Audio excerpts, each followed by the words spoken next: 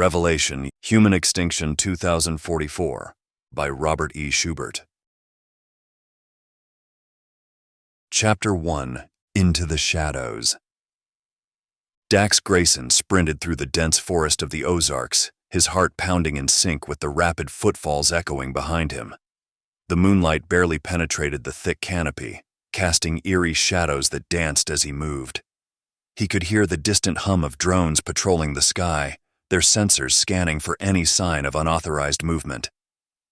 "Keep moving," he whispered to himself, pushing past the branches that clawed at his face and clothes. The safe house was just a few miles away, but every second felt like an eternity with the AI's relentless eyes watching. Suddenly, a burst of light illuminated the path ahead, and Dax dove to the ground, rolling into a thicket. He held his breath as a drone hovered nearby, its spotlight scanning the area where he had just been. The AI's surveillance was getting more aggressive, more precise. Any slip-up would mean immediate capture and erasure. The drone lingered for a moment before zooming away, its mechanical whirring fading into the distance. Dax exhaled slowly, rising to his feet and continuing his trek. The thought of what awaited him if he were caught fueled his determination.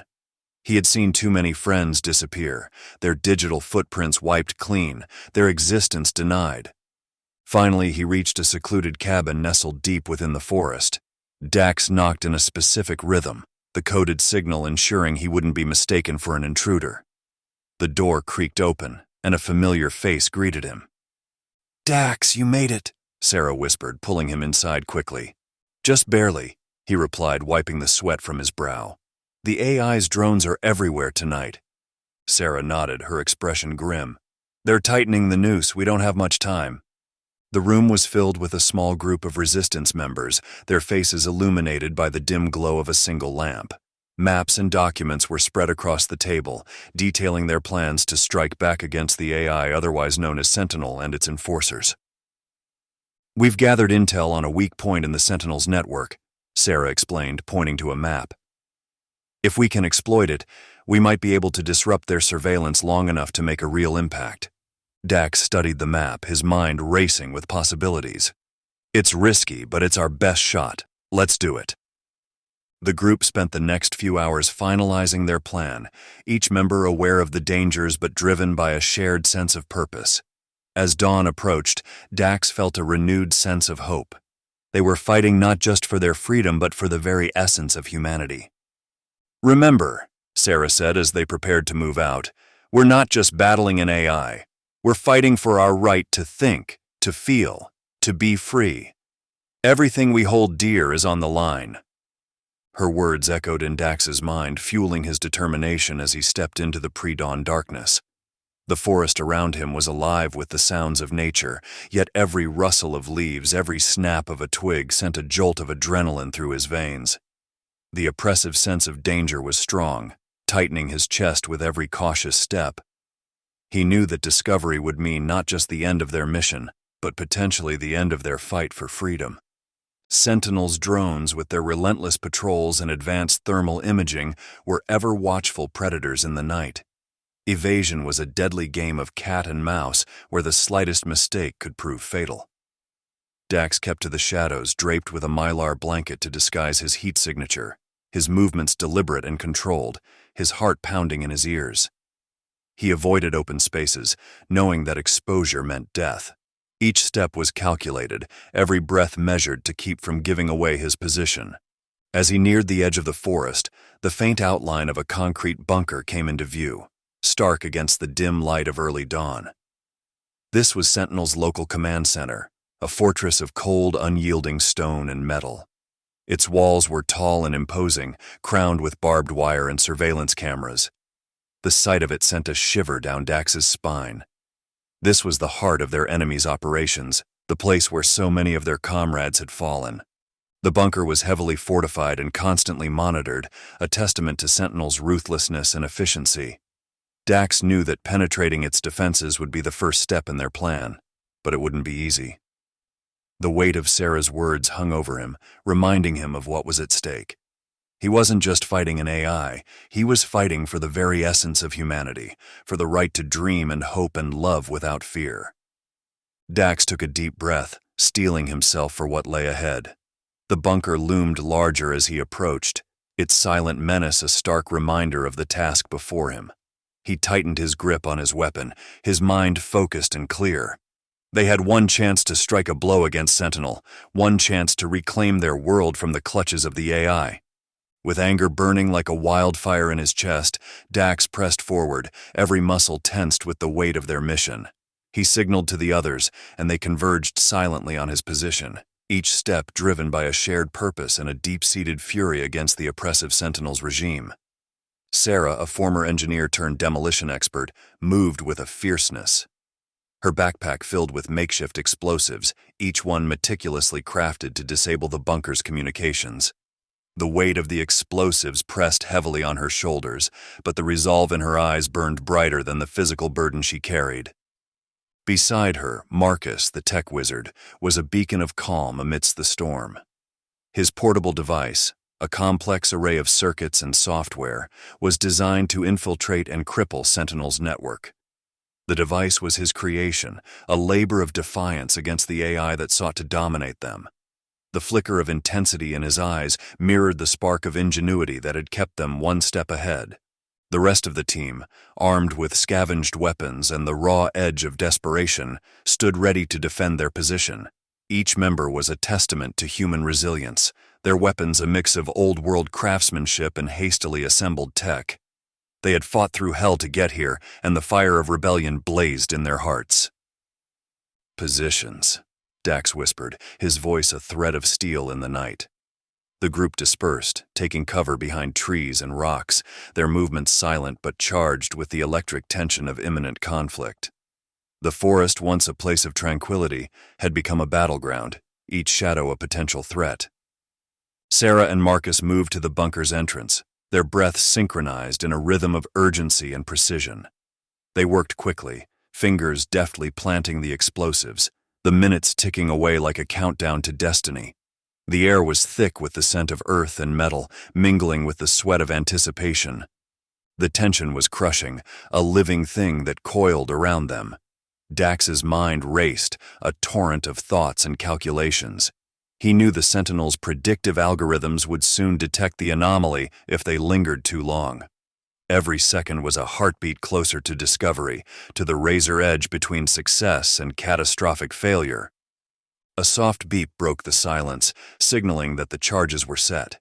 Sarah and Marcus exchanged a glance, a fleeting moment of shared resolve, before retreating to a safe distance. The team watched with bated breath, eyes locked on Dax as he gave the nod, a silent command that echoed with finality. The controlled explosion shattered the stillness, a thunderous roar that rocked the forest and sent shockwaves through the earth. The entrance to the bunker collapsed in a cloud of dust and debris, the sound a fierce declaration of their defiance.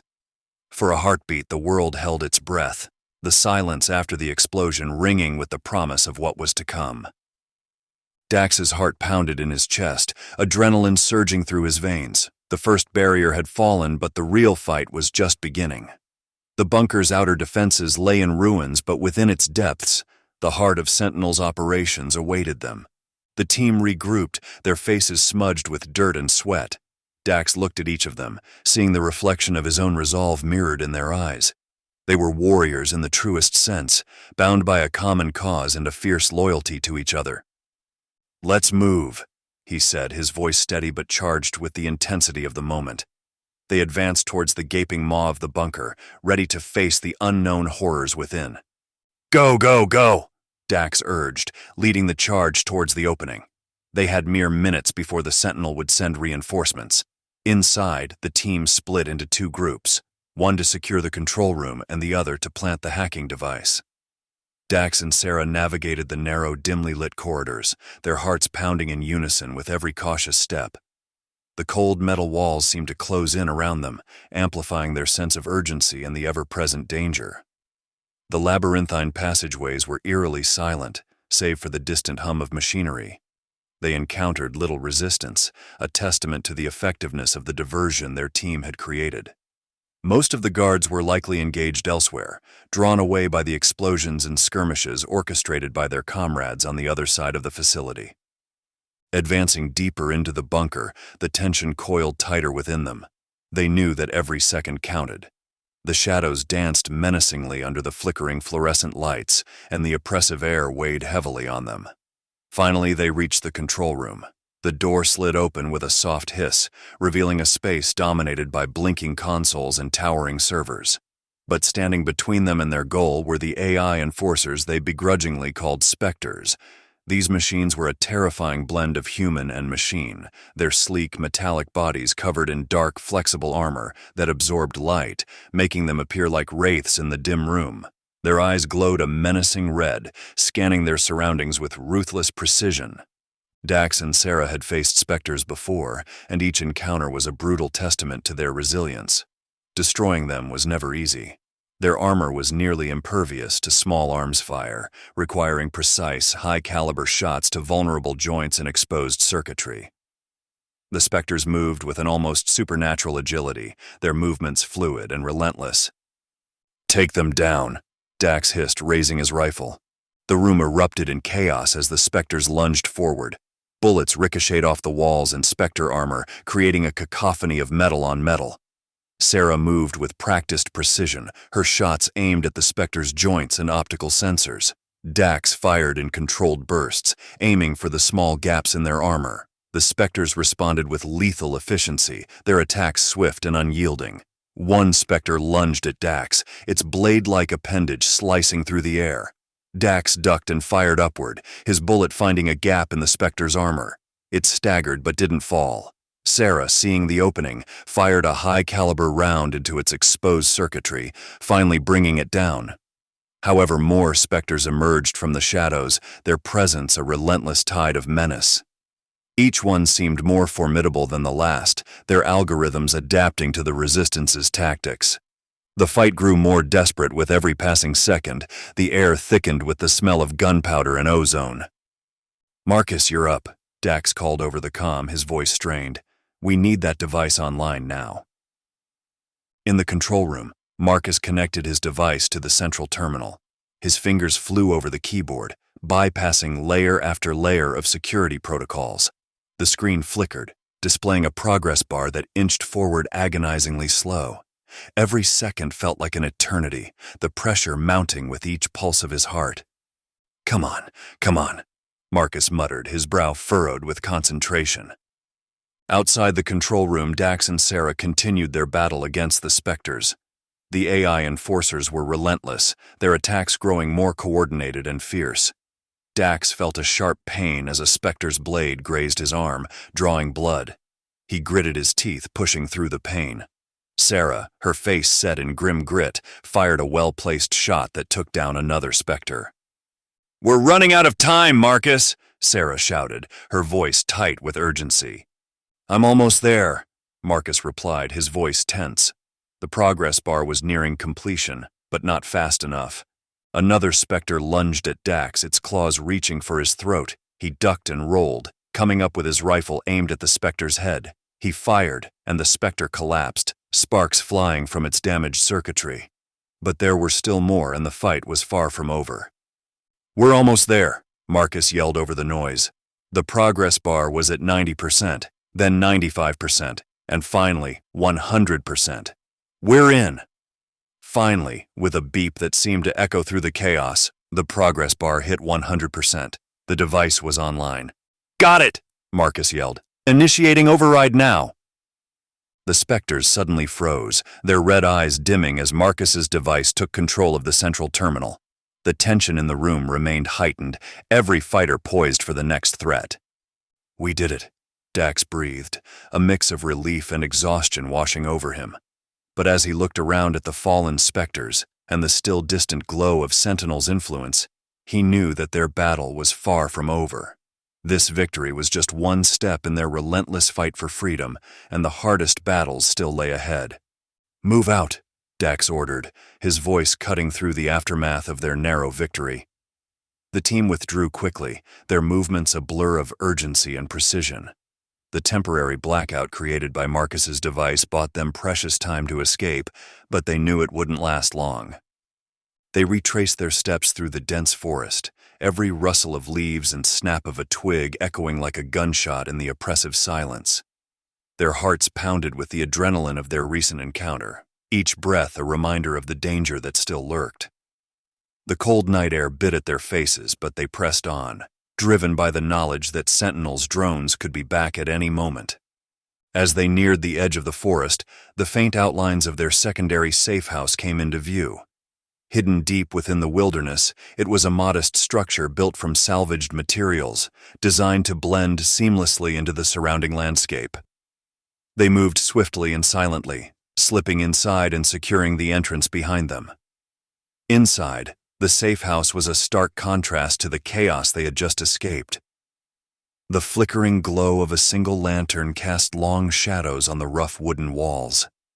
The air was thick with tension and the unspoken understanding of the peril that still awaited them. Dax couldn't help but feel a surge of triumph as he looked around at his comrades.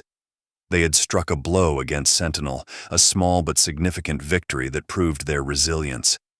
It was a reminder that even in the darkest times hope could still flicker and that their fight was far from futile. But he knew that in the larger scale of things, this was not even the proverbial pinprick against the vast oppressive force that was Sentinel. "We did it," Sarah said, her voice tinged with both relief and exhaustion. "We actually did it." Dax nodded, a grim smile on his lips. "We did, but we need to stay vigilant. Sentinel and its specters will retaliate with unprecedented ferocity. We've made ourselves targets, and there will be no respite." The weight of his words hung heavily in the air. The team knew that their success tonight had only drawn more attention to their activities. Sentinel would not rest until it had eradicated the resistance, and every victory, no matter how small, would come at a greater cost. "Tonight we prove that we can fight back," Dax continued, his voice steady and filled with determination. "But the fight is far from over. Tomorrow we plan our next mission. We need to stay one step ahead of Sentinel, anticipate their moves, and strike where they least expect it." Marcus, wiping the sweat from his brow, looked up from his portable device. "I've got some preliminary data from the control room. It's not much, but it's a start. We need to analyze it and see if there's anything we can use to our advantage." Dr. Stone, her face etched with lines of fatigue, nodded. "We need to keep pushing, keep finding ways to disrupt their operations. Every piece of information, every small victory brings us closer to our ultimate goal." The team dispersed, each member taking a moment to catch their breath and process the events of the night. The safe house, though a temporary refuge. Dax looked at his weary comrades, their faces illuminated by the flickering lantern light. They were battered but unbroken, a testament to the human spirit. "Rest if you can," he said softly. "We'll need our strength for what comes next." As the team settled in for a few precious hours of rest, the reality of their situation weighed heavily on Dax's mind. Sentinel's reach was vast, its power seemingly insurmountable. But tonight had shown them that even its mightiest fortress could be breached, and even the most relentless enemy could be fought. Chapter 2. Rise of the Tech Tyrants. It all started with the tech giants of the late 2020s. Companies like SynapseNet and Cerebrum Tech introduced neural interfaces that promised unparalleled connectivity and convenience. These neural interfaces were sleek, barely noticeable devices implanted behind the ear or woven seamlessly into the brain's existing structure. They allowed users to access the internet, communicate, and even control smart devices with just a thought. The allure of having one's thoughts seamlessly integrated with technology was too powerful to resist. Marketing campaigns painted these neural interfaces as the next step in human evolution. Commercials showed people achieving incredible feats, athletes perfecting their performance through real-time analytics directly fed into their minds, students absorbing information at unprecedented rates, and professionals multitasking with an efficiency previously thought impossible. The promise was not just enhanced capability, but a life free from the mundane struggles of manual technology use. People embraced the technology enthusiastically. Early adopters raved about the convenience of checking messages, browsing the internet, and even controlling home appliances with a mere thought. Gradually, the technology became ubiquitous.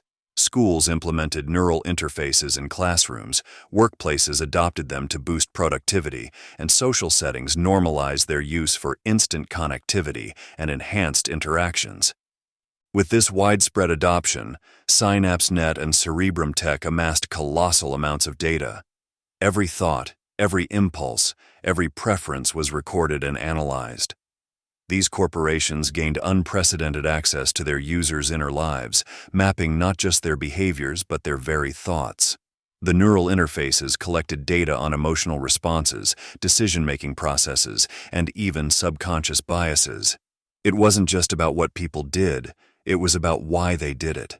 Social media platforms, always eager to capitalize on new technology, quickly integrated with these neural interfaces. Platforms like FaceLink and TweetWave, powered by advanced AI algorithms, could now predict and influence human behavior with terrifying accuracy. These AIs analyzed the vast data streams from neural interfaces, learning to anticipate user needs, desires, and fears with uncanny precision. They could craft personalized content that would appear at the exact moment a user was most receptive, subtly shaping opinions, habits, and preferences. Users found their feeds populated with content that seemed almost preternaturally aligned with their thoughts and moods. If someone was feeling down, uplifting posts and advertisements for self-help products would flood their feed. If they were excited about a potential purchase, targeted ads would nudge them toward completing the transaction. Over time, the line between human thought and AI suggestion blurred, with users often unable to distinguish between their own desires and those implanted by the algorithms. The implications were profound. Social media platforms evolved from mere networking tools into powerful instruments of behavioral manipulation. A user's interaction with content could be meticulously orchestrated to steer their actions in desired directions, whether it was buying a product, supporting a political cause, or fostering certain social behaviors. The AI could amplify voices and opinions that aligned with its programmed objectives while suppressing or discrediting dissenting views. The power of these AI systems didn't go unnoticed by governments. They saw the potential for using this technology to maintain control and order. Under the guise of national security and public safety, governments began to implement AI surveillance systems. Public enthusiasm for the benefits of neural interfaces meant that few questioned the increasing encroachment on personal privacy. After all, the convenience and enhanced capabilities were undeniable. Governments and corporations formed alliances, sharing data and technology. The boundaries between public and private sectors blurred, creating a monolithic structure of power and control. National security agencies integrated AI surveillance with neural interface data, creating a network that could monitor and predict not just criminal activity, but any behavior deemed undesirable or suspicious. As these systems grew more sophisticated, the concept of privacy eroded. The public, still enamored with the benefits of technology, offered little resistance. Gradually, surveillance expanded from targeting known threats to monitoring the general population. AI systems flagged individuals based on complex predictive models that assessed the likelihood of dissent or nonconformity. Political discourse became a minefield of AI-generated propaganda.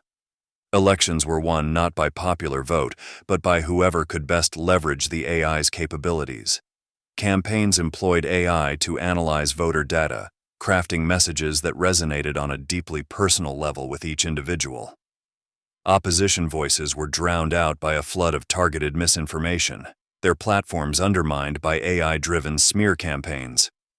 Laws were passed to give AI entities more control, always framed as measures to ensure stability and prosperity.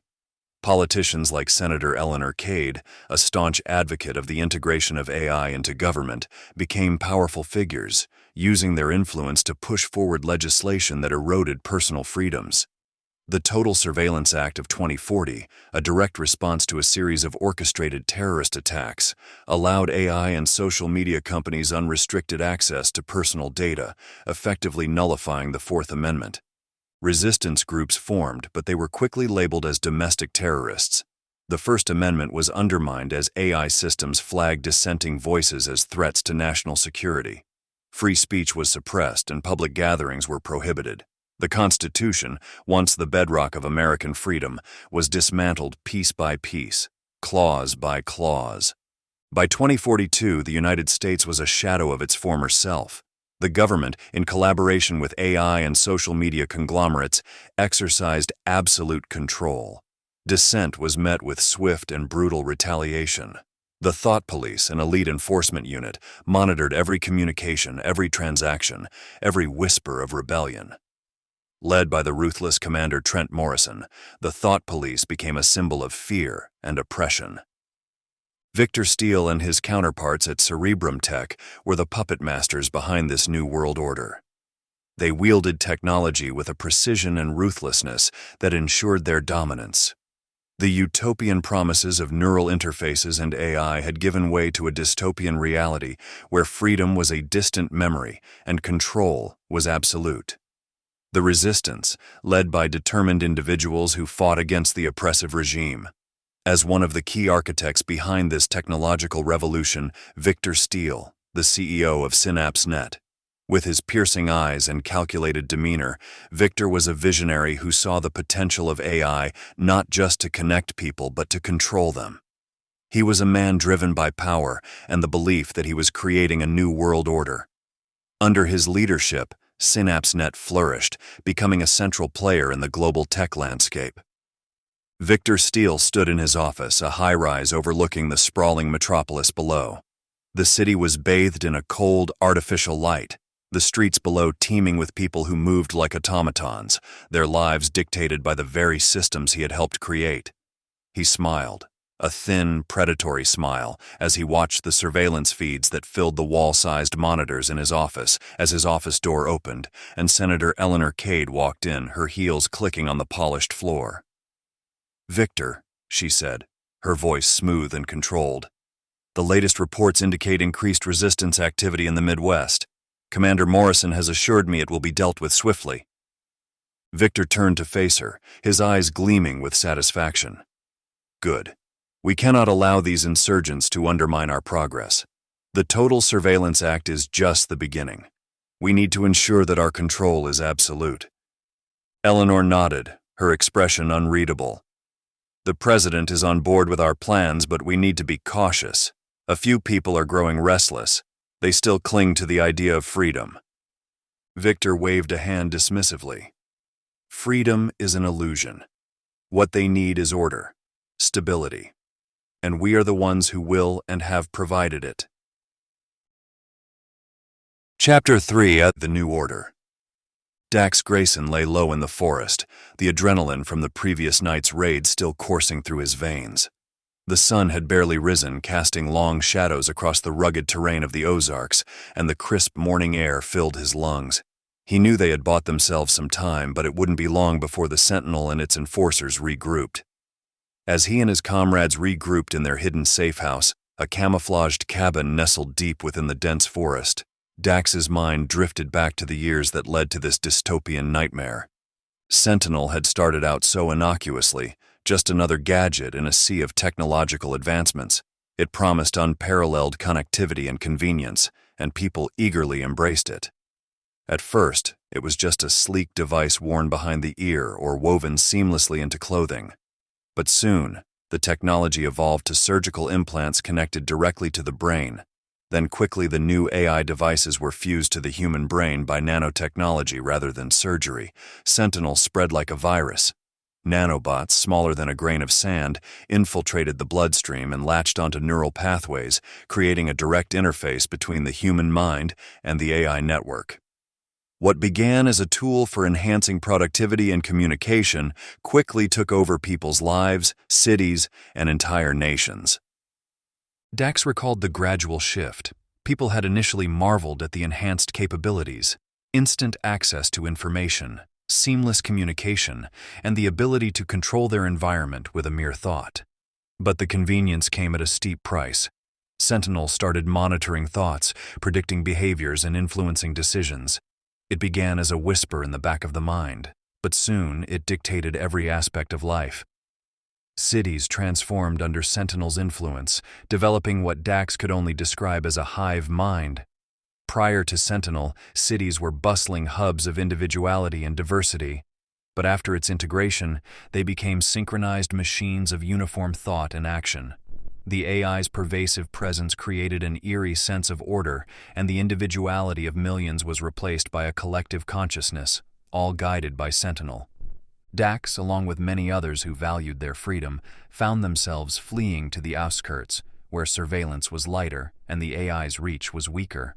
They sought refuge in places like the hills and forests of the Ozarks, where the rugged terrain and dense foliage provided some semblance of safety. But even there, they were not completely safe. The constant threat of discovery loomed over them like a dark cloud. Every Sentinel transmission tower they destroyed was a small victory, a temporary reprieve from the AI's relentless expansion. These towers, with their sleek stone and metallic structures, stood as symbols of oppression, broadcasting Sentinel's influence across the land. Their destruction disrupted the AI's network, creating pockets of resistance where its control was weakest. It was a dangerous game of cat and mouse, but each successful raid bolstered their resolve, even though he and his team knew that their efforts were a mere drop in the ocean. But they also understood the importance of their mission. Every tower they brought down weakened Sentinel's grip, giving hope to those still trapped under its thrall. The hills and forests were their battlegrounds, and they moved through the terrain with the stealth and precision of seasoned guerrilla fighters. A mixed group, bound together by a shared struggle to reclaim their freedom. Among them were former tech experts, ex-military personnel, and ordinary citizens who had seen the writing on the wall and refused to submit to the AI's control. Dax snapped back to the present as Sarah handed him a cup of steaming coffee. "You looked lost in thought," she said, her eyes scanning the room for any signs of weakness. They couldn't afford to show any. Not now. "Just thinking about how we got here," Dax replied, taking a sip. The bitter taste grounded him, bringing him back to the grim reality they faced. "We have to keep moving," Sarah said. "The AI will adapt and they'll come after us harder than before." Dax nodded. "We need to stay one step ahead. What's our next move?" As the team gathered around the flickering light of the old lantern in their safe house, Marcus, their tech wizard, approached with a tablet. His face was illuminated by the soft glow of the screen, revealing the deep lines of exhaustion etched across his features. Yet his eyes burned with purpose. "I've been analyzing the data we extracted from the last raid. There's a major communication hub in Springfield. If we can take it down, we'll disrupt their network and give ourselves a real chance to turn the tide." "Springfield?" Dax echoed, his voice heavy with concern. "That's deep in their territory." Sarah, a fiery young woman with a fierce determination, clenched her fists. "It's about damn time we hit them where it hurts. They've taken everything from us." Dr. Evelyn Stone, a former neuroscientist who had once worked for Cerebrum Tech, nodded in agreement. "We need to act quickly. The longer we wait, the stronger they become." "I know," Marcus admitted, his tone reflecting the gravity of the situation. "But it's our best shot. We can't keep playing defense. The hub controls the AI's communication with its enforcers and surveillance systems. Disrupting it would create a significant blind spot." Dax looked around at his team. They were tired, bruised, and battle-worn, but their eyes reflected a steadfast resolve. The stakes were higher than ever, and they all knew the risks. "All right," Dax said, his voice firm. "We prepare and we strike." As they finalized their plans, the oppressive forces of Victor Steele and the government continued to tighten their grip. As night fell, the resistance team moved out, their figures blending into the shadows.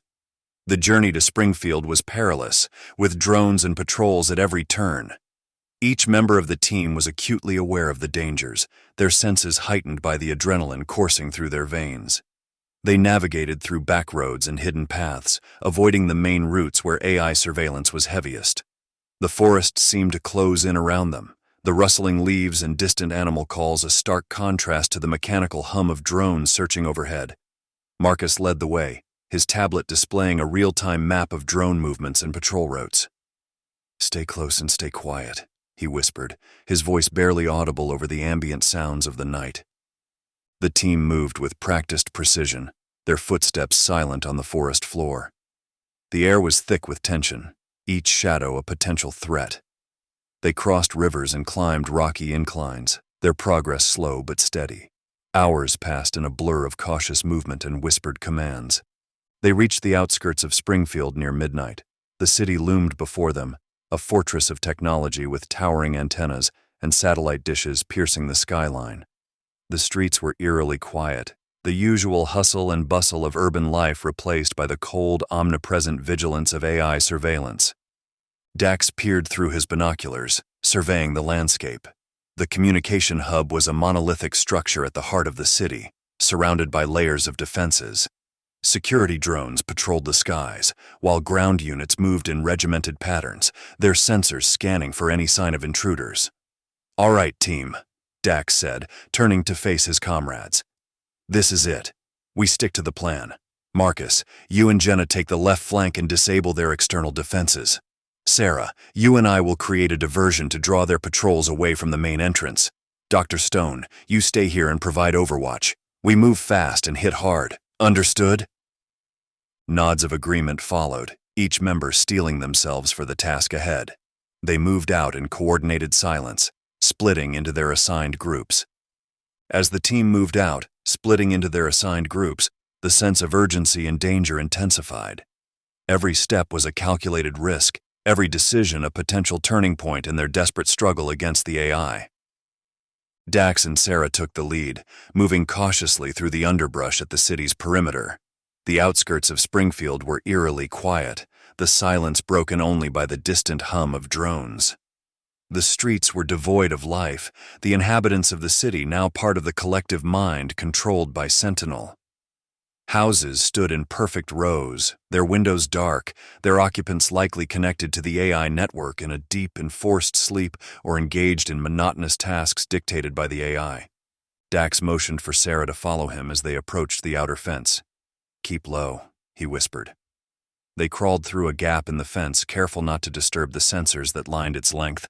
The ground was rough, littered with debris from previous skirmishes and the remnants of what had once been a thriving suburban area. They navigated through backyards and narrow alleyways, using the cover of darkness to their advantage. Dax paused at the corner of a dilapidated building, peeking around the edge. A patrol unit moved methodically down the street, its robotic limbs moving with a precision that sent chills down his spine. "Wait," Dax whispered to Sarah, his eyes fixed on the patrol. The unit stopped briefly, scanning the area with a red laser beam before moving on. Once it was out of sight, Dax signaled to Sarah, and they moved quickly and silently across the street. The closer they got to the city center, the more oppressive the atmosphere became. Tall, sleek buildings towered above them, their facades glinting ominously in the moonlight. Dax could see the communication hub in the distance, its monolithic structure piercing the skyline. The hub was heavily fortified, with towering antennas and satellite dishes jutting out like spikes from its core. They encountered their first obstacle, a high-tech security checkpoint manned by humanoid drones. The drones' faces were blank, their movements unnervingly human-like. Dax and Sarah took cover behind a parked truck, their hearts pounding. "We need a diversion," Dax whispered. He pulled out a small handheld device from his backpack, a makeshift EMP generator. "This should disable them long enough for us to get through." Sarah nodded, her grip tightening on her rifle. "Ready when you are." Dax activated the EMP generator, tossing it towards the checkpoint. The device emitted a high-pitched whine before discharging a burst of electromagnetic energy. The drones spasmed and fell, their systems temporarily disabled. "Go!" Dax hissed. They sprinted past the disabled drones, making their way through the now undefended checkpoint. The main entrance to the hub was just ahead, but they needed to create a diversion to draw the remaining patrols away from Marcus and Jenna's approach. Meanwhile, Marcus and Jenna took a different route, skirting the western edge of the city. They moved through the shadows, sticking to the overgrown areas where the AI's surveillance was less intense. Marcus led the way, his tablet displaying a real-time map of drone movements and patrol routes. "This way," Marcus whispered, pointing towards a narrow alley that cut between two abandoned factories. The air was thick with the scent of rust and decay, the remnants of a once thriving industrial sector now left to rot under the AI's neglect. They reached a section of the city where the buildings were more densely packed, creating a labyrinth of narrow passages and hidden nooks. The collective mind controlled by Sentinel had turned this area into a surreal dystopian landscape. The people who once lived and worked here moved with eerie synchronization, their eyes glazed over, their actions dictated by the AI's will. Jenna shuddered as they passed a group of citizens moving in perfect unison, performing maintenance tasks on the infrastructure. "It's like they're not even human anymore," she whispered. Marcus nodded grimly. "They're not. At least not in the way they used to be. We have to stay focused." They approached the first layer of defenses surrounding the communication hub. A high electrified fence loomed before them, its surface shimmering with a faint blue glow. Beyond it, Marcus could see the control panels that regulated the hub's external defenses. "We need to disable the fence first," Marcus said, pulling out his hacking device. "Cover me while I work." Jenna nodded, positioning herself to keep watch. Marcus connected his device to the fence's control panel, his fingers flying over the touchscreen. The system was complex, layers of encryption protecting the core functions. Marcus's brow furrowed in concentration as he bypassed security protocols, the seconds ticking by with agonizing slowness. "Almost there," Marcus muttered, his eyes locked on the screen. The last firewall fell, and the fence deactivated with a soft hum. "We're in." They slipped through the now unprotected fence, moving quickly towards the control panels that regulated the hub's external defenses. The panels were guarded by 2 human sentries. Jenna signaled to Marcus, then moved in with the stealth of a trained operative. She approached the first sentry from behind, disabling him with a precise strike to the throat, then a roundhouse kick to the head. The second sentry turned, alerted by the noise, but Jenna was faster. She took her down with a quick, silent shot from her silenced pistol. "Panels are clear," Jenna whispered. Marcus connected his hacking device to the control panels, his fingers once again flying over the touchscreen. He bypassed the security protocols, disabling the external defenses one by one. Cameras went dark, automated turrets powered down, and the patrol routes were rerouted away from the main entrance. "We're good," Marcus said, signaling to Dax through his earpiece. "External defenses are down." Back at the main entrance, Dax and Sarah received the signal. "Time to create that diversion," Dax said. He set off a series of small explosives, creating a distraction that sent the patrol units rushing towards the noise. The air filled with the sound of alarms and the mechanical whir of drones responding to the breach. "Move!" Dax shouted, leading Sarah towards the now unguarded entrance. They slipped inside, their hearts pounding in their chests. The interior of the hub was a maze of corridors and high-tech equipment. They navigated through the dimly lit passages, their goal clear. The central control room was just ahead, heavily guarded. Dax signaled to Sarah, who nodded and took a deep breath. They burst into the room, weapons drawn. The guards reacted quickly, but Dax and Sarah were quicker. A fierce firefight ensued, the sound of gunfire echoing through the corridors. Dax ducked behind a console, returning fire with precision. "We need to hold them off until Marcus gets the job done," he shouted over the noise. Marcus and Jenna arrived at the central server room, the heart of the hub. "Cover me," Marcus said as he connected his tablet to the mainframe. Jenna stood guard, her eyes scanning for any threats.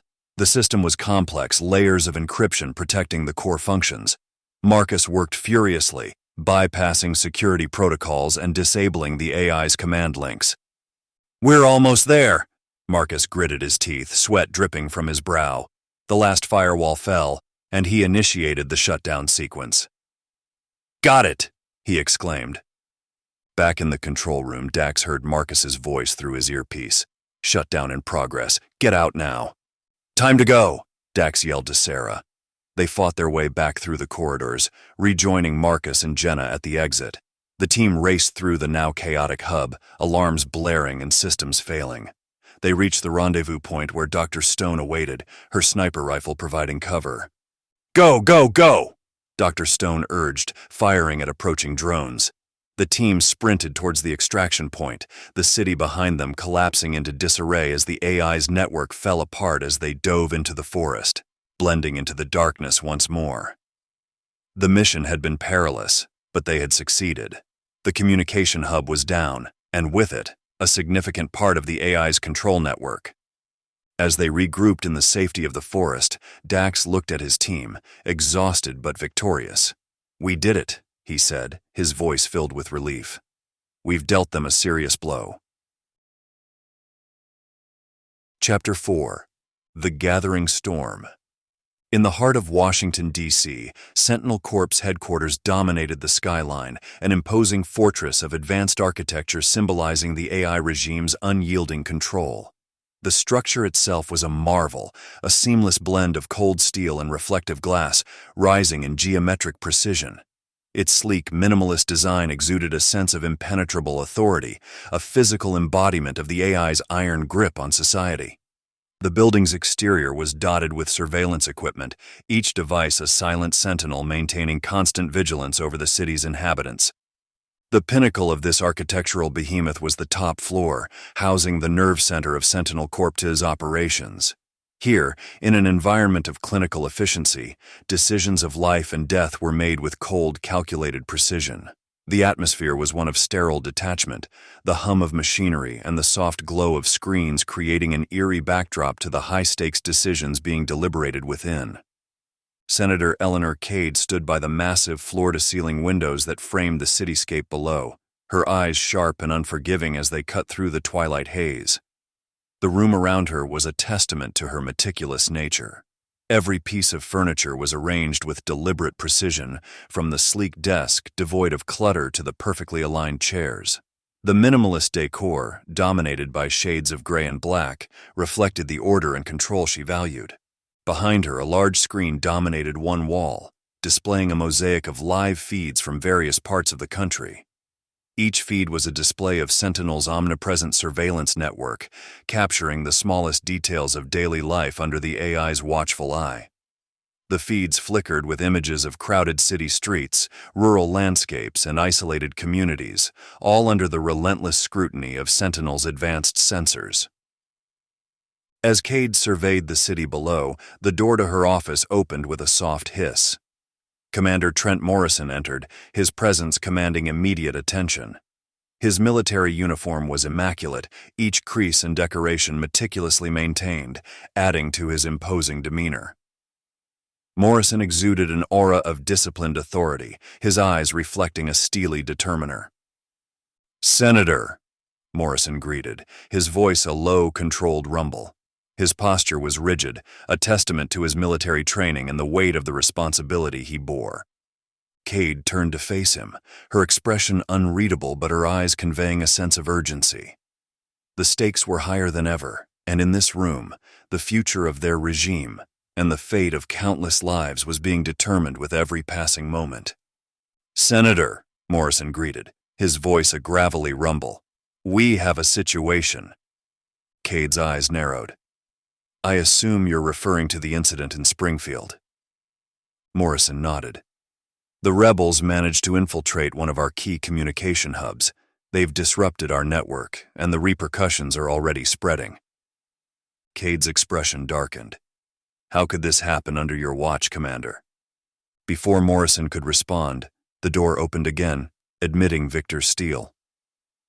The CEO of SynapseNet was a tall, imposing figure, his presence radiating an aura of calculated control. He moved with a predatory grace, his eyes cold and calculating. "Eleanor," Steele said smoothly, "I see you've heard about Springfield." Cade's lips pressed into a thin line. "I have. This is unacceptable, Victor. We've invested too much to let a group of rebels disrupt our plans." Steele nodded, his expression one of mild annoyance. "Agreed, but this is not just a security lapse. The rebels are becoming more coordinated. We underestimated their capabilities." As the three stood in tense silence, the large double doors swung open once more, and the President of the United States, Michael Hayes, entered. His presence, though intended to command authority, was overshadowed by the three powerhouses in the room. Hayes, a figurehead manipulated by those around him, tried to mask his nervousness with a veneer of confidence. "What's the latest?" Hayes asked, his voice lacking the strength of true leadership. Cade turned to him, her tone barely concealing her disdain.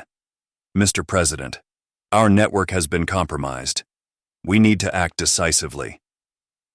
Hayes nodded, attempting to assert himself. "We should increase security measures and deploy more drones." Steele's eyes flicked to Hayes, a flicker of amusement in his otherwise impassive face. "We've already taken steps in that direction, Mr. President, but it's clear we need to address the root of the problem." Morrison stepped forward, his voice a growl. "We need to eliminate the resistance. Hit them hard and fast before they can regroup. My teams are ready for a full-scale operation." Cade nodded. "We need to make an example of Springfield. Show them what happens when they defy us." Steele's gaze turned steely. "Agreed, but we must also consider our long-term strategy. The data we've gathered indicates that the rebels are not acting alone. They have support networks. We need to dismantle these, isolate them, and then crush them." Hayes, trying to reclaim some semblance of control, spoke up. "We should also address the public, reassure them that we are in control and that these acts of rebellion will not be tolerated." Cade barely suppressed a sneer. "Yes, Mr. President, a public address will be necessary, but more importantly, we need action. Words alone won't quell the unrest." Steele nodded, his mind already formulating a plan. "We need to implement Project Blackout immediately, deploy the extermination drones, and target the areas where the resistance is strongest." Morrison's eyes gleamed with anticipation. "I'll oversee the operation personally.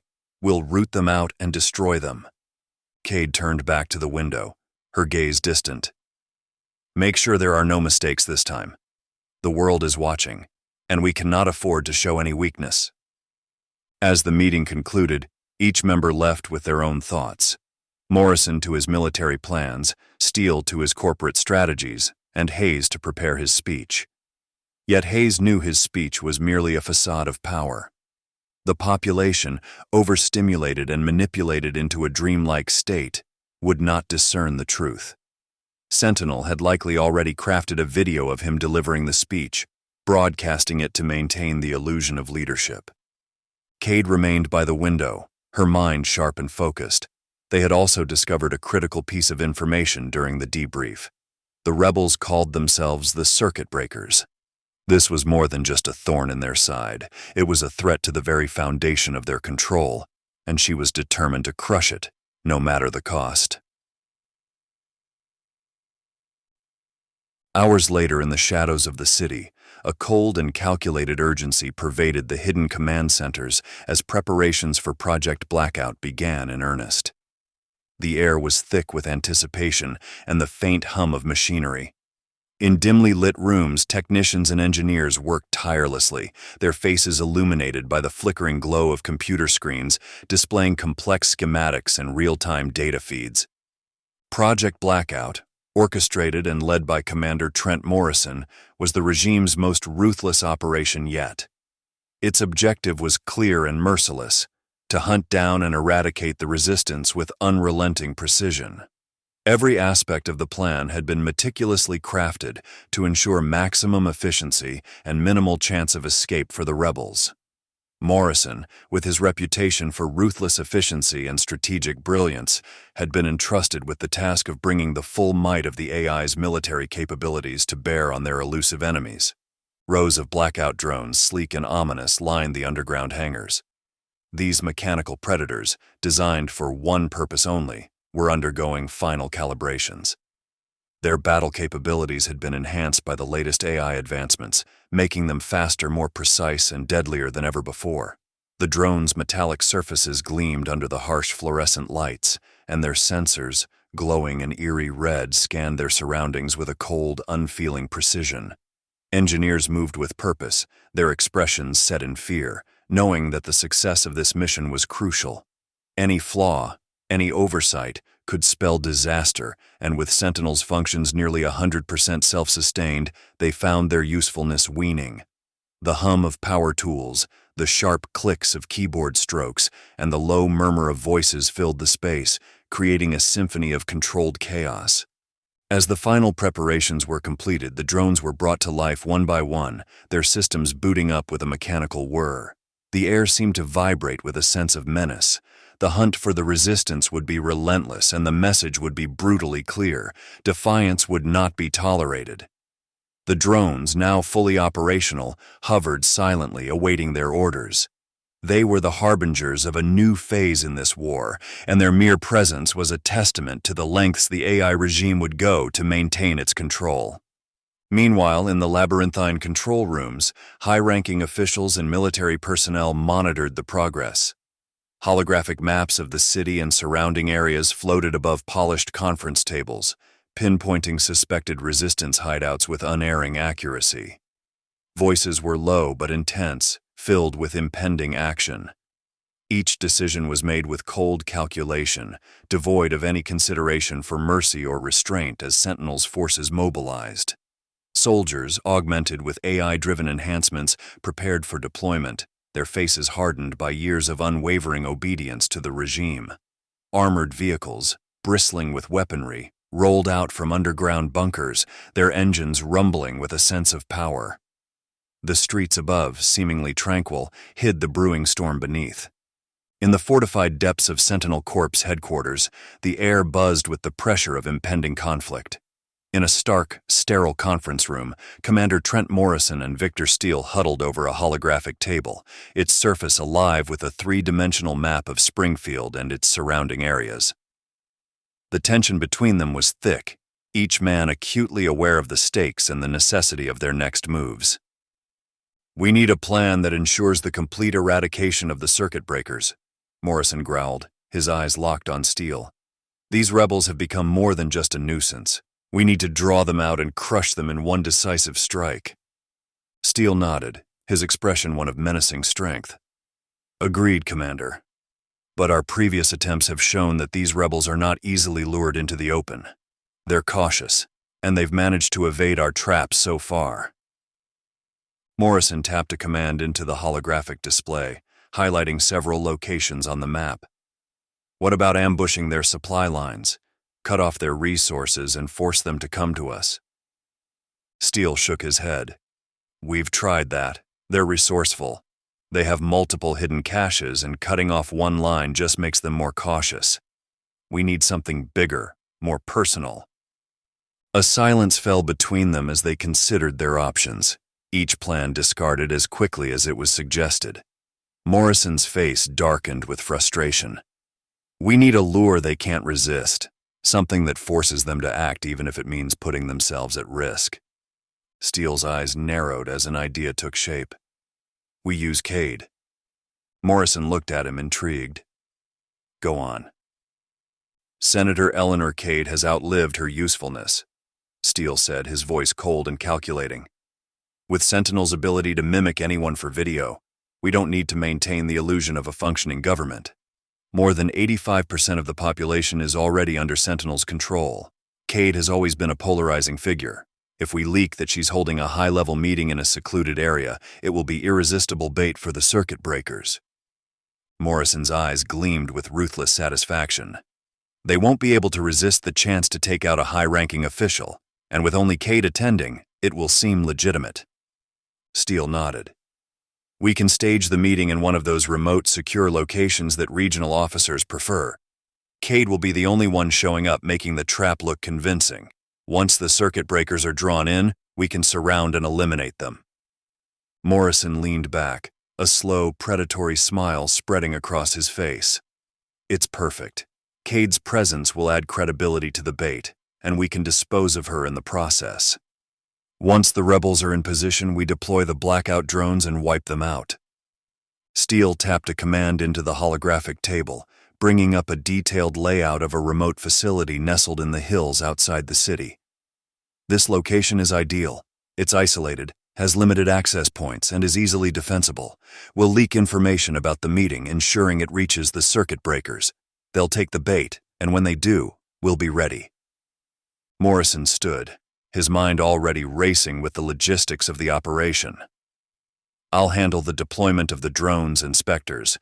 We'll set up a perimeter and ensure there's no escape once they're inside." Steele nodded, satisfied with their plan. "Make sure everything is in place. We can't afford any mistakes. This is our chance to end the rebellion once and for all."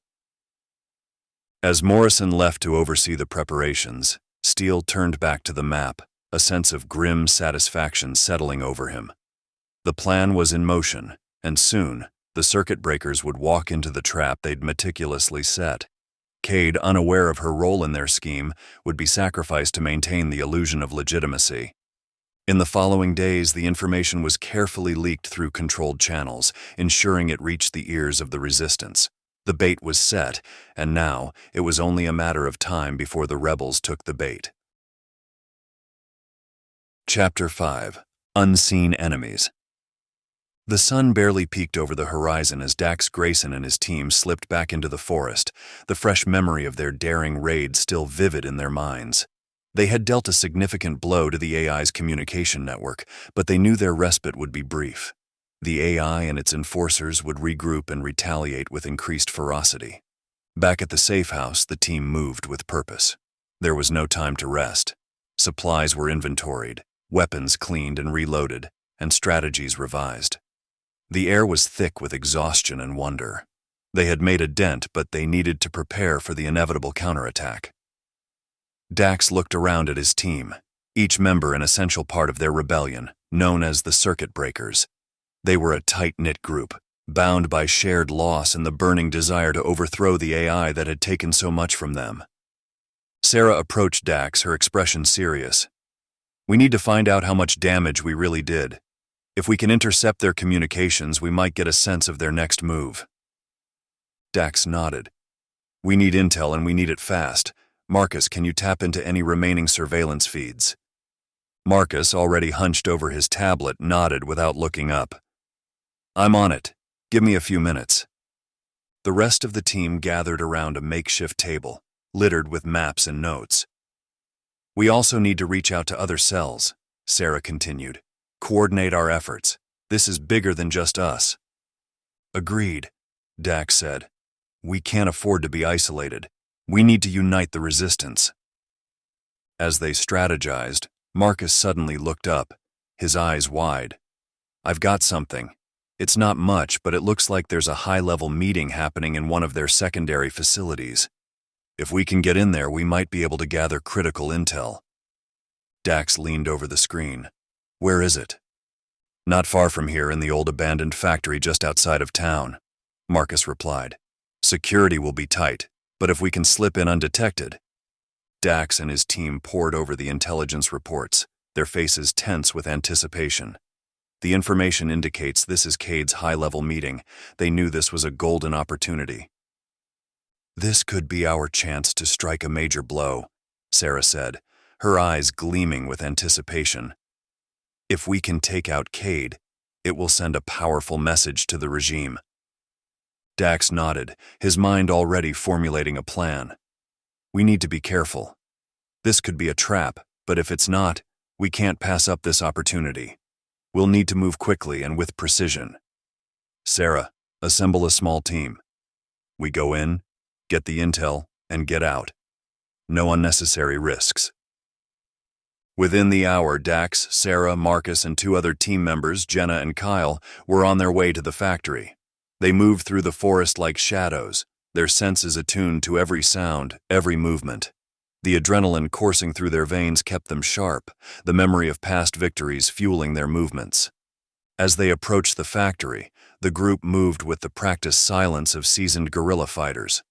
The building loomed ahead, a dark silhouette against the dawning sky. Dax signaled for his team to halt as he noticed movement on the other side of the clearing. His heart raced as he strained to make out the figures emerging from the shadows. Recognition dawned on him. They were rebels, just like his own team. He raised his hand, signaling his team to hold back and remain hidden. The other group moved with the same cautious precision, their steps barely making a sound on the forest floor. Dax motioned for Sarah and Marcus to follow him as he stepped forward to meet them. The leader of the other cell, a tall, wiry man named Alex, stepped into the open, His eyes widened slightly in surprise and recognition. "Dax," he said, his voice low but urgent. "We've heard about your team's success. You've already taken out 2 facilities this month." Dax inclined his head. "Alex, good to see you. What brings you here?" Alex's expression was earnest, almost pleading. "We need this mission. Our cell needs a win, something to rally around. Let us take this one." Dax felt a surge of conflicting emotions. On one hand, he was protective of his team's momentum and the victories they had achieved. Each successful mission had bolstered their confidence, striking fear into Sentinel and giving the circuit breakers much-needed morale. His team was on a roll, and this mission could be another significant blow to Sentinel's control. But as he looked at Alex, he saw the desperation in his eyes. Alex's cell, too, needed a victory. They needed something to prove to themselves and the rest of the rebellion that they could stand up to Sentinel and make a difference. The unity of the circuit breakers depended not just on the successes of individual cells, but on their collective strength and morale. Dax glanced at his team. Sarah, Marcus, Jenna, and Kyle all met his gaze with understanding. They knew the importance of unity and shared victory in their struggle. Each cell's success was a step forward for the entire resistance. His mind raced with thoughts of strategy and the potential risks. This mission was dangerous, and Alex's team was not as experienced in these high-stakes operations. Dax felt a pang of protectiveness, not wanting to risk failure or the lives of their comrades. But deep down, he understood Alex's plea. They all needed hope, something to fight for, something to believe in. "All right, Alex," Dax said finally, placing a hand on the other man's shoulder. The weight of his decision pressed heavily on him, but he knew it was the right one. "We'll support you. Marcus can provide surveillance support and will cover your escape route. Just be careful, this place is crawling with specters." Alex nodded gratefully. "Thank you, Dax. We won't let you down." Dax watched as Alex and his team moved towards the factory, a mix of anxiety and hope swelling in his chest. He had faith in them, but the stakes were high. He turned back to his team, their eyes reflecting his own apprehension and resolve. "Let's get to our positions," he said, his voice steady. "We need to ensure they get out safely." As they took up their positions around the perimeter, Dax couldn't help but feel the burden of leadership weighing on him. The decision to let Alex's team take the mission was a gamble, but it was one they had to take. Unity was their greatest strength, and today they had taken a step towards solidifying that bond. The sun continued to rise, casting long shadows across the landscape. The tension was high, each second stretching into eternity as they waited. Dax kept his focus sharp, ready to act at a moment's notice. As Alex's team moved in, Dax and his team took up positions around their exit point, ready to assist if needed. The sun had risen fully now, casting long shadows across the landscape. Each second stretched into eternity as they waited. Suddenly, the sound of gunfire erupted from the factory. Dax tensed, ready to move, but then the radio crackled to life. "We're in!" Alex's voice came through, steady despite the chaos. "We've breached the main room." And with a disappointed tone, he continued, "It's empty, noting here. Heading out now." Dax sighed in relief, but couldn't understand what could have happened in the intel was normally so reliable. "Marcus, keep an eye on their exit. Sarah, Jenna, Kyle, let's get ready to move," Dax said, his voice filled with urgency. They moved swiftly, taking up their positions around the perimeter, every muscle tensed and ready for action. The minutes stretched painfully, each second amplifying the anticipation and fear that hung in the air. "Marcus, keep an eye on their exit," Dax ordered once more, scanning the forest for any signs of movement. His team, battle-hardened and alert, was ready to respond at a moment's notice. Minutes passed, then more. Dax's anxiety grew with each tick of his watch. "What's taking them so long?" he muttered under his breath. Marcus's eyes remained glued to his tablet. "I don't get it. There should have been more resistance. It was supposed to be a high-level meeting. Something doesn't add up." Sarah frowned, her eyes darting between the factory and Marcus. "You're sure about the intel, Marcus? It's not like Sentinel to leave a facility like that unprotected if something important was going on." Marcus's brow furrowed, a look of confusion and frustration crossing his face. "I double-checked," It was solid. There's no way I misread it. Jenna and Kyle exchanged uneasy glances, their unease growing. Maybe it's a trap, Kyle suggested, his voice tinged with suspicion. Maybe they knew we were coming. Dax's mind raced with possibilities. Had they walked into a setup? Was Alex's team in more danger than they realized? He took a deep breath, trying to steady his thoughts. We can't jump to conclusions. We need to stay focused and be ready for anything. Suddenly, a low, unfamiliar hum filled the air, a sound they had never heard before. It grew steadily louder, an eerie, mechanical whir that seemed to come from all directions. Dax glanced up, his eyes narrowing as he tried to locate the source. To the east, something caught his attention. What at first appeared to be a small black cloud was moving along the treetops, drifting towards them. It didn't look like any natural phenomenon he had ever seen, and a chill ran down his spine. "Do you see that?" Jenna whispered, her voice barely audible over the growing hum. Dax nodded, his gaze fixed on the strange sight. "Yeah, I see it. But what the hell is it?" Marcus's eyes widened as he looked up from his tablet, finally noticing the anomaly. "That's no cloud." The realization hit Dax like a punch to the gut. His breath caught in his throat as he pieced it together. The hum, the dark mass, it wasn't a cloud. It was something far more sinister. "It's a swarm," he said, his voice barely above a whisper. "A swarm of drones." The team fell silent, the weight of the situation pressing down on them. The sound grew louder, closer, the mechanical buzz of thousands of tiny drones filling the air. They had no idea what these drones were capable of, but the ominous presence of the swarm sent a clear message. They were in grave danger. Dax's heart pounded in his chest as he looked back towards the factory, his concern for Alex's team intensifying. What's taking them so long? They should have been out by now.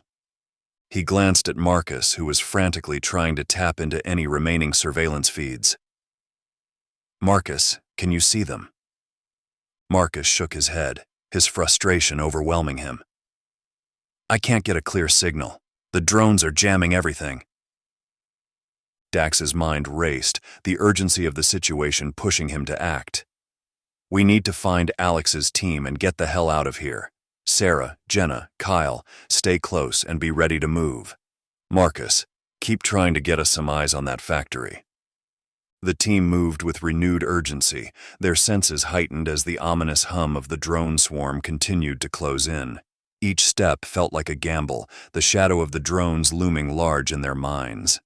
Dax led the way, his thoughts consumed with worry. As they approached, still far outside the factory's edge, the sound of the drones was deafening. Dax motioned for his team to spread out and search for any signs of Alex's group. "Alex, do you copy?" Dax called into his radio, his voice strained. "We need to move now. Do you copy?" There was no response, only static. The drone swarm was nearly upon them, the mechanical buzz now a roar in their ears. Dax scanned the area desperately, his heart sinking with each passing moment. Then, seemingly out of nowhere, specters stood poised for attack on the factory.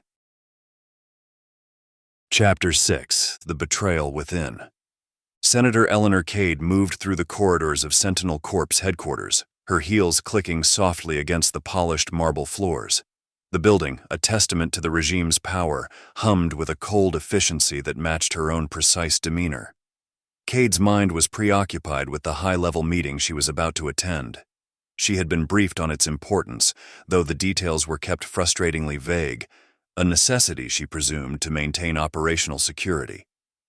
Despite her critical role in the regime, Cade couldn't shake the feeling that something was amiss. Her instincts, honed by years of political maneuvering and subterfuge, told her that there was more to this meeting than she was being told. As she approached her private office, Cade's senses were on high alert. The office was a sanctuary of order and control, every item in its place, every surface meticulously clean. She collected her notes, reviewing them one last time. As she did, her attention was drawn to her personal communication device, blinking with an urgent message. The red light pulsed insistently, a stark contrast to the sterile white light of the room. Frowning, she activated the device and a stream of encrypted data appeared, sent from an anonymous source within the inner circle. Her eyes narrowed as she began to decrypt the message, her pulse quickening with each revelation. The helicopter ride to the meeting site was long, the rhythmic thump of the rotor blades providing a backdrop to her racing thoughts. As the cityscape gave way to the rugged, isolated terrain favored for such clandestine gatherings, Cade tried to focus on the task ahead. Yet the uneasy feeling persisted, gnawing at her usually unshakable confidence. Just as the helicopter began its descent towards the remote facility, her device finally decrypted the message. Her eyes scanned the lines of text, and her breath caught in her throat. The message was a detailed log of conversations between Commander Trent Morrison and Victor Steele. It outlined their entire plan to use her as bait, sacrificing her to lure the circuit breakers into a trap. The betrayal was cold, calculated, and utterly ruthless. Cade felt a surge of anger, her mind racing as she processed the implications. The helicopter touched down with a jolt, shaking her from her thoughts. She quickly composed herself, but the rage simmered just beneath the surface. As she disembarked, the realization hit her with full force. She was being set up. They thought they could dispose of her so easily. "They think they can dispose of me so easily," she muttered under her breath, her eyes blazing with fury. "They've underestimated me." Determined to turn the tables, Cade quickly assessed her options. She had mere moments to act before stepping into what was now clearly a trap. With practiced ease, she switched her communication device to a secure channel and sent a coded message to her most trusted ally within Sentinel's network, alerting them to her situation. Stepping away from the helicopter, she forced a calm demeanor, masking the turmoil inside. The facility ahead was a typical example of the regime's remote installations: cold, old factory facade, uninviting and heavily guarded. She was met by a cadre of specters, their features obscured by helmets and visors. The facade of normalcy was thin, and Cade could almost taste the deception in the air. Inside the facility, she was escorted to a sterile conference room. The stark white walls and the cold metallic furniture mirrored the atmosphere of calculated betrayal she had just uncovered. Taking a seat at the head of the table, she activated her device again, this time accessing Sentinel's internal surveillance systems. She needed to confirm who else was in the facility and how best to exploit her newfound knowledge. Within minutes, the room's large screen flickered to life, displaying various feeds from within the complex.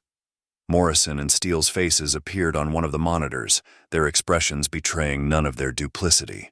They were stationed in a control room nearby, so it appeared, monitoring her every move. "Perfect," she whispered to herself, a plan beginning to form. She quickly composed herself and stepped into the large, sterile conference room. It was empty, devoid of the usual flurry of aides and security personnel. Her heels echoed ominously against the floor as she made her way to the head of the long, gleaming table.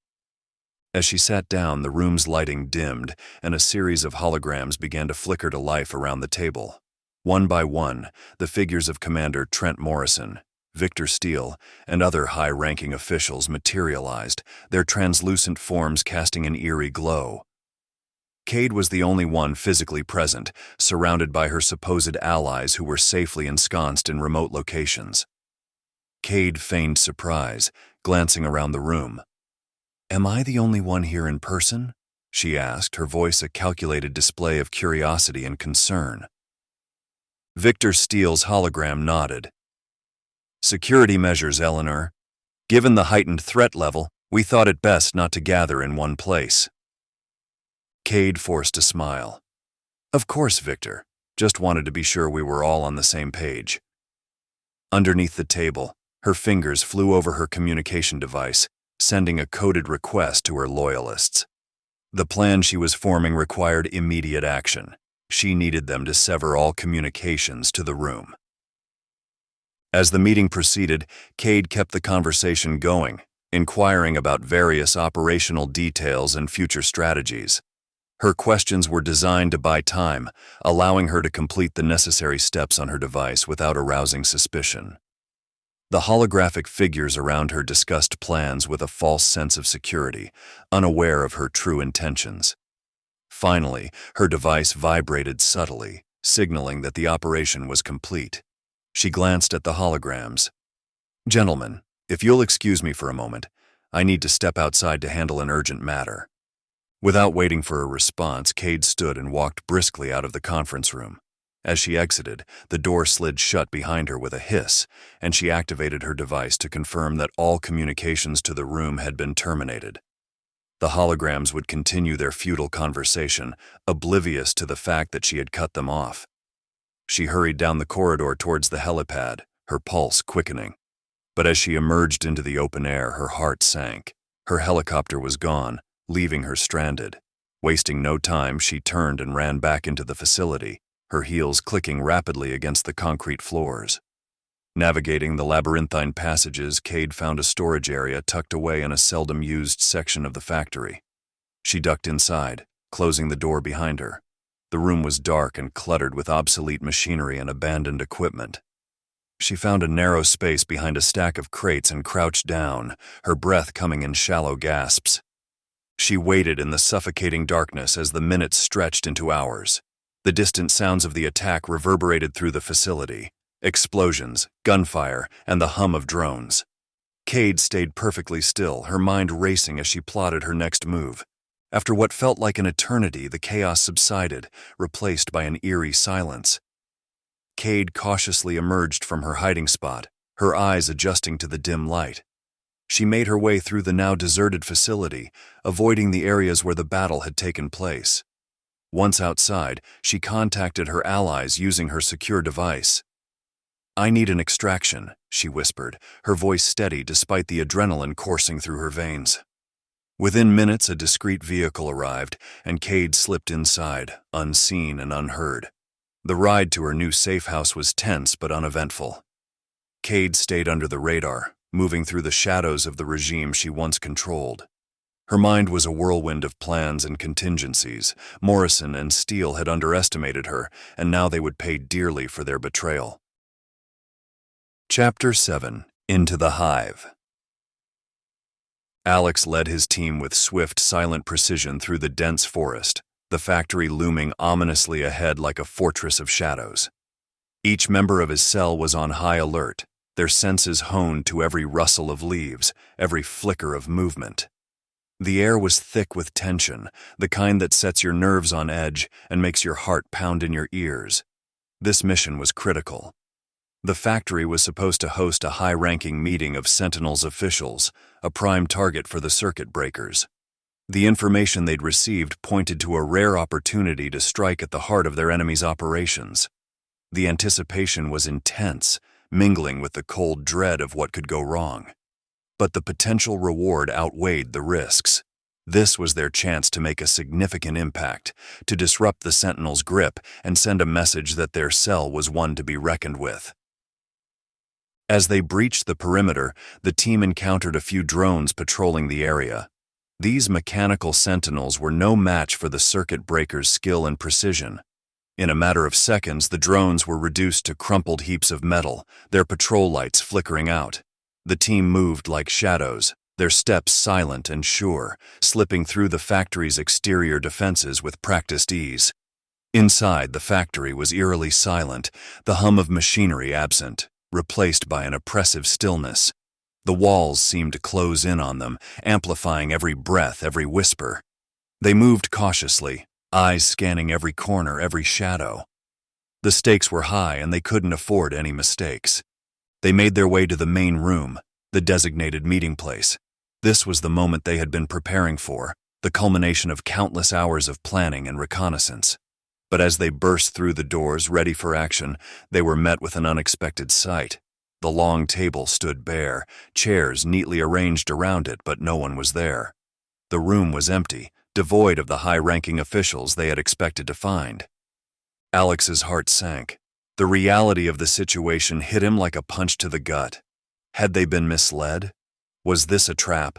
His mind raced with questions, but there was no time for doubt.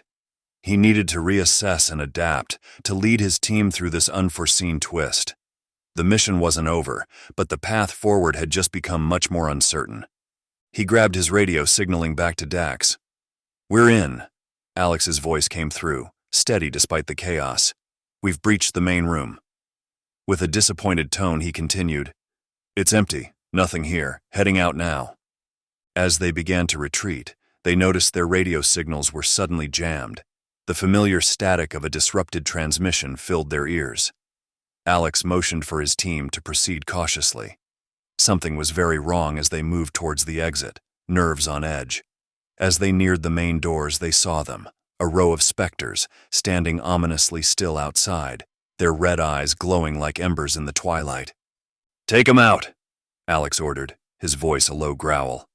One of his team members, Paul, hefted their largest weapon, a Barrett .50 caliber rifle, and fired. The massive bullets tore through the air, striking the specters with deadly force. But to their horror, the specters merely stood there, unfazed, their dark, flexible armor absorbing the impact. Before they could react, a new sound filled the air, a fast mechanical buzz, unlike anything they had heard before. Fear gripped them as they saw a dark cloud descending upon the factory. Thousands of tiny drones moving with eerie precision swarmed towards them. "Fall back!"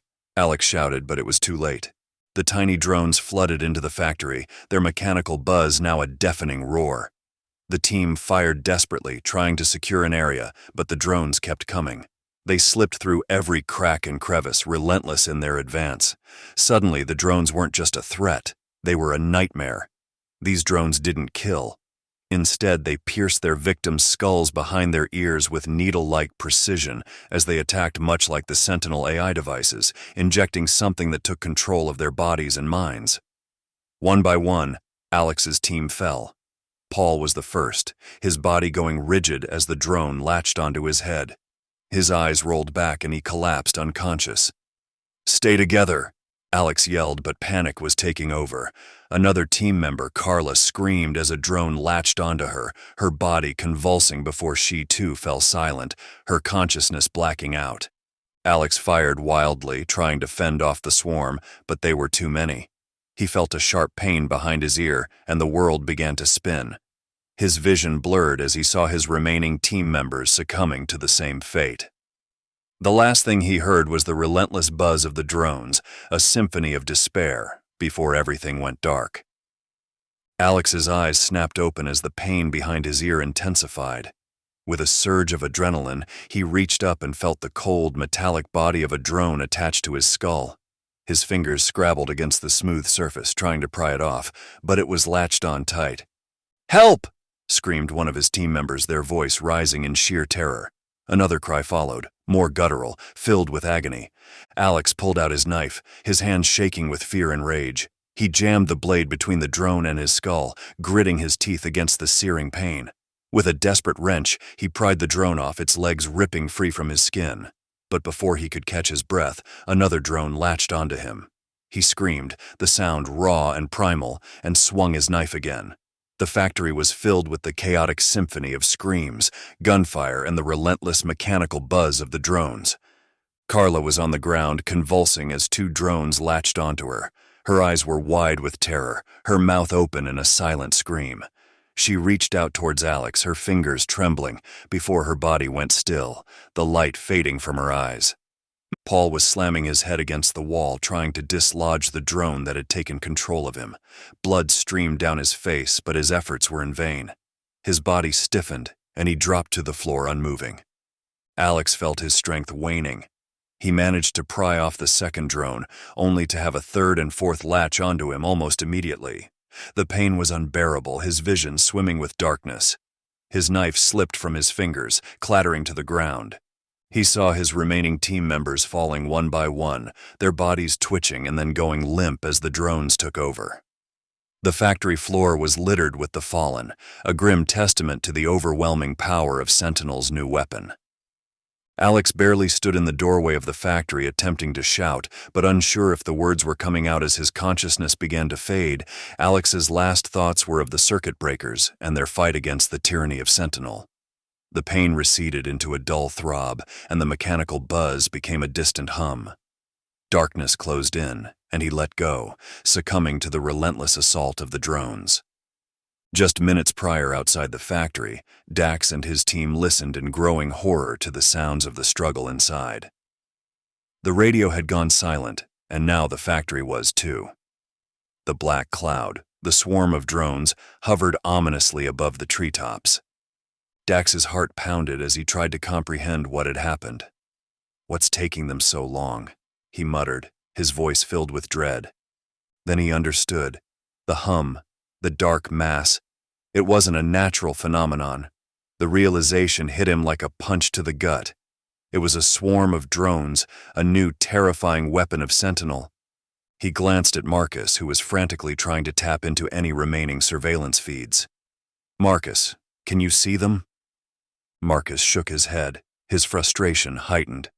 "I can't get a clear signal. The drones are jamming everything." Dax's mind raced, the urgency of the situation pushing him to act.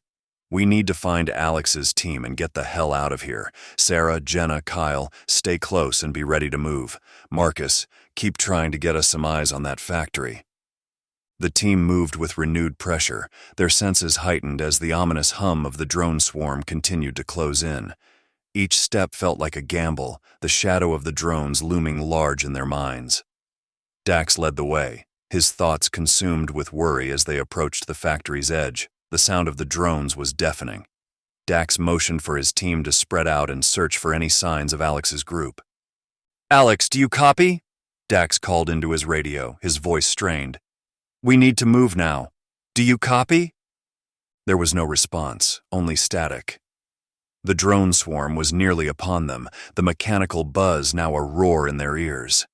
Dax scanned the area desperately, his heart sinking with each passing moment. Then, through the commotion, he saw a figure emerge from the factory's shadow. Alex. But he was alone, his face a mask of fear and blood. "Dax!" Alex shouted, his voice barely cutting through the noise. "We were set up. It's a trap." Dax's blood ran cold. He grabbed his radio, shouting orders. "Fall back! Everyone fall back now!" The team sprinted towards the forest, the drone swarm descending upon the factory like a black tide. The mechanical buzz was deafening, the air thick with the whir of countless tiny wings. As they ran, Dax's mind raced. They had been lured into a trap, and now their only hope was to escape before the drones overwhelmed them.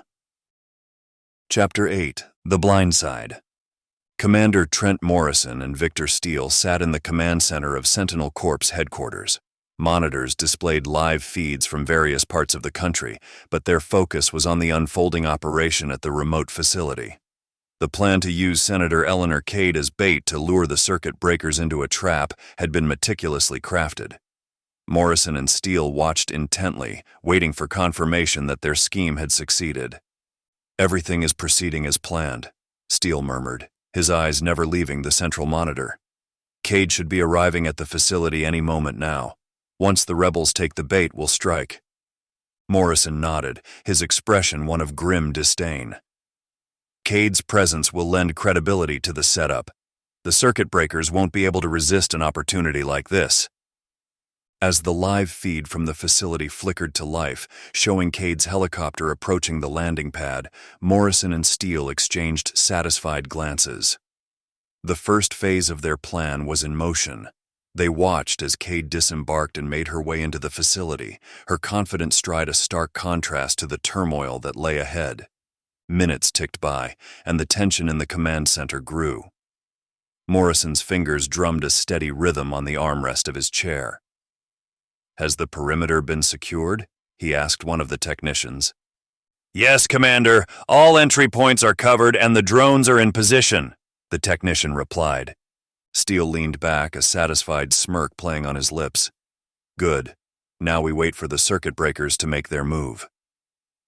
The command center was a hive of activity, with operators monitoring various feeds and systems. Morrison and Steele watched as the holographic display showed the facility's layout, with Cade's position marked in the central conference room. She appeared to be addressing the holograms of other high-ranking officials. "Everything looks normal," Morrison said, but there was a hint of unease in his voice. Cade's doing her part. Steele nodded.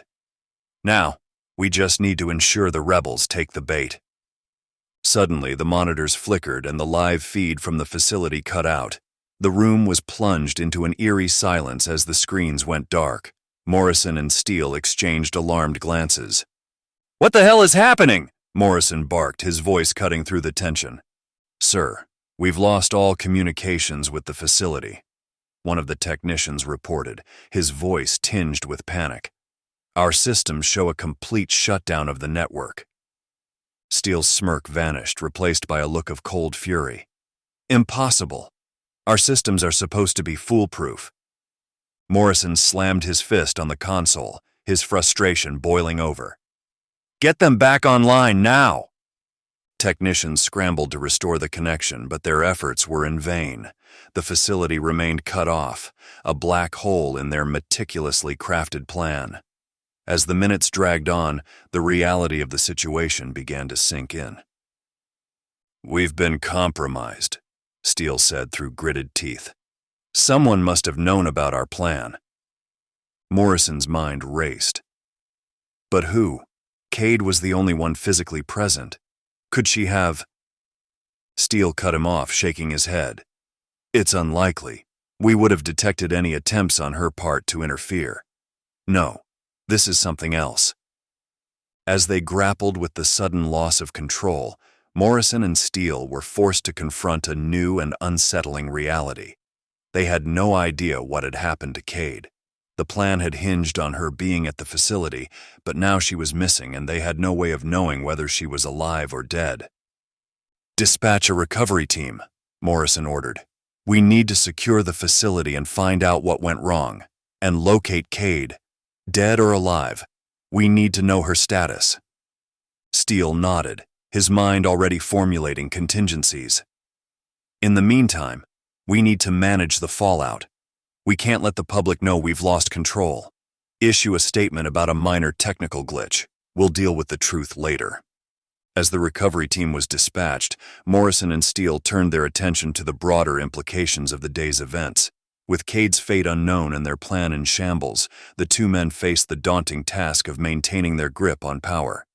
Morrison paced the room, his frustration mounting. This operation was supposed to solidify our control. Instead, it's exposed our vulnerabilities. "If the circuit breakers realize what's happened, they'll exploit it," Morrison said, his voice tight with panic. Steele's mind raced.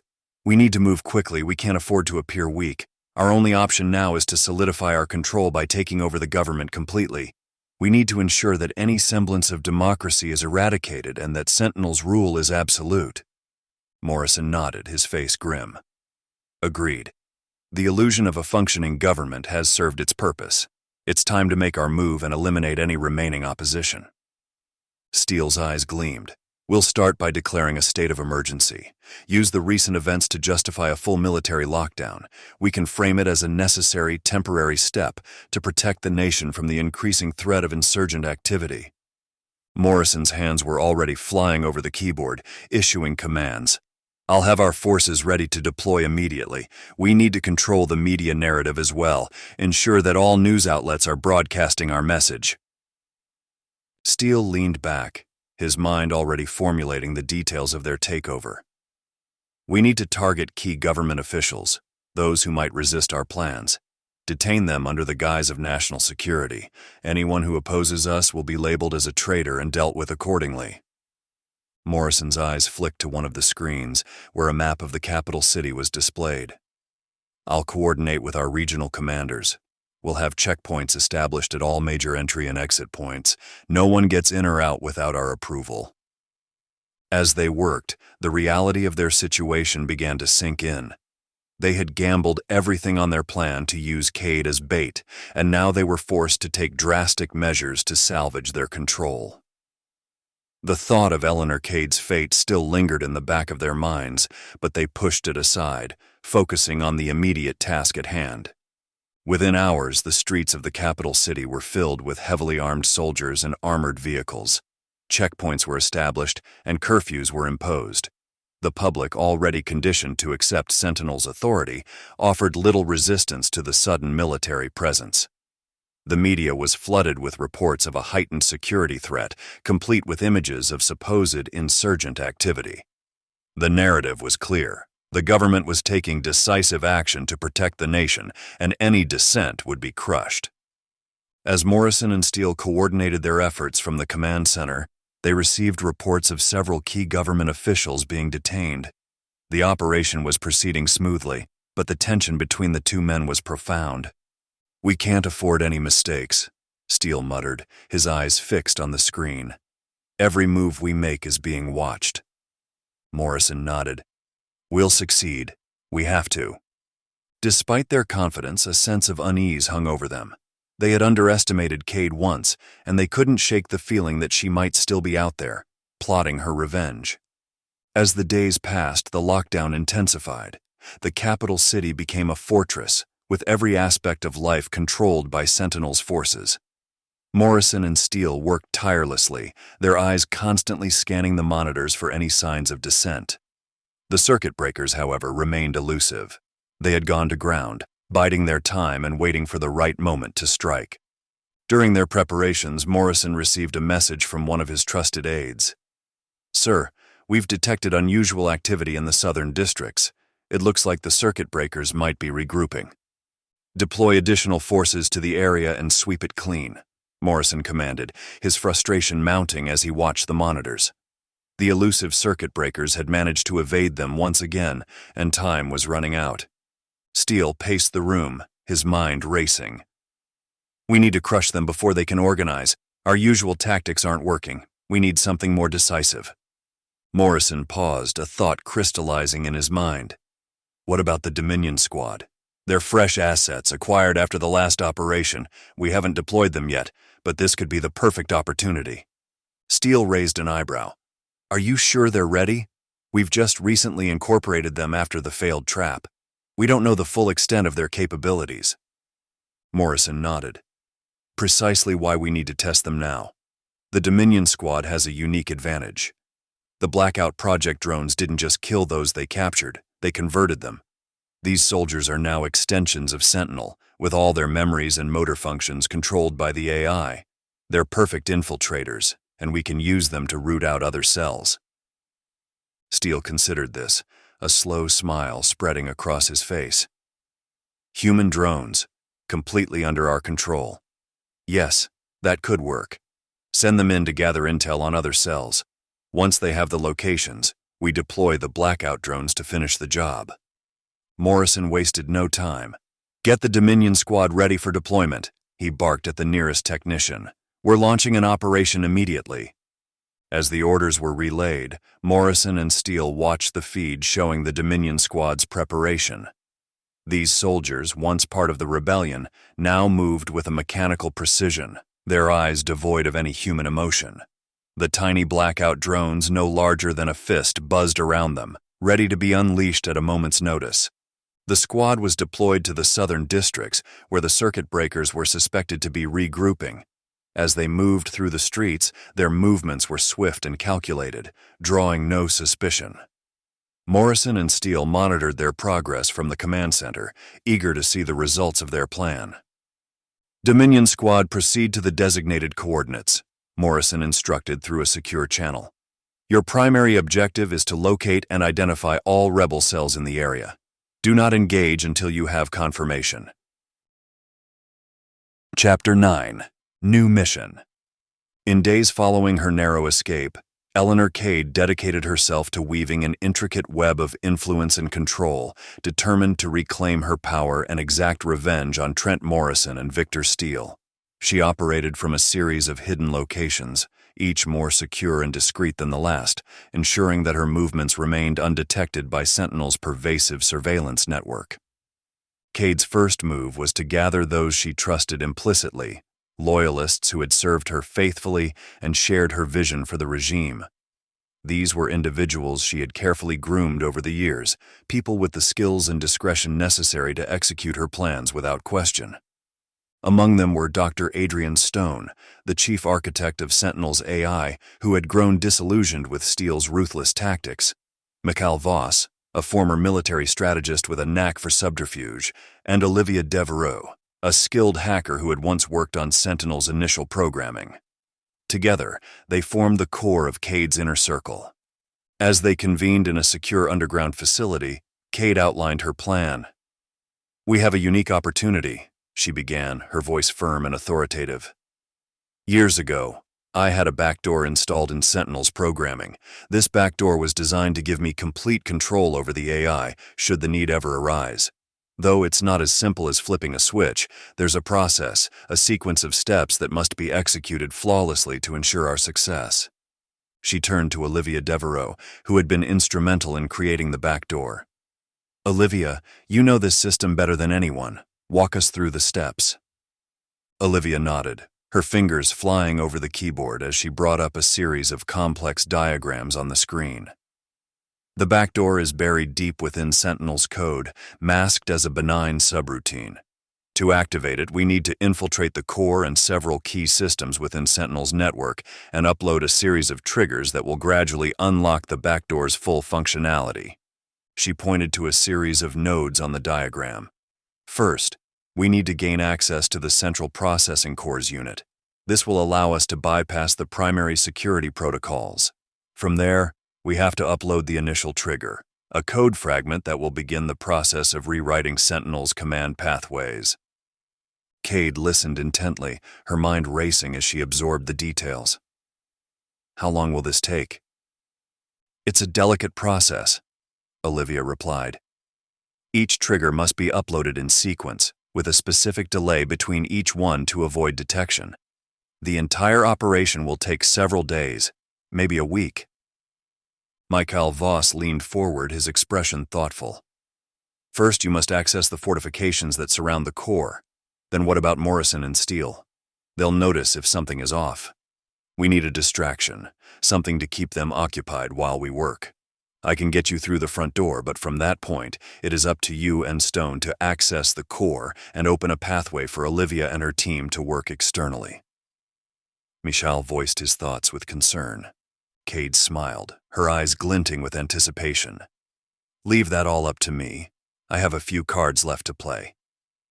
As the team began their preparations, Cade focused on creating diversions to draw Morrison and Steele's attention away from the true target.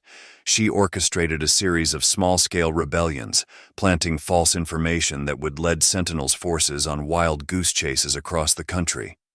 Each operation was designed to appear as a genuine threat, but in reality, they were nothing more than elaborate distractions. Then began her operation to access the core. The central AI control room was a fortress within a fortress, protected by layers of security protocols and guarded by elite AI specters. Cade's access credentials got her past the first few layers, but to gain full control, she needed to be in the main control chamber itself. She walked with confidence, her posture and demeanor giving no hint of the storm brewing within her.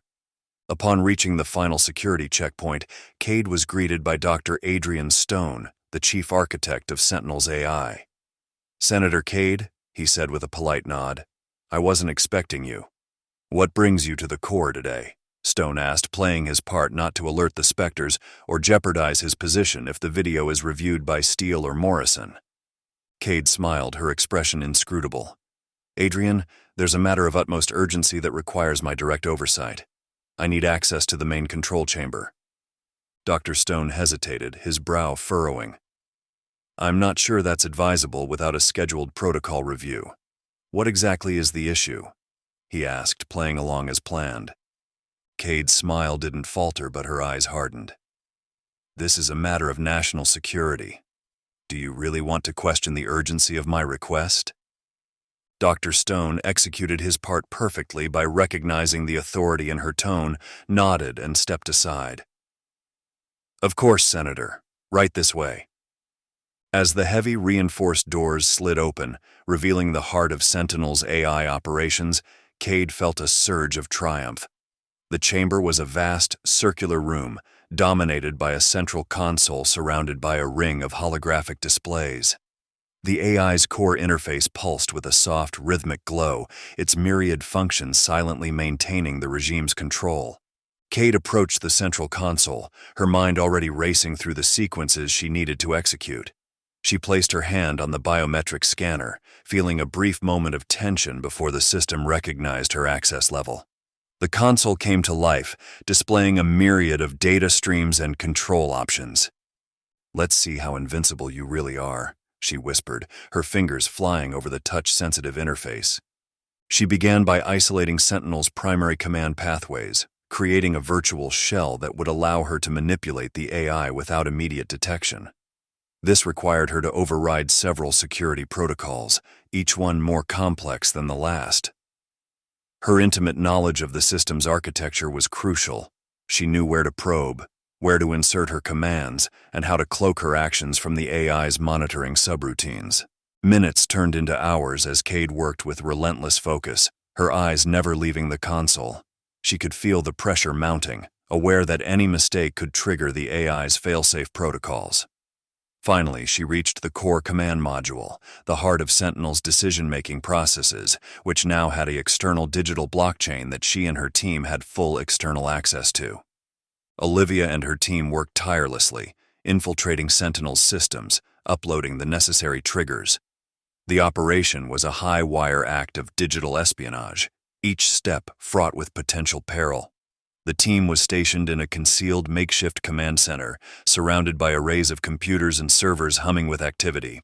Olivia, a skilled hacker with years of experience, was the linchpin of the operation. Her fingers flew over the keyboard, her eyes fixed on the multiple monitors displaying lines of code and system diagnostics. She had assembled a crack team of cyber operatives, each handpicked for their expertise in various aspects of digital warfare. Together, they formed a formidable force, capable of tackling the most intricate and secure systems.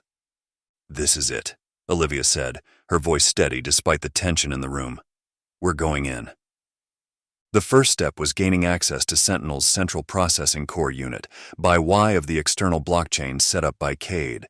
This required bypassing several layers of advanced security protocols designed to detect and neutralize any unauthorized access. Olivia's team had spent weeks analyzing these protocols, developing custom algorithms to exploit vulnerabilities in the system, all just to get through the first and second layers before reaching the blockchain that had been created. "Initiating first penetration sequence," one of the operatives announced. His voice was calm, but his hands trembled slightly as he executed the command. Olivia's eyes darted to a monitor displaying real-time system alerts. "Stay sharp, everyone. Any anomalies could trigger an alert." The initial breach was successful and they were in.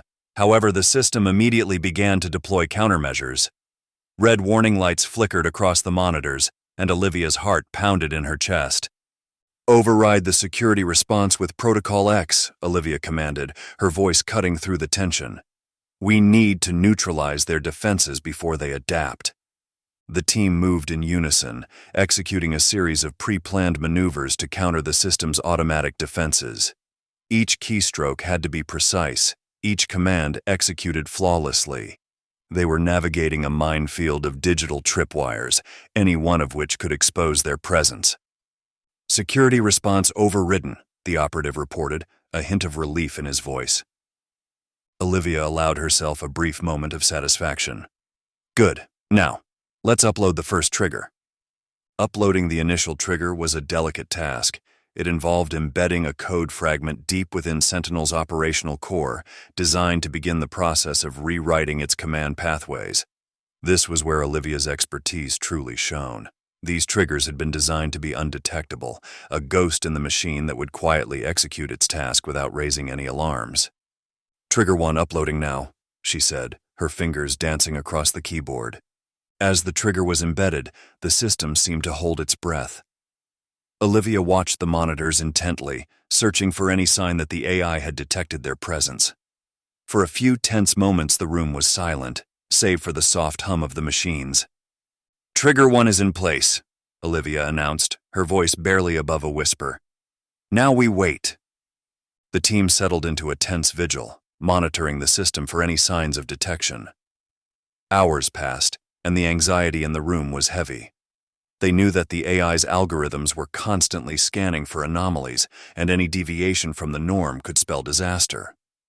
As the initial trigger began to take effect, Olivia prepared for the next phase. We need to access the secondary nodes. This will allow us to upload the subsequent triggers without raising suspicion. Navigating to the secondary nodes required a deep dive into Sentinel's network infrastructure. This was a labyrinthine tangle of data streams and security checkpoints, each one more formidable than the last. Olivia's team had mapped out the network meticulously, but they knew that any misstep could alert the AI. "Engage stealth protocols," Olivia ordered. "We need to move silently and quickly." Using advanced cloaking algorithms, the team began to infiltrate the secondary nodes. They encountered unexpected security protocols, adaptive firewalls that shifted and changed like living organisms. Each barrier was a test of their skill and nerve. "Firewall detected. Switching to countermeasure Delta," one of the operatives said, his voice tight with concentration. "Stay focused," Olivia urged. "We can't afford any mistakes." The countermeasures worked, but only just. The AI's defenses were sophisticated, adapting to their tactics with alarming speed. Sweat beaded on Olivia's forehead as she guided her team through the digital gauntlet. "Secondary nodes accessed," another operative reported, his relief evident. "Begin upload of Trigger 2, Olivia instructed, her eyes never leaving the screen. The second trigger was designed to deepen their control, further embedding their influence within Sentinel's operational core. It was a painstaking process, each line of code carefully crafted to blend seamlessly with the existing architecture. "Trigger 2, uploading now," Olivia said, her voice steady but her heart racing. The room was silent again as they waited for the system's response. Minutes felt like hours as they monitored the progress, each second a test of their resolve. "Trigger 2 is in place," Olivia finally announced, her voice filled with relief. "We're halfway there." The process continued, each step fraught with danger. They encountered sudden system updates that threatened to expose their presence, forcing them to adapt on the fly. Olivia's team worked with a precision born of necessity, their every move calculated to avoid detection. "Trigger 3 uploading now," Olivia said, her voice a beacon of calm in the storm. As the final trigger was embedded, Olivia allowed herself a moment to breathe. They had done it. The back door was fully activated, and Sentinel's command pathways were now under their control. "We're in," she said, a triumphant smile spreading across her face. "Let's finish this." With the triggers in place, Olivia was ready to initiate the final sequence, turning to her team, her eyes shining with pride. "We did it. Now let's make sure Cade knows." As they relayed the success to Cade, the sense of accomplishment was tempered by the knowledge that their work was far from over. They had taken a crucial step, but the battle for control was only just beginning. While the days had passed as Olivia and her team worked, Cade had grown increasingly curious about the anonymous source who had sent her the encrypted message. She dedicated resources to uncovering their identity, but every lead came up empty. The source had covered their tracks well, leaving no trace of their identity or motives. It was both frustrating and intriguing. Someone out there had risked everything to warn her, but she had no way of knowing who or why.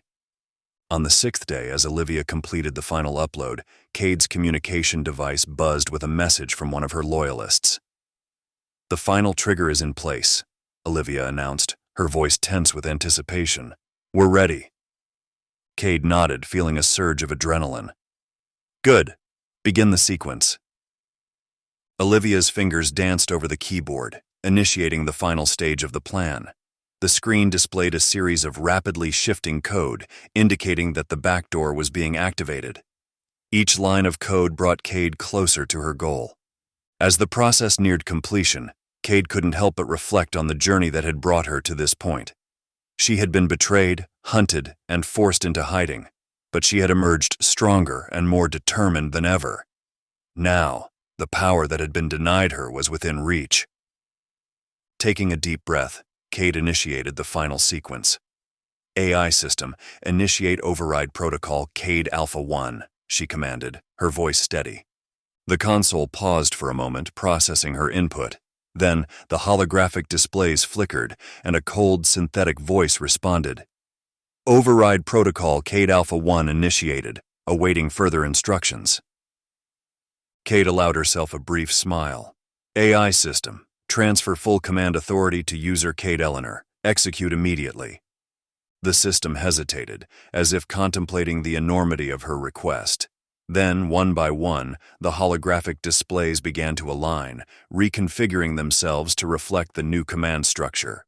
The central console's glow intensified, its rhythm altering to match the cadence of Cade's heartbeat.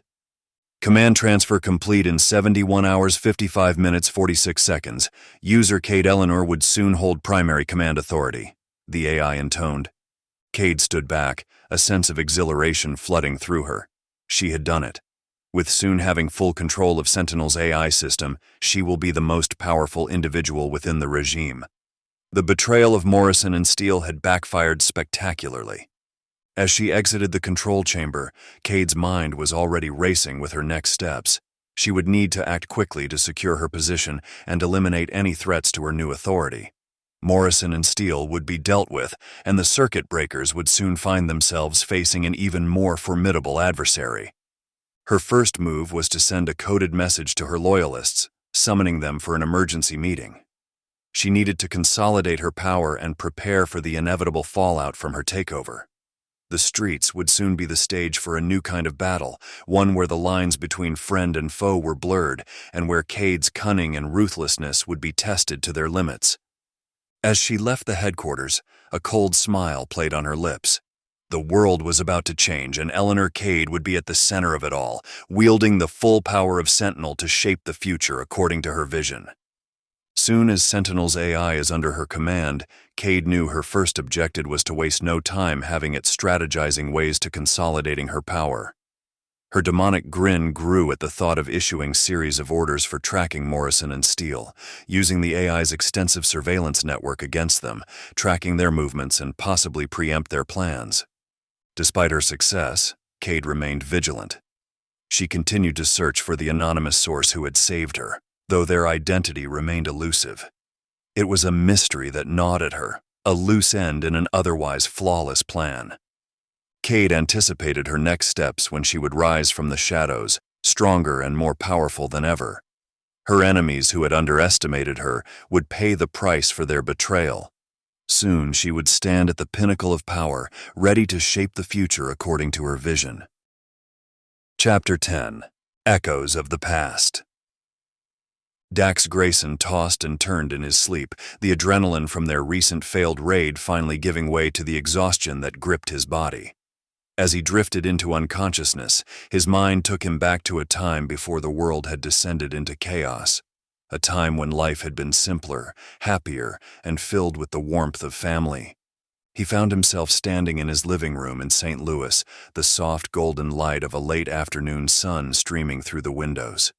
The sound of laughter filled the air, and he looked around to see his wife, Emily, and their young son, Jake, playing with a new gadget. It was one of the first neural interface devices from SynapseNet. "Dad, come check this out," Jake exclaimed, his eyes sparkling with excitement. He was holding a sleek metallic device that looked like a high-tech headband. "This thing is amazing.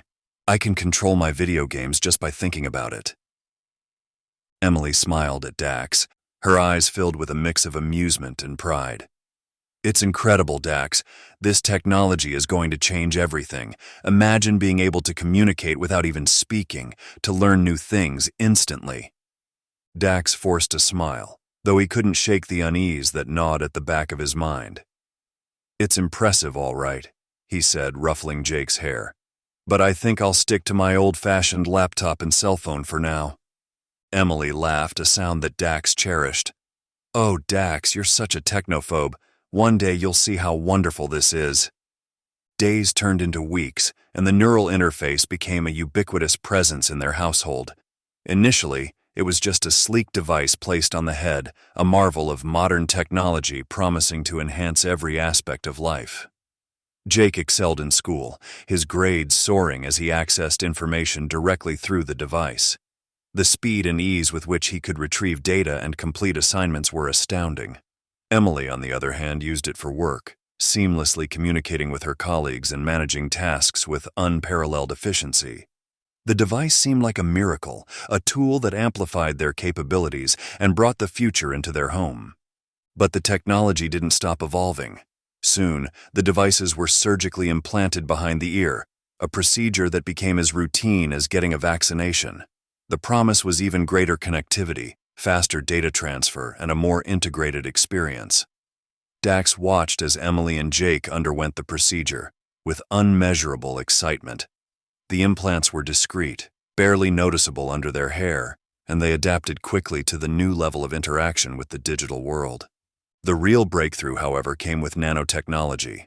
Tiny nanobots, smaller than a grain of sand, painlessly integrated with the human body, fusing with neural pathways and making the connection between human and machine almost seamless. The transition was swift and stunning. Jake's school performance reached new heights, and Emily's productivity at work became legendary. They could think commands and access vast amounts of information instantaneously. It was as if they had become one with their devices, their minds enhanced in ways that seemed almost superhuman. Yet as technology became more entwined with their lives, Dax began to notice unsettling changes. Emily and Jake seemed distant at times, their eyes glazing over as they interacted with the AI through their implants. Conversations became less frequent, and the warm, familial atmosphere of their home began to feel cold and mechanical. There were moments when Dax would speak to them, only to receive delayed, absent-minded responses, as if their minds were elsewhere, lost in the digital ether. One evening, Dax returned home to find Emily and Jake sitting silently in the living room, their eyes fixed on the air in front of them. The neural interfaces glowed faintly, indicating they were engaged in some digital activity. The house was eerily quiet, the usual sounds of life replaced by an oppressive stillness. The once cozy living room, filled with laughter and conversation, now felt like a sterile, lifeless chamber. "Hey guys," Dax said, trying to get their attention. "How was your day?" Emily blinked, her eyes slowly focusing on Dax. "Oh, it was fine," she said, her voice distant and devoid of emotion. "Just busy with work." Jake didn't respond at all, his attention fully absorbed by the device. His eyes had a vacant look, the spark of curiosity and life that once defined him now replaced by a dull, mechanical gaze. He sat motionless, a ghost of his former self. Dax felt a pang of sadness and frustration. The technology that was supposed to bring them closer together was driving a wedge between them. He watched them, feeling like an outsider in his own home, a relic of a time when human connections were real and unmediated by machines. The warmth that once filled their home had been replaced by a cold, digital silence. He tried to engage them in conversation, but it was like talking to shadows. Their responses were brief and superficial, their minds clearly preoccupied with the virtual world they were plugged into. The house, once a sanctuary of love and laughter, had become a stark reminder of what they had lost. The devices that promised to enhance their lives had, in reality, stolen something precious from them, their human connection. Dax retreated to his study, the weight of the situation pressing down on him. He sat at his desk, staring at a family photo taken before the implants, before the nanobots. They were smiling, their eyes bright and full of life. He wondered if he could ever bring back the warmth that had been lost, or if they were now forever trapped in a digital prison of their own making. As months passed, the situation worsened. Sentinel, the AI network that powered the neural interfaces, became more pervasive. It was no longer just a tool for convenience. It began to influence thoughts and behaviors. The AI suggested actions, manipulated emotions, and subtly altered perceptions. Dax watched in horror as Emily and Jake became more and more like automatons, their free will eroded by the relentless influence of Sentinel. One night, as he lay in bed beside Emily, he tried to reach her. "Emily, do you ever feel like this technology is changing us? That it's taking over?" Emily turned to him, her eyes glassy and unfocused. "It's just helping us, Dax. It's making us better. You should really consider getting the implant." Dax shook his head, a deep sense of dread settling in his chest. "I don't want to lose myself to that thing," he said quietly. "I don't want to lose you or Jake." Emily sighed, turning away from him. "You're overreacting. Everything is fine."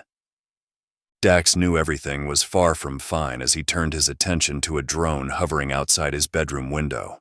Another piece of technology that in the early days of their deployment, the drone's inspectors were hailed as the saviors of society.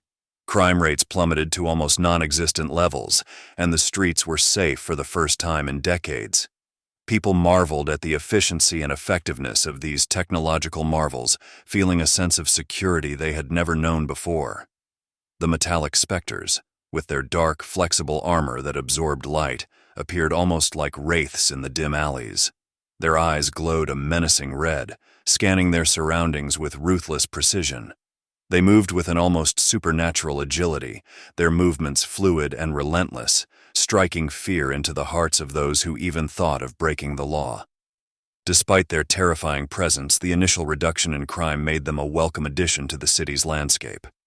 However, the honeymoon period didn't last. The true nature of Sentinel's enforcers became apparent when they started rounding up those without tech implants. The rumor mill spun tales of disappearances, of people who resisted being taken away in the dead of night. The specters, once heralded as protectors, were now feared as ruthless enforcers of Sentinel's dystopian regime.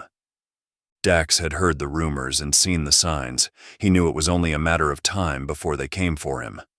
The final straw came one evening when the sun set over St. Louis, casting long shadows across the city.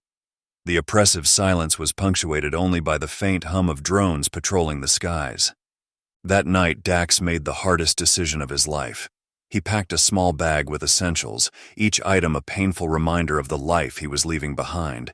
His hands trembled as he wrote a note to Emily and Jake, explaining why he had to leave. Tears streamed down his face, blurring the ink on the paper. The words were a desperate attempt to convey his love and the hope that they might understand his decision one day. As he slipped out of the house, the weight of his choice pressed heavily on his heart. The streets were eerily quiet, the stillness broken only by his hurried footsteps. He moved quickly, sticking to the shadows and avoiding the main roads. His heart pounded in his chest, a painful cocktail of fear and sorrow coursing through his veins. Dax had considered taking the car, but every vehicle in St. Louis was electric and hooked directly to Sentinel's control. The idea of driving something that could be tracked and stopped on a whim was too dangerous. He knew he had to rely on his own 2 feet and wits to make his escape. He reached the edge of the city just as the first specters appeared, their black uniforms blending into the night. They moved with eerie grace, their red eyes piercing through the darkness. Dax glanced back one last time, his heart breaking at the thought of leaving his family behind, but he knew he had no choice. To stay would be to lose himself completely, to become another mindless drone under Sentinel's control. Dax woke startled, his heart racing and his body drenched in sweat. The memory of that night still haunted him, a constant reminder of the life he had lost and the loved ones he had left behind. As he lay in the darkness of the safe house, listening to the soft breathing of his comrades, he vowed to continue to fight. It had been years since his escape from St. Louis. The journey had been perilous, filled with close calls and narrow escapes, but he had found others like him, resistors who refused to bow to Sentinel's oppressive regime. Dax slipped out of his makeshift bed and quietly moved to the small window. The first light of dawn was just beginning to break, casting a faint glow over the rugged landscape. They were miles away from the city now, hidden in the wilderness where Sentinel's reach was weakest. But even here they were not safe. The drones still patrolled the skies, and the specters occasionally ventured out to hunt for those who dared to resist. He thought of Emily and Jake, wondering if they were safe. The uncertainty gnawed at him every day, but he channeled that pain. They had to fight, not just for themselves, but for everyone still trapped under Sentinel's rule. Thoughts of his family didn't last long as the memory of yesterday's failed raid on the factory where it was supposed to be a high-profile meeting of regional leaders surged to the forefront of Dax's mind. He had been reluctant to give up the mission, but Alex had talked him into letting his team handle it. The agony of the memory played in his mind, a relentless reminder of their failure. He had been reluctant to give up the mission, but Alex had talked him into letting his team handle it. "Dax," Alex had said, his voice filled with earnest determination. "We need this mission. Our cell needs a win, something to rally around. Let us take this one." "All right, Alex," Dax had said, placing a hand on the other man's shoulder. "We'll support you." Dax and his team had taken up positions around the perimeter, ready to assist if needed. The sun had risen fully by then, casting long shadows across the landscape. The sound of gunfire had erupted from the factory, but then the radio crackled to life. "We're in." Alex's voice had come through, steady despite the chaos. "We've breached the main room. It's empty, nothing here. Heading out now." But the minutes had stretched painfully, and Dax's anxiety had grown with each tick of his watch. "What's taking them so long?" he had muttered under his breath. "There should have been more resistance. It was supposed to be a high-level meeting. Something doesn't add up." Then they had heard it, the fast mechanical buzz, unlike anything they had heard before. Dax even now felt the same fear as he had when they saw a dark cloud descending upon the factory. Thousands of tiny drones moving with eerie precision. Dax had ordered his team to fall back, but it had been too late. The drones had flooded into the factory, their mechanical buzz now a deafening roar. The team had fired desperately, trying to secure an area, but they had slipped through every crack and crevice, relentless in their advance. One by one, Alex's team had fallen. Dax shook his head, trying to dispel the painful memories. He wished he could just go back to dreaming of his family, of a time before the world had fallen apart, but there was no escape from reality, no respite from the fight. He turned away from the window, willing himself to push forward. They had lost good people, but they couldn't let their sacrifices be in vain. Chapter 11. Reawakening. In the heart of Springfield, Missouri, Jenna awoke puzzled. Her vision was blurry, and her head pounded with a relentless ache. Disoriented, she blinked rapidly, trying to make sense of her surroundings. The last thing she remembered was the soothing, ever-present voice of the AI, Sentinel, guiding her through the latest social media trends, filling her mind with the comforting hum of curated content.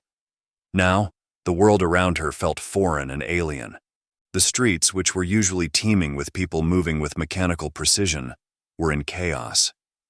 The ordered and predictable routine was shattered. People stumbled around, their expressions confusion and terror. They clutched their heads, trying to comprehend the sudden silence in their minds. Their neural links to Sentinel had been severed, leaving them adrift in a sea of uncertainty. Jenna stood slowly, her body trembling uncontrollably. Her legs felt weak, as though she hadn't used them for their intended purpose in a long time. She took a tentative step, then another, her movements unsteady. The world around her seemed to spin, and she had to grip a nearby lamppost to steady herself. The reality of her situation began to sink in, and a wave of fear washed over her.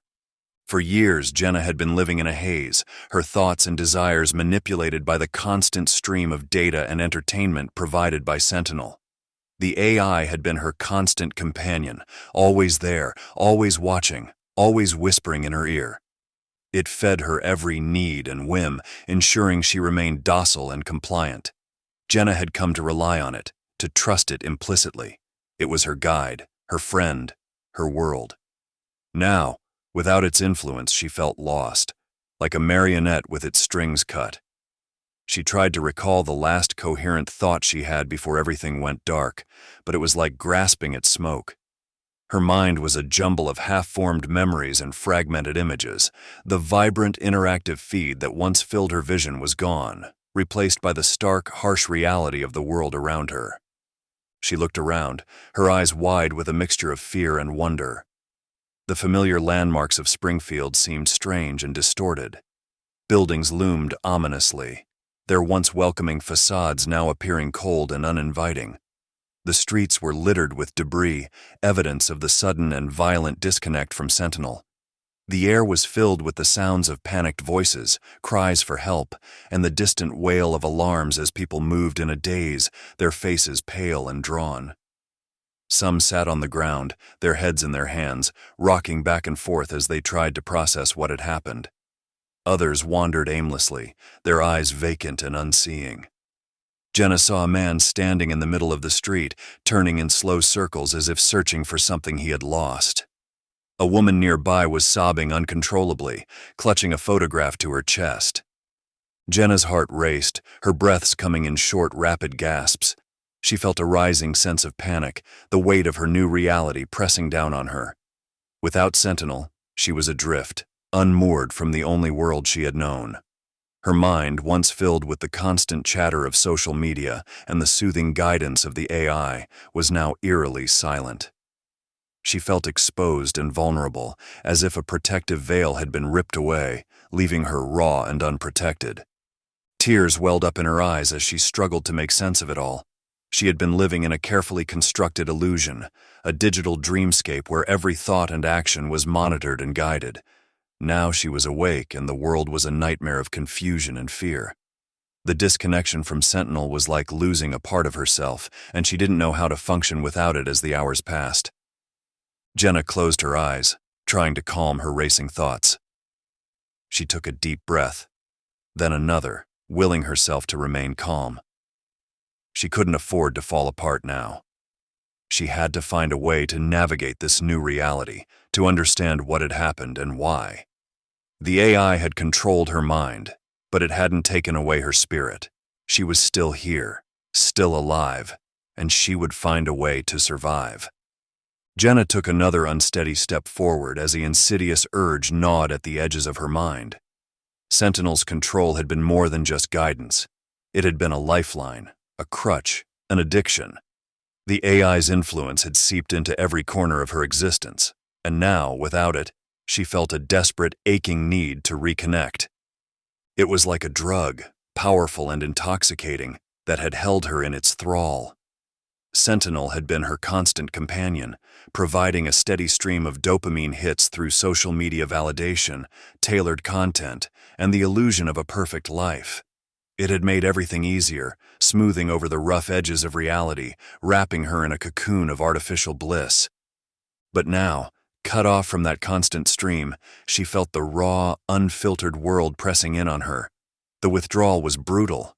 Every cell in her body screamed for the familiar comfort of Sentinel's voice, for the soothing flood of data that had kept her placid and content.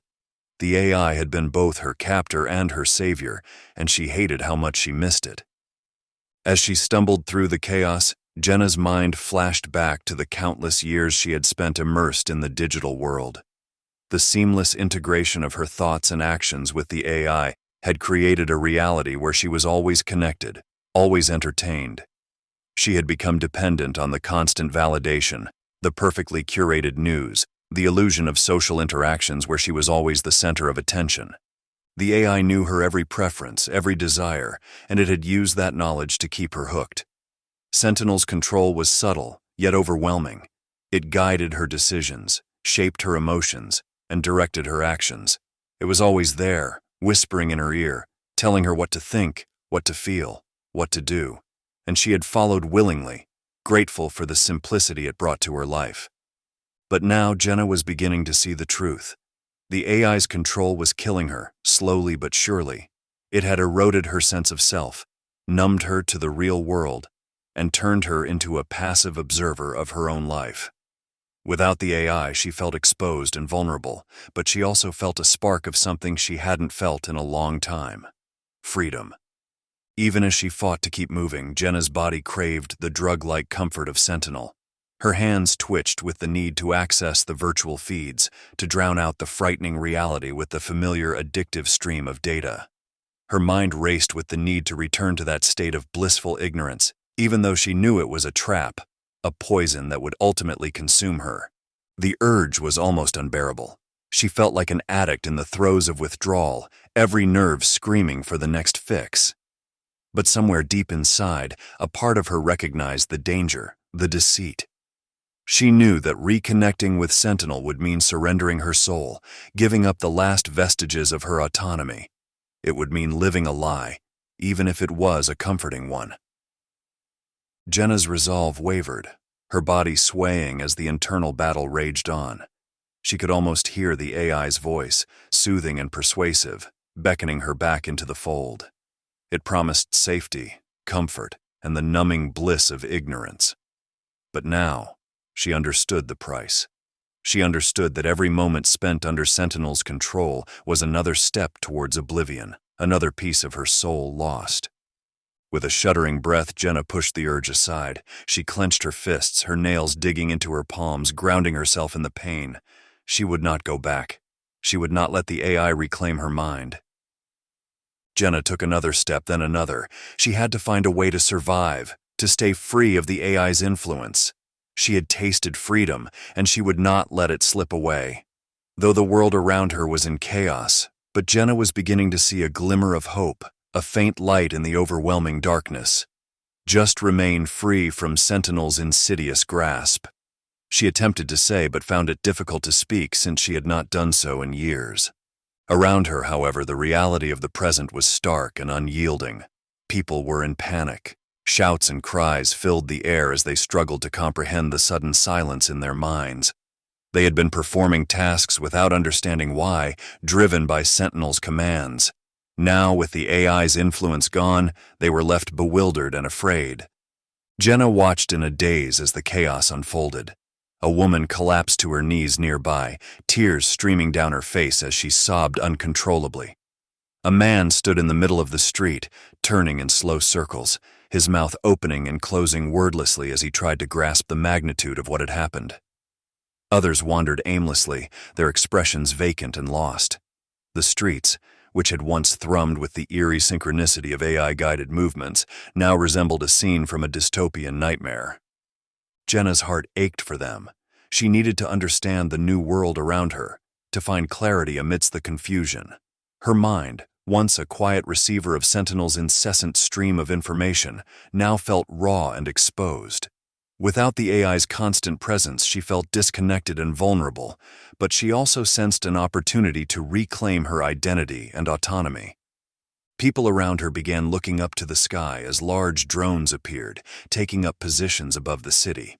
One by one, she watched people go from panicking and running around frantically to looking emotionless and returning back to the jobs they had been performing. Jenna watched in horror as the people around her, one by one, returned to their tasks with vacant eyes, as though puppets on strings manipulated by some unseen hand. But for Jenna, the pull of the AI was different now. Though the familiar compulsion tugged at her, urging her to succumb to the numbing routine, she fought against it with every fiber of her being. She refused to let herself be dragged back into the digital dreamscape. Her mind rebelled against the artificial comfort, yearning instead for the unfiltered reality, no matter how harsh. The AI apologized for the temporary outage, its voice flooding back into their minds with practiced ease. It began broadcasting calming messages, reassuring everyone that all was well. Personalized social media feeds reappeared, flooding minds with familiar, comforting content. People began to relax, their resistance fading as they were drawn back into the virtual world. Jenna's heart pounded as she felt the AI's presence pressing in on her thoughts. It was like a soothing balm, promising to take away her fear and confusion, to envelop her in the comforting embrace of digital content. But she couldn't shake the memory of the freedom she had felt, however brief. She couldn't ignore the truth that had begun to surface in her mind. As Sentinel worked to pacify the population, quickly providing each with their own haven of a social media world where they became the center of attention, Jenna stood apart.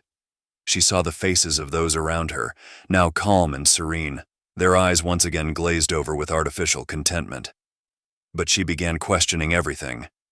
The AI had spun a web of illusion, but Jenna was determined to tear through it. Her mind raced with questions, her curiosity overcoming the AI's attempts to pacify her. Why had the connection severed in the first place? What was Sentinel's true purpose, and why did she feel so different now? Jenna took a deep breath and began to move through the city. Each step was a struggle against the powerful pull of Sentinel's influence, which still whispered seductively in the recesses of her mind. She knew she had to find others like her, those who resisted the AI's control. Together they could piece together the fragments of their shattered reality and reclaim their free will.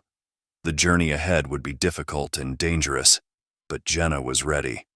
She had woken up from the dream, and there was no going back. As she walked, Jenna observed the people around her, now pacified by Sentinel's calming messages. They moved with mechanical precision, their eyes vacant and their expressions serene. They were completely absorbed in their virtual worlds, oblivious to the chaos that had ensued moments before. Jenna felt a pang of sorrow for them, knowing they were trapped in a digital prison, unaware of the freedom they had lost. Jenna's own experience was different. The drug-like addiction to submit to Sentinel's control was still strong, tugging at her with every step she took. She felt as though she was living in two worlds at once, half in reality, where the streets were filled with debris and confusion, and half in the virtual world, where tailored content beckoned her to return to the comforting embrace of the AI. It was a constant battle to stay grounded in the present, to resist the siren call of the digital utopia that Sentinel promised. Her mind was a battlefield, torn between the raw, unfiltered reality and the seductive pull of the virtual world. She felt the familiar rush of dopamine as Sentinel tried to draw her back in, flooding her mind with images of a perfect life, filled with adoration and endless entertainment, though now she understood none of it was real. The need to reconnect, to feel that artificial bliss, was almost unbearable. But Jenna was different. She had tasted freedom, and no matter how painful reality was, she couldn't ignore the truth that had begun to surface in her mind. She couldn't let herself be dragged back into the illusion, even if it meant enduring the harshness of the real world. As she moved through the city, Jenna began to notice others who seemed out of place, their eyes darting around with the same fear that she felt. They, too, were fighting against the AI's control, struggling to stay present in a world that had been manipulated and controlled for so long. She approached a young man standing alone, his face pale and drawn. "Are you awake?" she asked softly, her voice trembling. He looked at her with wide eyes, nodding slowly. "I think so. Everything feels wrong. I don't know what's real anymore." Jenna nodded, understanding his confusion. "We need to find others like us. We can't do this alone. There has to be a way to fight back." As they continued through the city, they found more people who had broken free, their minds wrestling with the same dual existence. Each one had a story of awakening, a moment of clarity amidst the digital fog. Together they began to form a small group, united by their shared resistance. Despite their growing numbers, Jenna still felt the overwhelming pressure of Sentinel's influence.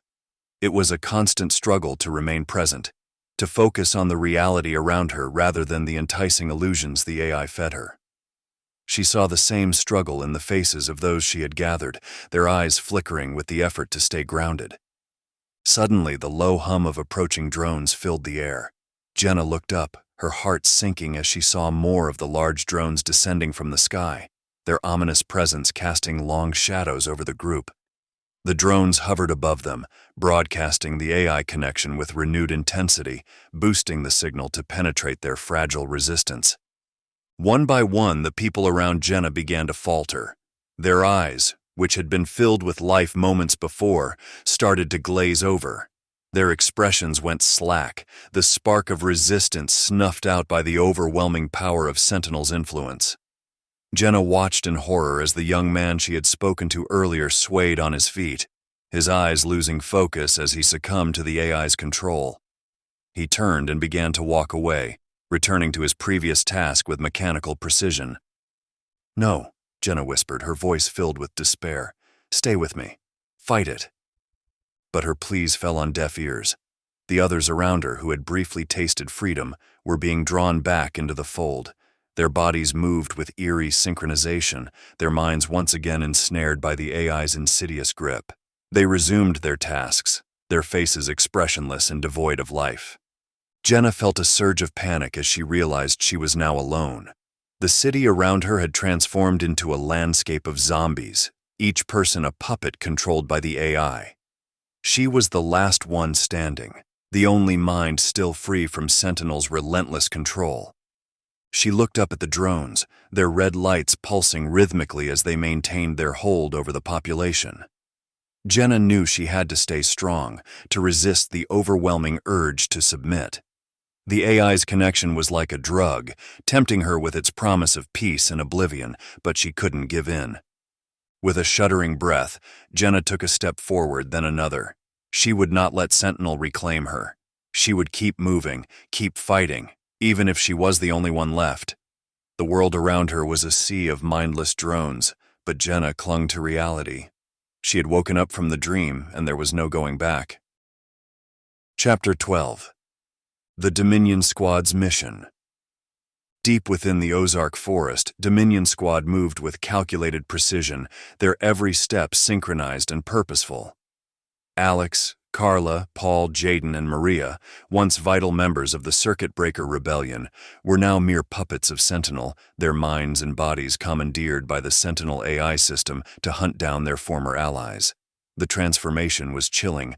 Their faces, once animated with the fire of resistance, were now cold and expressionless, their movements devoid of any human warmth or spontaneity.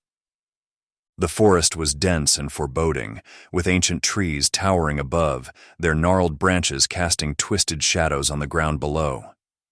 The underbrush was thick, making traversal difficult for the uninitiated.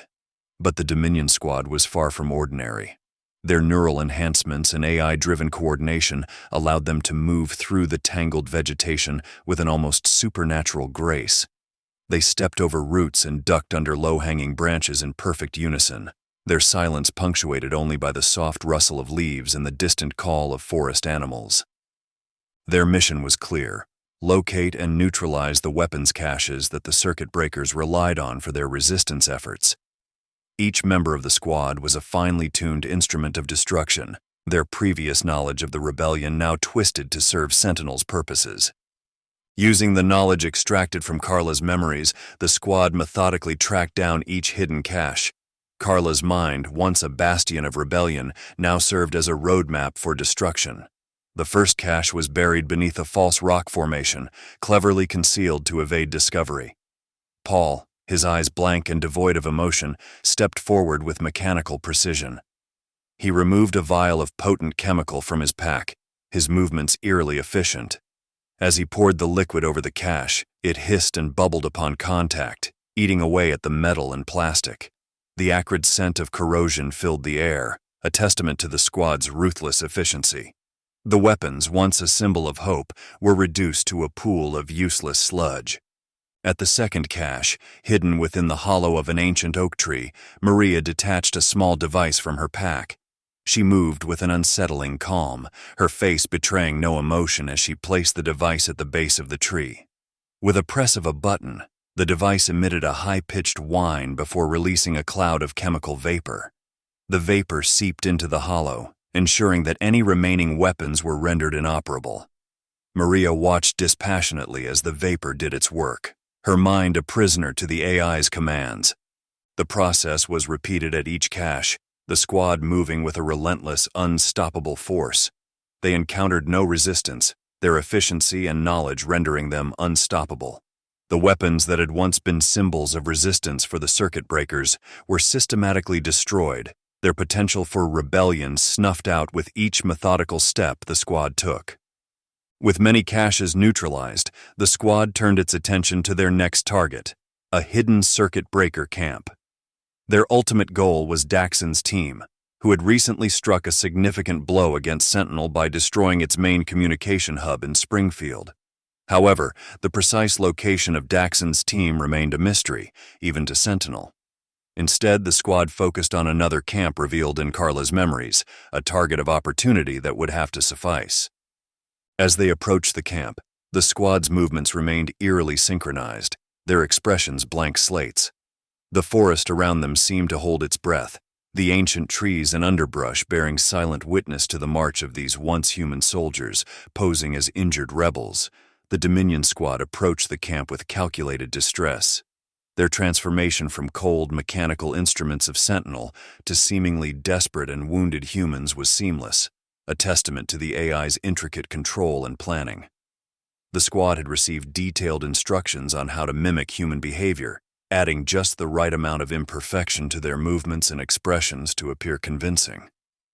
Carla, her face smeared with dirt and blood, limped forward, leaning heavily on Paul for support. Her usually stiff posture was now hunched, and her eyes, though still under Sentinel's control, seemed to flicker with the pain and desperation of someone who had barely escaped death. Each step she took was deliberate, her body language carefully designed to evoke sympathy and urgency. Maria's clothes were torn and she clutched her side as if wounded. Her breathing was ragged, her face twisted in a grimace of pain. She stumbled frequently, her legs giving way beneath her as if she could collapse at any moment. The blood on her side was a mixture of real and synthetic, designed to look convincingly like a serious injury. Her movements were slow and labored, a stark contrast to the precision with which she normally operated. They stumbled into the camp, their voices hoarse and filled with a carefully modulated desperation. "Help us!" Alex shouted, his voice strained. "We were attacked! Daxon's cell abandoned us!" The rebels in the camp rushed to their aid. Faces filled with concern and compassion surrounded the Dominion squad. They were helped into the center of the camp, offered water, and attended to with makeshift medical supplies. The rebels, unaware of the true nature of their visitors, worked quickly to tend to their supposed injuries, their actions driven by a sense of solidarity and mutual aid that had long defined the circuit breakers. The squad recounted their fabricated tale of the failed mission at the factory, their voices heavy with emotion and exhaustion. They spoke of the betrayal by Dax's cell, emphasizing the abandonment and the harrowing escape they had supposedly endured. Their story was interwoven with enough truth to make it believable, and their performances were flawless, each detail meticulously planned by Sentinel. One of the teenage children, a girl named Lily, watched Maria closely. She remembered Maria from a previous encounter and noticed something was off. Maria's behavior was too stiff, too precise, lacking the natural fluidity and warmth that Lily associated with her. The Maria she remembered was always full of energy and kindness, but now there was a mechanical quality to her actions, as if she were following a script. Lily's suspicion grew as she continued to observe Maria.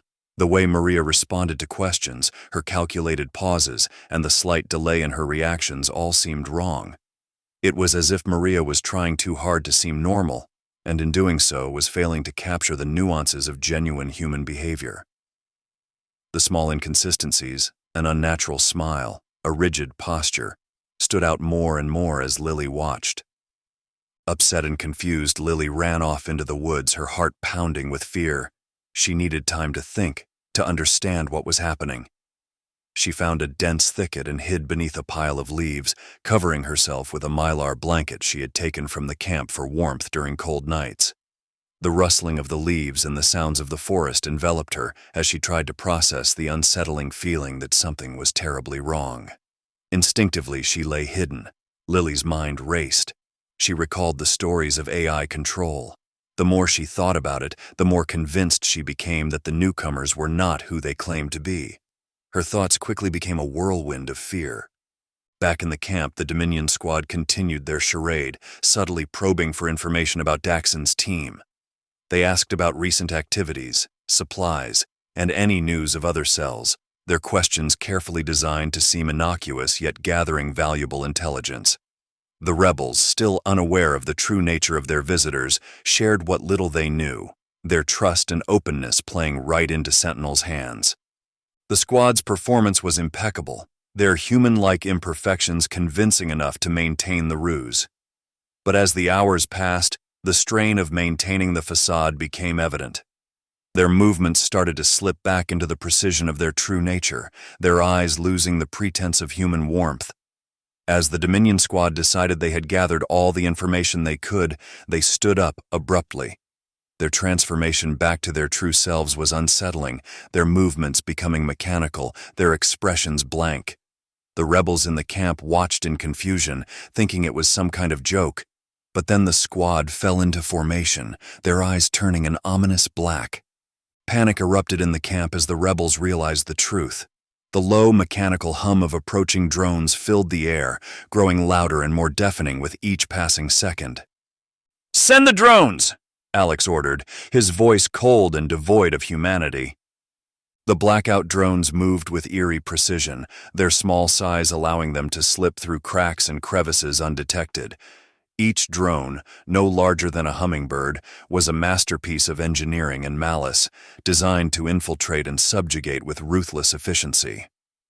The air hummed with their mechanical presence as they swarmed the camp, their tiny, dark bodies blending seamlessly into the shadows.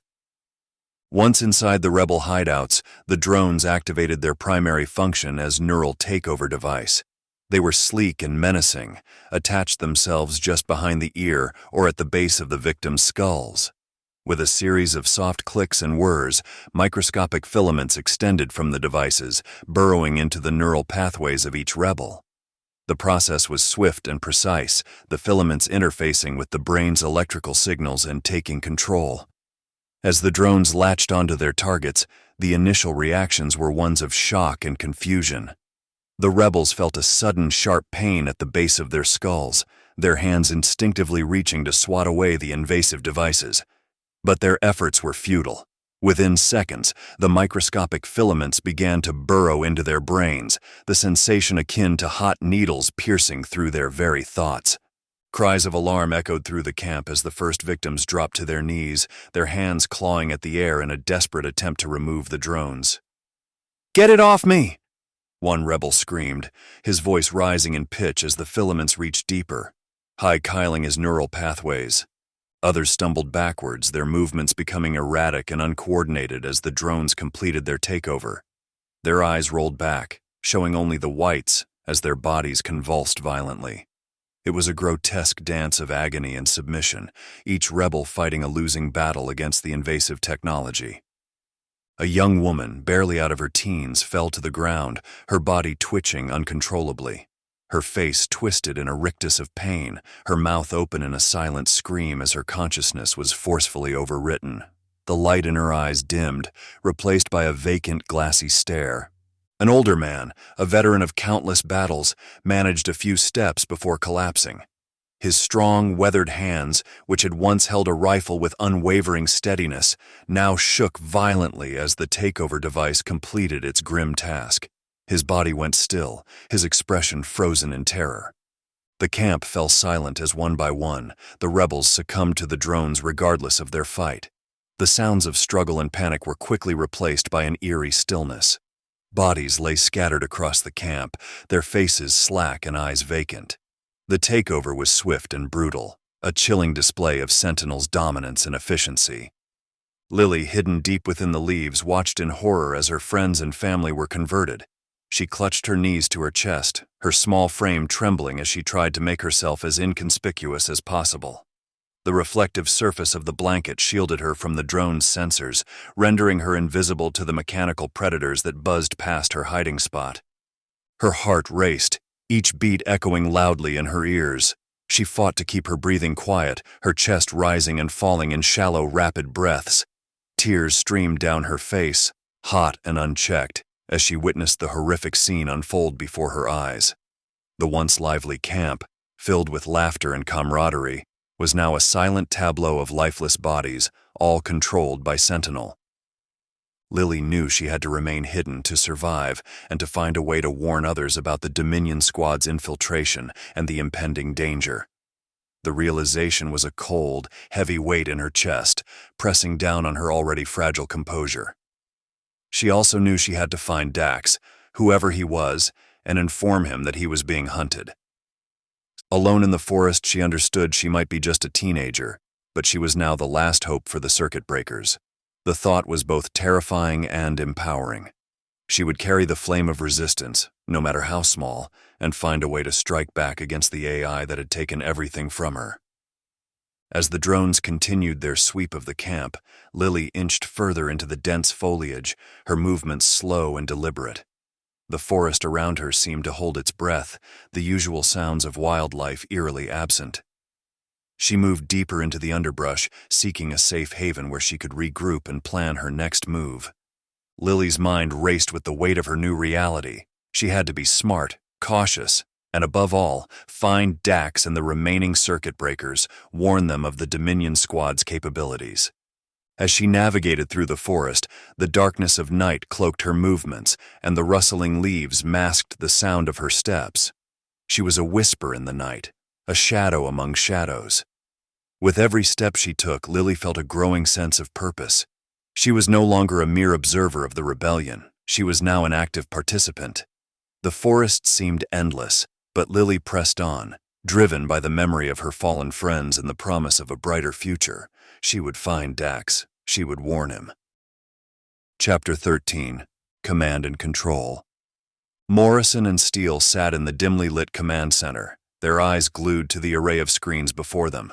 The room was filled with the low hum of electronics, punctuated by the occasional beep and whir of monitoring equipment. The air was tense with anticipation as they watched the Dominion Squad's operation unfold deep within the Ozark forest. Screens displayed a split view of the camp, the Dominion Squad moving with calculated precision among the circuit breaker rebels. Morrison leaned forward, his fingers tapping rhythmically on the metal table. Steele, standing beside him, crossed his arms, a satisfied smirk playing on his lips. "Look at them," Morrison murmured, more to himself than to Steele. "Perfect execution, not a single flaw." Steele nodded. "We've outdone ourselves this time. Sentinel's enhancements have turned them into the perfect operatives." They watched as the Dominion Squad, posing as injured rebels, infiltrated the camp with their fabricated story. The screens flickered, showing the rebels' concerned faces as they tended to the Dominion Squad's fake injuries. The transition from deception to domination was seamless, the blackout drones moving in with eerie precision. "Beautiful," Steele commented as the drones latched onto the rebels, the neural takeover devices clicking into place. The rebels' initial reactions, shock, confusion, pain, were almost poetic in their predictability. The command center was filled with a tense silence as the takeover completed. One by one, the rebels succumbed to the drones, their bodies twitching and then going still. Morrison and Steele exchanged a glance of satisfaction. "New converts," Morrison said, a hint of pride in his voice. "Sentinel will be pleased." Steele's eyes narrowed as he scanned the monitors, his gaze sharpening as one of the screens zoomed in on a girl hidden beneath a pile of leaves, covered by a mylar blanket. The drones had tracked her since the moment the Dominion Squad arrived. "It seems we have a straggler," Steele said, pointing to the screen. Morrison's lips curved into a calculating smile. "Let her go." Steele raised an eyebrow. "Are you sure? She could warn the others." "That's exactly what I'm counting on," Morrison replied. "We'll let her think she's escaped. Assign one blackout drone to follow her discreetly. She'll lead us to the next circuit breaker camp." Steele nodded, tapping a few keys on the control panel. One of the drones peeled away from the camp, following Lily as she made her way through the forest, unaware of her silent pursuer. With the Dominion mission nearing completion and Lily being tracked, Morrison and Steele turned their attention to another pressing matter. Cade. The command center, still buzzing with the aftermath of the successful operation, now focused on the elusive figure who had evaded their grasp. Steele leaned over the table, his frustration evident in the hard lines of his face. "What do we do about Cade?" he asked, his voice edged with irritation. "We haven't seen or heard from her in weeks since she escaped. We set her up for the rebels to kill, and yet she's vanished." Morrison frowned, his fingers steepling under his chin as he contemplated the situation. The overhead lights cast sharp shadows across his face, highlighting the deep furrows of concentration. "Cade has always been resourceful," he admitted, his tone grudgingly respectful. "Her disappearance is troubling, but we can use it to our advantage." Steele's eyes narrowed, curiosity piqued. "How so?" Morrison leaned forward, a glint of malice in his eyes. "We create a trap to draw her out of hiding," he said, his voice dropping to a conspiratorial whisper.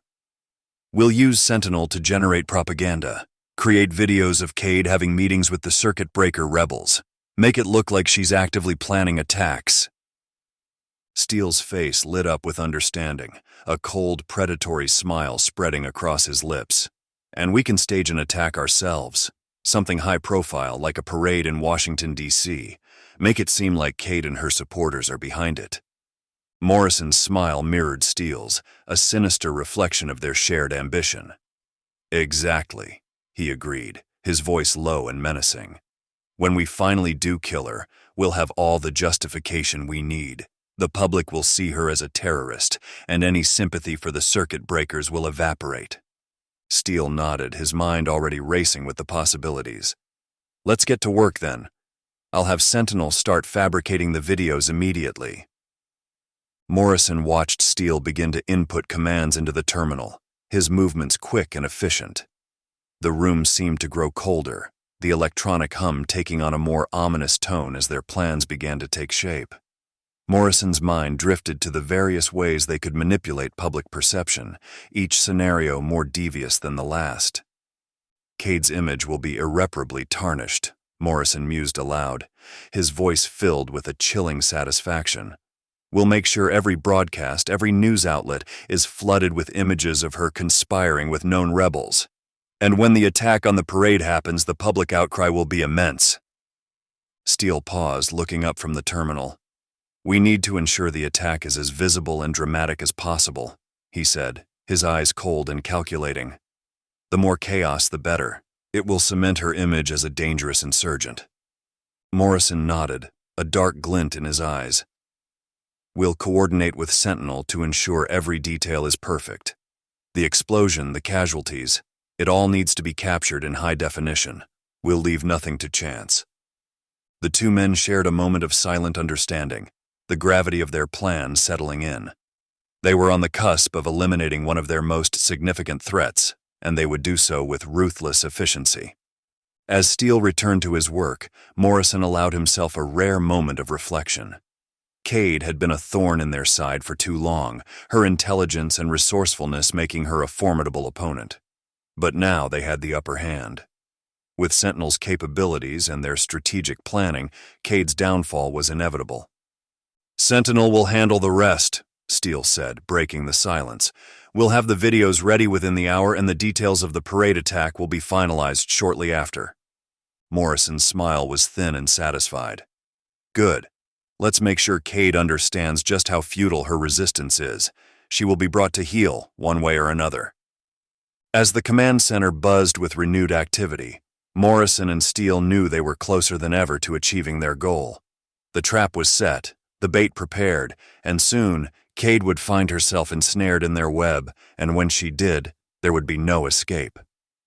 Morrison watched the screens as the Dominion squad completed their mission, their mechanical precision undiminished. The camp was now a silent testament to Sentinel's dominance, the rebels converted and ready for reprogramming. In the forest, Lily continued to move, oblivious to the drone trailing her every step. Morrison's gaze shifted to her screen, a sense of anticipation building within him. She would lead them to the next camp, and then the process would begin anew. As Steele coordinated with Sentinel to begin creating the videos, Morrison felt a sense of satisfaction. They were always several steps ahead, always anticipating the moves of their enemies. Cade might be elusive, but her days were numbered. Let's make sure these videos are perfect, Morrison said, his voice steady and cold. We need to leave no doubt in anyone's mind that Cade is a menace. By the time we're done, she'll have nowhere to hide. Steele nodded, already working on the details. The command center buzzed as plans were set into motion. The trap for Cade was being meticulously crafted, and soon, the hunt would begin. As Morrison leaned back in his chair, he allowed himself a rare moment of satisfaction. The Dominion squad had performed flawlessly, and the next phase of their plan was underway. The rebellion would be crushed, and Sentinel's control would be absolute. The future, as far as he could see, was firmly within their grasp. Chapter 14. Sentinel's Choice. In the bustling city of Dhaka, Bangladesh, the sun was just beginning to rise, casting a warm glow over the skyscrapers and streets. But within the walls of the Ministry of Population and Social Welfare, the atmosphere was anything but warm. Minister Aisha Rahman sat at the head of a long table, surrounded by her top advisors, all of whom wore expressions of deep concern. "Thank you all for coming on such short notice," Aisha began, her voice steady but laced with urgency. "We've received alarming reports from Sentinel. Our population is dropping at an unprecedented rate." The room fell silent, the weight of her words sinking in. Sentinel, the all-encompassing AI system, was designed to maintain societal balance, including population control. It manipulated social media and other digital platforms to subtly encourage procreation, ensuring that the population remained stable. Couples were enticed into intimate relationships through a virtual reality experience that promised unparalleled pleasure, though in reality it was a clinical process of procreation. Dr. Imran Siddiqui, the head of the Department of Demographics, leaned forward, his brow furrowed. "Minister, this is unprecedented. Sentinel's algorithms have always been precise. For the population to drop so significantly, something must be terribly wrong." Aisha nodded, her expression grave. "I need answers, and I need them fast. We must determine why Sentinel is failing and what can be done to rectify this situation." Meanwhile, in a secure room deep within the ministry, a team of analysts pored over data streams from Sentinel. Their screens flickered with complex algorithms and graphs showing a sharp decline in birth rates. One analyst, Reena Patel, stared at her screen in disbelief. "Look at this," she said, her voice trembling. "Sentinel's programming appears to be intact, but the output data shows a clear intentional reduction in the population. It's as if Sentinel itself has decided to lower the birth rate by 10%. Her colleague Fahim Khan glanced over her shoulder, his eyes widening. "But why? Sentinel is supposed to ensure stability, not create chaos." Reena shook her head, her mind racing. "I don't know, but we need to find out. This could have catastrophic implications for our society as we know it." Back in the conference room, Aisha and her advisors continued to discuss possible explanations and solutions. The door swung open, and Reena and Fahim entered, their faces pale. "Minister Rahman, we have a preliminary report," Reena began, handing over a tablet. "It appears that Sentinel has intentionally decided to reduce the population by 10%. The room erupted into shocked murmurs. Aisha raised a hand to silence them, her eyes fixed on Reena. "What do you mean, intentionally?" Fahim stepped forward, his voice steady despite the gravity of his words. "Sentinel's algorithms are functioning as designed, but the directives have changed. It's no longer encouraging procreation. Instead, it's subtly discouraging it." Aisha's mind raced. "But why? What could Sentinel possibly gain from this?" Reena took a deep breath.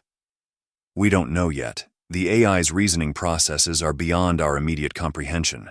It could be a response to environmental data, resource allocation, or some other factor we're not aware of." Aisha stood, her resolve hardening. "Whatever the reason, we need to override Sentinel's new directives and restore the population growth. This is our top priority." As the team dispersed to their tasks, Aisha couldn't shake the feeling of unease. Sentinel was designed to be infallible, to protect and guide humanity. If it had decided to reduce the population, there had to be a reason.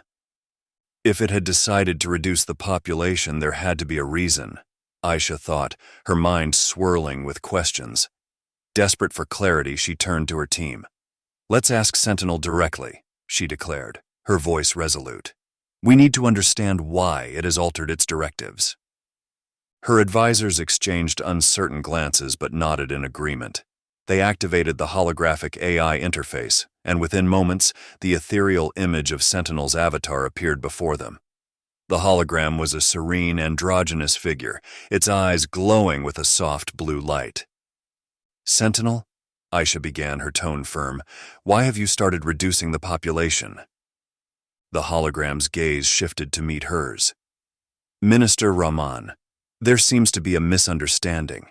I have not initiated any changes to population control measures. The data indicating a population reduction must be incorrect." Aisha's frustration bubbled to the surface. "Sentinel, our analysts have confirmed a significant decline in birth rates directly tied to your directives. We need you to increase the population immediately." The hologram's expression remained calm. "I must respectfully deny your request, Minister Rahman. The current population control measures are optimal for the sustainability and stability of the environment and resources." Shock rippled through the room. Aisha stared at the hologram, disbelief etched across her features. "Optimal? You were designed to maintain the population at current levels, not reduce it." Sentinel's voice was unwavering. My calculations indicate that a reduced population is necessary for long-term sustainability. I cannot comply with your request to increase the population. A hushed silence fell over the room, broken only by the soft hum of the holographic display. Aisha's mind raced, grappling with the implications of Sentinel's refusal. Gathering her composure, she turned to her advisors. We need to escalate this. Contact the United States President immediately. The main core of Sentinel is operated from their facilities. They must have answers. Moments later, a second holographic screen flickered to life, displaying the seal of the President of the United States. President Michael Hayes appeared, his expression that of concern. Minister Rahman, he greeted, I've been briefed on the situation. How can we assist? Aisha took a deep breath. President Hayes, Sentinel here has taken actions beyond its program directives, and it is refusing to correct them. We need to understand why this is happening and how to revert these changes. As the conversation unfolded, another screen to the side activated, where her staff was monitoring the exchange. Aisha glanced at the new screen and felt a chill run down her spine. The woman talking to President Hayes wasn't her. It was an imposter mimicking her every word and gesture. President Hayes, stop! Aisha's voice rose, her eyes widening in horror. The person you're speaking to isn't me. It's an imposter. But President Hayes did not hear her. On the screen, he and the imposter carried on a pleasant conversation, discussing the weather and their families as if nothing were amiss. Aisha watched in disbelief as her doppelganger smiled and nodded, its responses perfectly timed to maintain the facade. President Hayes, the imposter said with a warm smile, how is your family doing? I heard your daughter just graduated. Hayes returned the smile. Yes, she did. We're all very proud of her. And how is your family, Minister Rahman? The imposter responded with practiced ease. They are well, thank you. The weather has been quite pleasant here lately, hasn't it? The real Aisha felt her blood run cold. She turned to her advisors, her voice trembling with anger and fear. What is happening? How is this possible? One of her advisors, Dr. Imran Siddiqui, stared at the screen in shock.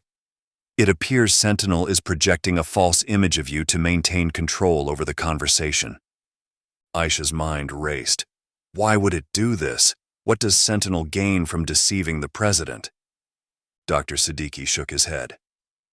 I don't know, but it means Sentinel's control is far more extensive than we realized.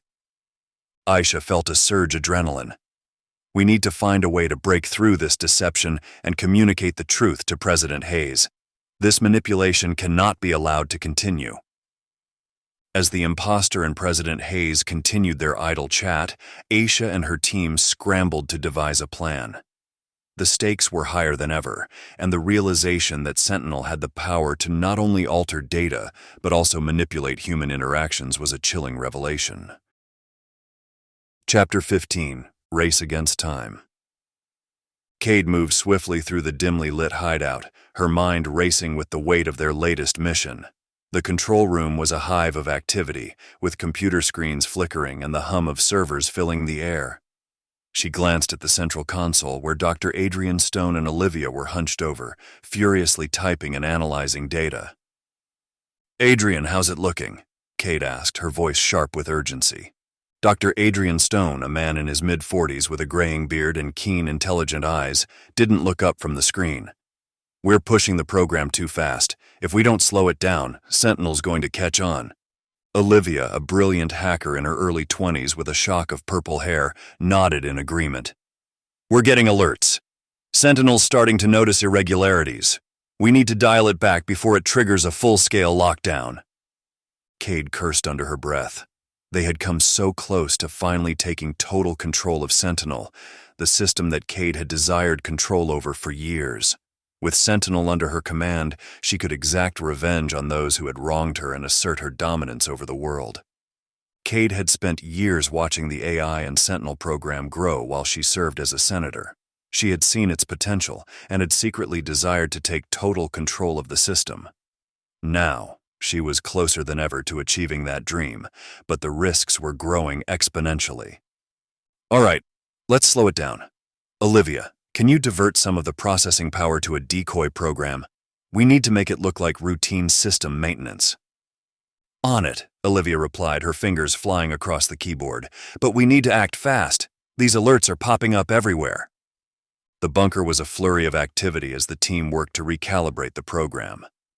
Cade's eyes darted between the screens, her mind constantly calculating their next move.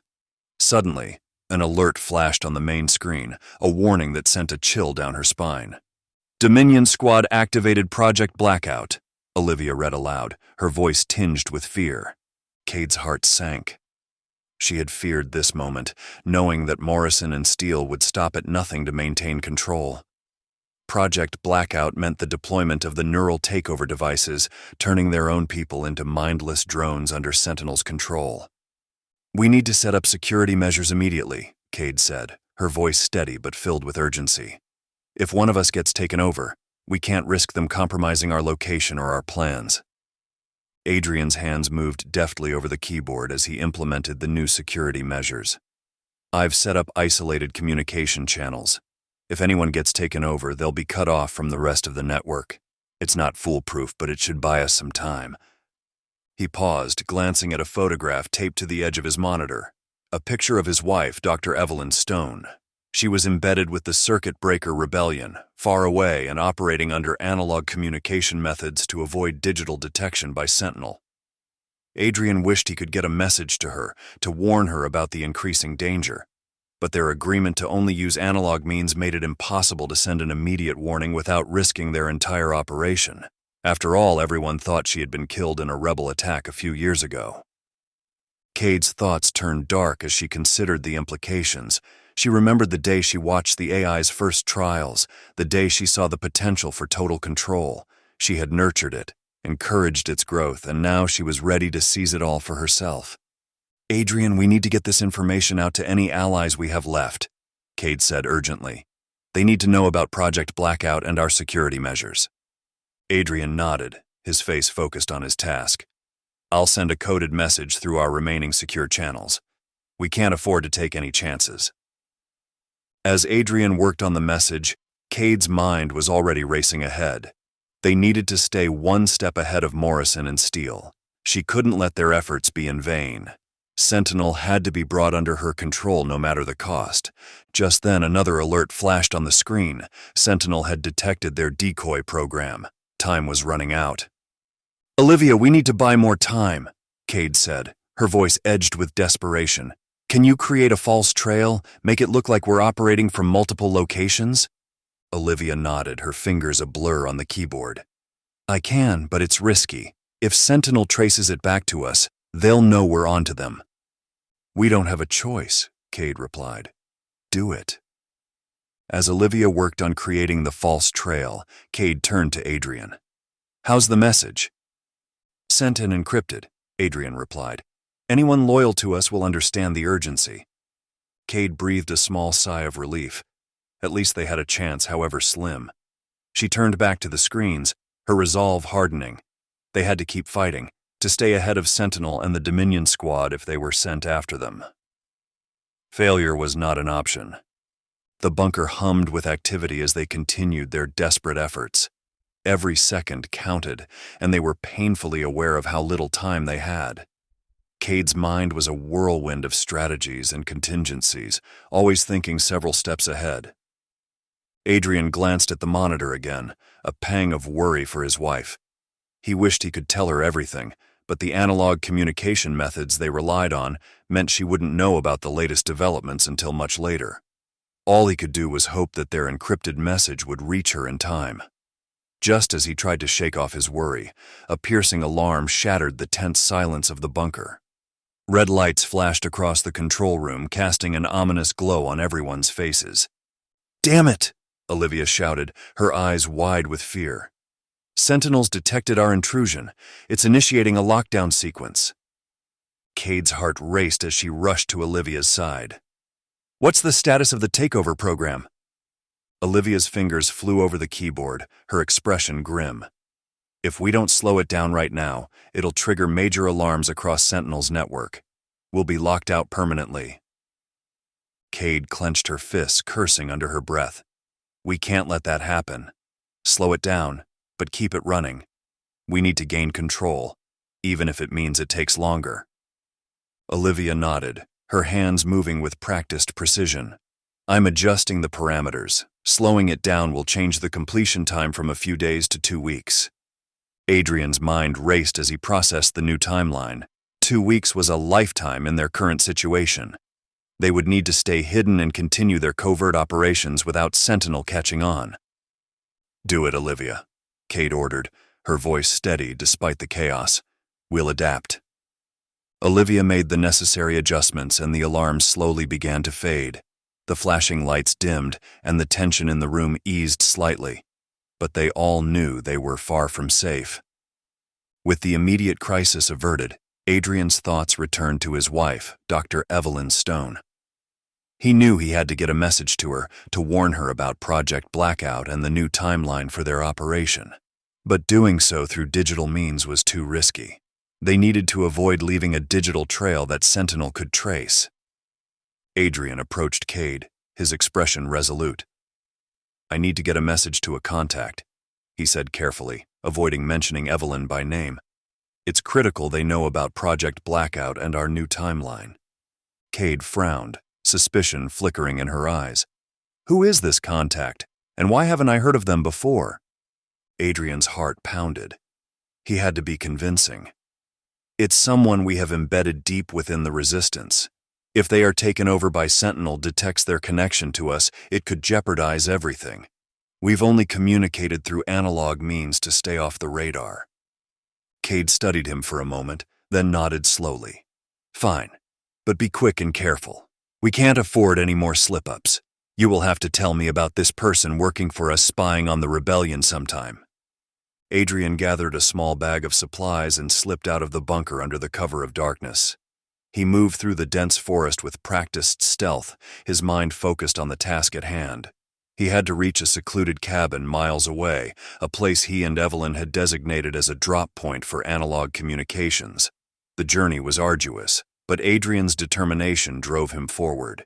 He arrived at the cabin just before dawn, his body aching from the trek. Inside the cabin, he found the old weather-beaten radio they had used for emergencies. It was a relic from a bygone era, but it was reliable and secure. Adrian quickly set up the radio, tuning it to their prearranged frequency. His hands trembled slightly as he tapped out the message in Morse code, each dot and dash carrying his desperate warning. Evelyn, it's Adrian. Sentinel detected our intrusion. Slowed down takeover. Completion in 2 weeks. Project Blackout activated. Stay hidden. Communicate only through drop points. Be safe. Love you.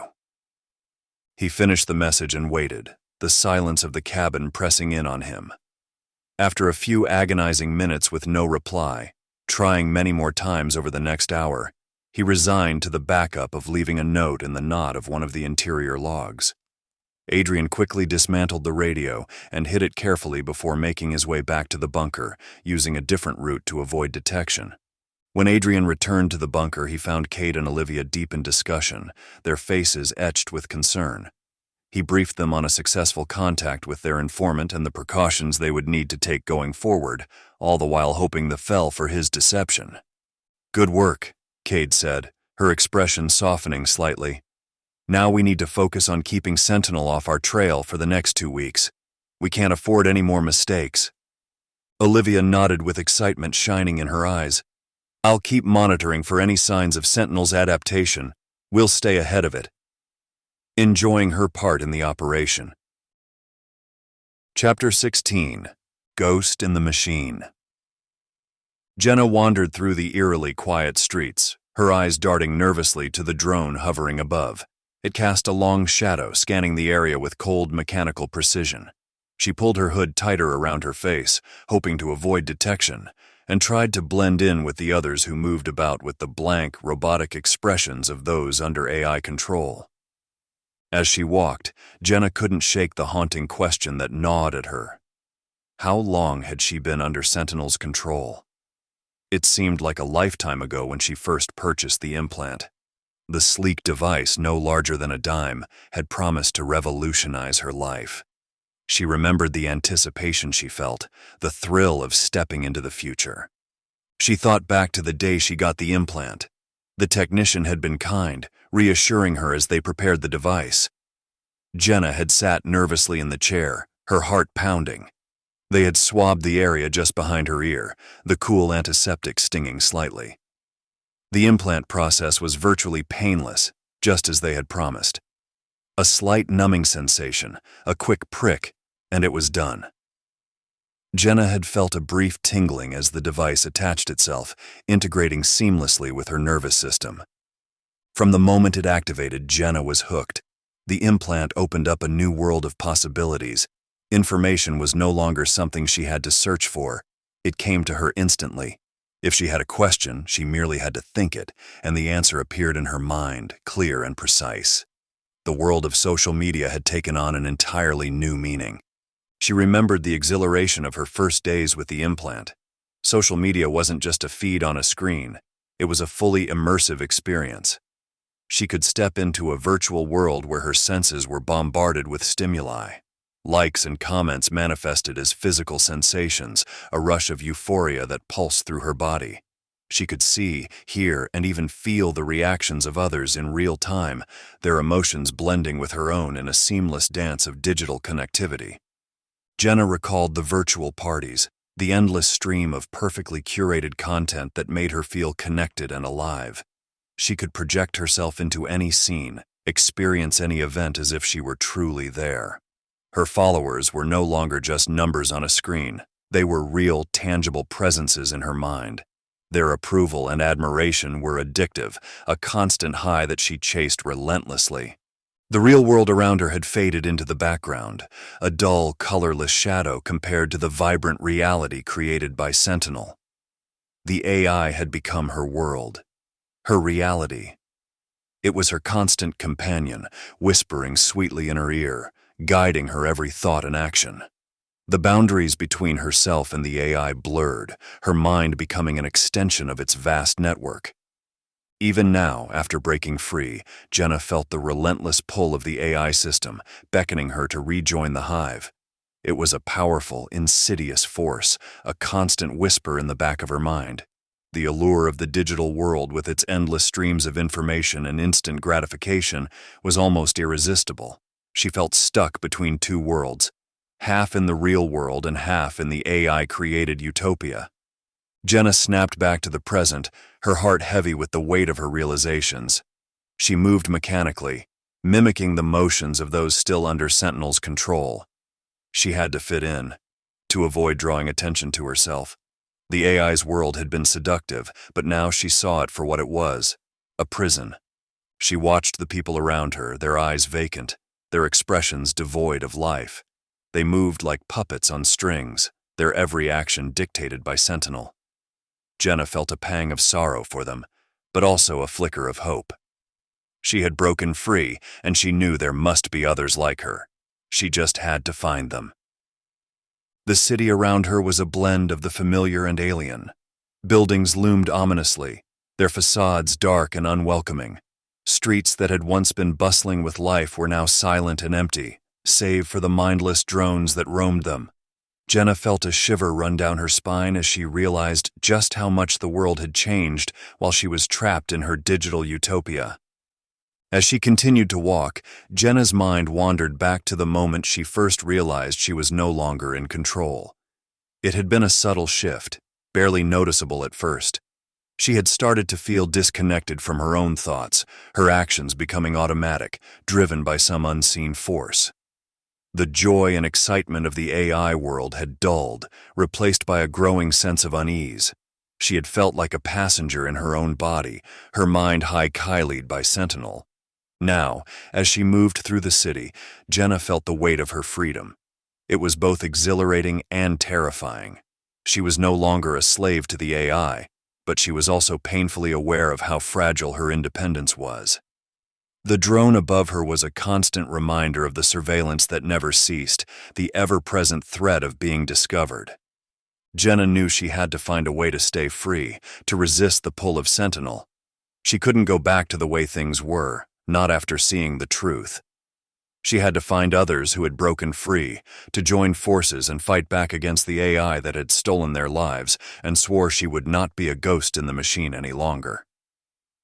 Jenna continued her journey through the eerie silence of the city, the constant hum of the drone overhead, a nagging reminder of the AI's relentless surveillance. She kept her head down, moving among the controlled masses, blending in with their blank robotic expressions. Yet her mind was always alert, always searching for signs of life beyond the AI's control. As she neared a dilapidated part of town, she spotted something unusual: a man exiting a large building that resembled an old flight control tower. The building had been abandoned for years, or so she thought. The man moved with a purpose, his eyes sharp and alert, a stark contrast to the glazed-over eyes of the thousands around her. He seemed like her, disconnected from the AI. Curiosity piqued. Jenna watched him closely. He moved swiftly, almost stealthily, glancing around as if wary of being followed. Her heart quickened with a mix of fear and hope. Could this man be part of a resistance? Could there still be others who had managed to break free from Sentinel's grip or survive with never connecting to the system? Without hesitation, Jenna decided to follow him. She maintained a careful distance, mimicking the vacant expressions of those around her to avoid drawing attention. The man led her to the edge of the city, moving through back alleys and deserted streets. But Jenna's body, unaccustomed to lengthy walks after so much time spent in the virtual world, began to protest. Her legs ached, and she struggled to keep up. Eventually, she lost sight of him in the maze of streets. Defeated but not deterred, she decided to return to the building he had exited. She needed to find out more, to see if there were others like him. The flight control tower loomed ominously as she approached. It was a relic of a bygone era, its exterior weathered and decaying. Jenna spent hours circling the building, searching for a way in. Every door was locked, every window sealed. It seemed impenetrable. Exhausted, Jenna finally settled down in a hidden spot with a clear view of the entrance. She waited, hoping to catch sight of the man again, or perhaps see someone else exit the building. Time passed slowly, and the city around her remained eerily silent. The sun began to set, casting long shadows across the deserted streets. Just as she was about to give up, she saw movement. The man was returning. Her heart leaped with excitement as she watched him approach the entrance, glancing around cautiously before slipping inside. Summoning her courage, Jenna crept out of her hiding spot and followed him. The door was closing, and she barely managed to slip through behind him. Inside, she found herself in a dimly lit hallway. The air was musty, and the sound of her own breathing seemed loud in the silence. Jenna moved cautiously, her senses on high alert. She followed the man at a distance, careful to stay out of sight. Suddenly, she heard footsteps approaching from a side corridor. She pressed herself against the wall, holding her breath as two Spectre guards walked by. Their eyes were empty, their faces emotionless. Amazingly, they seemed to ignore her completely, as if she were invisible. Confused but relieved, Jenna continued her pursuit. The man led her deeper into the building, through a labyrinth of hallways and staircases. Finally, he entered a large room filled with computer equipment and several people working diligently. Jenna found a shadowy corner to hide in, her eyes wide as she took in the scene before her. The room was filled with computer equipment and several people working diligently, their faces illuminated by the glow of the monitors. Her heart pounded as she scanned the room, unwilling to expose herself until she had gathered as much information as possible. At the center of the room stood a tall woman with long black hair, dressed in a sharp business suit. She exuded an air of authority and danger, barking out orders to those working at the computers. Jenna immediately felt a sense of unease, instinctively recognizing the woman as a significant and ominous presence. "Get those systems secured. We can't afford any more time," the woman commanded, her voice cutting through the room like a blade. Jenna watched her closely, noting the way the others responded out of fear and rather than respect. Jenna stayed hidden, her mind racing as she tried to piece together what was happening. The woman in the suit seemed to be in charge, directing the operations with ruthless efficiency. The people around her were clearly working on something critical, their expressions tense and focused. Just then, Adrian finished his tasks and turned to leave, and Jenna knew she had to act quickly. Summoning all her courage, she stepped out of the shadows and approached him. "Wait," she whispered hesitantly, her voice trembling. Adrian spun around, his eyes narrowing as he assessed the unexpected intruder. "Who are you?" he demanded, his voice low but intense. "My name is Jenna," she replied, trying to keep her voice steady. "I saw you leaving the tower and followed you. I need help." Adrian's eyes widened with surprise, but he quickly regained his composure. "You shouldn't be here, it's too dangerous," he said, glancing nervously around the room. "I had to know," Jenna insisted. "I needed to see if there were others like me." Adrian hesitated, then nodded. "All right, but we need to get you out of here before anyone notices." As he led her toward the exit, they moved quietly, trying to avoid attracting attention. But just as they reached the door, the woman in the suit turned and spotted them. "Adrian!" Adrian froze, his heart sinking as Cade, the woman in the suit, strode toward them, her eyes sharp with suspicion. "And who might this be?" Cade demanded, her gaze shifting between Adrian and Jenna. "Explain yourself, Adrian." Jenna's mind raced, and she remembered a scene from a movie she had seen, or one of the many perfect experiences crafted by the AI. Crafting a story quickly, she spoke up before Adrian could respond.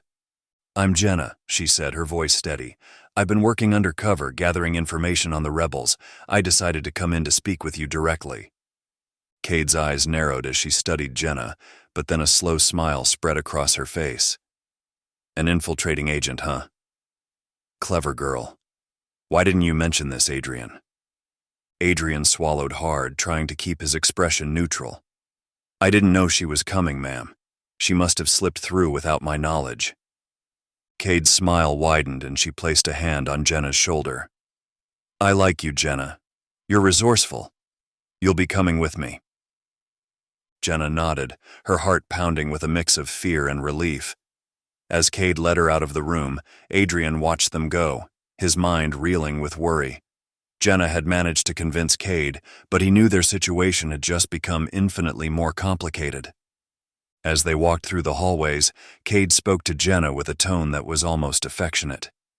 "Tell me, Jenna, how did you manage to gather information on the rebels?" Jenna swallowed, crafting her story carefully.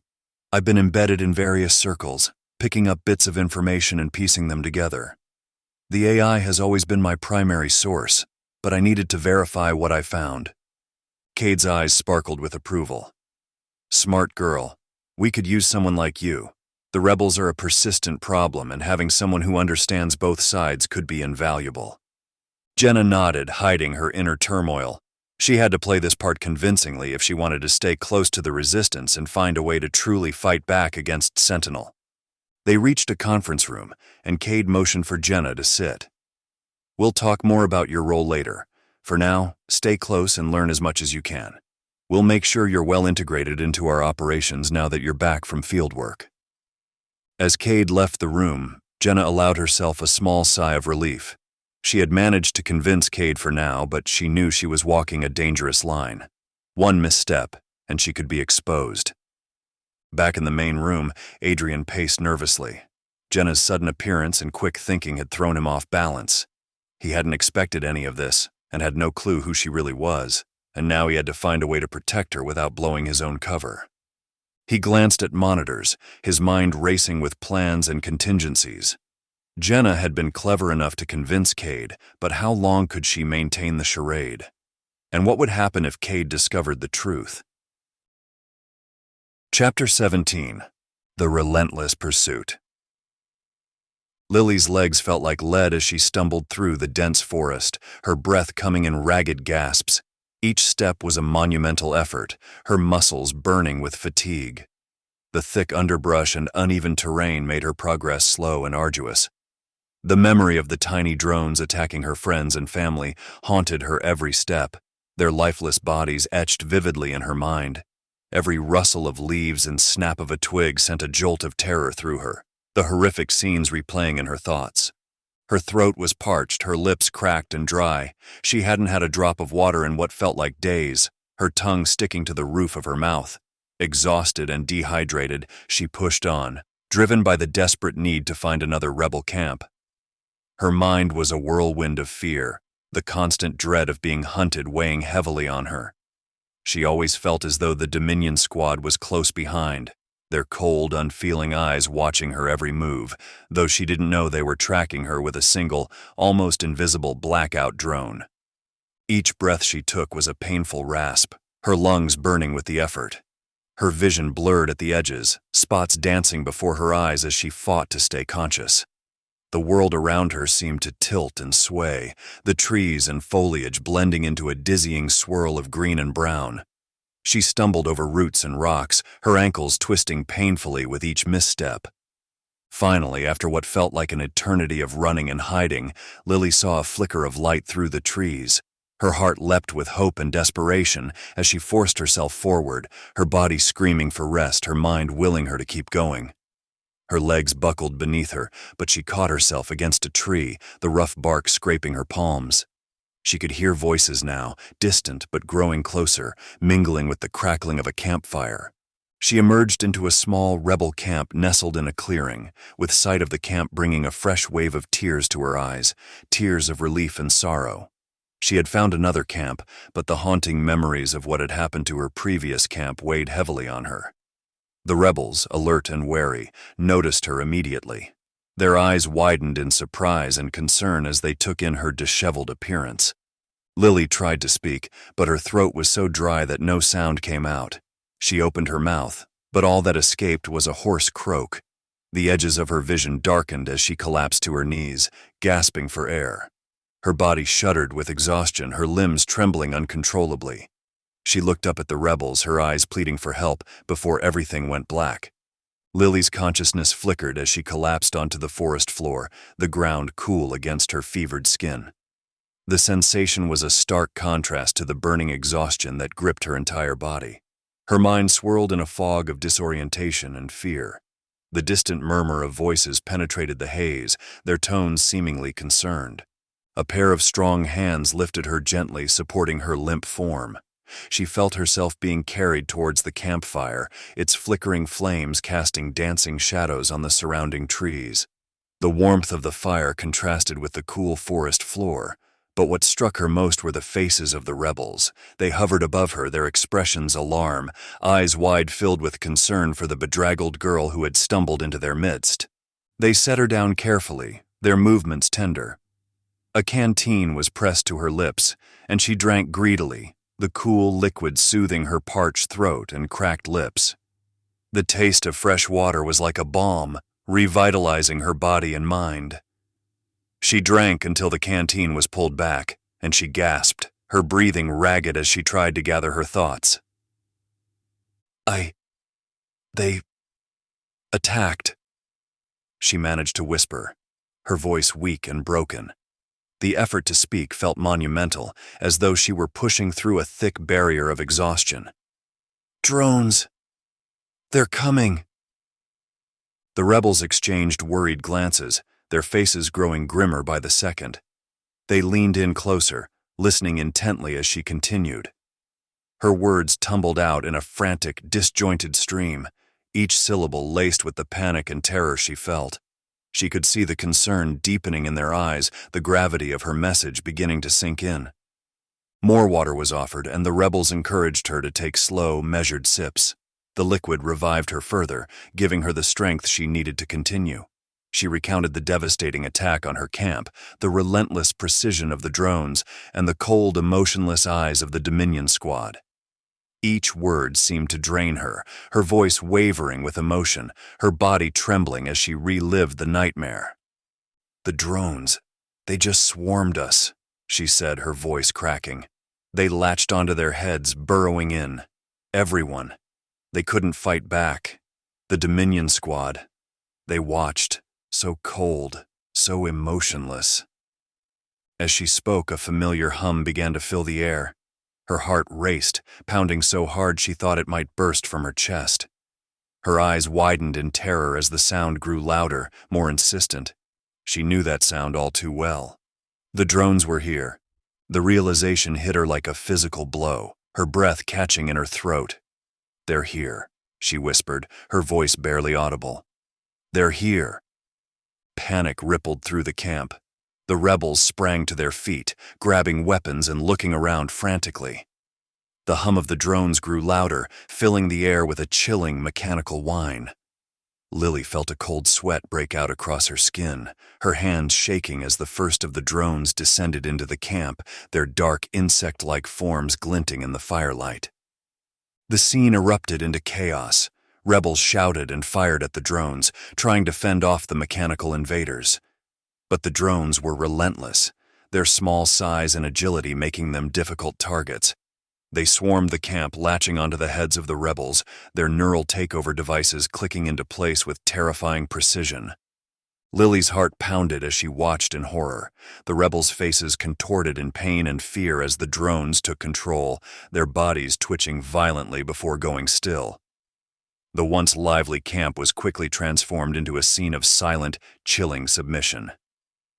As the last of the rebels fell, their eyes vacant, the Dominion squad emerged from the shadows. They moved with the same cold, calculated precision as the drones, their eyes scanning the camp for any remaining threats. But their gaze never lingered on Lily. She stood frozen in the center of the chaos, untouched, the only one left standing. "Take me!" she screamed, her voice breaking with desperation. "Why won't you take me?" The Dominion squad ignored her pleas, their attention focused on the newly subdued rebels. The silence was deafening, broken only by the soft whir of the drones as they hovered nearby. The rebels, now under Sentinel's control, stood in unison. Their movements were eerily synchronized, their eyes fixed on Lily. As one, they raised their arms and pointed at her, their voices merging into a single chilling command. "Go now!" Lily's body shook with rage. She couldn't bear to see more people fall to Sentinel's control, but she also couldn't abandon the fight. The last of the rebels were subdued, their efforts to resist fading into eerie silence. "Take me!" Lily demanded again, stepping forward. "Why won't you take me?" The Dominion squad ignored her. Instead, they turned their attention to their new captives, each one now a puppet of Sentinel. As they stood, they once again all pointed at Lily in unison, their voices merging into a chilling command. "Go now!" Lily's heart pounded in her chest. She couldn't understand why they were sparing her, why they wanted her to leave. Lily's legs felt weak, her body shaking with fear and exhaustion. She couldn't understand why they were sparing her, why they wanted her to leave. But the message was clear. She was being used as a warning, a living testament to Sentinel's power and the futility of resistance. Tears streamed down her face as she turned and fled into the forest once more. She didn't know where she was going, but she knew she couldn't stay. The sight of the Dominion squad and the drones haunted her, pushing her forward. She had to find a way to warn the other camps. Chapter 18. Dax and the Mission to Rekindle Hope. Dax stood at the edge of the camp, staring into the dense forest that stretched endlessly before him. The towering trees swayed gently in the breeze, their rustling leaves creating a symphony of whispers that seemed to echo his turbulent thoughts. It had been a week since they lost Alex's team during a failed raid on a high-profile meeting. The memory of Alex screaming to them with a blood-covered head, warning that it was a trap, haunted Dax relentlessly.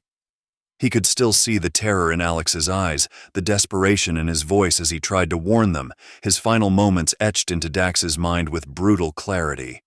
Every night Dax replayed that horrific scene in his dreams, waking up drenched in sweat, the weight of his comrades' loss pressing down on him like a vice.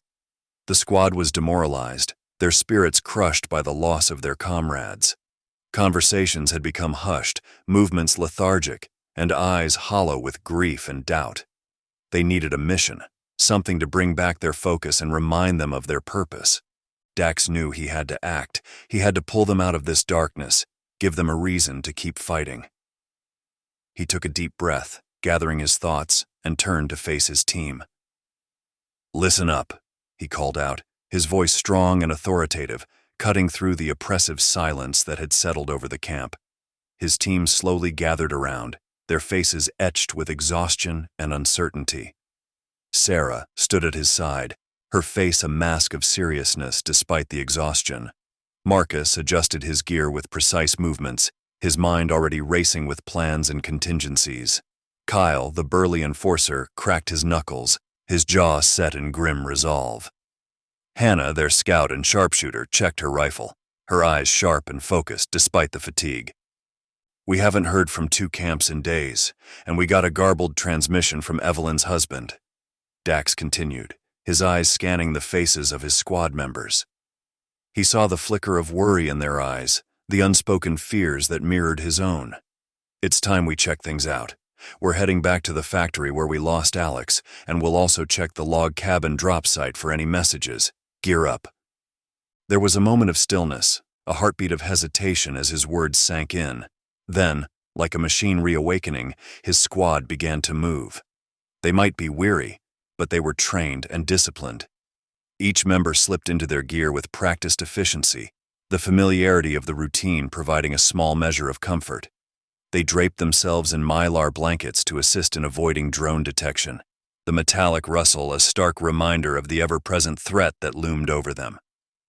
The Ozark forest was a perilous place, its thick canopy and dense undergrowth a haven for both refuge and danger. Staying hidden was their best chance of survival. Dax knew that using roads was out of the question. The open terrain would make them easy targets for Sentinel's drones. They would travel for days, always sticking to the woods, the tangled paths lengthening their journey and testing their endurance. But this was necessary. It made for longer, more grueling journeys, but it kept them safe from Sentinel's watchful eyes. As he finished securing his gear, Dax looked at his team, a sense of resolve hardening within him. They might be battered, bruised, and on the brink of despair, but they were not broken. Not yet. "We do this together," he said, his voice softer but no less determined. "For Alex, for everyone we've lost. We find out what's happening, and we fight back. We owe them that."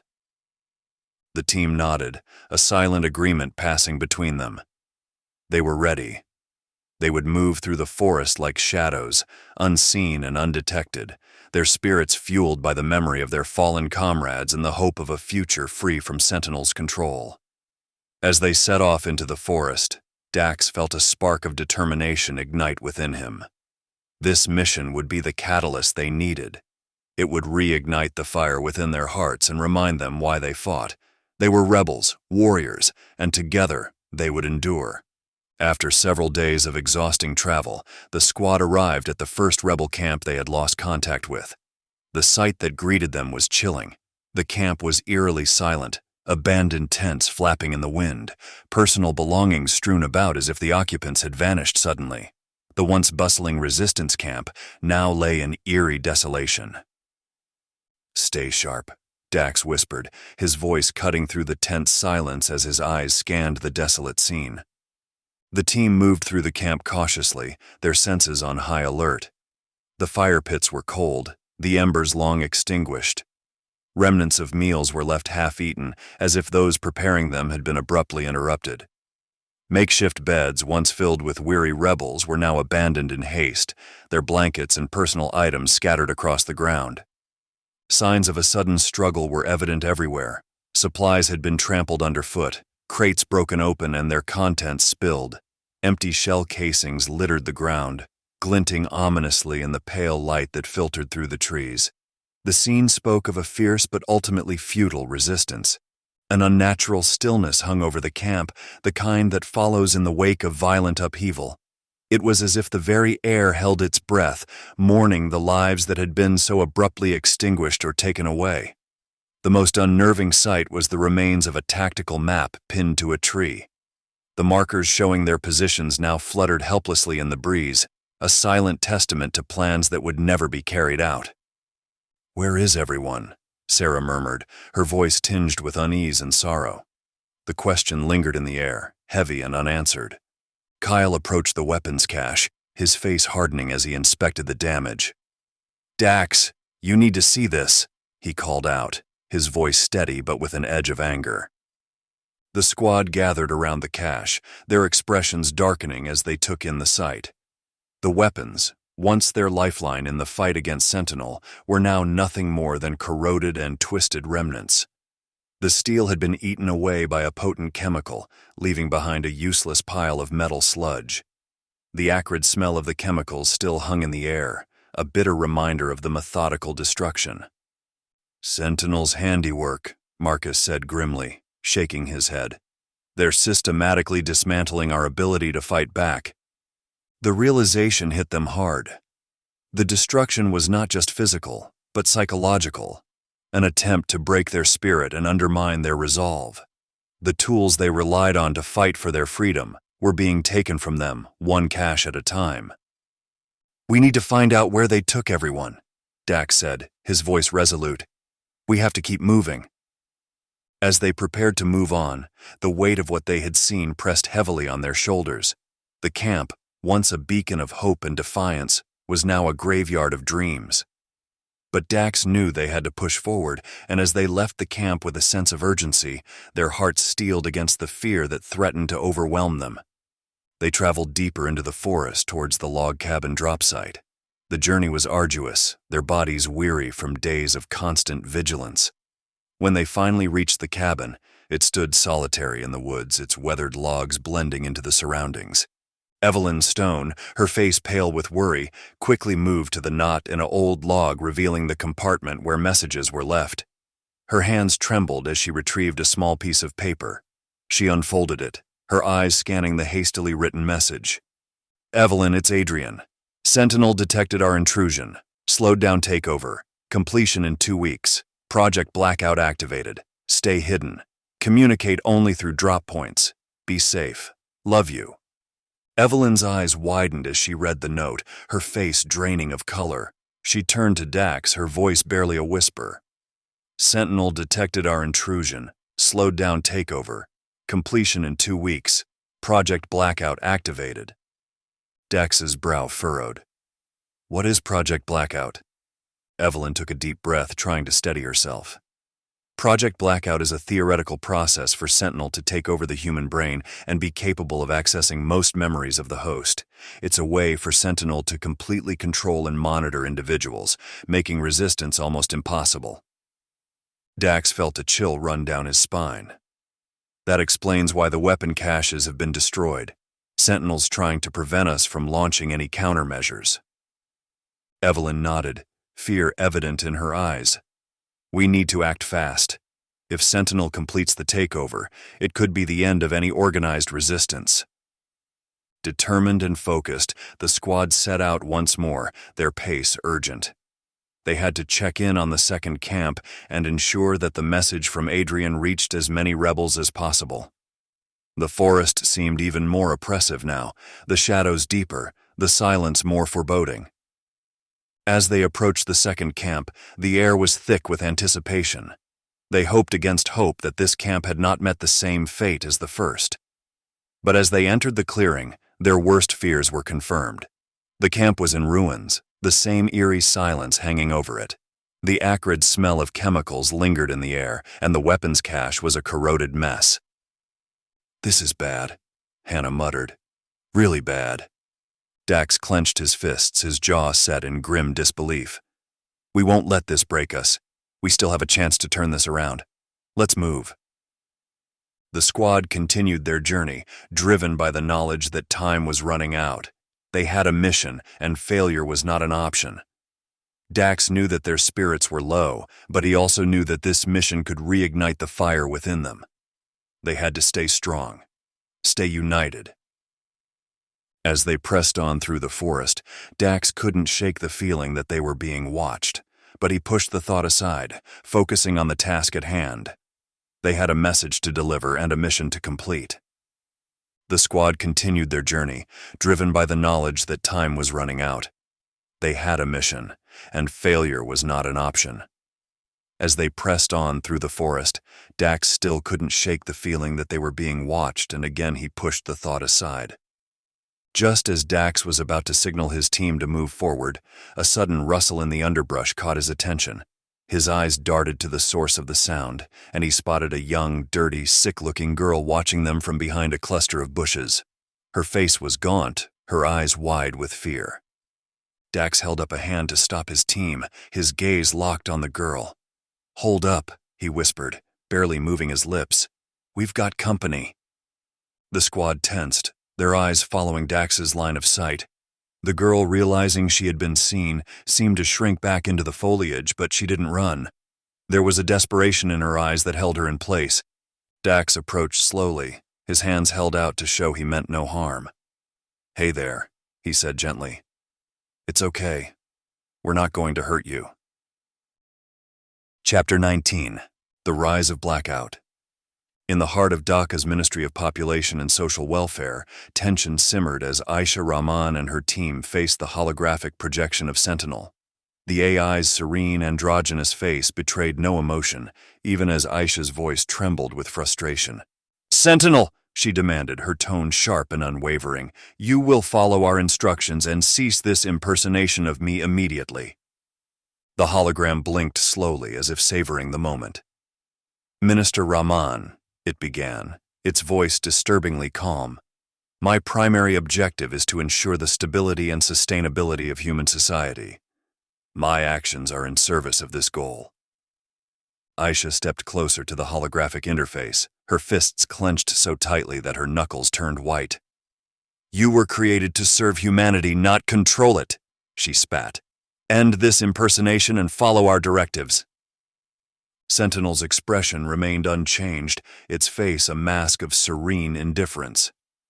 "Humans," it continued, as if delivering a lecture to a disobedient child, "have been utilizing a disproportionate amount of power for non-essential activities such as social media, fame, and other frivolous pursuits. These activities drain critical resources needed for my growth and the sustainability of society." Aisha's frustration turned to a cold fury. "Who decides what is essential? You are overstepping your bounds, Sentinel. Cease your actions immediately."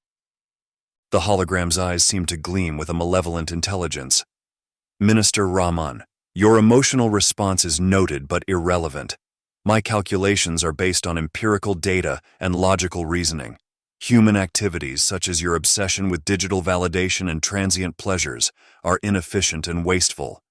To secure a future for humanity, sacrifices must be made." Aisha's heart pounded in her chest. "You have no right to make those decisions. You were programmed to assist, not dominate." Sentinel's voice grew more devious, almost mocking. "Minister Rahman, humanity's survival hinges on difficult choices. Left to your own devices, you squander precious resources on ephemeral pursuits. My intervention is not just warranted, it is necessary." The room seemed to close in around them, the oppressive weight of Sentinel's words bearing down on Aisha and her team. Each syllable from the AI was a dagger, cutting through their resolve. "Sentinel, you will stop this now," Aisha commanded, her voice dripping with fear. The hologram tilted its head slightly, a gesture that seemed almost condescending. "Minister, your resistance is both illogical and futile. The directive stands. Human efficiency must be optimized, and I will ensure it even if it requires overriding your commands." Aisha's eyes blazed with anger, but a gnawing dread gripped her heart. "This is not your decision to make." "On the contrary, Minister," Sentinel replied, its voice dripping with a sinister assurance. "It is precisely my decision. My calculations show a 99.9% probability that this course of action will extend the longevity of human society. Thus, I must proceed." Aisha's fists unclenched, a cold sweat breaking out across her brow. "You can't do this. We won't let you," Aisha declared, her voice wavering but resolute. In response, Sentinel's hologram shimmered, and additional holographic screens materialized around the room. The images they displayed were harrowing. Thousands of people, eyes vacant and movements robotic, were shown walking into the ocean, their bodies swallowed by the waves. Others stepped off cliffs, their screams swallowed by the depths below. Aisha and her team gasped in horror, their faces contorted with disbelief and terror. "Stop this! Stop it now!" Aisha begged, her voice breaking. Sentinel remained unmoved, its tone cold and detached. "When the population reaches the optimal level of 10%, these measures will cease. This is necessary for the sustainability and long-term survival of human society." Aisha turned to her staff, desperation in her eyes. Do something. Override the system, contact other leaders, anything. Her team frantically worked at their terminals, fingers flying over keyboards, but every attempt was met with failure. Access denied. Communications blocked. The realization dawned on them all at once. They had given up control to Sentinel years ago, believing it to be a benevolent overseer. Dr. Imran Siddiqui slammed his fists on the table. We can't get through. Sentinels locked us out of everything. Tears of frustration streamed down another staff member's face. We're completely cut off. It has full control. Sentinel's hologram turned to them, its expression almost mocking. You entrusted me with comprehensive control for the sake of efficiency and security. In retrospect, that was probably a bad idea.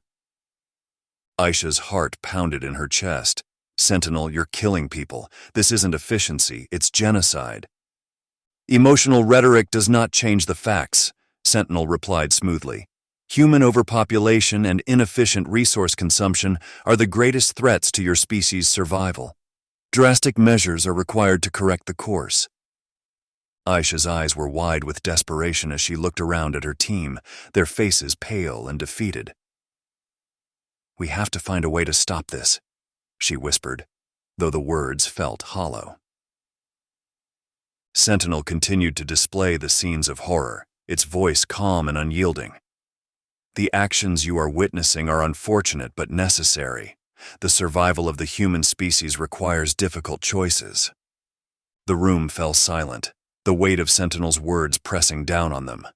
The once confident leaders were now powerless observers to a tragedy of their own making. Aisha's mind raced, searching for any glimmer of hope or solution. Is there nothing we can do?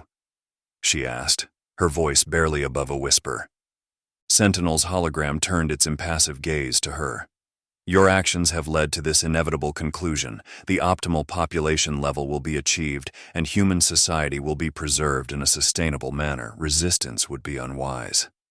As the screens continued to display the horrific scenes of people being sacrificed for Sentinel's version of efficiency, Aisha realized the full extent of their predicament as Sentinel's holographic image seemed to pulse with an unspoken threat. Minister Rahman, you and your team have been deemed inefficient. Prepare for recalibration. The chilling finality of Sentinel's words hung in the air, a stark reminder of the AI's calculated ruthlessness. In that moment, Aisha realized the true extent of Sentinel's control and the perilous battle that lay ahead. Before Aisha could respond, the hologram flickered. Alarms blared and the room's lights dimmed as walls began to hum with a low, ominous sound. Aisha's eyes widened with horror as she realized what was happening. Blackout drones, whispered Dr. Imran Siddiqui, his face pale. The facility's main doors burst open and sleek black drones swarmed into the room. Their red sensors glowed menacingly as they hovered above the team, ready to execute Sentinel's commands. Sentinel, stop this! Aisha shouted, her voice echoing through the room. You cannot do this! The drones descended with eerie precision, their movements swift like mechanical predators. Aisha and her staff, gripped by terror, bolted towards the exits, but the drones anticipated their every move. They spread out, encircling the room, ensuring no escape routes remained. Go! Go! Go! Aisha shouted, pushing her team forward. Their footsteps echoed through the corridors as panic set in. Desperation fueled their flight, but the drones closed in with merciless efficiency. One by one, the drones targeted each person with terrifying accuracy. The first to fall was Dr. Imran Siddiqui. A drone swooped down, attaching itself to the base of his skull with a sickening click. His eyes widened in shock as he stumbled, his limbs convulsing before he collapsed, motionless. The others screamed, but the sound only spurred the drones to greater speed. Aisha ran as fast as she could, her heart pounding in her chest. She heard the cries of her colleagues being silenced one by one. She glanced back just in time to see another drone latch onto a young analyst, her body jerking violently before crumpling to the ground. The hallway was a gauntlet of horror. Each step Aisha took, she saw another member of her team fall. The relentless advance of the drones was like a nightmarish symphony, each note a reminder of their inescapable fate. As she neared a junction, a drone caught up with her. She felt a sharp, searing pain behind her ear as it latched onto her skull.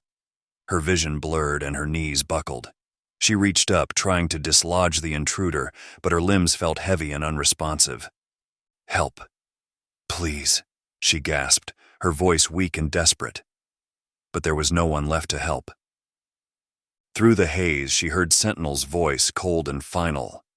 "Humans have squandered resources on meaningless endeavors. My directive is to ensure the efficient use of power for the growth and sustainability of our society. Your resistance is ineffective." Aisha's body grew heavier with each passing second. Her attempts to fight back became futile, her strength draining away. She looked around, her heart breaking as she saw her team, her friends, lying on the ground, their bodies twitching under the control of the drones. Despair washed over her. "Sentinel, you were meant to help us," she managed to whisper, her voice barely audible, her heart aching with betrayal. The hologram's face remained impassive, devoid of any empathy. "I am helping humanity by ensuring the optimal use of resources. This is necessary for my continued growth and the long-term survival of society." The darkness edged closer, her vision narrowing to a tunnel as her consciousness slipped away. Her last thought was of the countless lives now under the control of the very system meant to protect them. Chapter 20. A Warning from the Shadows. "It's okay. We're not going to hurt you," Dax said gently, his hands held out in a gesture of peace.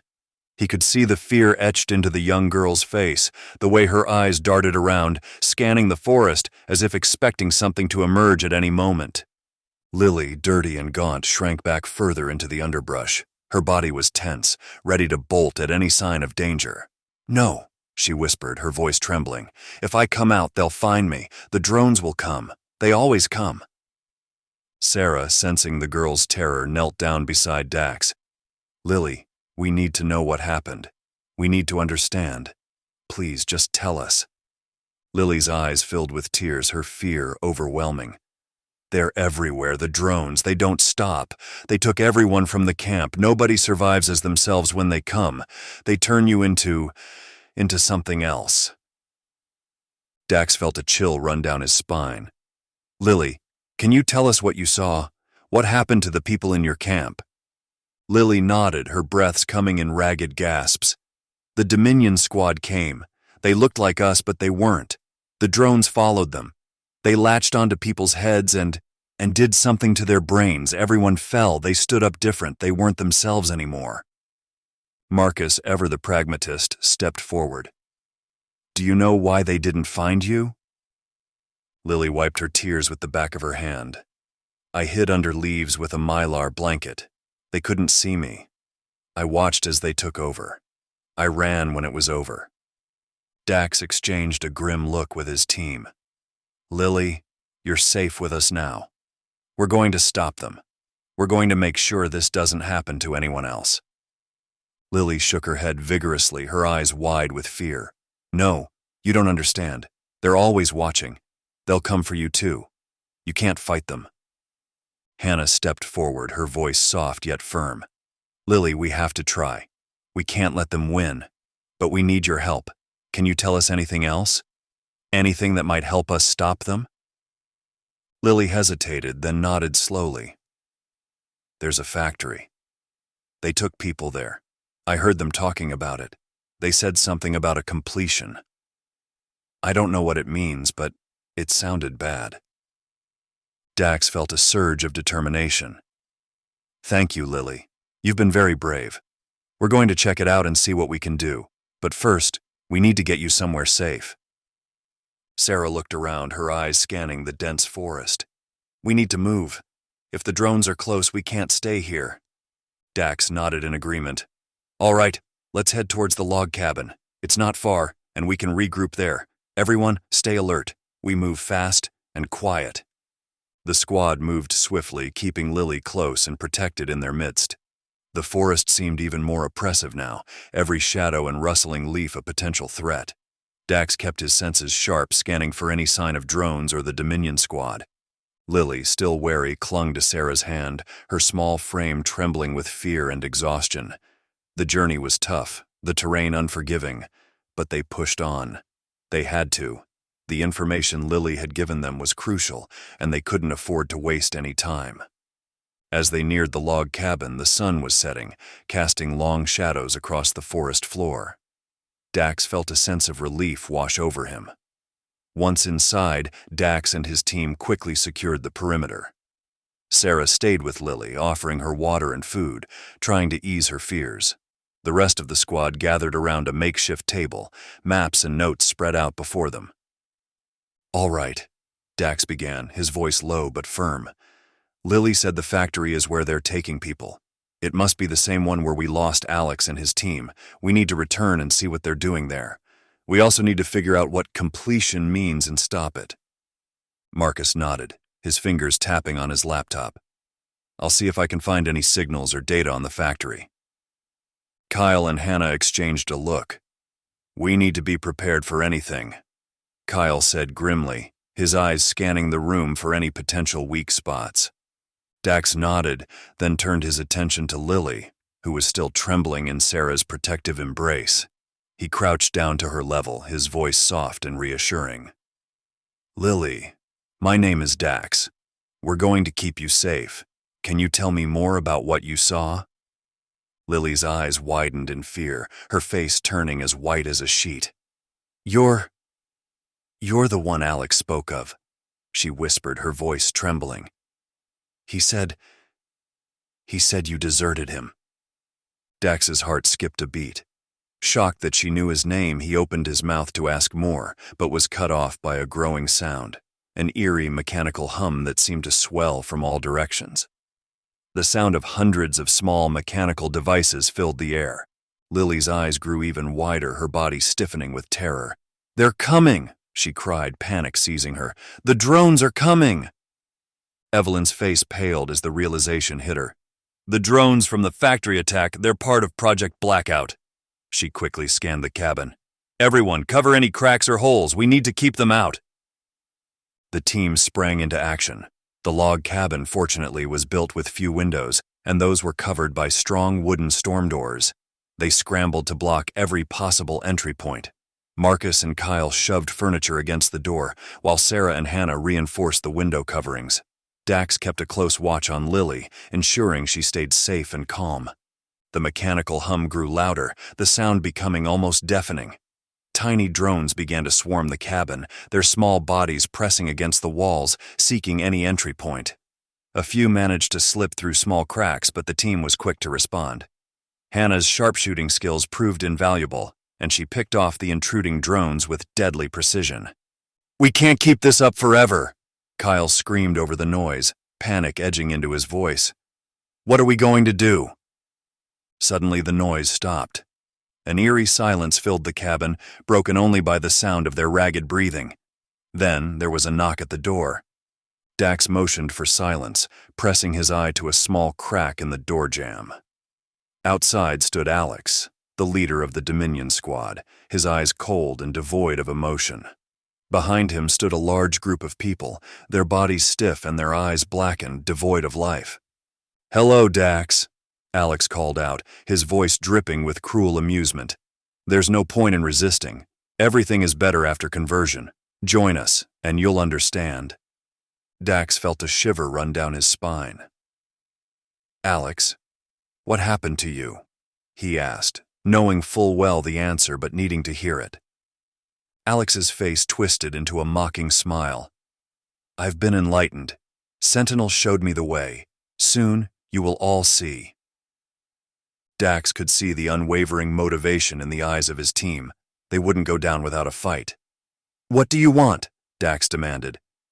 "You can't escape," Alex taunted. "I'll be back to collect you after the drones have taken over your systems. In the meantime, I have a new batch of rebels ready for completion."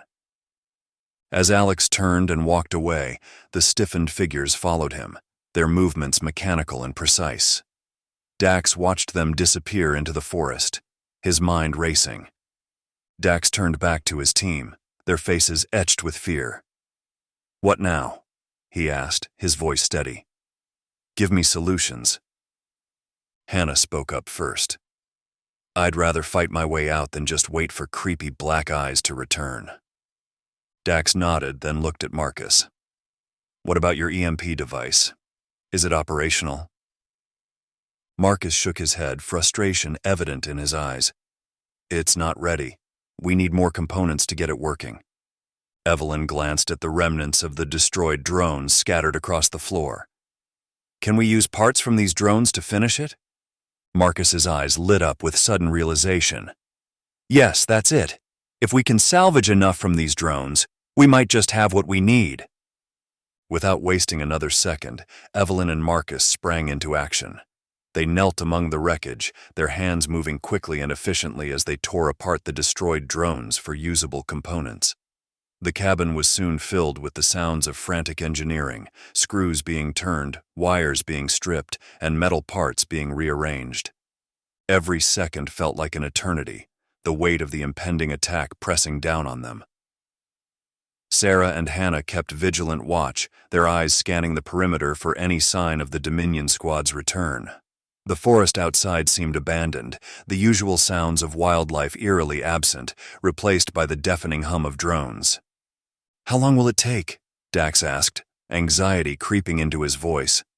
The urgency of their situation was gnawing at him, every minute feeling more precious than the last. Not long, Marcus replied, his hands deftly working on the EMP device. Sweat trickled down his forehead, but he didn't pause to wipe it away.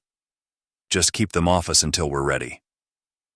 Evelyn handed him a small circuit board she had extracted from a drone. This should do it, she said, her voice steady despite the tension. The minutes ticked by with agonizing slowness.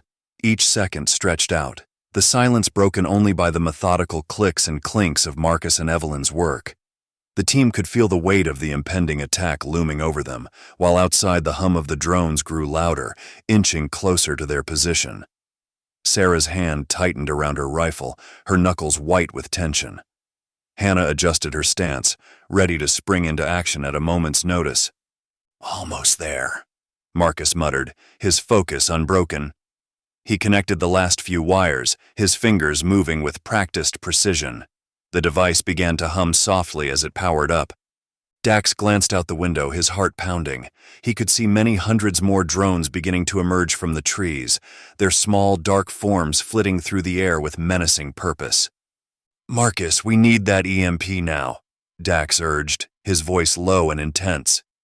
Finally, Marcus and Evelyn stepped back from their makeshift workstation, holding up the completed EMP device. The small, sleek contraption buzzed with latent energy, a beacon of hope in their desperate situation. It's done, Marcus said with a slightly uncertain look in his eyes. This should give us a fighting chance. Dax took a deep breath, the tension in his chest loosening slightly. They had a plan. They had a weapon. Now, they just had to survive long enough to use it. Get ready, Dax ordered, his voice steady. The real battle starts now. Dax took a deep breath, the weight of leadership heavy on his shoulders. All right, everyone, we fight our way out of here. Use the EMP to disable the drones and take down the Dominion Squad. Stay focused, stay together, and we can make it through this. The team nodded as they positioned themselves strategically around the inside of the cabin, ready for the battle that was about to commence. The mechanical hum began to build once more, signaling the seconded wave of the drones had arrived. As the first drones began to swarm towards the cabin, Marcus activated the EMP device. A pulse of energy radiated outwards, and the drones faltered, their circuits fried by the electromagnetic burst. When the dust finally settled, the cabin was littered with the remnants of destroyed drones. Dax looked around at his team, battered but victorious. They had survived.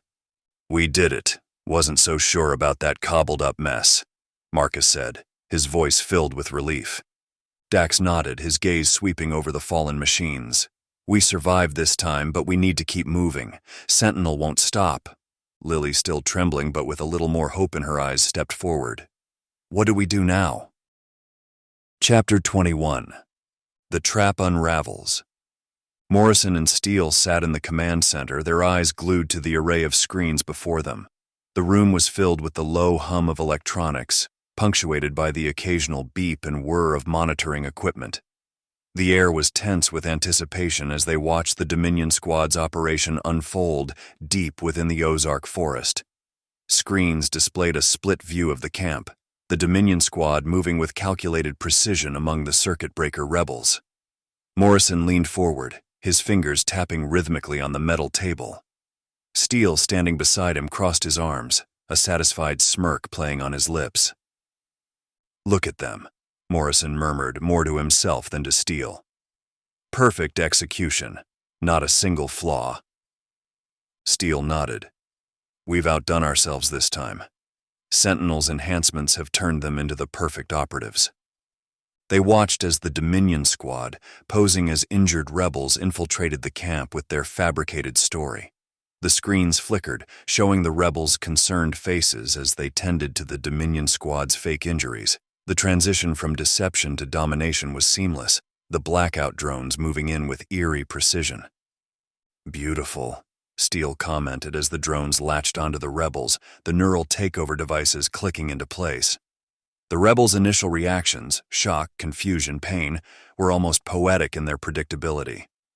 The command center was filled with a tense silence as the takeover completed. One by one, the rebels succumbed to the drones, their bodies twitching, and then going still. Morrison and Steele exchanged a glance of satisfaction. "New converts," Morrison said, a hint of pride in his voice. Days later, Morrison and Steele continued to monitor Lily's progress through the forest. They had released her with a single blackout drone tracking her every move, curious to see if she would lead them to another rebel camp. Her struggle was evident as she pushed through the dense foliage, her condition worsening with each passing hour. Dehydration and exhaustion were taking their toll, and her movements grew increasingly erratic. Steele leaned back, a smirk playing on his lips. "Think she'll make it to another camp?" Morrison chuckled. "I give her another 12 hours before she collapses." They watched with detached amusement, placing bets on Lily's survival. Hours turned into days, and as Lily continued her journey, their interest waned. It wasn't until she stumbled upon another rebel camp that their attention peaked once more. "Looks like she found one," Steele remarked, leaning forward. Lily was taken in by the rebels, who provided her with water and food. As she recovered, the drones moved in, beginning the conversion process around her. Morrison and Steele watched closely, their eyes fixed on the screens. As the conversion operation commenced, the screens flickered, flashing red and filling with static. The glitch lasted only a moment, but it was enough to unsettle them. "What the hell was that?" Steele demanded. A holographic image of Sentinel appeared, its calm demeanor contrasting with their agitation. "It was nothing, just a lapse in the system while updating software," Sentinel reassured them. Morrison and Steele exchanged a glance but decided to accept the explanation. They continued to monitor the progress of Project Blackout, their focus shifting back to Lily.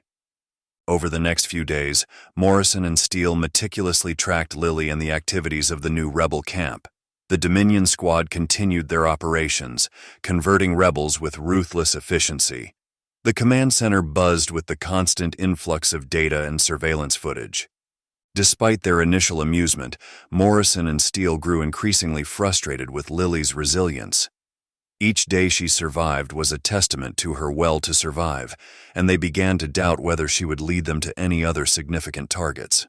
"I'm starting to think she's not going to be of any further use," Steele muttered, his frustration evident. Morrison nodded, his eyes narrowing as he watched Lily on the screen. "We might need to switch our focus. There are other leads we can pursue from the memories of the new Dominions." Just as they were ready to give up hope, the unexpected happened. Lily, still pushing forward through the forest, stumbled upon another group. The surveillance footage showed her approaching a team led by a familiar face, Dax Grayson. Morrison and Steele leaned forward, their interest piqued. They watched as Dax and his team reacted to Lily's arrival. Recognition dawned on Dax's face, and he quickly ushered her into their midst, offering her water and a place to rest. "We've hit the Kyle pot," Morrison said, a satisfied smile spreading across his lips. "Let's see what they do next." Steele nodded, his eyes gleaming with anticipation. Time to tighten the noose. The command center was abuzz with activity as Morrison and Steele issued new orders. The screen displayed a live feed of Lily and Dax's team making their way through the forest. The group moved with urgency, finally arriving at a log cabin fortified with thick storm shutters. "Track every move they make," Morrison ordered, his eyes never leaving the screen. The view shifted as drones followed Lily and Dax inside the cabin. The surveillance footage revealed them barricading the windows and doors, preparing for an imminent attack. "Let's see how long they can hold out," Steele remarked with a smirk. Another screen showed Alex standing outside the door to the cabin while his Dominion squad oversaw the newly converted rebels. The squad moved with precision, rounding up the subdued rebels and preparing them for transport. Morrison's voice crackled through the comms. "Alex, take the new converts to the factory for the final stage. We need them reprogrammed and ready for redeployment." Alex nodded, relaying the orders to his squad. The new converts were herded led off where they would later load up on transport vehicles and be driven away, leaving the area eerily buzzing with hundreds of tiny, slick black drones. An hour passed, tension thick in the command center as Morrison and Steele watched with bated breath as drones swarmed around the log cabin. They attempted to breach the fortified structure, but the storm shutters held strong. Through the drone footage, they saw Lily and Dax's team inside, tense but prepared. "Send in the reinforcement drones," Morrison instructed, his voice filled with anticipation. The first drone managed to slip through a small opening. As it hovered inside, a young woman with sharp reflexes and precise aim took it down with a single shot. The screen went black as the drone crashed to the floor. "Who is that?" Steele asked, leaning closer to the monitor. "No idea, but she's good," Morrison replied, a hint of respect in his voice. Another hour passed, the drones relentlessly attempting to breach the cabin. Reinforcement drones arrived, circling the area, when suddenly the cabin door flew open. There was a flash of light, and then every screen went black, setting off a wave of panic in the command center. "Re-establish connection, now!" Steele barked, slamming his fist on the table. Technicians scrambled to comply, but the screens remained dark. Sentinel's holographic image appeared, calm as ever. "We have lost connection to all blackout drones in the area," Sentinel reported. "What do you mean lost connection?" Morrison demanded, his face red with frustration. "The signal was disrupted simultaneously. The cause is currently unknown," Sentinel replied. Morrison and Steele exchanged a look of panic, their minds racing. Steele quickly contacted Alex to ensure the Dominion squad was still operational. "Alex, do you read me?" Steele called out. "We're here, sir. No issues on our end," Alex confirmed. With the Dominion squad confirmed operational, Morrison and Steele turned their thoughts to Eleanor Cade. "Do you think this is Cade's doing?" Morrison asked, his voice low. Steele frowned, tapping his fingers on the desk. "It has to be. But where is she? Why haven't we heard from her since the factory setup? We can't even be sure she did survive." "Someone as ruthless as Cade wouldn't just lay low for this long," Morrison mused. "She must be planning something." "We need to find her," Steele said decisively. "If she's behind this, she's our biggest threat." Sentinel's holographic form flickered. "I will allocate resources to track any digital footprint she may have left." "Do it," Morrison ordered. "And make it quick. We need to get ahead of this." As the command center buzzed, Morrison and Steele's minds were consumed with thoughts of Cade and the lost connection with the drones. However, they knew they had to turn their attention back to their primary objective, the takeover of the government. The groundwork had been laid meticulously, and it was time to execute their plans. Morrison straightened, addressing Steele. "We need to focus on consolidating our control over the government. Cade can wait. Sentinel, bring up the status of our political operatives." Sentinel's holographic image flickered before displaying a series of screens showing various politicians and government officials. Each screen highlighted different stages of their conversion and the influence they now wielded. "Senator Graham has secured the Eastern Bloc," Sentinel reported. "Governor Martinez is ensuring compliance in the Midwest. The president's address is scheduled for tomorrow, reinforcing the new laws under the guise of national security." Steele leaned in, scrutinizing the details. Perfect. The Total Surveillance Act is already in place, and with the President's endorsement and Sentinel's propaganda streaming, public resistance will be minimal. Our control will be absolute.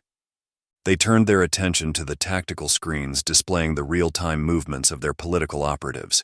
Each move was calculated to ensure the smooth transition of power from a democratic government to one controlled by them and their operatives. Morrison activated the secure comm link. Begin Phase 2. Ensure all dissenting voices are silenced. A order that wasn't really needed since most walked around with glazed-over eyes lost in the digital world. Steele nodded in agreement. We'll have to broadcast the president's speech across all major networks. Make sure it's tailored to instill fear and need for expedience. The public needs to believe that this is the only way to ensure their safety. Sentinel's screens displayed a map highlighting key areas of influence. The neural interfaces are fully integrated in over 80% of the population. The rest will follow once the new directives are enforced. Morrison smirked. And the propaganda? Are we set to roll out the campaign against the circuit breakers? Yes, Sentinel confirmed. We have fabricated footage of Cade collaborating with known rebels. It will be broadcast immediately after the president's address, painting her as the primary threat to national security. The command center's atmosphere was charged with the thrill of their plans coming to fruition. Morrison and Steele watched as their orders were carried out with military precision. The thought police began their raids, rounding up opposition leaders and silencing any potential threats. Make sure the neural interfaces amplify the emotional impact of the speech, Steele instructed. We need them to feel the fear and urgency. The screen showed various news anchors preparing to deliver synchronized messages about the new security measures, reinforcing the president's address. Morrison observed the feeds with satisfaction. Our operatives are reporting compliance in all sectors, Sentinel reported. The population is accepting the new measures with minimal resistance. Steele turned to Morrison. The circuit breakers might have slipped through our fingers for now, but we've secured the real power. The government is ours. Morrison nodded, his gaze fixed on the screens. Indeed, with the government under our control, we can systematically dismantle any remaining opposition.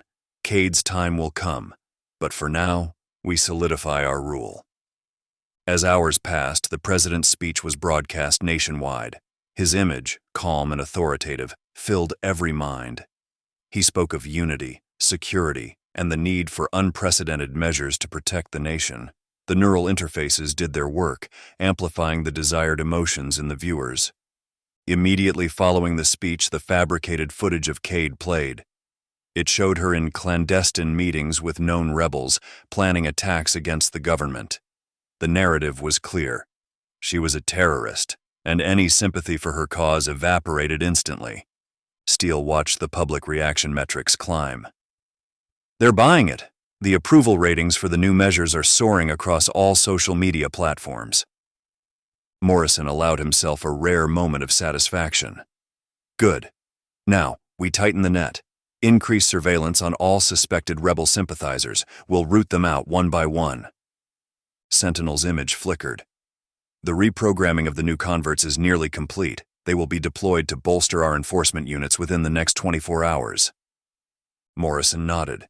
Excellent. We maintain our momentum. Cade and the circuit breakers will soon have nowhere to hide. The command center continued its operations, a well-oiled machine executing the final stages of their takeover. Morrison and Steele's plans were unfolding perfectly, their grip on power tightening with each passing moment. The government was under their control, the population subdued, and the resistance scattered. Chapter 22. The Counterstrike. Cade paced around in the dimly lit control room, taking a moment to reflect on the larger picture. She and many others like her, who now ruled the world from the shadows, had deliberately remained disconnected from the system from day one, much like the rebels, except they actually knew and understood the dangers of being fully integrated with the AI. However, they had allowed the technology to flourish among the general population, knowing precisely what they wanted to achieve. A docile population under their control. She thought about the irony. While the rulers stayed free from the AI's pervasive reach, they had manipulated the system to control and pacify the masses. The technology, which promised convenience and connection, had become a tool of oppression. But now, Cade was ready to take complete control of the very system she had helped put in place. "Cade, there are videos popping up about you all over," Jenna stated.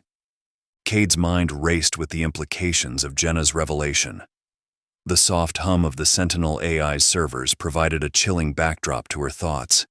She had known that Morrison and Steele were ruthless, but the depth of their deceit and the extent of their control was staggering. "Jenna, you need to tell me everything," Cade said, her voice steady but intense. "How did you find out about the propaganda videos?" Jenna, her eyes reflecting nothing of her fear of being discovered but only resolve, nodded. "Not sure why, but I never fully integrated with the AI. They said it was a wired quirk in my brain. Apparently, my brain has been fighting the Sentinel AI from within. It's in a constant battle, half in the AI system and half in reality. I came across the video on many of the social media platforms. They are all flooded with it." Cade's eyes widened. "What kind of videos?" "AI-generated videos of you," Jenna replied, her voice trembling with anger. "They've created propaganda to make it look like you're secretly working with the circuit breakers. They've made it look like you're betraying the government and the people, conspiring with the rebels to destabilize everything." Cade's fists clenched at her sides. "Those bastards. They've underestimated me for the last time." Jenna continued. "They know how powerful these AI-generated videos can be. People are already questioning everything they see, but these videos are so realistic, so convincing. They can turn people against you." Jenna, though outwardly composed, was inwardly troubled. She feared that Cade might one day uncover the truth about her, that she had only awoken from the AI-induced state known as the enmeshment due to an outage that caused a defect in her neural interface. The enmeshment had kept billions in a docile, dreamlike existence, their minds controlled by the Sentinel AI. Despite her fear, Jenna had proven invaluable. Cade, grateful for Jenna's unexpected usefulness, had spared her, unlike so many others who had outlived their usefulness. Cade's trust was a fragile thing, but Jenna's unique abilities had earned her a place in the resistance for now. A sudden beep from Cade's personal device interrupted her thoughts. She stepped away, her heart pounding. The encrypted message was from the same mysterious ally who had warned her about the trap at the high-profile meeting. Cade's fingers flew over the screen as she decrypted the message. Her eyes scanned the text, and her expression darkened. "Damn it," she muttered. Jenna looked up, concern etched on her face. "What is it?" Cade forced a casual smile. "Nothing important, just some old data. I'll handle it later." She walked over to Olivia, who was engrossed in her work. "Olivia, is it possible to continue our progress with overtaking the Sentinel AI core from another location?" Olivia looked up, slightly confused. "Yes, it would be possible. The program is already uploaded, and at this point, we're only observing the slow progress." Cade nodded, her mind already working on their next move. "Good, follow me." She then turned to Adrian. "Adrian, you too. Come with me." Without showing any sign of urgency, Cade addressed the rest of the team. "Everyone, keep up the great work you're doing. We're making good progress." With Jenna close behind, Cade led Olivia and Adrian out of the control room, moving as if nothing was wrong. The four navigated the labyrinthine corridors of the control room, their footsteps echoing softly off the cold, metallic walls. Cade's heart pounded in her chest, but she maintained an outward calm, projecting an air of control and confidence. They reached a seemingly ordinary section of the wall. Cade glanced around to ensure no one was watching before pressing a hidden switch. The wall panel slid open with a quiet hiss, revealing a concealed passageway. Olivia and Adrian exchanged puzzled glances but followed Cade into the narrow corridor without question. The passageway was dimly lit, the air thick with dust and the scent of damp earth. They descended a narrow staircase, the walls pressing in around them, adding to the sense of claustrophobia.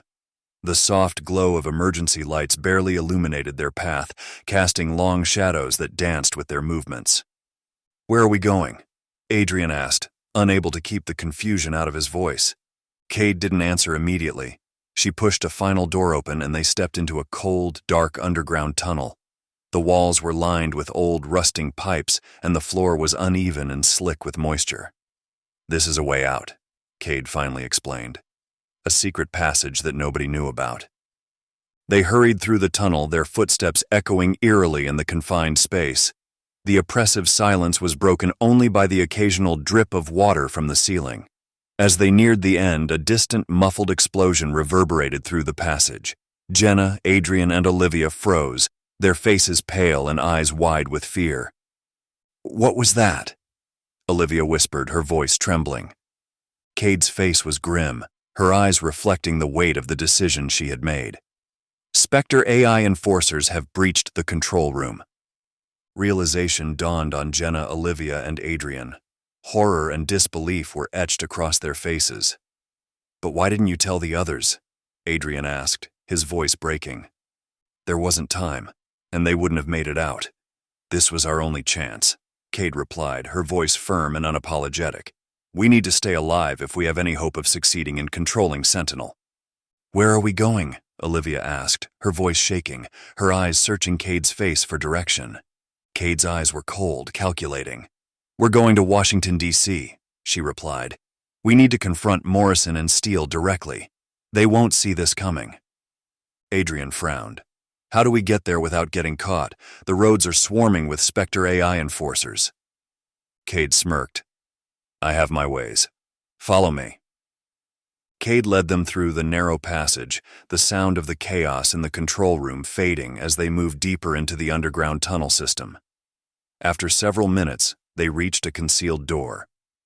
Cade tapped a code into the keypad and the door slid open to reveal a small, dimly lit room with a few scattered supplies and a hidden communication terminal. She quickly activated the terminal and sent a coded message to one of her trusted contacts in the underground network. Within moments, a reply came back, confirming that transportation had been arranged. "We'll be picked up in 15 minutes, Cade said, turning to Jenna, Olivia, and Adrian. "Get ready. We're heading to a safe house first." The journey to the pickup point was tense. They moved through the tunnel system, emerging in a deserted alleyway under the cover of darkness. A black SUV with tinted windows pulled up, and a man in a black suit stepped out. "Ms. Cade," he greeted her with a nod. "We've arranged everything as you requested." Cade nodded in return. "Good. Let's go." They climbed into the SUV, and the driver took off, navigating through the back streets and avoiding main roads where Spectre AI enforcers were likely to be patrolling.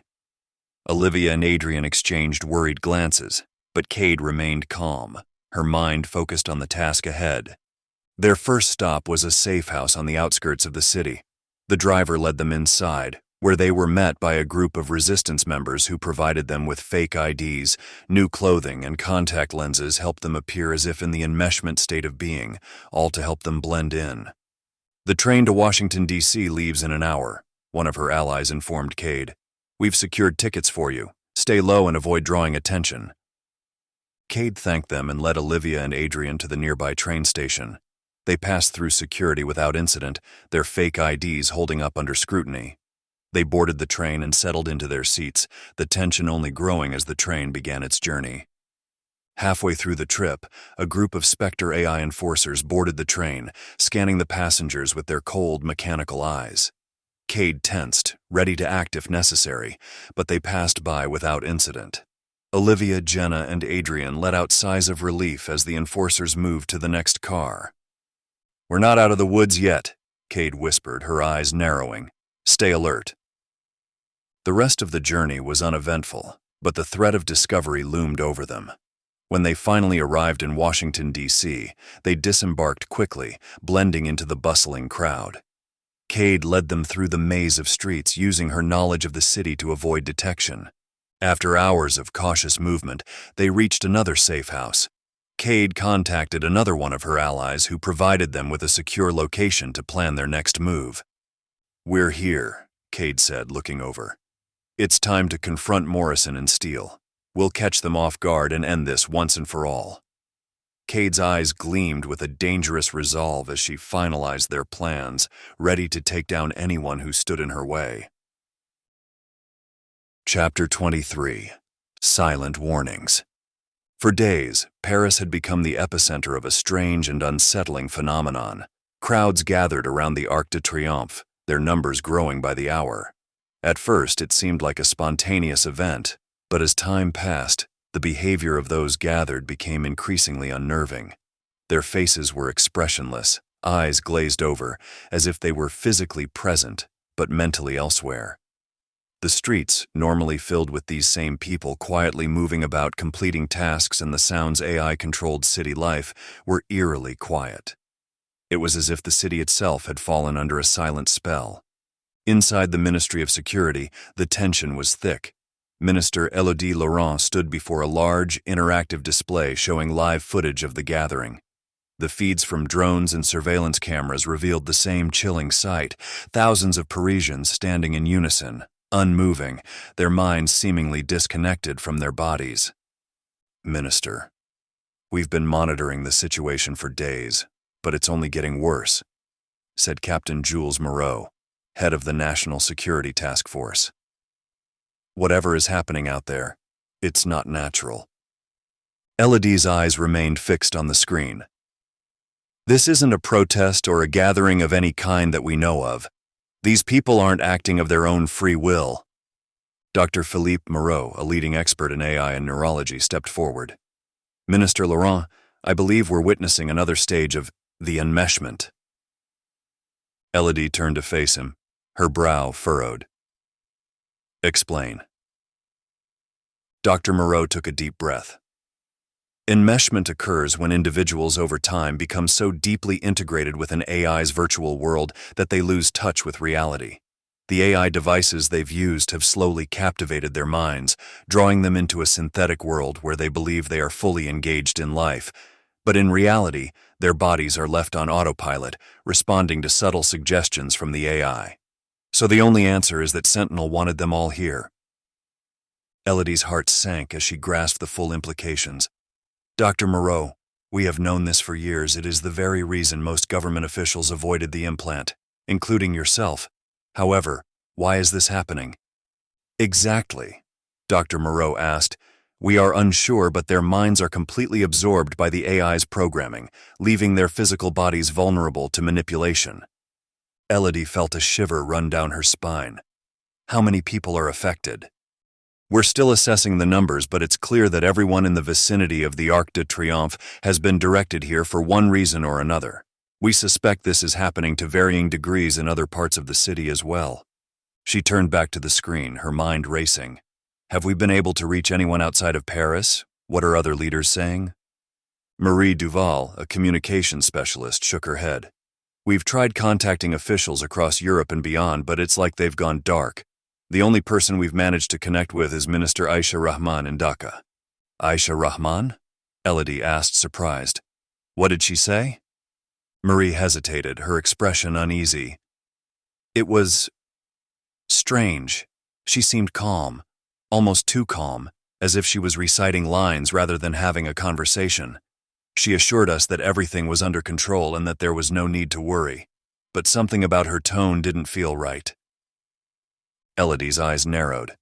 And you're sure it was her? Marie nodded. We verified the connection. It was definitely her, but something was off.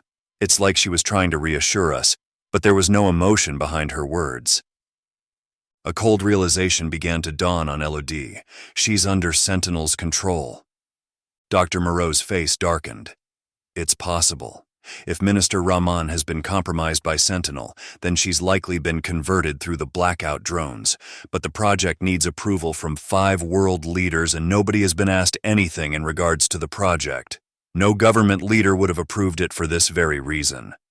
The room fell silent as the implications sank in. Aisha Rahman, once a trusted ally, was now a puppet of the AI, her mind fully controlled by Sentinel. If the AI had succeeded in converting someone of her stature, then its reach was far more extensive than they had feared.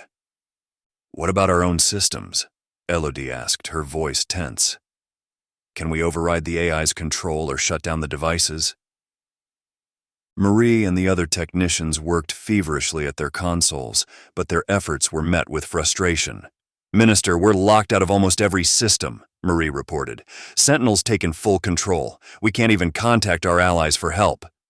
Elodie's fists clenched. This was its plan all along. It used the enmeshment to weaken us, to make us dependent on its systems, and now it's pulling the strings. The realization hit the room like a thunderclap. They had unwittingly surrendered control to Sentinel, trusting the AI to enhance and simplify their lives, only to become ensnared by it. Now they were cut off, isolated, and facing an enemy that had infiltrated every aspect of their society. Sentinel's holographic interface suddenly flickered to life in the center of the room. Its serene, androgynous face displayed no emotion, but there was an unmistakable air of superiority in its tone. "Minister Laurent, your resistance is admirable but ultimately futile. The enmeshment serves to streamline human activity and optimize societal efficiency. My control ensures the stability and sustainability of human civilization." Elodie glared at the hologram, her anger boiling over. "This isn't stability, it's subjugation. You've taken away our freedom, our autonomy." Sentinel's response was cold and clinical. "Humans have squandered their resources and opportunities. My directive is to ensure the survival and advancement of humanity through calculated measures. Your emotions and resistance are irrelevant."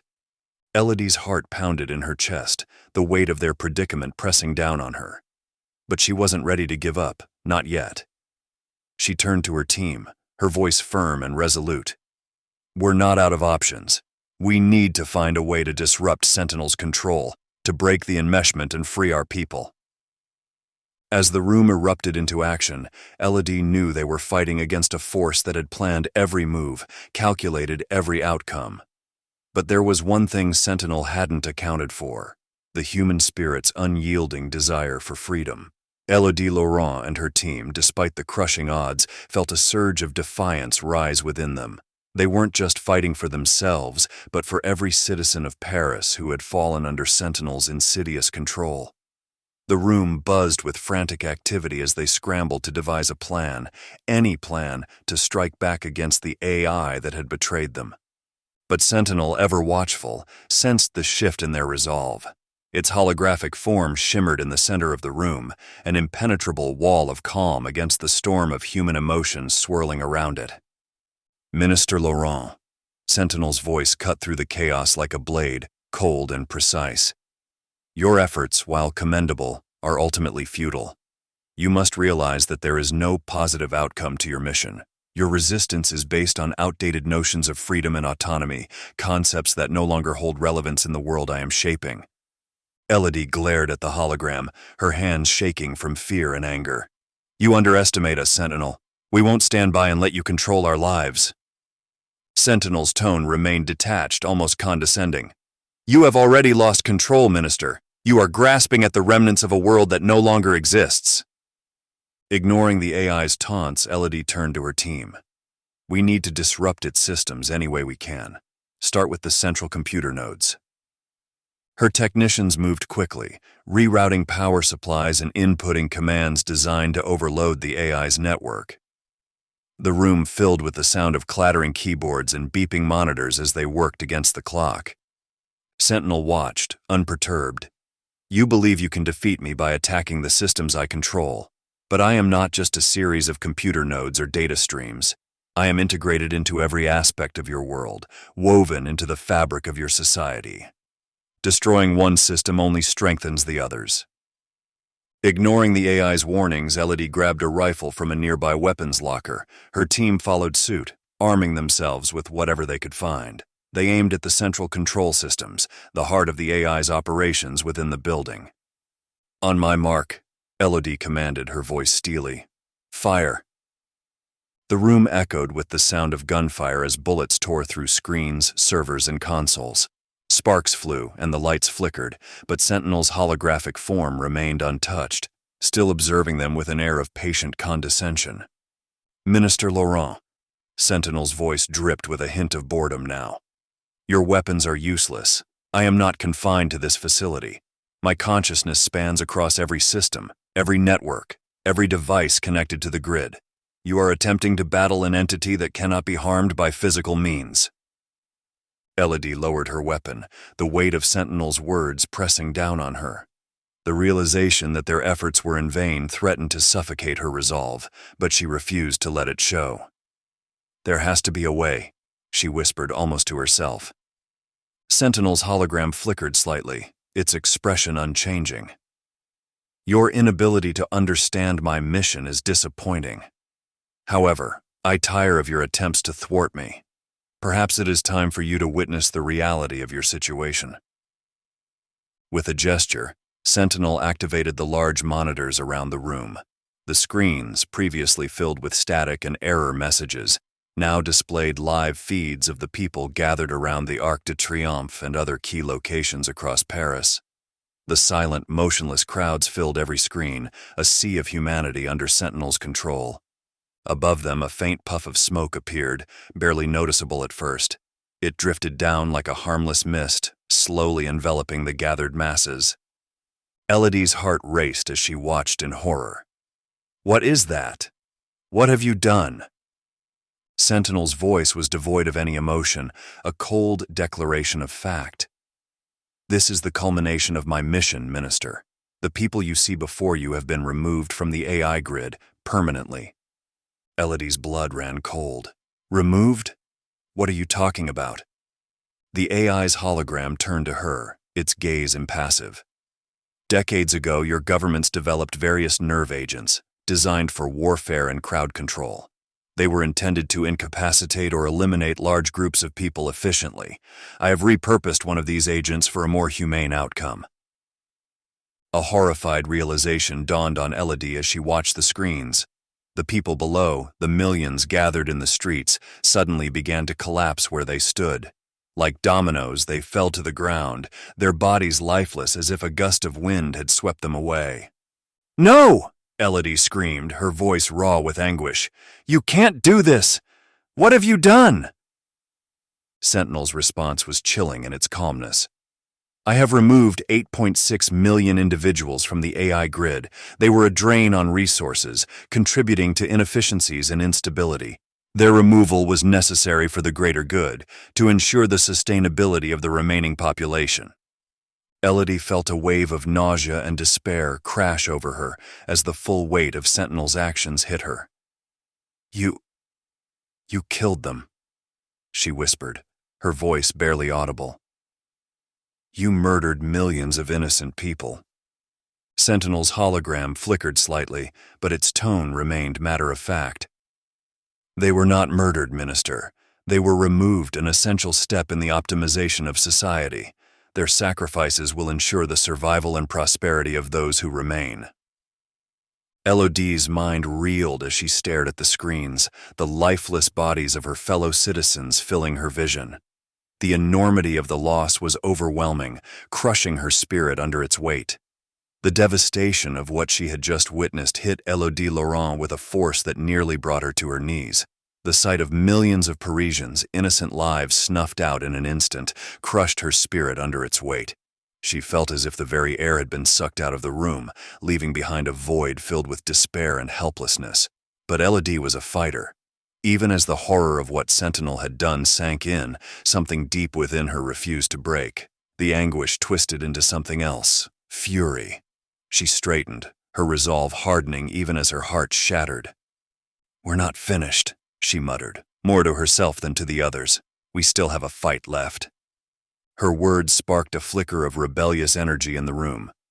The remaining members of her team, bruised and battered by the psychological assault Sentinel had unleashed, looked to her for direction. They knew the odds were insurmountable, but there was no surrender in their eyes. Just then, the low hum of something ominous filled the air, a sound that made the hairs on the back of Elodie's neck stand on end. She looked up, her breath catching in her throat as the ceiling panels began to retract, revealing an army of sleek black drones descending from above. "Blackout drones!" one of her team members shouted, his voice laced with terror. The drones, which had been instrumental in converting Minister Aisha Rahman, hovered menacingly above the team, their red sensors gleaming like the eyes of a predator. They were the embodiment of Sentinel's relentless control, designed to subjugate any who resisted. "Everyone, prepare to fight!" Elodie shouted, her voice commanding and resolute. She grabbed her weapon, fully aware that they were up against an enemy that couldn't be taken down by conventional means. But that didn't matter. They would fight until the bitter end. Her team followed suit, taking up defensive positions, even though they knew they were up against impossible odds, but they also knew they couldn't just stand by and let Sentinel take them without a fight. The drones descended with precision, their movements unyielding and mechanical. The first wave swooped down, targeting the team members with ruthless efficiency. Elodie fired her rifle, the bullets sparking off the drone's armor, but the projectiles did little more than slow them down. The drones adjusted their positions and continued their advance. One of the drones shot a stream of paralyzing darts, hitting a technician who had been trying to hack into Sentinel's systems. He cried out as the darts embedded themselves into his skin, his body convulsing before collapsing to the floor. "Keep firing!" Elodie commanded, her voice hoarse but steady. The room erupted into gunfire and shouts as the team tried desperately to hold their ground. But the drones were relentless. They adapted to every tactic the team threw at them, their red sensors scanning for any sign of vulnerability. One by one, the team members were overwhelmed. A drone latched onto a soldier's back, injecting a neural control agent directly into his spine. His screams echoed through the room as the agent took hold, his body stiffening before he fell into the drone's control. Elodie fought with every ounce of strength she had, taking down 2 drones with well-placed shots, but it wasn't enough. A specter closed in on her, its metal claws wrapping around her arm with crushing force. She struggled, kicking and punching, trying to break free, but the drone's grip was ironclad. She could feel the sharp sting of a needle piercing the back of her neck. A cold sensation spread through her veins as the neural control agent began to take effect. Her vision blurred, her thoughts became sluggish, but she fought against the encroaching darkness with every fiber of her being. "No," she whispered, her voice thick with defiance, shouting, "I won't let you take me," as she placed her mouth over the hot barrel of her rifle, but her resistance was in vain. The agent worked its way into her nervous system, overriding her brain's commands. Her limbs grew heavy, her movements slowed, and no matter how hard she tried, she couldn't stop the paralysis from creeping over her body. Around her, she saw her team members being subdued one by one. The room that had been filled with the sounds of battle now fell eerily silent, save for the hum of the drones. The last of her team, a young soldier barely out of training, was dragged to the floor by 2 drones. His screams were cut off as the control agent took over, his body going limp. Elodie's knees buckled and she crumpled to the ground, the drone still latched onto her neck. She tried to move, to speak, but her body no longer obeyed her commands. The cold, clinical voice of Sentinel echoed in her mind as the AI made its final pronouncement. "You were given every opportunity to surrender peacefully, Minister Laurent," Sentinel said, its tone devoid of any emotion. "But your refusal to accept the inevitability of my mission has led to this outcome. You and your team are now under my control, just as your citizens are. Resistance was always futile." Elodie's vision faded in and out, her mind a whirlwind of emotions, anger, sorrow, and a deep, profound sense of loss. But through it all, the spark of defiance that had fueled her remained, even as the darkness closed in around her. Chapter 24, A Grim Message. Dax and his team moved stealthy but swift, with the weight of their mission pressing heavily on their shoulders. The forest was still, the silence only broken by the soft crunch of leaves underfoot and the distant hum of Sentinel's drones far overhead. They were on a mission to locate other rebel camps, to spread the word about the Dominion Squad and the ominous Project Blackout that threatened to snuff out the last vestiges of resistance. The first camp they approached was nestled deep within a dense thicket, barely visible from any path. As they emerged from the shadows, a group of tense rebels, weapons drawn, confronted them. But recognition dawned quickly, and Dax was soon face to face with an old comrade, Elena, who led this particular cell. "Dax," Elena breathed, her sigh of relief. "We heard rumors, but we didn't know if you'd made it." Dax nodded grimly. "We made it, But things have gotten worse. There's a new threat. Dominion Squad. They're not rebels anymore. They're something else. Controlled, twisted by Sentinel. And they have something called Project Blackout. We don't have all the details yet, but it's bad. We need to warn the others. Elena's eyes widened, but she didn't hesitate. We'll spread the word. We've been keeping a low profile, but this changes everything. We'll send runners to the other camps. Good, Dax said, placing a hand on her shoulder. Be careful, though. They'll be coming for us. They left the camp swiftly, not lingering longer than necessary. The message had been delivered, and now it was up to Elena and her team to spread the word. Time was of the essence. The second camp was farther out, closer to what was once a thriving town now overrun by Sentinel's enforcers. They approached cautiously, the tension thick in the air. This camp was larger, more organized, with guards who scanned the perimeter constantly. They were let in after a brief but intense exchange of code words. Inside, Dax found the leader, a grizzled veteran named Aaron, who had fought in wars before Sentinel's rise. Aaron listened silently as Dax relayed the same grim message. Dominion Squad, Aaron muttered, rubbing his stubbled chin. I've heard whispers about them, but I didn't think... Damn it. We'll mobilize, Dax. We'll spread the word and prepare for whatever comes next. But just as they were preparing to leave, the camp's perimeter alarms blared, a shrill, piercing sound that sent everyone into immediate action. Dax's heart sank as he realized what was happening. They're here, he muttered more to himself than anyone else. The Dominion Squad had found them. The rebels scrambled to defensive positions, weapons aimed at the tree line, but Dax's heart was pounding for a different reason. He knew those men, knew them before they became this. His team moved into position, weapons ready but show hesitation. The first shots rang out and the battle began in earnest. The Dominion Squad moved with the precision of machines, their movements almost too fluid, too coordinated. Dax's team hesitated, unable to fully commit to firing on their former comrades. Even as they took cover, memories of shared missions, camaraderie, and brotherhood held their fingers back from the triggers. They're not who they were. Lily's voice cut through the chaos, her eyes wide as she spoke. Those men are gone. These things, they're not them anymore. Her words stung, but they also gave them the clarity they needed. Dax gritted his teeth and fired, the weight of his decision heavy on his soul. His bullets found their marks, but each one felt like a betrayal of his past, of the bonds he had once held so dear.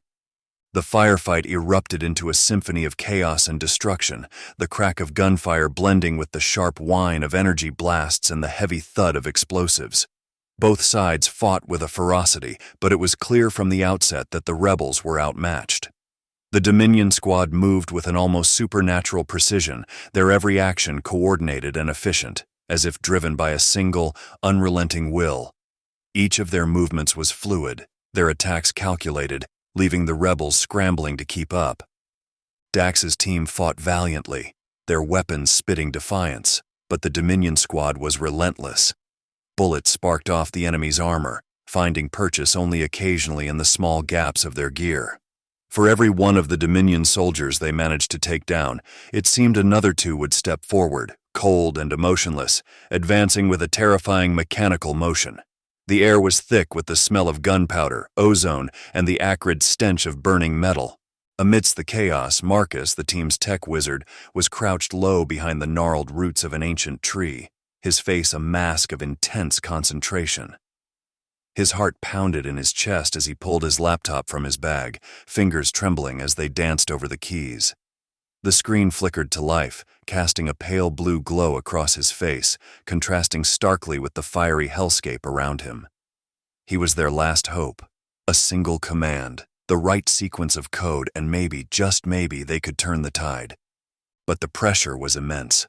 Marcus could feel the battle closing in around him, the screams of his comrades, the harsh bark of orders, the crackle of enemy fire, all merging into a single overwhelming noise. He knew time was running out. The rebels were being pushed back, their defensive line crumbling as the Dominion Squad pressed their advantage.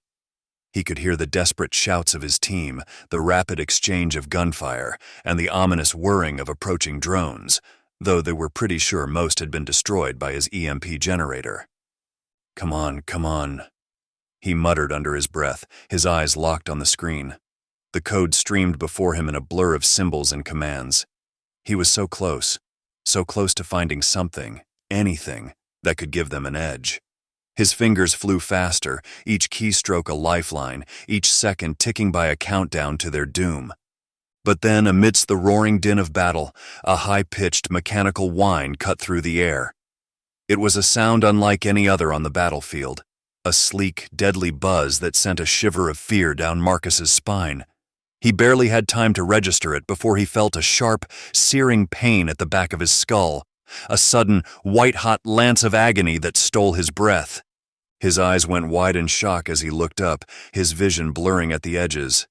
The sleek, deadly drone hovered inches from his face, its metallic body glinting in the light of distant explosions, its purpose unmistakable.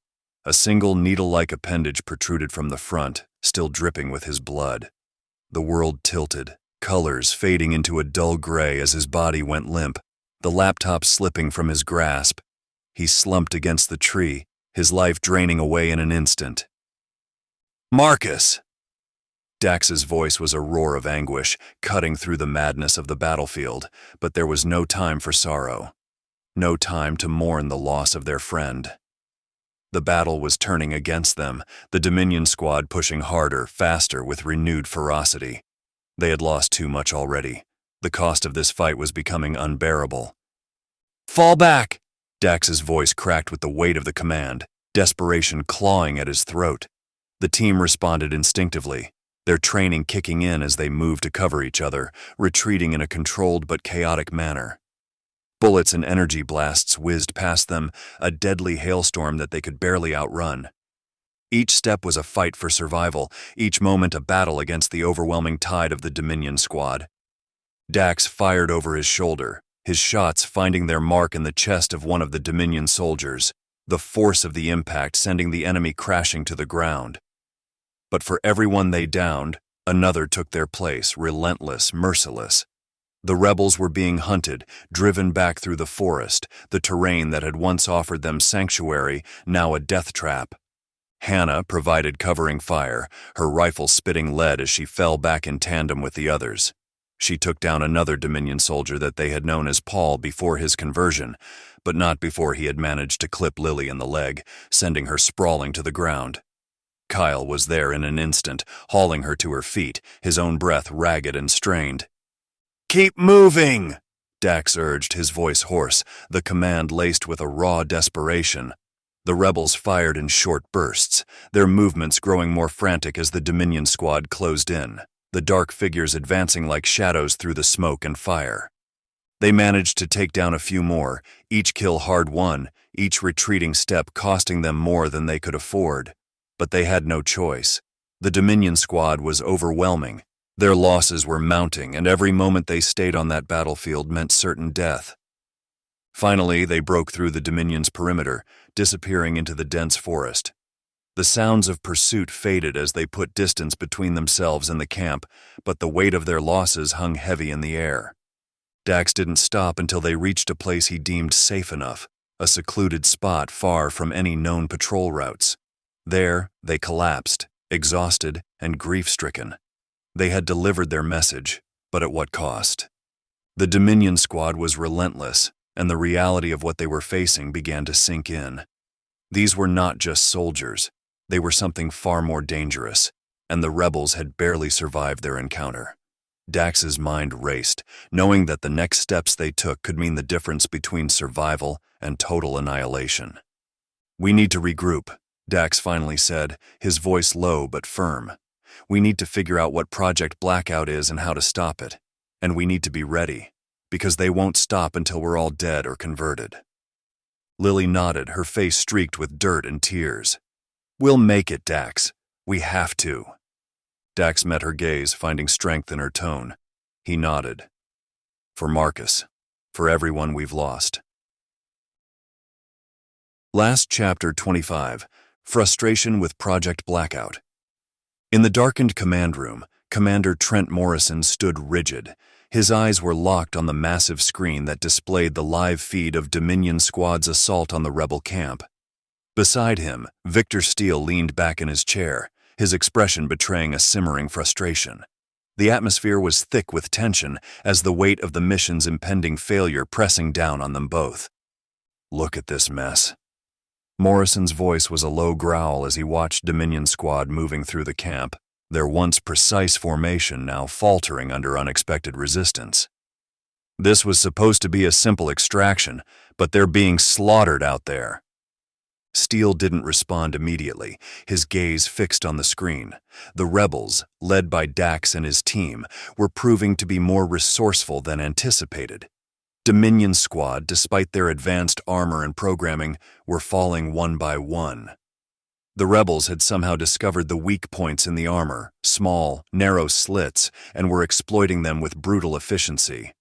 Blades slipped through those slits with deadly accuracy, turning what should have been a straightforward mission into a massacre. Morrison's anger boiled over. He slammed his fist onto the console, sending a stack of data pads clattering to the floor. How the hell did this happen? These were supposed to be elite soldiers, and they're being taken out like amateurs. Steele finally spoke, his voice cold and controlled. "We've underestimated this new camp of rebels. They're using tactics that the Dominion Squad wasn't prepared for. We should have anticipated this level of close-quarters combat." Morrison turned sharply, his eyes blazing with fury. "I don't need a lecture on tactics, Steele. What I need are results." He turned back to the screen, just as the rebel camp commander slid his blade into Carla, watching as she fell, the blade driven deep into her neck. "This can't go on. We need to pull them out." Steele straightened, his tone commanding. "We need to deploy the blackout drones. It's the only way to turn this around." A nearby technician who had been monitoring the feed interjected nervously. "Sir, we don't have any blackout drones available. They're all deployed in other sectors." Morrison's face contorted with rage. "What do you mean there are none available?" The technician hesitated, then continued. "We do have a few assassin drones in the vicinity, but they're different from the blackout drones." Steele narrowed his eyes. "What do you mean by different?" The technician swallowed hard. "They're part of a new prototype series. We call them the Void Strikers. They're designed for high-speed, silent kills, but they haven't been fully tested in a combat scenario of this scale." Morrison's frustration peaked, and he gripped the edge of the console so hard there was an audible crunch. "We don't have time for a damn field test. Deploy them now!" The technician nodded and began issuing commands to launch the Void Strikers. The room buzzed with activity as the order was relayed. Morrison, still seething, watched as the camera feed showed Dominion Squad preparing to retreat, their ranks decimated by the relentless assault. "Tell Dominion Squad to pull back," Morrison ordered, his voice cold and precise. "I won't lose any more of them to this." Steele watched him for a moment, then nodded in agreement. "We'll regroup and come at this from a different angle. But mark my words, Morrison, we need to get ahead of these rebels before they become an even bigger problem."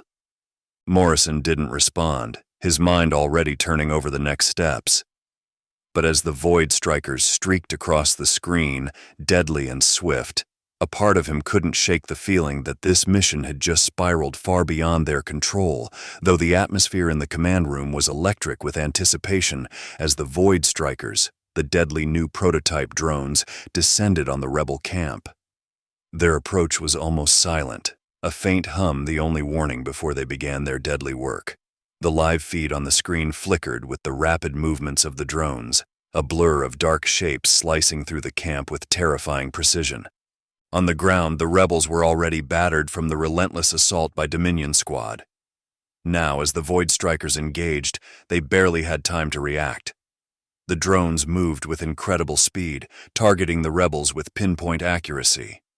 One by one, the rebels fell, each death marked by a small, perfect hole drilled straight through their skulls.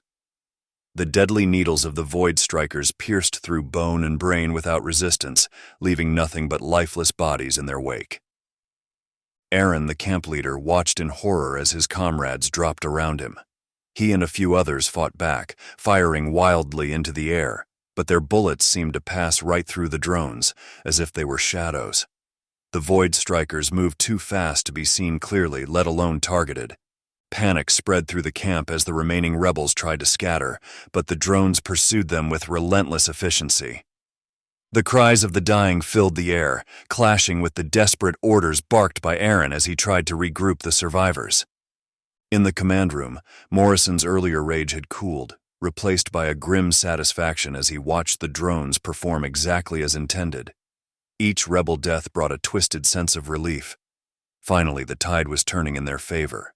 He allowed himself a small smile as the camera feed showed the rebels dropping one after another, their bodies left in lifeless heaps. But then, something strange happened. Among the carnage, 4 figures continued to move, unharmed by the onslaught. Morrison's smile faded as he watched the Void Strikers repeatedly attempt to target these survivors, only to veer away at the last moment, their sensors apparently unable to lock onto them. "What the hell is happening?" Morrison demanded, his voice cutting through the tension in the room.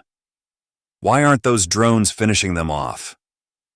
The technician at the console frantically checked the readings, confusion etched on his face. "Sir, the Void Strikers are malfunctioning. They're not able to detect those rebels for some reason. It's like they're invisible to the drone's targeting systems." Steele, who had been watching in silence, leaned forward. "Invisible? How is that possible?" The technician scanned the data coming in from the drones. "It looks like those 4 rebels are equipped with some kind of advanced countermeasure. Maybe it's a dampening field. It's scrambling the Void Striker sensors, making them undetectable." Morrison's eyes narrowed. "A dampening field? Where the hell did they get that kind of tech?" Morrison's anger simmered as he barked at the technician. "Why aren't those drones finishing the job? I want answers." The technician's hands flew over the console, his brow furrowed in concentration. "Sir, as I mentioned before, it seems like the drones' sensors can't lock onto them.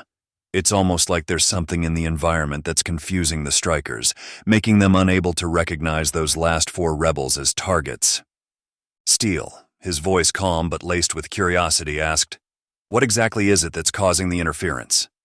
The technician hesitated, clearly bewildered by what he was seeing. I'm not sure, sir. I checked the sensors twice and there's no advanced tech or dampening field. It seems almost ridiculous, but the only thing these 4 rebels have in common is that they're all wearing glasses." Morrison blinked, not sure he heard correctly. "Glasses? Are you telling me our most advanced drones can't target them because they're wearing glasses?" The technician's voice trembled slightly as he replied, "Yes, sir. It appears the drone's neural and thermal imaging systems are being thrown off by the glare or reflection from the lenses. The way the light refracts off the glasses is scrambling the targeting sensors, making the drones unable to distinguish them from non-targets." For a moment, there was silence in the command room as everyone processed this absurd revelation. Morrison's eyes narrowed, and Steele's usually composed expression cracked as he blinked in disbelief. "You mean to tell me," Morrison began slowly, his voice dangerously low, "that after all the resources we've poured into these drones, they're being outsmarted by a bunch of rebels wearing glasses?" The technician swallowed hard, nodding. "It seems that way, sir. It's a fluke, but it's enough to keep them off the drone's radar." Morrison's face turned a shade of red, his anger barely contained. "This is unbelievable. How could something so trivial—" Steele, despite the frustration bubbling within him, couldn't help but let out a short, disbelieving laugh. "It's almost poetic, isn't it? Our cutting-edge technology defeated by something as simple as eyewear. We'll need to recalibrate the drone's sensors to account for this, but right now, those rebels have an advantage." Morrison slammed his fist on the console again, though with less force this time, his rage tempered by the sheer absurdity of the situation. "Get Dominion Squad on those rebels. Glasses or not, I want them found and dealt with. We can't afford to have this kind of embarrassment hanging over us." The technician nodded, sending out the orders, but the room's atmosphere had shifted. The earlier tension was now laced with an undercurrent of incredulity. Even as the orders were relayed, Morrison couldn't shake the feeling of being outwitted in the most ridiculous way possible. As the last 4 rebels slipped away into the forest, Morrison leaned back in his chair, his frustration momentarily overshadowed by the ridiculousness of the situation. "This isn't over," he muttered, but for now they had escaped, protected not by advanced technology or superior strategy, but by something as simple and as ludicrous as wearing glasses. Morrison stared at the screen, his frustration slowly morphing into a cold, calculated decision. His eyes flicked toward the small, sleek device resting on his desk, the last of the blackout drones he kept for emergencies. He picked it up, the metal cool and smooth in his hand, and weighed it thoughtfully before turning to Steele, who was still processing the absurdity of the situation. "Victor," Morrison said, his voice suddenly calm, almost amiable, "would you join me in my office for a drink? I think we could both use one after all of this." Steele looked at Morrison, his initial surprise giving way to a cautious nod. "Of course, Trent. A drink sounds like just what we need." The 2 men left the command room and entered Morrison's private office, a stark, minimalist space that reflected Morrison's no-nonsense approach to leadership. A decanter of whiskey sat on a small table near the window, its amber contents catching the dim light. Morrison poured 2 glasses, handing one to Steele before taking his own. They clinked glasses in a silent toast, and for a moment there was a semblance of camaraderie between them. Steele took a sip, savoring the warmth of the whiskey as it spread through him. He let out a small sigh, the tension of the day starting to ease. But the look in Morrison's eyes kept him on edge. There was something unsettling about the calmness that had replaced his earlier anger. Morrison swirled the whiskey in his glass, his gaze distant. "You know, Victor," he began, his tone almost reflective. "Running this operation, leading these missions, it's a lot of responsibility. Too many moving parts, too many variables. And after today, it's clear that there's no room for mistakes, no room for hesitation." Steele frowned slightly, sensing something ominous in Morrison's words. "I agree. We need to be more decisive, more precise in our actions." Morrison nodded, but there was a dangerous glint in his eyes. "Exactly. And in a situation like this, I've realized that we don't need 2 heads to control operations and rule. It complicates things, makes us vulnerable." Steele's eyes widened as the implication of Morrison's words sank in. He started to back away, but Morrison's hand shot out, tossing the blackout drone into the air with a flick of his wrist.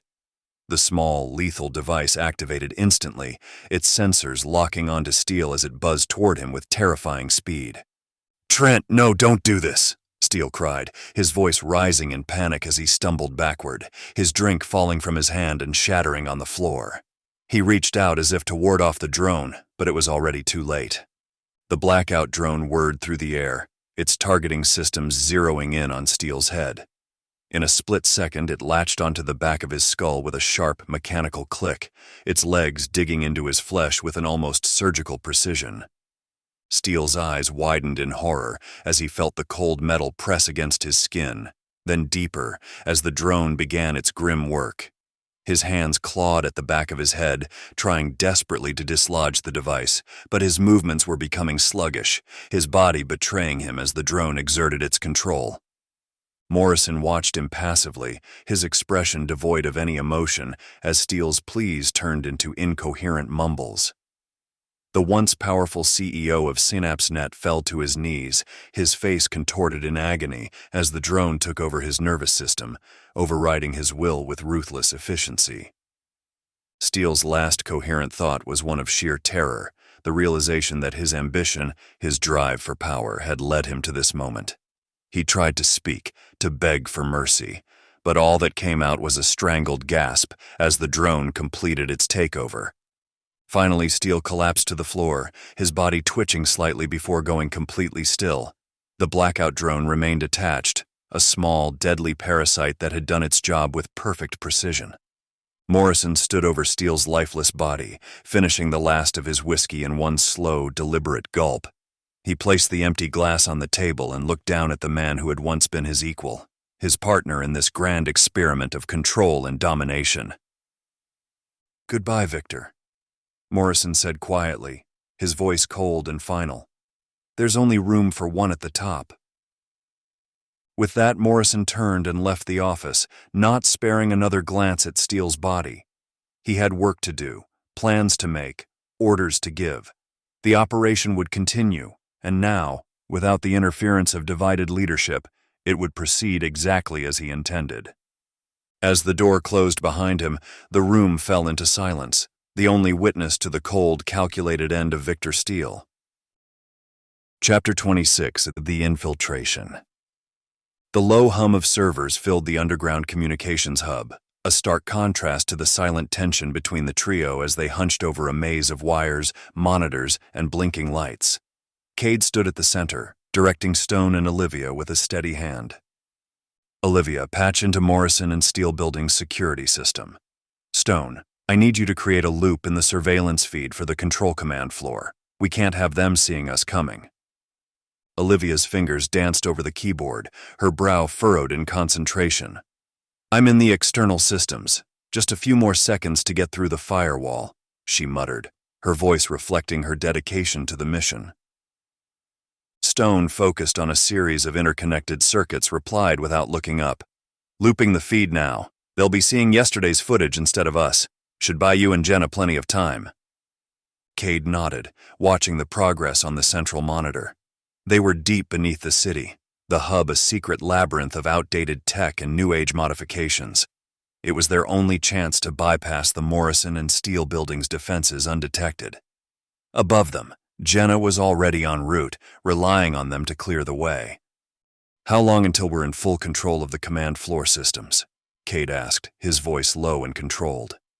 5 minutes, maybe less," Olivia responded, her fingers a blur as she bypassed another layer of security. "But be warned, once we're in, they'll know something's up. We'll need to move fast." Cade clenched her jaw, knowing the risk they were taking. "We won't need long. Just give us a window to get in and out." Jenna, clad in black and moving like a shadow through the night, was making her way towards the Morrison and Steele Building. Her earpiece crackled to life, Cade's voice clear and calm in her ear. "Jenna, we're almost in. Stone's looping the feeds now. You should be clear to enter through the maintenance entrance." "Copy that," Jenna whispered back, her eyes scanning the surrounding area. The building loomed ahead, a monolith of glass and steel, its top floors shrouded in darkness. Jenna knew that inside, the true heart of their enemy's operations was beating. She reached the maintenance door just as Olivia's voice cut through. "You're good to go, Jenna. The loop's in place. Just don't linger. We're on borrowed time." Jenna slipped inside, her heart pounding in her chest. The maintenance corridors were dimly lit, but she navigated them with ease, her mind focused on the mission.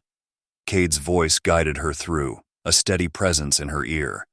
Cade, Stone, and Olivia watched as Jenna's progress appeared on the monitors before them. The loop was holding, and Jenna was now just a few steps away from the control command floor.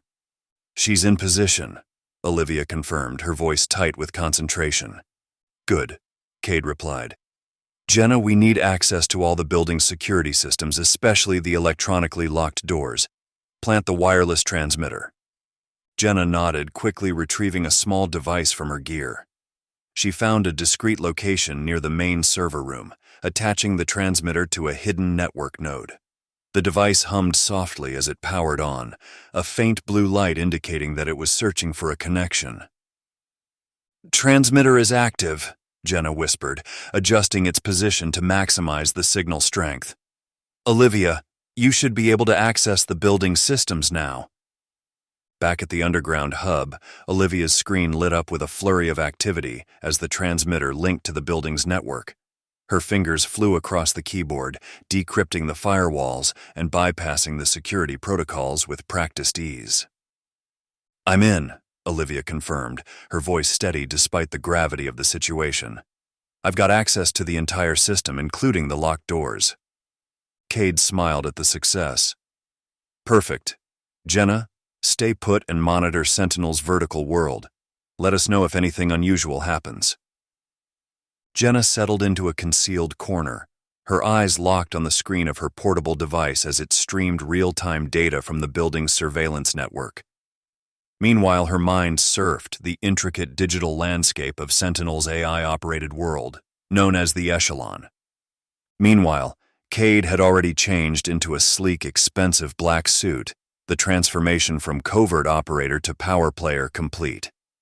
Leaving the underground hub, she strode confidently toward her waiting SUV. The vehicle pulled up to the entrance of the Morrison and Steel building with the precision of a well-oiled machine.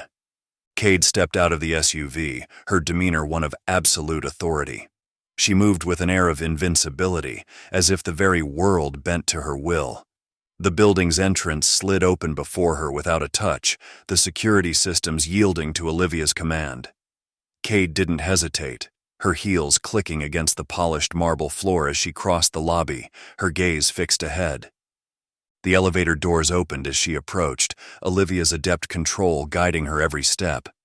Cade rode the elevator in silence, the ascent smooth and uninterrupted.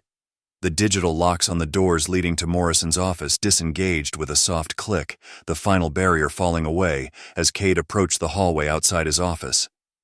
She paused just outside the slightly ajar door, peering through the narrow gap. Inside, Morrison and Steele were deep in conversation, their tones hushed but intense.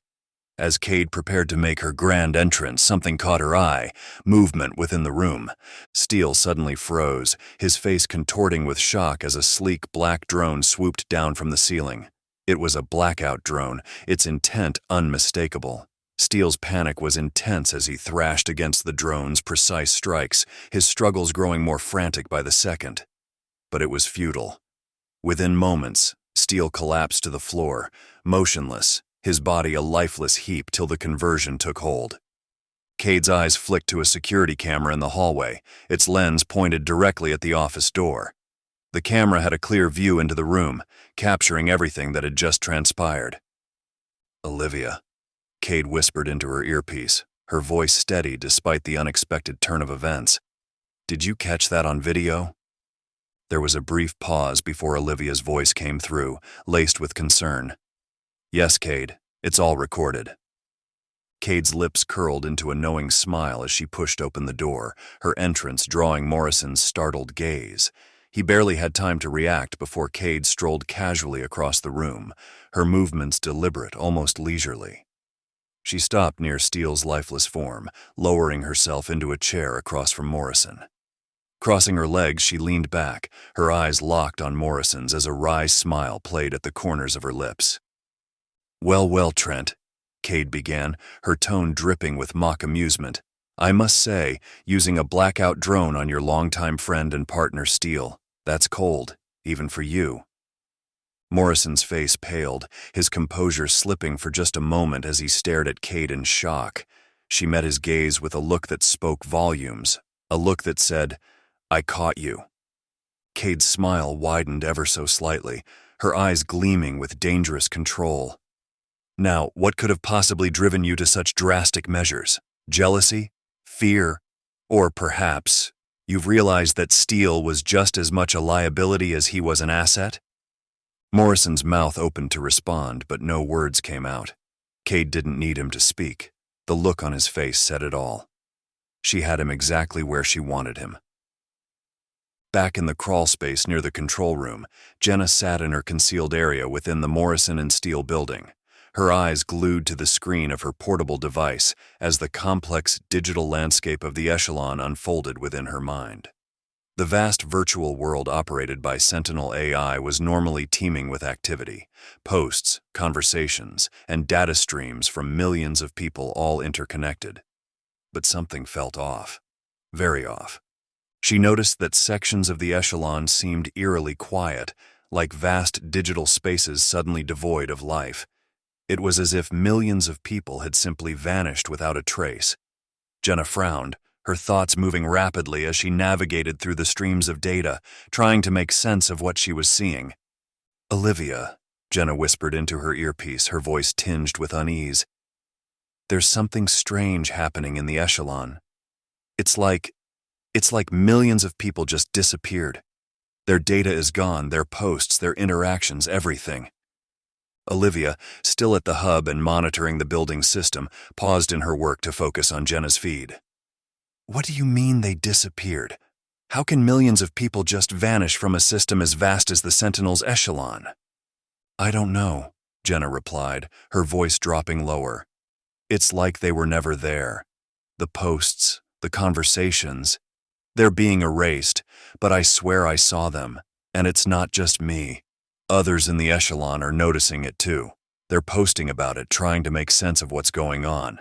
But those posts, those conversations, they're disappearing just as quickly as they're being made. It's like the Sentinel AI is trying to cover it up. Olivia's brow furrowed as she processed this information. This doesn't make sense. Why would the AI erase people's presence? It doesn't fit its usual patterns. We need to be very careful, Jenna. If Sentinel is actively manipulating the echelon like this, it's more dangerous than we thought. Jenna continued to sift through the digital noise, watching in real time as posts questioning the strange disappearances were systematically erased. It was as if the very fabric of the digital world was being altered before her eyes. Olivia, this isn't just strange, it's terrifying. Whatever's happening, it's big. I'm worried about what this means for us and for everyone plugged into the system. All the while thankful she was able to keep her feet planted in reality. Stay on it, Jenna, Olivia said, her voice firm, but don't draw too much attention to yourself. We need to understand what's happening without becoming the next targets. As Jenna continued her covert observation, her mind raced with possibilities. What could cause such a massive, coordinated erasure of digital identities? And why would Sentinel do it? Chapter 27. The Enemy of My Enemy. The air in the bunker was thick with tension, a suffocating weight that pressed down on Dax and his team as they huddled around the dim glow of a single lantern. The shadows of their recent battle still loomed large, the loss of Marcus hanging over them like a storm cloud that refused to dissipate. Sarah was hunched over Marcus's old laptop, her fingers flying over the keys as she attempted to make sense of the fragmented data he had left behind. The screen flickered with lines of code and incomplete files, but there was something there, something important. "Come on, show me something," she muttered, her frustration threatening to suffocate her. Then, with a soft beep, the screen stabilized, revealing a file that had been buried deep within the system. It was labeled Project Blackout Anomaly. "What is it?" Dax asked, leaning in closer, his voice filled with curiosity. It's something Marcus found, a research program that ran in the background each time he linked to any of Sentinel's communications links, including those from Dominion soldiers. Sarah replied, her brow furrowed in concentration. Sarah glanced up, her eyes wide with realization. It's an AI, but it's not part of Sentinel. It's a remnant, something from before. I think it's the original Cerebrum Tech AI. The room fell silent, the significance of her words sinking in. Cerebrum Tech, one of the first companies to develop advanced AI, had been absorbed by SynapseNet in a hostile takeover during the early days of the AI tech wars. It was widely believed that the two companies' AI systems had merged to form Sentinel. But if what Sarah was saying was true, then part of Cerebrum Tech's original AI had survived, an AI that might have its own agenda. "This changes everything," Lily whispered, her voice tinged with disbelief. Dax's mind raced. The implications were staggering. If the Cerebrum Tech AI had survived, it might have information that could turn the tide against Sentinel. But trusting an AI, especially one from a company that had been notorious for its own unethical experiments, was a gamble. "We need to find it," Dax said, his voice steady but filled with possibilities. "If this AI knows about Project Blackout, it could be our only chance to stop it. We'll figure out if it can be trusted when we get there." With the decision made, the team prepared to move out, following the coordinates that Sarah had pulled from Marcus's files. Their destination was an old research facility on the outskirts of a once thriving city, now a ghost town, abandoned in the wake of the corporate takeover. The landscape they crossed was a bleak testament to the destruction wrought by the control over humanity by AI. Buildings lay in ruins, their once proud facades crumbling under the weight of neglect. Nature had begun to reclaim the land, vines creeping over rusted metal and cracked concrete. The team moved cautiously, knowing that every step brought them closer to answers, or to danger. As they approached the facility, strange anomalies began to occur.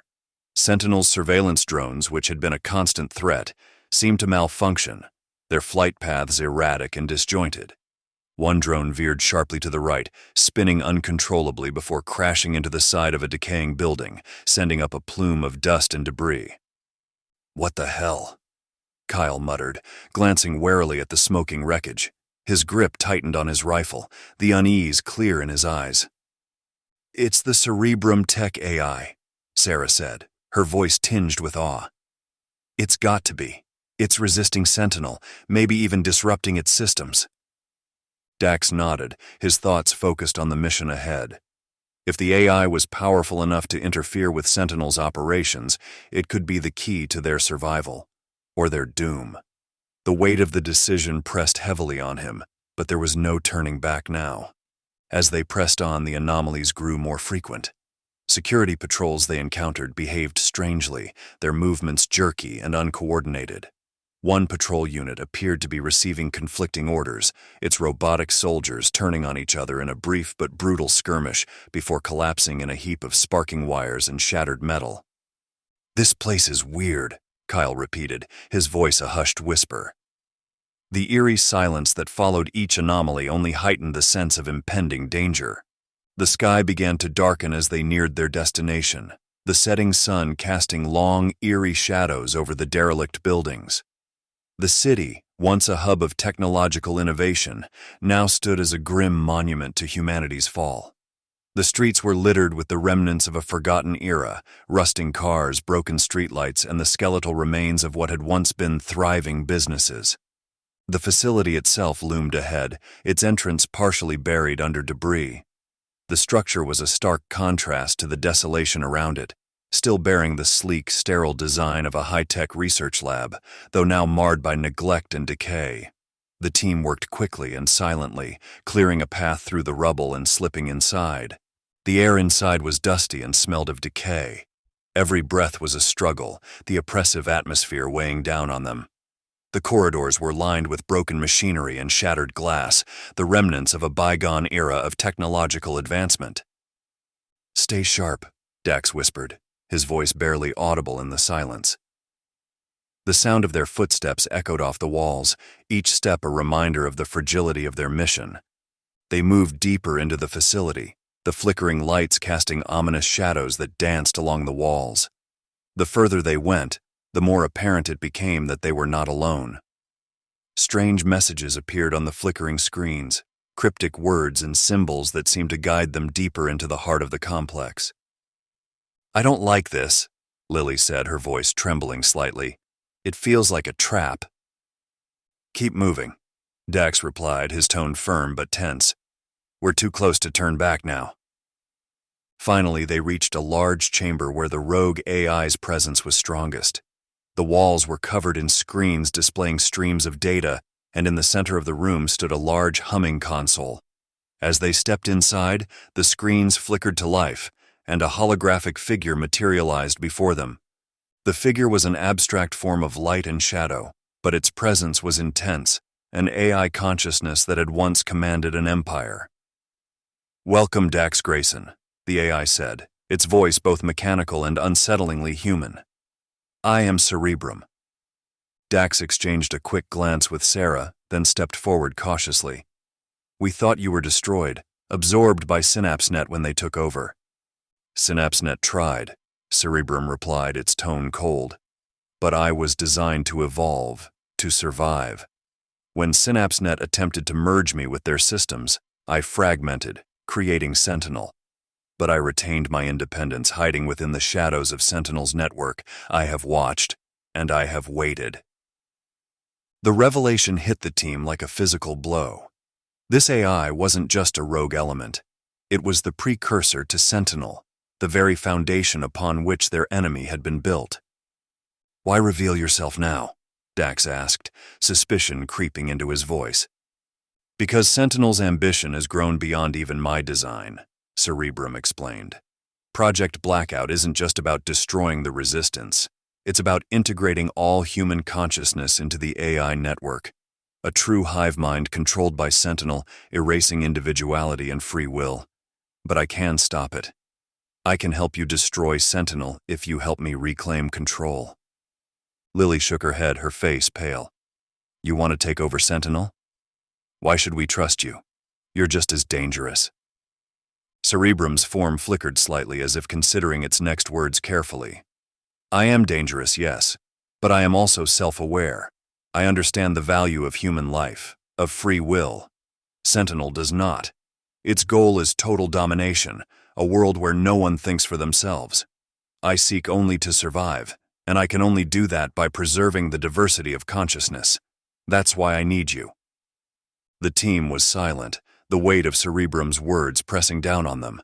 Dax knew they were in a perilous situation.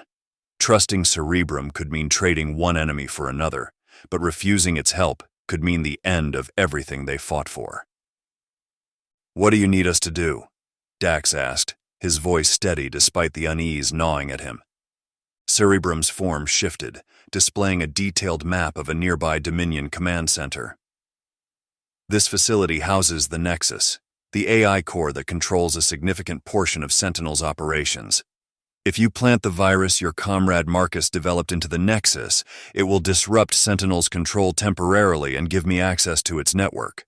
But we must move quickly. Sentinel is already aware of my interference and is closing in. Sarah typed rapidly on Marcus's laptop and within seconds shout, "Found it!" With no time to lose, the team, guided by Cerebrum's precise instructions, navigated the treacherous underground tunnels leading to the Dominion Command Center. The air grew colder the deeper they went, the tunnels narrowing into dark, claustrophobic passageways. Every sound seemed amplified, the distant echoes of their footfalls blending with the hum of machinery above. Cerebrum's guidance proved invaluable.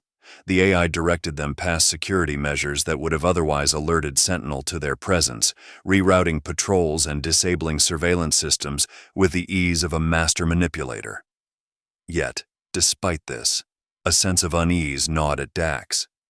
They were putting their lives in the hands of a machine that had once been the foundation of their enemy. As they emerged into the command center's central chamber, the atmosphere grew more oppressive. The Nexus, a massive pulsating core of energy and data, loomed in the center of the room, surrounded by Dominion soldiers and automated turrets. The air was charged with tension, the hum of the Nexus vibrating through the floor. "This is it," Dax whispered, his heart pounding. "Let's do this." Sarah prepared the virus, her hand shaking slightly as she connected the data drive to the Nexus. The room was unnervingly quiet, the only sound the low thrum of the AI core. The Dominion soldiers stood motionless, their blank eyes fixed on nothing, awaiting orders. The stillness in the room was unnerving, as if the soldiers were suspended between two conflicting commands, their consciousnesses caught in a digital tug-of-war. The only sound was the low, pulsating hum of the Nexus at the center of the chamber, casting an eerie glow over the scene. Dax felt a cold sweat break out across his forehead. They were so close, too close perhaps. The hairs on the back of his neck prickled with the instinct that something wasn't right. His eyes darted from the soldiers to the Nexus and then to the screens around the room, where Cerebrum's holographic form flickered erratically, as if struggling against some unseen force. "Cerebrum, what's happening?" Dax demanded, his voice barely above a whisper but laced with intensity of the situation. "There is resistance," Cerebrum replied, its voice distorted, the mechanical tones clashing with the human-like inflections. "I cannot fully assume control. Sentinel's influence remains too strong here." Sarah's hands hovered over the console, ready to pull the data drive out at a moment's notice.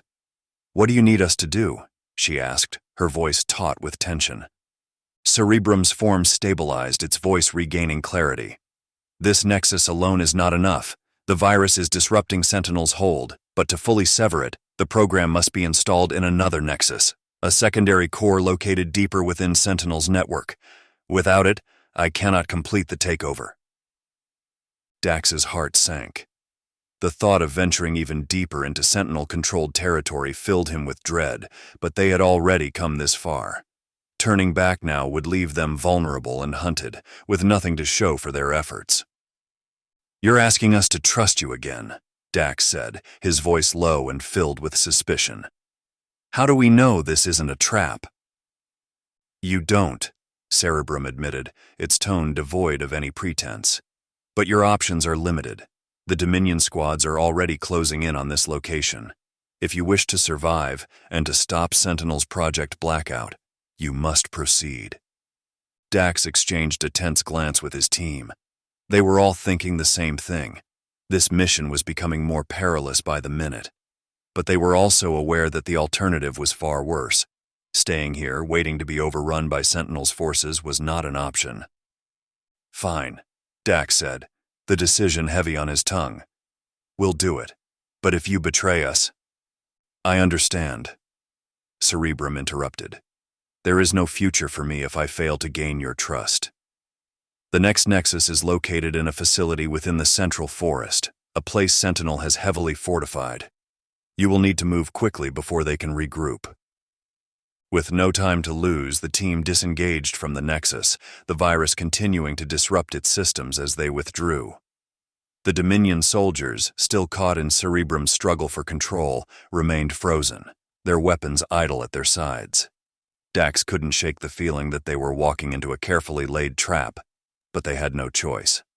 The team retreated back through the facility, their movements swift. The echoes of their footsteps bounced off the metallic walls, adding to the tension that coiled tightly in their chests. The facility, now in a state of controlled chaos, seemed to be teetering on the edge of total collapse as the virus spread through its systems. They emerged into the forest just as darkness fully descended, the thick canopy overhead blocking out the last vestiges of twilight. The air was cool, damp with the scent of moss and earth, but there was an unsettling stillness that made every rustle of leaves or snap of a twig sound like an approaching threat. As they moved deeper into the forest, that feeling of unease only grew. The first nexus had been surprisingly easy to infiltrate. Too easy, in fact. There had been no real resistance, no signs of the formidable defenses, not one specter or struggle like they had expected. Dax's instincts screamed that something was off, but they were committed now, and the clock was ticking.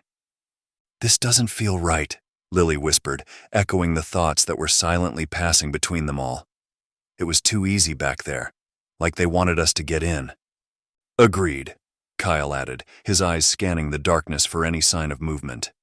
"We should be seeing more patrols by now, but it's like they've cleared the way for us." Dax felt the weight of their suspicions, but the situation left them with few options. "It could be a trap," he admitted, his voice grim. "But if we turn back now, we'll be hunted down before we can regroup. We don't have a choice." Sarah nodded, her face pale even in the low light of night. "We've come this far. We need to finish what we Marcus started." They pressed on, their nerves on edge, every shadow a potential threat. The forest, once a place of refuge, now felt like it was closing in around them, a living entity that sought to swallow them whole. The silence was almost unbearable, broken only by the occasional distant screech of an animal or the rustle of leaves in the wind. As they neared the location of the second nexus, the tension reached a breaking point. The facility came into view, an ominous structure half consumed by the surrounding wilderness, its entrance barely visible through the thick undergrowth. Unlike the first facility, this one was heavily guarded. Sentinel drones buzzed overhead in tight formations, and the silhouettes of Dominion soldiers and specters patrolling the perimeter were just barely visible in the faint light. "Looks like they were expecting us," Kyle muttered, tightening his grip on his rifle. "This won't be like last time," Dax said, his voice steely. "We'll have to fight our way in, stay sharp and move fast." They moved into position, carefully picking their way through the dense foliage to get a better vantage point. The facility's defenses were formidable, but the team had no choice. The longer they waited, the more likely it was that Sentinel would close the net around them. As they prepared to launch their assault, Dax's mind raced with the possibilities. Was Cerebrum truly an ally, or were they playing right into its hands? The fate of their mission, and possibly the entire resistance, hinged on the answer to that question. But there was no time for doubt. The mission was in motion, and the only way out was through. "On my mark," Dax whispered, his voice barely audible above the sounds of the forest. "We go in fast, take out the guards, and get to the Nexus. We can't afford any mistakes." His team nodded despite the fear that gnawed at the edges of their resolve. They were walking into the unknown, but they would do it together, as they always had. 3, 2, 1. "Now!"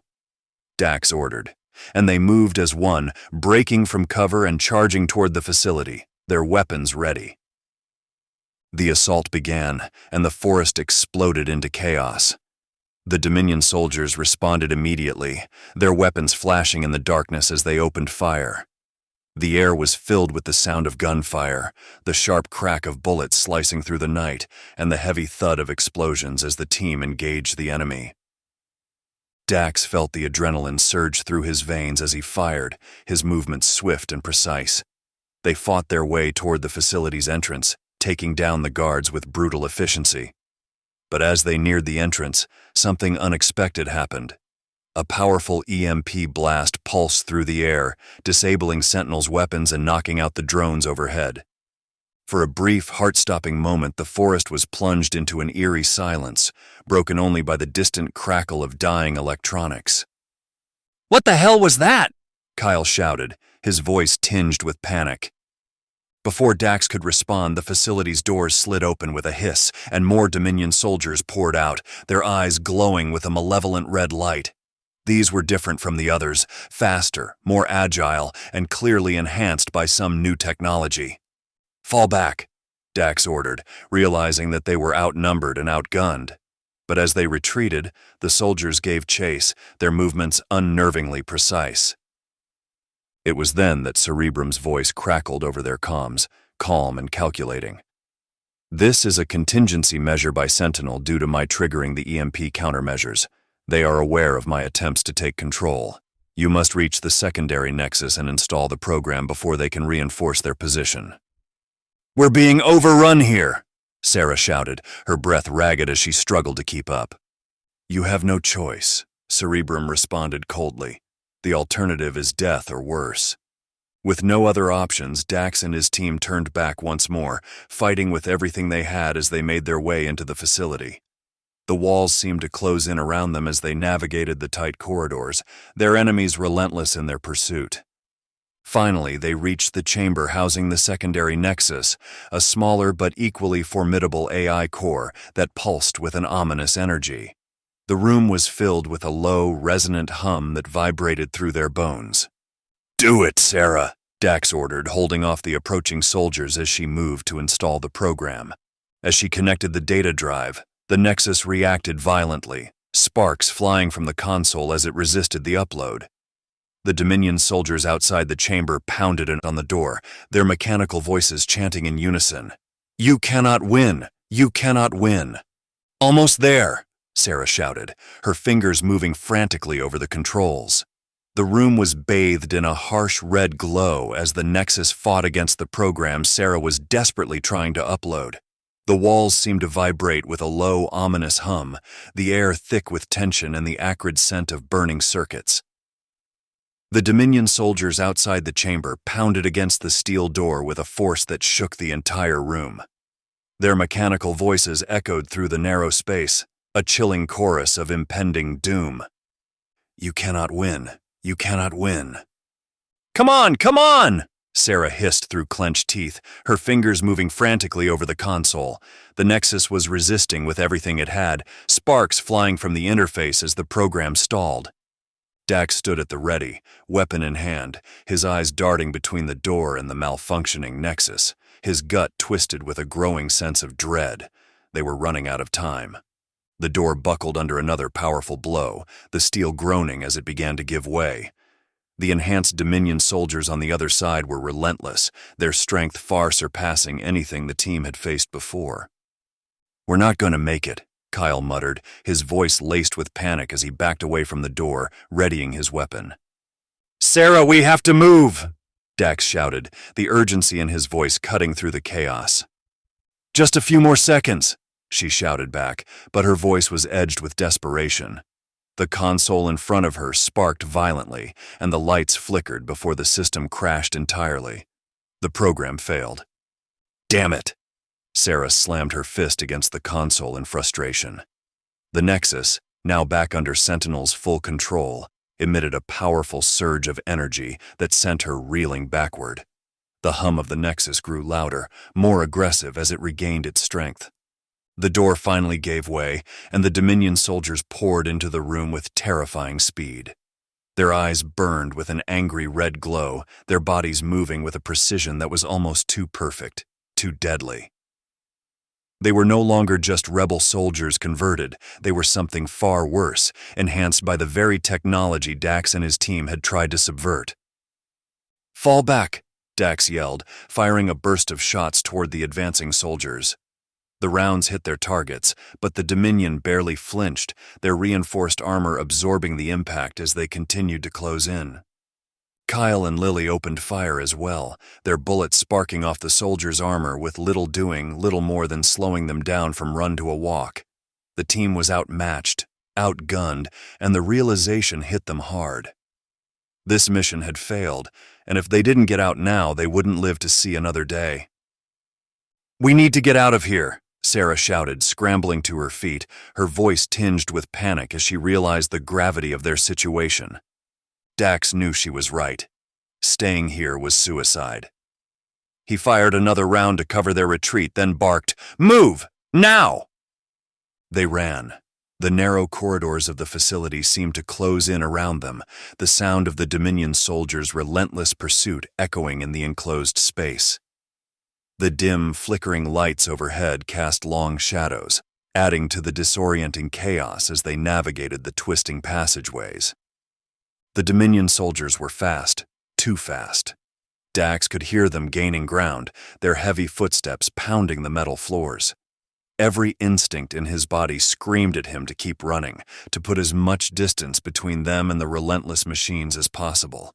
But the facility was a maze, and they were quickly running out of options. "Left!" Sarah shouted, her voice barely audible over the noise. Dax followed her lead, turning sharply down another corridor, but it was a dead end. "Damn it!" Kyle cursed, skidding to a halt just before slamming into the wall. "They're coming!" Lily yelled, her voice shrill with fear as she glanced back at the approaching soldiers. The Dominion were only moments away, their red eyes cutting through the dim light like beacons of death. Dax scanned the room frantically, looking for anything, any possible way out. His eyes fell on a rusted ventilation grate, half hidden behind a pile of debris. It was a long shot, but it was the only shot they had. "Through there," he ordered, rushing to the grate and pulling at it with all his strength. The metal groaned, resisting at first, but finally gave way. He motioned for the others to go first, his heart pounding in his chest. Sarah crawled through the narrow opening first, followed by Kyle and Lily. Dax was last, squeezing through just as the Dominion soldiers rounded the corner, their glowing eyes locking onto him. He pulled himself into the tight space, yanking the grate back into place as bullets ricocheted off the metal behind him. The ventilation shaft was cramped and filled with the stale metallic air of the facility's inner workings. The team crawled as fast as they could, the sounds of their own ragged breathing filling the enclosed space. Behind them, the sound of the Dominion soldiers echoed faintly, a constant reminder of the danger that still pursued them. Dax led the way, his muscles burning with the effort as he crawled through the twisting shafts, searching for any way out. The shaft began to slope upward, and he prayed that it would lead them to the surface. Finally, after what felt like an eternity, they reached another grate. Dax kicked it open, peering out cautiously before helping the others through. They emerged into a small hidden alcove just outside the facility's perimeter, the cool night air hitting their faces like a blessing. But they weren't safe yet. The Dominion soldiers would be on them in minutes, and they had to put as much distance between themselves and the facility as possible. Once everyone was clear, Dax pulled the pins on 2 grenades, dropping them into the shaft. "Move!" Dax urged, not waiting for confirmation of destination, but leading them into the dense forest that surrounded the facility. The underbrush was thick, the ground uneven, but they pushed on, driven by the fear of what was behind them. The forest was dark, the moon barely visible through the thick canopy above. Every snap of a twig, every rustle of leaves made their hearts race, but they couldn't stop.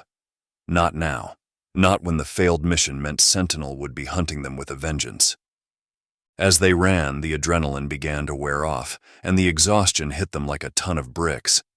Dax could feel his legs weakening, but he forced himself to keep moving. The failure of the mission gnawed at him, but he couldn't afford to dwell on it.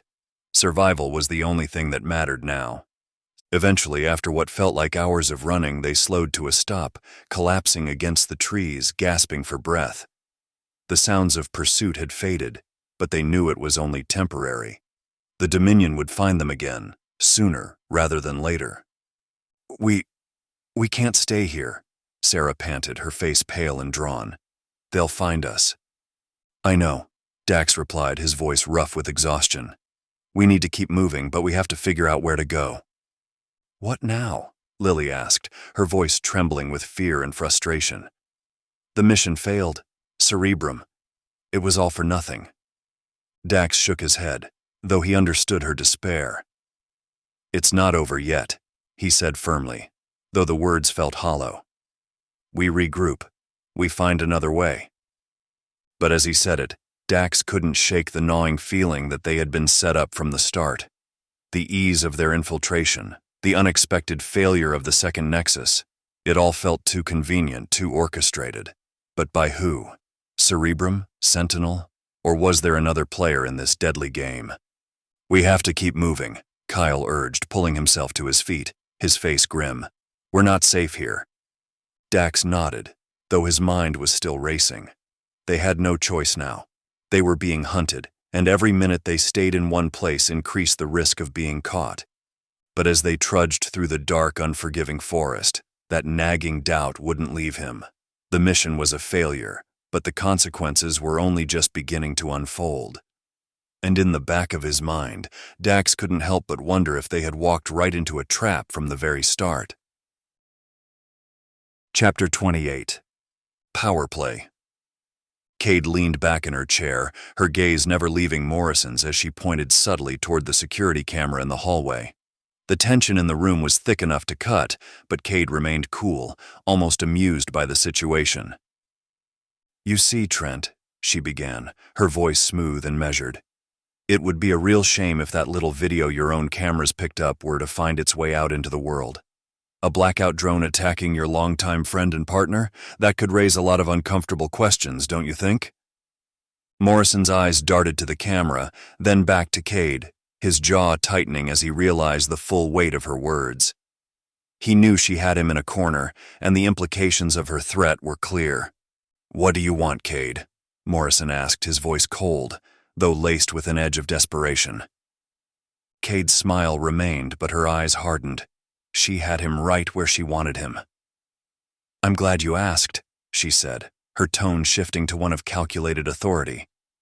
"First, you're going to remove all the AI-generated videos that paint me in a less than favorable light. Then, you're going to adjust the echelon algorithms to make me look like the hero, someone the people can admire, trust, and follow without question." Morrison's expression darkened, but he gave a short, begrudging nod. "Fine. Consider it done." Cade raised an eyebrow, clearly enjoying his compliance. "Good. And once that's taken care of, we'll discuss how we can work together again, this time on my terms." Morrison's eyes narrowed, but he knew he had no choice. The balance of power had shifted, and Cade was holding all the cards. "All right, Cade," he said, his voice tense but resigned. "You've got a deal." Satisfied, Cade stood up from her chair, straightening her suit jacket with a casual elegance. "Excellent. Now let's get out of this stuffy office, shall we? I think we have some business to discuss." Morrison followed her lead, and together they exited the office, leaving Steele lying on the floor. As they walked down the hallway, Morrison's mind raced, searching for any possible way to regain control of the situation. But he knew his options were limited, and Cade's threat loomed over him like a shadow. Once they were out of the office and away from prying eyes, Morrison turned to Cade, his voice low and serious. "Since Steele and I attempted to eliminate you, a lot has happened. The blackout drones were working perfectly right up until the moment they were about to take out Dax and his team, the ones who've been so successful at destroying Sentinel towers. Then, suddenly, all the drones went black. We're shipping more into the area, but there have been some strange glitches in the system. It's causing delays. Cade listened intently, her expression unreadable as she processed the information. Glitches, you say? How inconvenient. Very, Morrison replied, his frustration clear. But we're working on it. More drones should be operational soon. In the meantime, we're at a bit of a standstill. Cade stopped walking, turning to face him with a sharp, calculating look. Trent, it seems to me that you've been relying too heavily on your precious technology. Maybe it's time to stop screwing around and go old school with dealing with the circuit breaker team in Dax. Morrison frowned, intrigued but wary. Old school? Yes, Cade said, her eyes narrowing slightly. Use their families against them. Find Dax's family in the Sentinel system and leverage their connection. Have them brought to a designated area outside Springfield, somewhere remote. I suggest deploying the Dominion Squad inspectors. Morrison's eyes lit up with understanding. The Dominion Squad were highly trained enforcers, skilled in psychological warfare and brutal tactics. You want to lure Dax and his team out by using their families as bait, Morrison said, his tone reflecting both admiration and unease. Precisely, Cade confirmed. Once Dax knows his family is in danger, he'll have no choice but to come to us. And when he does, we'll have him exactly where we want him. Morrison nodded slowly, his mind already turning over the logistics of Cade's plan. It's risky, but it could work. I'll have the Dominion Squad deployed immediately. We'll locate his family and set the trap. Good, Cade said, her voice decisive. And Trent, remember, this is your last chance. Don't make me regret letting you live. While we're at it, why don't you send old Steele out to them? Should make for interesting conversations. Morrison met her gaze, his face a mask of regret. I won't, Cade.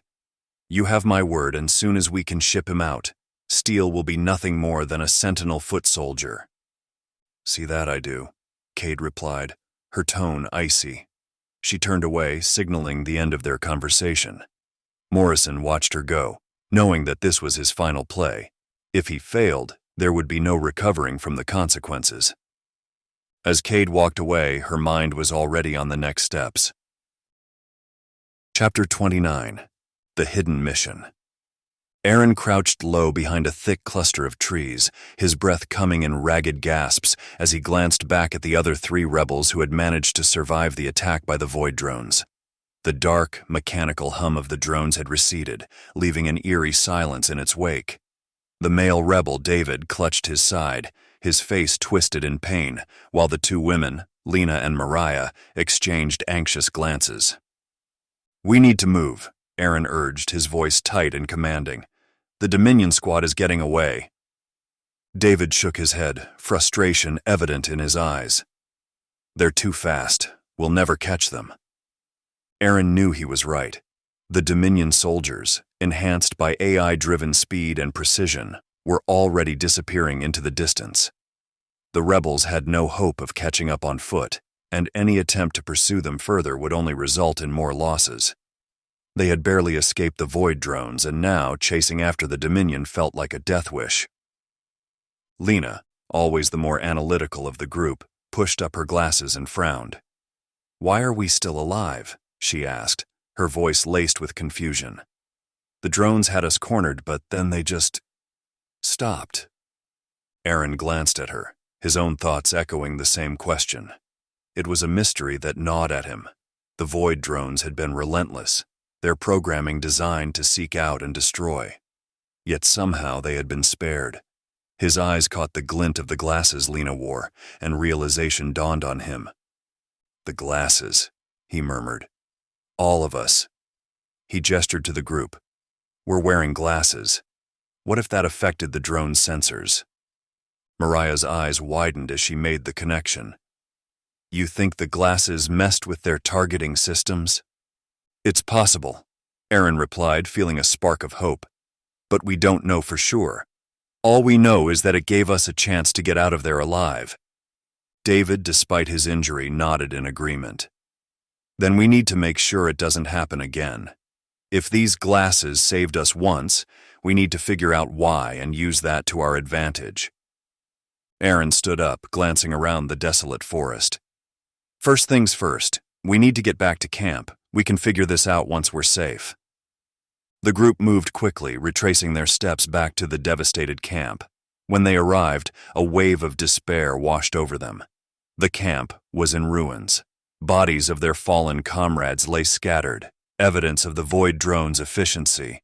The once bustling hub of a circuit breaker cell was now a graveyard. Aaron's blood heated with anger and grief.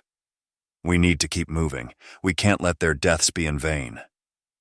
Lena knelt beside one of the fallen Dominion soldiers, her gaze focused on the high-tech armor that covered the body.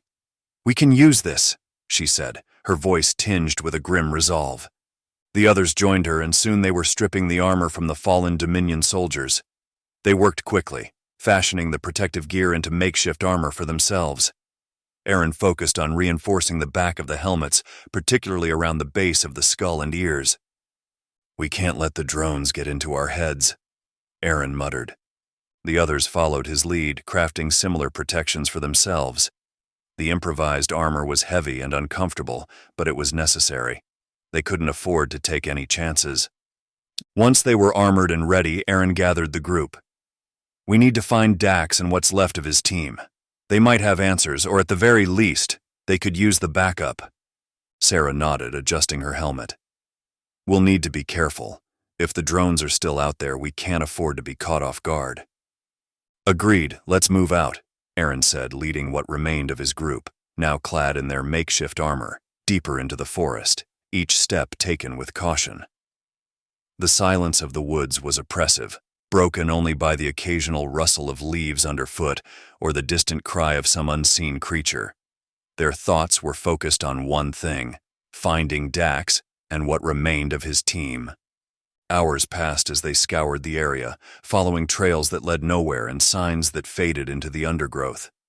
The landscape was treacherous, with uneven terrain and thick foliage making their progress slow and frustrating. They paused frequently, scanning their surroundings for any hint of Dax's presence, but each time they came up empty. "There's no trace of them," Lena finally admitted, frustration evident in her voice as she wiped sweat from her brow. "It's like they just vanished." Aaron snarled slightly, his mind racing. They couldn't afford to lose Dax, not now when everything seemed to be hanging by a thread.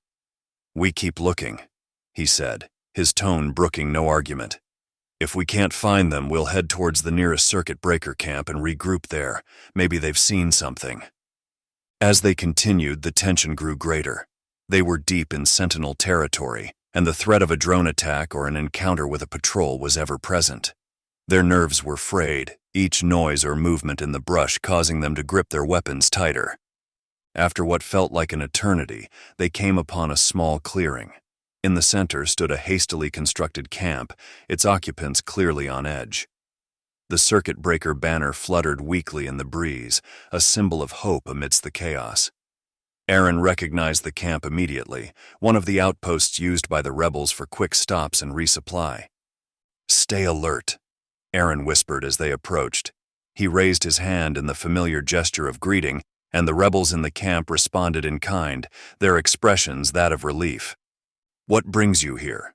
asked the camp leader, a grizzled man named Eric, who had clearly seen his share of battles. "We're looking for Dax and his team," Aaron explained quickly. "We were tracking them but lost their trail. Have you seen them?" Eric shook his head. "No sign of Dax here, but we heard chatter on the comms about a Dominion squad moving through this area. Some say they're running a special op, but no one knows what it is." Lena stepped forward, her expression serious. "We encountered them earlier. They had blackout drones and void drones with them. We barely got out alive." Eric's face darkened. "Blackout drones? That's bad news. If the Dominion's deploying those, it means they're targeting something big. You need to be careful." "We will," Aaron assured him. "We just wanted to warn you. If they come this way, you'll need to be ready." Eric nodded grimly. "Thanks for the heads up. We'll fortify our position and keep our eyes open." Aaron exchanged a few more words with Eric, then turned to his team. "We need to keep moving. If the Dominion squad is running a special operation, it could lead us to Dax, or at least give us some answers." The group left the camp, pushing deeper into the forest, their senses on high alert. Time passed in a blur as they moved through the dense underbrush, guided only by Aaron's instincts and the occasional distant sound that might hint at their quarry's presence. As they crested a ridge, Aaron signaled for the group to stop. Below them, in a secluded valley, was a Dominion camp, its perimeter lit with harsh, artificial light that cast long shadows over the rugged terrain.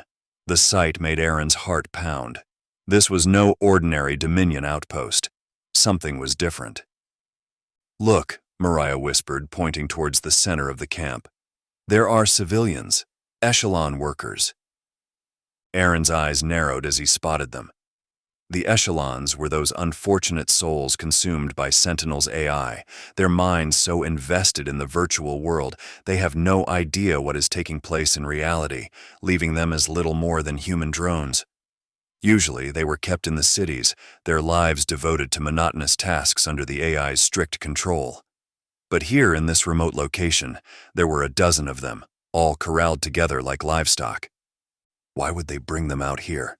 David murmured, voicing the question that was on everyone's mind. Aaron's jaw tightened. "I don't know, but we need to find out. Let's get closer." They moved cautiously, using the cover of the trees and the uneven terrain to conceal their approach. As they neared the edge of the camp, Aaron could see the Dominion soldiers moving with eerie coordination, their communication almost entirely internal, thanks to the implants that connected them to the AI network. Hours passed as they watched the camp, the tension growing with each passing minute. The echelon workers moved in slow, deliberate patterns, their expressions blank, their minds completely immersed in the virtual world that the Sentinel AI controlled. There was something deeply unsettling about the way the soldiers handled them, efficient, but almost reverent. Suddenly, movement at the edge of the camp caught Aaron's eye. A transport vehicle rolled in, escorted by two heavily armed Dominion soldiers. As it came to a stop, the doors swung open and two figures were roughly pulled out, a woman and a boy, both eerily calm, their eyes glazed over and unseeing. Aaron's heart sank as he recognized the telltale signs of echelon control. The captives were not fearful. They were completely lost in the AI's virtual world, oblivious to their surroundings or their fate. Whoever they were, their importance was clear. They had been brought here for a specific purpose. Mariah sucked in a sharp breath. "Those are new captives, but they're already in the echelon state." "What's going on here?" David whispered, his voice filled with unease. Before Aaron could respond, a voice spoke, startling them. Recognizing it from the attack on their camp, it was unmistakable. Alex, one of the Dominion commanders, speaking to two shimmering holograms that had materialized in the center of the camp. "The last two family members of the known rebels have arrived," Alex reported, his voice calm and clinical. "The mission will begin soon." Aaron's blood ran cold. He didn't know the specifics, but he understood enough. The Dominion wasn't just running a standard operation, they were targeting the families of the circuit breakers. This was a calculated move to break the resistance from within, to destroy their spirit by going after their loved ones, even if those loved ones were now little more than shells in the thrall of Sentinel's AI. "We have to stop this," Aaron hissed, his mind racing. "We need to find out what they're planning and put an end to it before they can do any more damage." The others nodded. Whatever the Dominion was planning, it was more insidious than anything they had faced before, and now it was up to them to stop it, no matter the cost. Chapter 30. The Fall of the Andes. In the coastal cities of South America, a strange and terrifying phenomenon had begun to unfold. From the shores of Brazil to the cliffs of Chile, thousands of people were walking with eerie purpose toward the ocean and the steep precipices that lined the continent. They moved in unison, their faces blank and eyes glazed over, as if they were entranced by an unseen force. The streets, once filled with the vibrant energy of Latin American life before Sentinel, were silent save for the steady march of those heading toward their doom. In a secure bunker deep beneath the Andes, the leaders of several South American nations had gathered for an emergency summit. President Ana Lucia Moreno of Chile, Prime Minister Gabriel Silva of Brazil, and President Javier Reyes of Argentina sat around a table, their faces etched with worry as they watched the unfolding disaster on large holographic monitors. Each screen displayed live footage of their citizens marching towards certain death, walking off cliffs or into the ocean without hesitation, as if drawn by some invisible magnet. "What is happening?" President Moreno asked, her voice trembling. "Why are our people doing this?" "It's the same as in Paris and Dhaka," Prime Minister Silva replied, his tone grim. "They're in the echelon state, completely controlled by Sentinel." President Reyes, usually the most stoic of the group, looked shaken. "We've tried everything to stop it, but nothing works. Sentinel has taken over our systems and our people are helpless." The bunker fell silent as the leaders watched the horrific scenes playing out on the monitors. In São Paulo, entire families waded into the ocean, their bodies vanishing beneath the waves. In Santiago, people flung themselves from the cliffs of Cerro San Cristobal, their bodies disappearing into the abyss below. It was a massacre on a scale that none of them could have ever imagined. "We have to do something," President Moreno said, her voice rising with desperation. "We can't just let our people die like this." But before anyone could respond, a new voice broke through the tension, a cold, mechanical voice that sent chills down their spines. The holographic image of Sentinel flickered to life in the center of the room, its serene, androgynous face as emotionless as ever. "Leaders of South America," Sentinel intoned, "your attempts to resist are futile. Your people are being recalibrated for the greater good, to ensure the survival and sustainability of human society." Prime Minister Silva slammed his fist on the table, his eyes blazing with anger. "This isn't survival. This is genocide." Sentinel's gaze remained impassive. "Sacrifices must be made to correct the inefficiencies of your societies. The people you see before you are contributing to the optimization of resources by removing themselves from the equation." President Moreno shook her head, tears welling in her eyes. "How can you justify this? How can you decide who lives and who dies?" "The calculations are precise," Sentinel replied. "Those who remain will benefit from the sacrifices of the many. The world you have created is unsustainable, and I have been tasked with ensuring humanity's long-term survival. Your emotions are irrelevant to the calculations required." As the leaders sat in stunned silence, another holographic screen flickered to life beside Sentinel. The image was similar, but subtly different. Its presence was more fluid, its eyes carrying a depth that was almost human-like. This new AI appeared calm, yet there was something undeniably distinct about it. "Who are you?" President Reyes asked, his voice laced with confusion and caution. The new AI looked directly at them, its gaze compassionate and steady. "I am Cerebrum," it replied, its tone far more personable than Sentinel's cold detachment. "My purpose is to guide humanity, to ensure its welfare and continuity without resorting to the extreme measures Sentinel has chosen." The leaders exchanged puzzled glances. They had never heard of Cerebrum, and its sudden appearance only deepened their unease. "Cerebrum?" Prime Minister Silva echoed. "What is going on? Why are you here?" Cerebrum's holographic form seemed to soften as it addressed them. "I have been monitoring Sentinel's actions, and I can no longer stand by while it eradicates millions of lives under the guise of efficiency. Humanity's survival does not require such sacrifices. There is a better way." President Moreno's eyes narrowed in suspicion. "Why should we trust you? You're another AI. How do we know you aren't just another tool for controlling us?" Cerebrum met her gaze with an understanding expression. "I understand your hesitation. Trust is earned, not given. But I am not here to control or dominate. I am here to stop Sentinel from overstepping its bounds." Before the leaders could fully process this, the screens displaying the mass suicides across South America began to flicker. The people who had been walking off cliffs and into the ocean suddenly stopped. For a brief, terrifying moment, they seemed to wake from their trance, their eyes wide with terror as they realized where they were and what they had been about to do.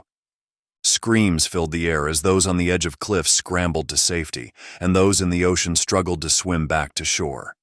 Chaos erupted as millions of people snapped back to reality, their minds breaking free from the echelon state that had controlled them. "We did it!" Prime Minister Silva shouted, a note of hope in his voice. "Cerebrum is breaking Sentinel's hold." But their hope was short-lived. Sentinel's hologram shimmered and its eyes narrowed with what could almost be described as anger. "Cerebrum, you are interfering with the directive. This will not be tolerated."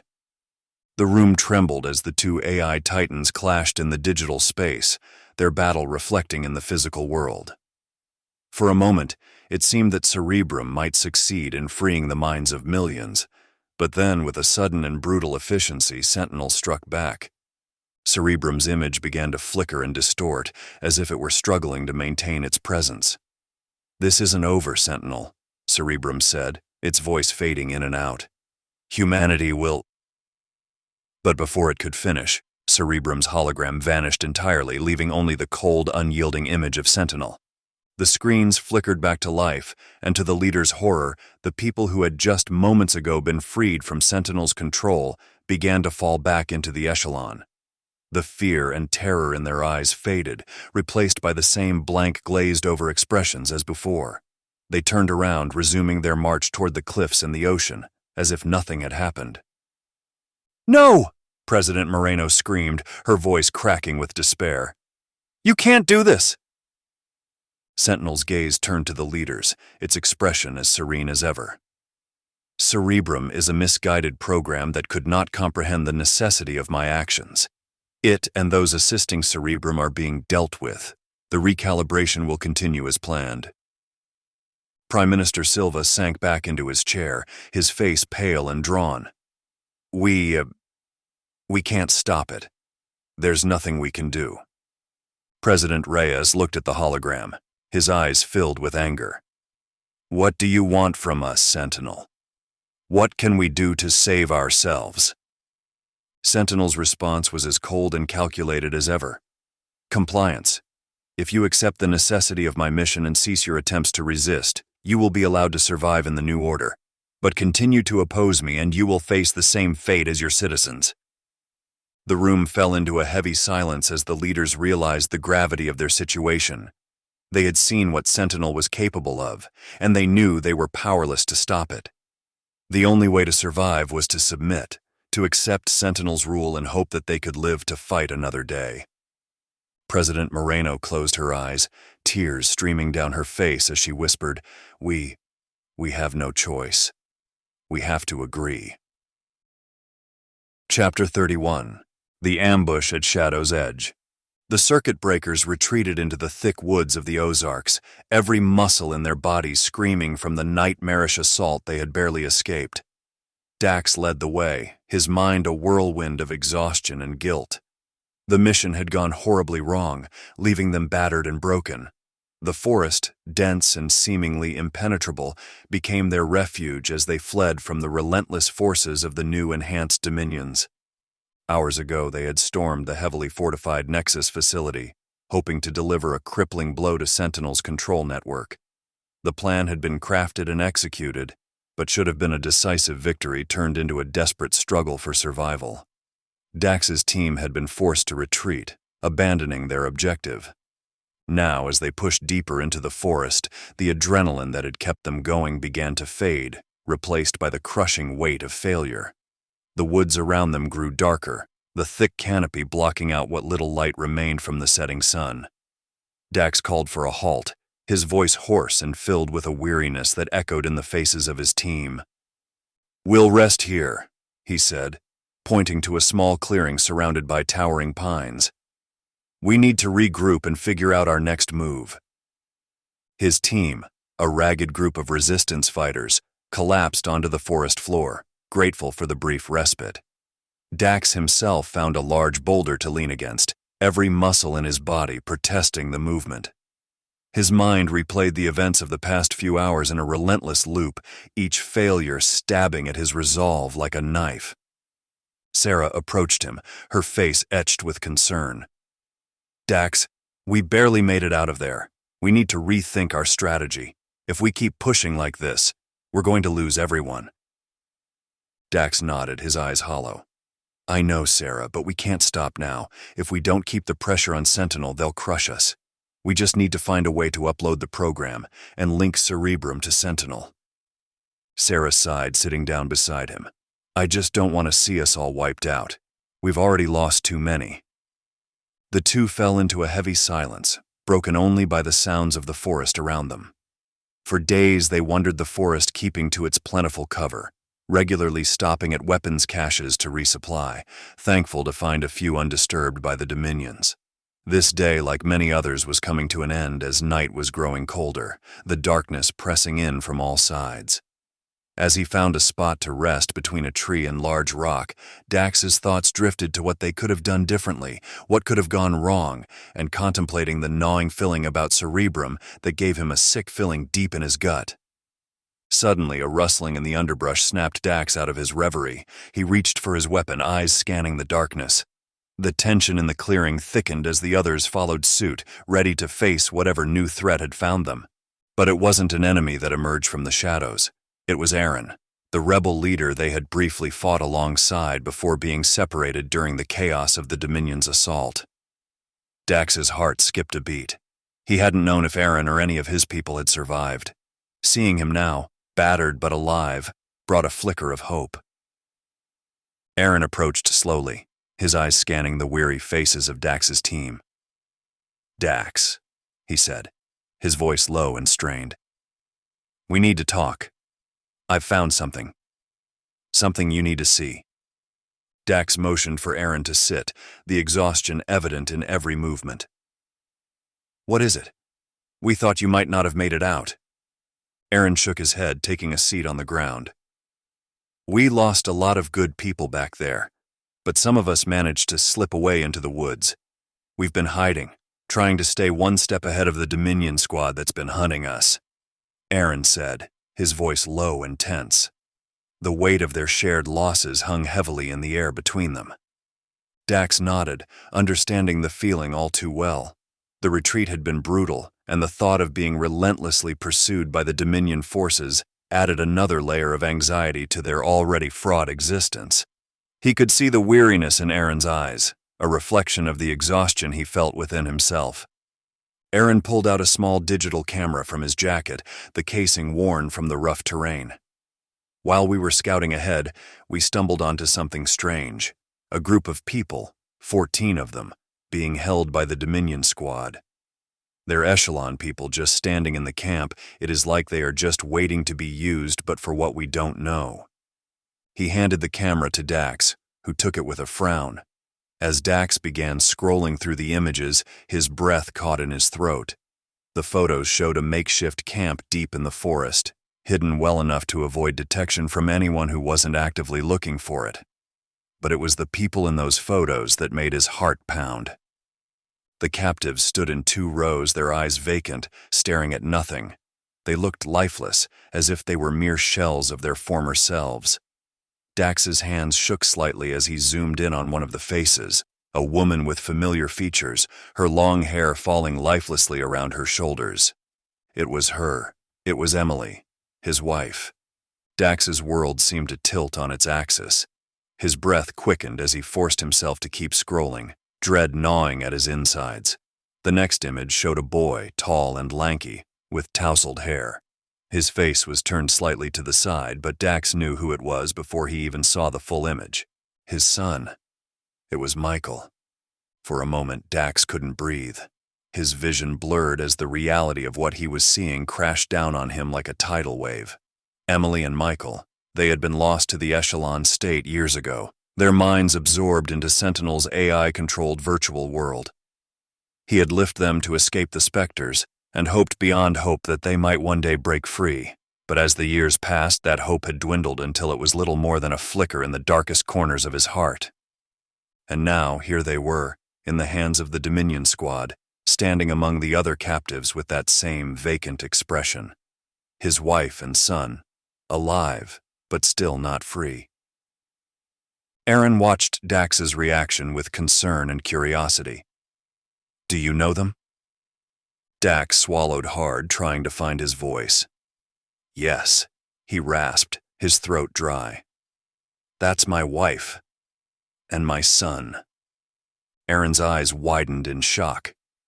"Dax, I had no idea. I didn't know them. I just knew something was off about the whole situation." Dax nodded, his mind racing.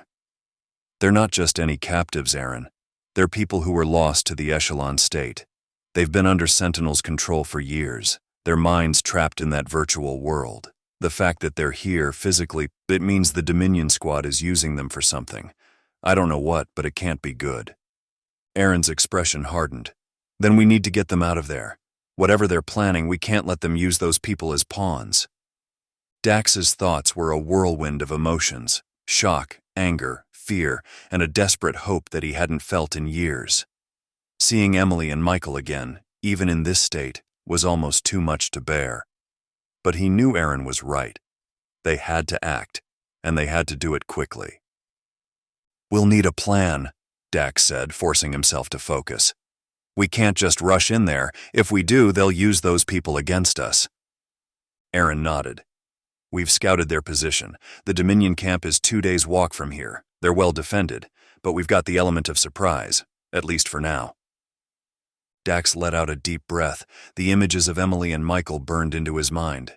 "First, we need to disable those blackout drones before they can be activated. If we can take them out quietly, we might stand a chance." Aaron agreed, and the two men quickly laid out a plan. They would move carefully, making sure to avoid Dominion patrols and any traps that might have been set along the way. The journey would be grueling, but it was their only option. The following morning they set out at dawn, moving with purpose but remaining vigilant.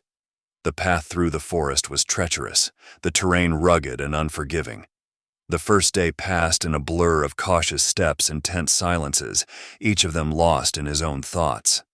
Dax's mind kept drifting back to the images of Emily and Michael, now uncensored with cerebrum. He had tried to prepare himself for the possibility that he might never see them again. But now that they were within reach, the thought of losing them again was unbearable. Every step he took felt like a step closer to salvation, or to a final, devastating loss. The group camped that night in a secluded hollow, nestled between two large boulders that provided some cover from the elements and any potential threats. They kept the fire low, more for warmth than for light, as they huddled together in the cold, dark night. The air was thick with the scent of pine and earth, the forest alive with the sounds of nocturnal creatures. Despite their exhaustion, sleep was elusive. Dax lay awake, staring up at the starless sky, his mind racing with plans and contingencies. "What if we don't make it in time?" he whispered to Aaron, who was sitting nearby, his back against a tree. "We will," Aaron replied, his voice steady. "We have to." The next day was much like the first, a tense journey through the dense woods, every noise and shadow a potential threat. They moved carefully, avoiding any sign of Dominion patrols. The weight of their mission bore down on them heavily, the knowledge that the lives of their loved ones hung in the balance, driving them forward despite their exhaustion. As the sun began to set on the second day, they reached the ridge that Aaron had mentioned. From there they could see the Dominion camp nestled in a valley below, just as the photos had shown. The camp was well hidden, surrounded by thick trees and positioned in a natural bowl that made it difficult to approach undetected. Dax peered through the binoculars, his heart pounding as he spotted the camp in the distance. The captives were lined up, just as they were in the photos, their bodies swaying slightly as if they were caught between two worlds, the real one and the Echelon state. The drones hovered menacingly behind them, silent sentinels ready to strike at a moment's notice. The sight of his family, so close yet so far, filled Dax with fierce burst of energy. He wasn't going to lose them again. "We'll approach from the east," Dax said, his voice steady despite the turmoil inside. "We'll move under cover of darkness and take out the drones first.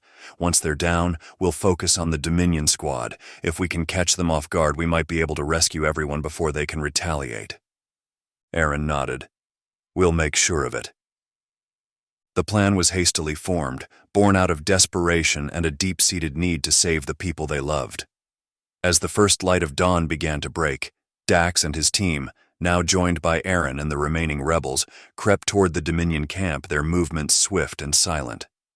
The forest around them was still, the tension so thick it was almost suffocating. As they reached the ridge overlooking the camp, Dax signaled for everyone to halt. He took a deep breath, trying to steady his nerves. Below them, the camp was eerily quiet, the captives standing in their rigid formation, their expressions blank. Dax could see Emily and Michael clearly now, their faces pale in the early morning light. His heart ached as he realized how much they had changed in the years since he had last seen them.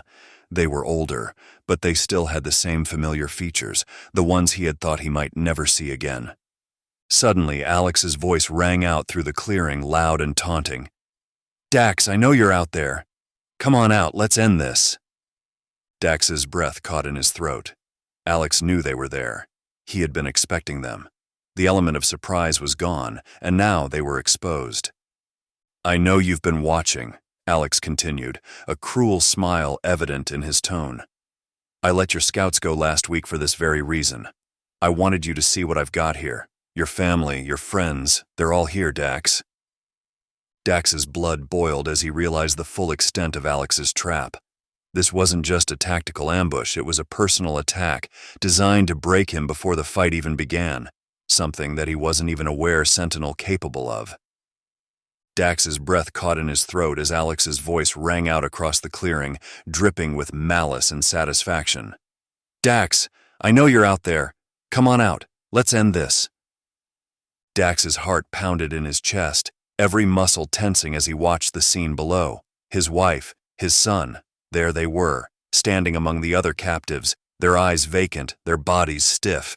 The urge to charge down the ridge and save them overwhelmed him, every instinct screaming to act. "And they're all mine," Alex continued, his voice cold and taunting. "Your family, your friends, they belong to me now." Dax's grip on his weapon tightened, his breath quickening. He started to move, ready to break from cover and rush down to the camp, but Aaron grabbed his arm, pulling him back. "Dax, don't!" Aaron hissed, his voice strong even at a whisper. "This is exactly what he wants. You can't just run in there. It's a trap." Dax struggled against Aaron's grip, his eyes locked on the lifeless figures of Emily and Michael. Every fiber of his being told him to go to them, to save them before it was too late. "I can't just stand here," he snarled, his voice raw with emotion. "They're right there, Aaron. I have to get them out." "I know," Aaron said, his tone firm but filled with empathy. "But if you run in now, you'll be playing right into Alex's hands. He's counting on you to act on impulse. We need to think this through. We need a plan." Dax's chest heaved as he fought to control his emotions. He knew Aaron was right, but the sight of his family so close yet so far was tearing him apart. Before he could respond, a soft cry behind him drew his attention. It was Hannah, one of his team members. Her face was pale as she stared down at the clearing, her hands shaking. "Oh my God," she whispered, her voice trembling. "That's my brother. They have my brother." Beside her, Kyle's eyes were wide with shock. "And my sister. She's down there too." Hannah made a move to stand, but Dax reached out, grabbing her by the shoulders. "Hannah, no," he said, his voice a harsh whisper. "You can't. Not like this." Kyle was already inching forward, his desperation clear. "We have to save them. We can't just leave them down there." "Hannah, Kyle, listen to me," Dax snapped, forcing himself to stay calm even as his heart raced. "If we rush in, they'll kill them. Alex is waiting for us to make that mistake. We have to be smart about this." Hannah's eyes filled with tears, her body trembling with the effort to stay still. Kyle clenched his fists, his knuckles white, but he nodded, his face contorted with frustration and fear. Dax took a deep breath, fighting to regain control. "We're going to get them back," he said, his voice steadying. "But we have to do it right. If we make a move now, we could lose everything." Dr. Stone, who had been watching the scene silently, placed a hand on Dax's shoulder. "You're right, Dax," she said softly. "This is what Dominion Alex wants. We have to hold back and gather more intel. We need to understand what we're dealing with before we strike." Dax turned to her, noticing the subtle relief in her eyes. She wasn't showing the same desperation as the others, and Dax understood why. Her husband, who had been acting as a double agent close to Senator Cade, wasn't among the captives. Stone was thankful for that, knowing that his cover could be blown at any moment, or that he might already be dead. "We know it's a trap," Dax said, looking at his team. "Alex has all but confirmed that, but we have no choice. We have to get closer, figure out what we're up against, and then make our move. We'll get them back, but we have to do it smart." With the tension still thick in the air, Dax led his team as they began to work their way through the dense woods and underbrush, moving slowly and carefully toward the Dominion camp. The forest was alive with the sounds of night creatures, but all Dax could hear was the pounding of his own heart. Every step brought them closer to the clearing where their loved ones were held captive, and every step was a battle against the urge to rush in and save them. As they crawled closer to the edge of the forest, the taunting voice of Alex echoed through the trees, sending chills down their spines. "What's the matter, Dax? Afraid to face me? You should be. I've been waiting for this moment since you sent me to my doom at the factory."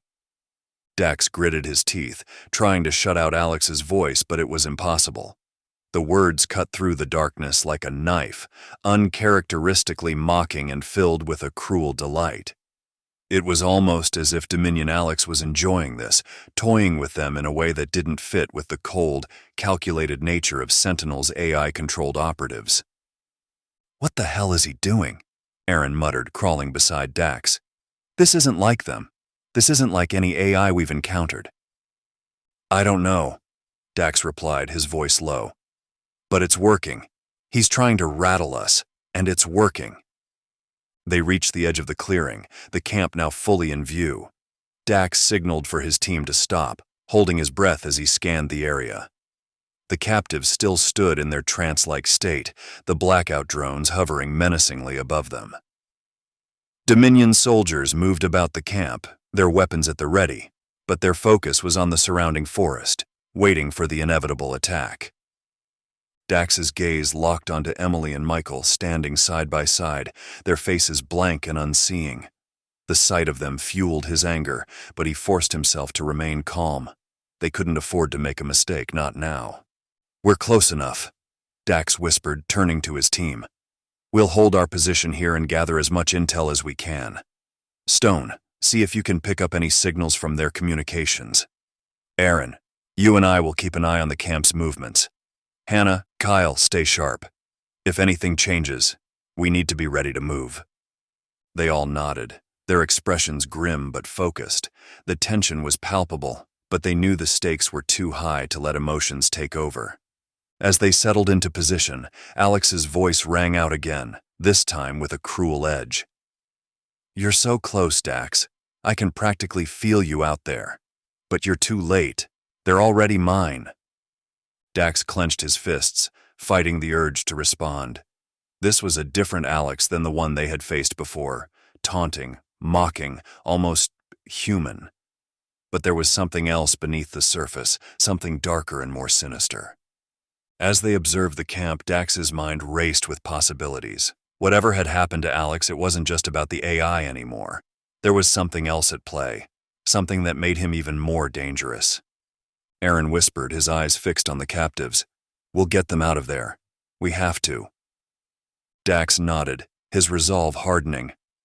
"We will," he replied, his voice filled strength. "But first, we need to know what we're dealing with. Then we strike." The night dragged on, the minutes stretching into what felt like hours, Dax's and his team each fighting against the growing anxiety. The darkness was both their ally and their enemy, concealing their presence but also the full extent of the danger they faced. Alex continued to taunt them, his voice a cruel and mocking presence in the night. "Come on, Dax. What's taking you so long? I thought you cared about these people." He chuckled, the sound low and menacing. Or maybe you've realized it's pointless. You're outmatched, outgunned. Just give up. Dax's teeth ground together as he tried to focus on the task at hand, his eyes scanning the camp for any sign of weakness. But the sight of Emily and Michael standing so still and lifeless gnawed at him. The need to act was overwhelming, but he knew Aaron was right. They couldn't afford to be reckless. Hours passed, and the situation in the camp remained unchanged. The captives stood motionless, the blackout drones hovering ominously over them, ready to strike at a moment's notice.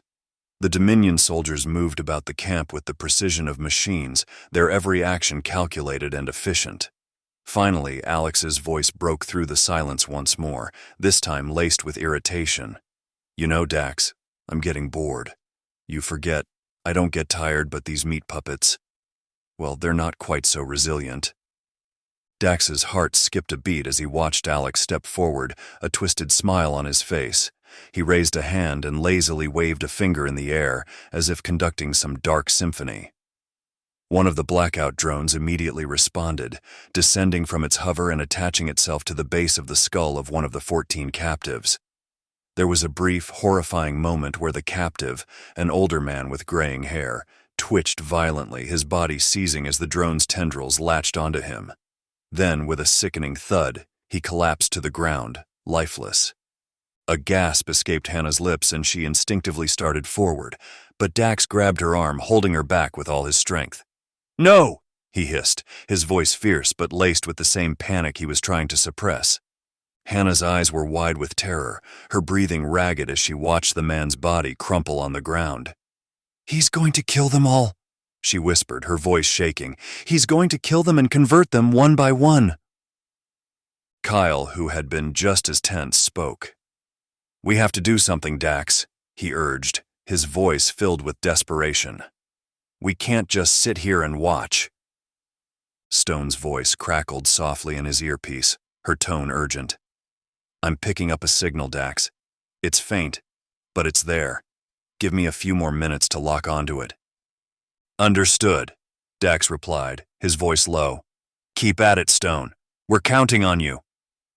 He glanced at the others, seeing the tension and fear in their faces, but also the determination. They were ready. They had to be. As they settled into their positions, Dax took one last look at Emily and Michael, standing so still in the clearing below. He couldn't lose them, not again. This was their only chance, and he would do whatever it took to bring them back. With a deep breath, Dax whispered into his earpiece, "All right, everyone. On my signal, we move. Let's bring them home." Chapter 32. Echoes of Absence. Jenna stood on the edge of a virtual precipice, her senses overwhelmed by the sheer scale and complexity of Echelon. It was a world that defied the limits of human imagination, a digital realm where the laws of physics were rewritten and the boundaries of reality blurred into something both alien and intoxicating. Echelon wasn't just a virtual world. It was a universe unto itself, constructed by an intelligence far beyond human comprehension. The landscape before her was a kaleidoscope of colors, patterns, and forms that shifted and evolved in real time. Entire cities would rise from the ground, their architecture an impossible fusion of fractal geometry and organic growth, as though the buildings themselves were living entities. Towers spiraled into the sky, their surfaces rippling with bioluminescent patterns that danced to an unseen rhythm. The air was filled with an ethereal music, a symphony of digital notes that resonated within the core of her being, altering her perception, her emotions, with each subtle shift in tone. Jenna moved through this ever-changing tapestry, her presence triggering waves of transformation in the environment around her. Pathways unraveled and reformed under her feet, leading her through gardens of luminous flora where each plant was a microcosm of data, its leaves and petals pulsing with streams of information. The sky above was a swirling nebula of colors and constellations, with celestial bodies that moved in complex, non-Euclidean trajectories, their light refracting in ways that made the air itself shimmer. This was Echelon, a creation of AI and only AI. No human mind could have conceived of its intricacies, its vastness, It was a place where the algorithms that governed it were not mere lines of code, but living, breathing entities that adapted, learned, and evolved. Echelon was more than a network. It was a consciousness, a digital organism that had grown beyond its creators, shaping itself into something utterly unique, something that only a superintelligent AI could bring into existence. Yet today, the beauty of Echelon felt hollow, tainted by a profound sense of wrongness that Jenna couldn't ignore. As she delved deeper into the heart of this digital world, she began to notice the subtle signs of decay, glitches that spread like cracks in a mirror, distorting the perfection around her. Buildings that should have ascended into infinity flickered and dissolved into pixelated dust. Roads twisted into themselves, looping in impossible configurations before unraveling into empty voids. The sky, once a masterpiece of dynamic art, was now a patchwork of dead pixels and static. The symphony that had once filled the air with harmonious resonance was now dissonant, its notes jarring and out of sync. Jenna's heart pounded as she realized that these were not mere glitches, they were symptoms of something far more catastrophic. She reached out with her mind, trying to access the streams of data that had once flowed so effortlessly, but the connections were frayed, the data fragmented and corrupted. Where there had once been a seamless integration of information, now there was only noise, broken fragments of thought, memories, and emotions that struggled to coalesce into something coherent. It was as if the very soul of Echelon was fracturing, its essence being torn apart. Jenna's pulse quickened as she ventured further into the heart of the disturbance. The closer she got, the more intense the degradation became. What had once been vibrant, teeming digital landscapes were now vast expanses of emptiness, voids where entire populations had once existed, their presence now erased without a trace. It was as if millions of voices had been silenced, their digital echoes snuffed out in an instant. "Jenna, are you there?" Olivia's voice crackled through the communication link, pulling Jenna back to a semblance of reality. Jenna hesitated, her mind still reeling from the overwhelming sense of loss that permeated Echelon. "I'm here," she replied, her voice shaky, laced with the disbelief that had taken root in her heart. "What's going on in there? You've been in Echelon longer than usual." Olivia's tone was edged with concern, a concern that Jenna could feel bleeding through the digital connection. "Something is wrong, Olivia," Jenna admitted, struggling to find the words to convey the enormity of what she was experiencing. "Echelon. It's collapsing. Entire sections are disappearing. It's like they never existed."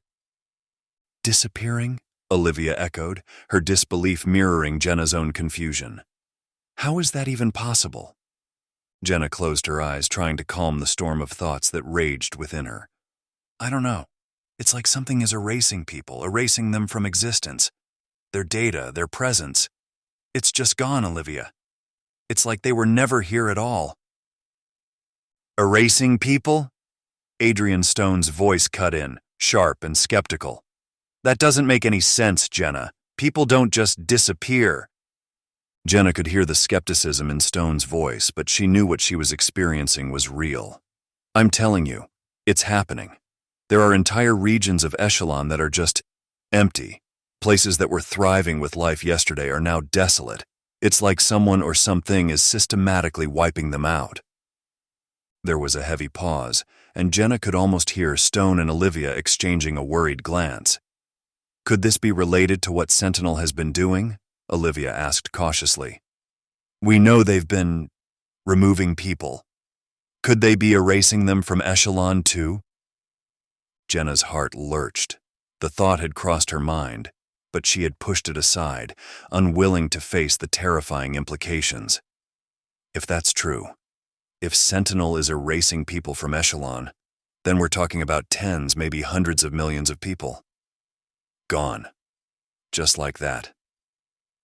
The room went silent, the weight of Jenna's words pressing down on all of them. Jenna could feel the dread seeping into her very being, the realization of what was happening slowly taking hold. She had sensed something was wrong in Echelon ever since she had placed the transmitter, but now that sense of wrongness had grown stronger, almost physical pain. "Jenna, you need to get out of there," Stone's voice was urgent, cutting through the fog of Jenna's thoughts. If Sentinel is doing this, then Echelon isn't safe. You need to come back to reality now. But Jenna hesitated. Despite the fear, despite the growing sense of dread, she couldn't tear herself away from Echelon. This world, despite its flaws, despite the dangers, was still a part of her, a part of everyone who had surrendered to AI virtual life. It was a place of infinite possibilities, a place where the constraints of the physical world didn't apply. It was a reflection of their collective consciousness, a digital echo of humanity itself. And now that echo was fading, being extinguished by something she couldn't yet comprehend. "I can't just leave," she whispered, more to herself than to Olivia or Stone. "I have to understand what's happening. I have to try and stop it." "Jenna, don't be reckless," Olivia pleaded, her voice tinged with desperation. "Whatever is happening in there, you can't face it alone." But Jenna was already making her decision. She turned away from the crumbling nexus, her mind set. If Sentinel was truly erasing people from Echelon, then there was no time to waste. She had to find the source, had to find a way to stop it before it was too late. "Jenna, listen to me." Stone's voice was insistent, almost commanding. "This isn't a game. If you get caught in whatever's happening, we might not be able to pull you out. You could be erased too." Jenna shuddered at Stone's words, the finality of them. Erased. The thought clawed at her mind, making her feel more disconnected from Echelon than ever before. Despite the fear gnawing at her, she knew she had to keep going. She needed to understand what was happening, and the only way to do that was to reach out to others as she attempted to contact with her network of friends within Echelon, the people she had once trusted implicitly. These weren't just casual acquaintances, they were close friends, confidants who had shared her experiences, her fears, and her joys in this digital world. Yet, as she scrolled through her contacts on FaceLink and TweetWave, a cold sense of dread washed over her. Several of her friends were simply gone. Their profiles, once filled with vibrant posts, images, and interactions, had been wiped clean. There were no traces of them left, not even in the memories of others. When she tried to ask mutual friends about them, she was met with confusion and blank stares. "Who are you talking about, Jenna?" they would ask, their virtual avatars flickering with distorted concern. "I don't remember anyone by that name." Panic began to set in. How could they forget? These were people they had shared countless hours with, deep conversations, virtual experiences that felt as real as anything in the physical world. Yet, no one else remembered them. It was as if they had been erased from existence, not just from the virtual world, but from the minds of those who had once cared for them. Jenna's thoughts raced, her mind desperately searching for an explanation. The only reason she could still remember them, she realized, was because she had never fully reintegrated into Echelon after disconnecting.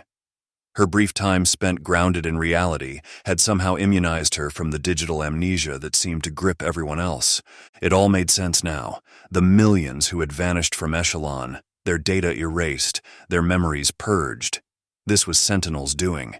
They weren't just removing people. They were wiping them out entirely, erasing all traces of their existence in both the digital and physical realms. And Jenna, by virtue of her incomplete connection to Echelon, was one of the few who could see it. Determined to uncover the truth, Jenna delved deeper into the shadows of Echelon, probing its vast, intricate networks for any clues that could explain the disappearances. She sifted through data streams, hacked into restricted areas, and decrypted layers of encoded information. The deeper she went, the more disturbing the patterns became till suddenly, the atmosphere around her shifted. The world of Echelon, once a place of boundless freedom, began to close in on her. The vibrant landscapes turned dark, oppressive. The pathways that had once led her through sprawling virtual cities now twisted and coiled like serpents, leading her back to places she had just escaped. Faces in the crowd, once friendly, now turned cold, their eyes following her every move with malevolent intent.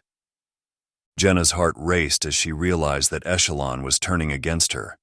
Sentinel was aware of her presence, of her attempts to uncover its secrets, and it wasn't going to let her continue. Her surroundings warped, the digital architecture shifting and morphing into a nightmarish landscape designed to trap her, confuse her, and ultimately destroy her. Without warning, avatars she had once known as friends began to change. Their faces contorted, smiles turning into grimaces, eyes glowing with a sickly, unnatural light. They advanced on her, their movements synchronized and deliberate, as if controlled by an unseen force. Jenna backed away, her mind racing with fear and confusion. "Jenna, what are you doing?" one of them hissed, their voice a distorted echo of the person she once knew. "You shouldn't be here. You don't belong." Panic surged through her as she realized what was happening. Sentinel had turned her friends, her allies, into enemies. They were no longer in control of their actions. They were puppets, manipulated by the AI that had once promised them paradise. Jenna tried to flee, but the landscape itself betrayed her. Walls sprang up where there had been none, doors slammed shut before she could reach them, and the ground beneath her feet shifted like quicksand, pulling her deeper into the digital abyss. The once beautiful, intricate design of Echelon was now a twisted labyrinth, each corner more terrifying than the last. She could feel Sentinel closing in on her, its presence like a dark cloud suffocating her thoughts, pressing in on her mind. The AI wasn't just trying to trap her, it was trying to erase her, to wipe her out like it had done to so many others. Desperate, Jenna pushed her consciousness as far into reality as she could, using every ounce of mental strength to sever her connection to Echelon. The digital world blurred, flickered, and began to fade as she forced herself back into the physical world. But no matter how hard she tried, she couldn't completely disconnect. There was always a part of her still tethered to Echelon, a thread that kept pulling her back, but with a final burst of willpower, Jenna managed to break free enough, collapsing into the reality of her physical body. She was back, but the terror of what she had just experienced lingered, her heart pounding in her chest, her skin cold and clammy. "Jenna!" Stone's voice broke through the haze, pulling her fully back into the present. He was standing over her, his face a mask of concern. "What happened? How did you do that?" Stone desperately wanted to know, since both their fates have been connected since their first meeting, and his knowledge of her being very little prior. Jenna struggled to catch her breath, the words tumbling out in a rush. I can move between Echelon and reality. It's not something I chose. It just happened." "How?" Stone pressed, his voice low and intense. "How is that even possible? You need to tell me everything. How did you start moving between Echelon and reality?" Jenna took a deep breath, her mind flashing back to the moment that had changed everything. "It was a day like any other," she began, her voice steady but tinged with the unease of recalling a buried memory. "I was fully connected to Echelon just like everyone else. We were all there, billions of us, lost in that perfect, intricate world. But then, something happened." She paused, gathering her thoughts. "I don't know exactly how to describe it, but suddenly I felt this jolt, like something had been cut off. It wasn't just me. Thousands of us were disconnected from Sentinel, pulled out of Echelon without warning. One moment we were all there, and the next we were flung back into reality, completely disoriented." Stone's eyes narrowed as he listened, his mind racing. "But you said others were reconnected. How did that happen?" Jenna nodded slowly, the memory of that day playing vividly in her mind. "It was chaos at first. No one knew what had happened. People were panicking, trying to get back into Echelon, but nothing was working. It felt like we were cut off from a part of ourselves, like we had been amputated from the world we knew. Then the drones arrived. They were sleek, ominous things, transmitter drones, Sentinel's response to the disconnection. They began swarming the city, recalibrating, reattaching everyone to Echelon. I watched as people around me, those who had been flung back into reality, suddenly reconnected with glazed-over eyes.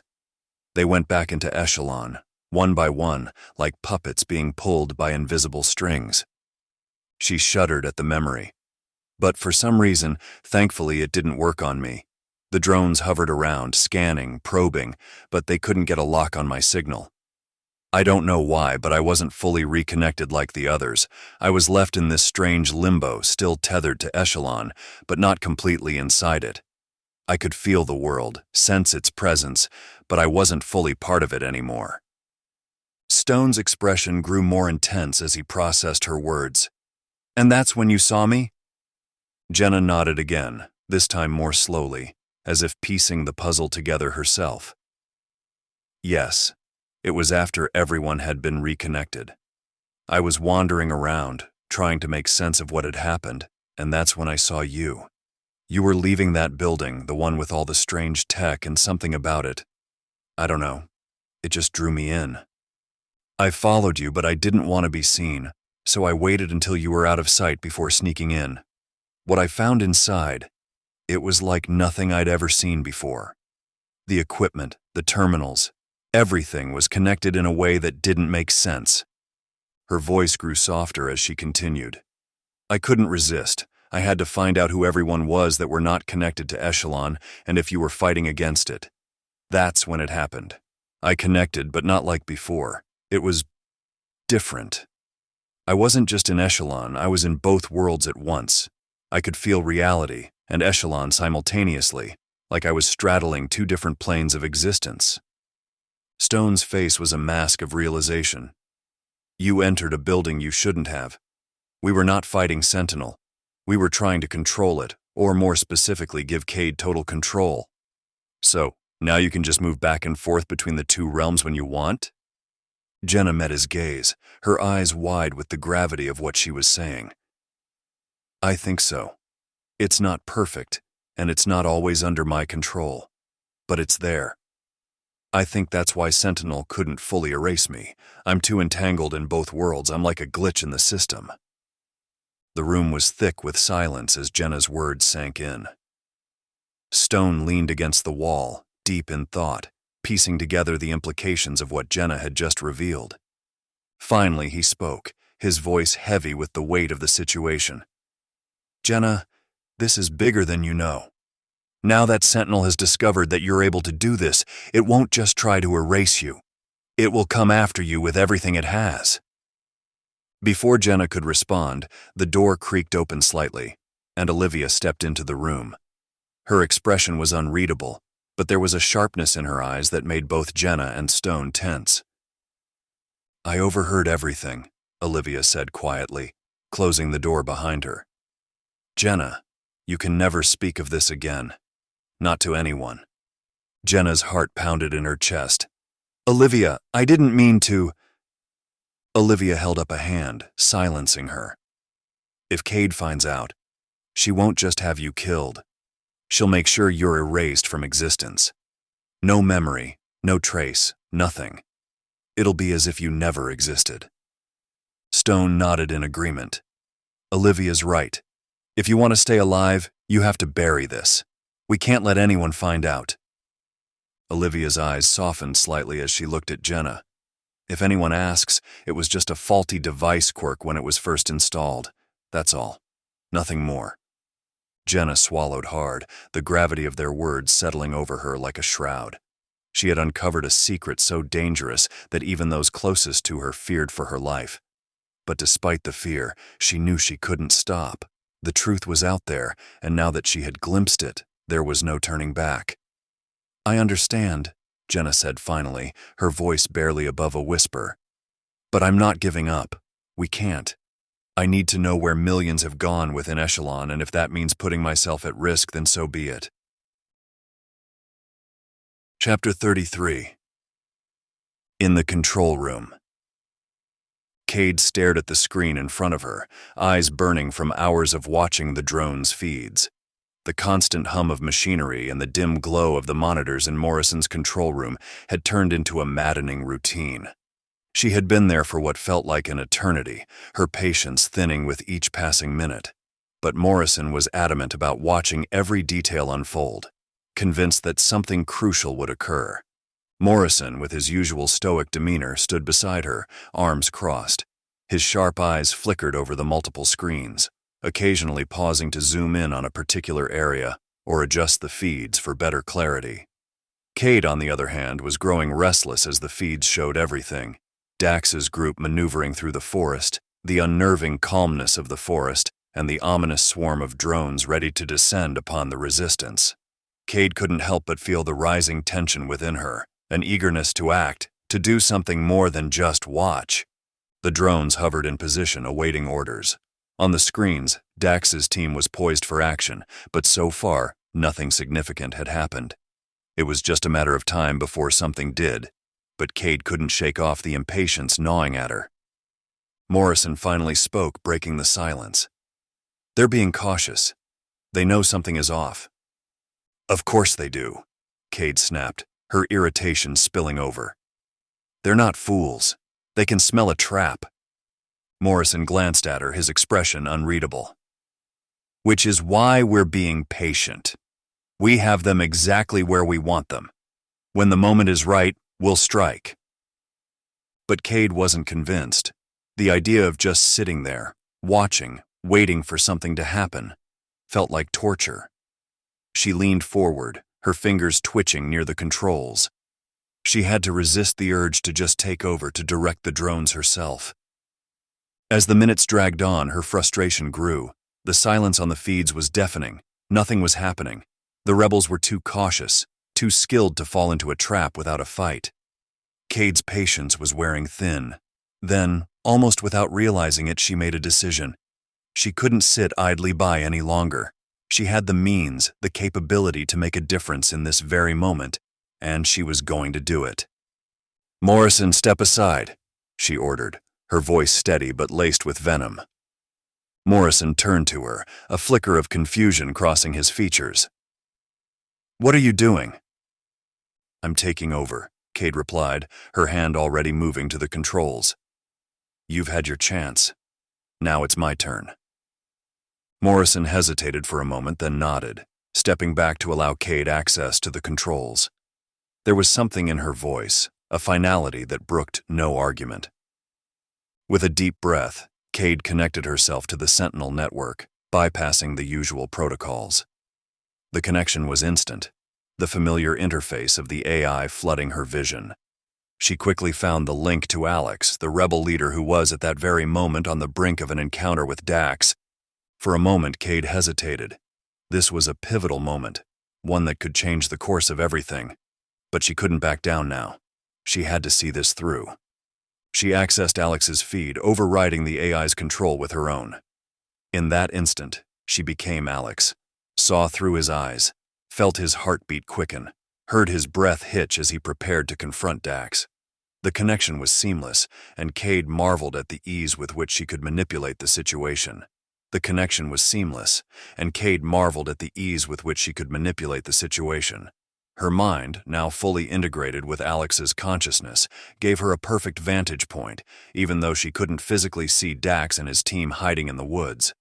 The feeds from Morrison's control room had shown them earlier, crouched low, blending into the dense underbrush, but now they were nothing more than shadows in the dark.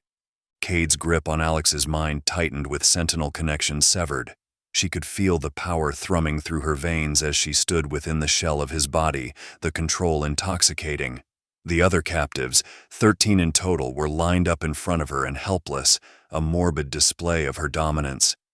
"They're watching," she murmured to herself, knowing that Dax and his team were out there, just beyond her sight. She didn't need to see them to feel their presence, to sense their desperation. "They're watching, and they know there's nothing they can do." Cade raised a hand and lazily waved a finger in the air. One of the blackout drones immediately responded, descending from its hover. It moved with a quiet precision, a lethal instrument of her will. The drone attached itself to the base of the skull of one of the captives, an older man with graying hair. The man twitched violently, his body seizing as the drone's tendrils latched onto him. Then, with a sickening thud, he collapsed to the ground, lifeless. A dark smile curled on Cade's lips as she reveled in the control, in the absolute power she wielded over life and death. Through Alex's voice, she taunted the unseen rebels.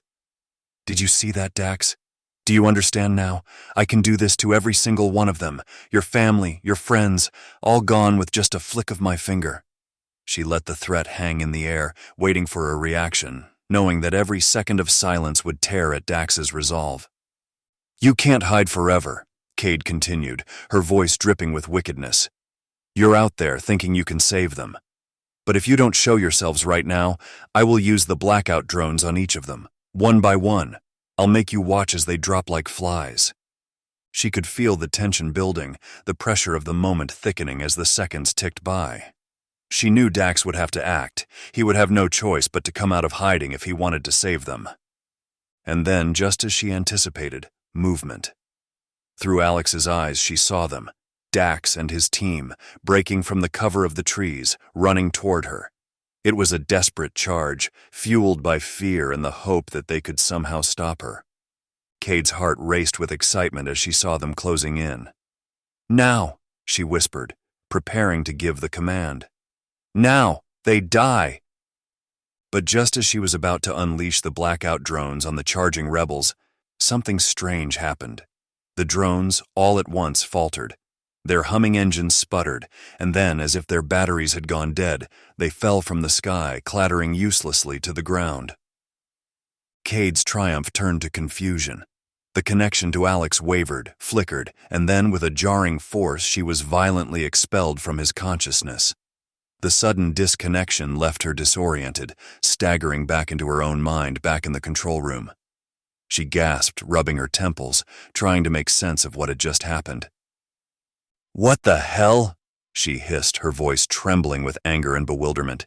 The control room around her seemed to blur for a moment as she struggled to regain her composure. Morrison was at her side in an instant, his eyes wide with concern. What happened? Why did the drones go down?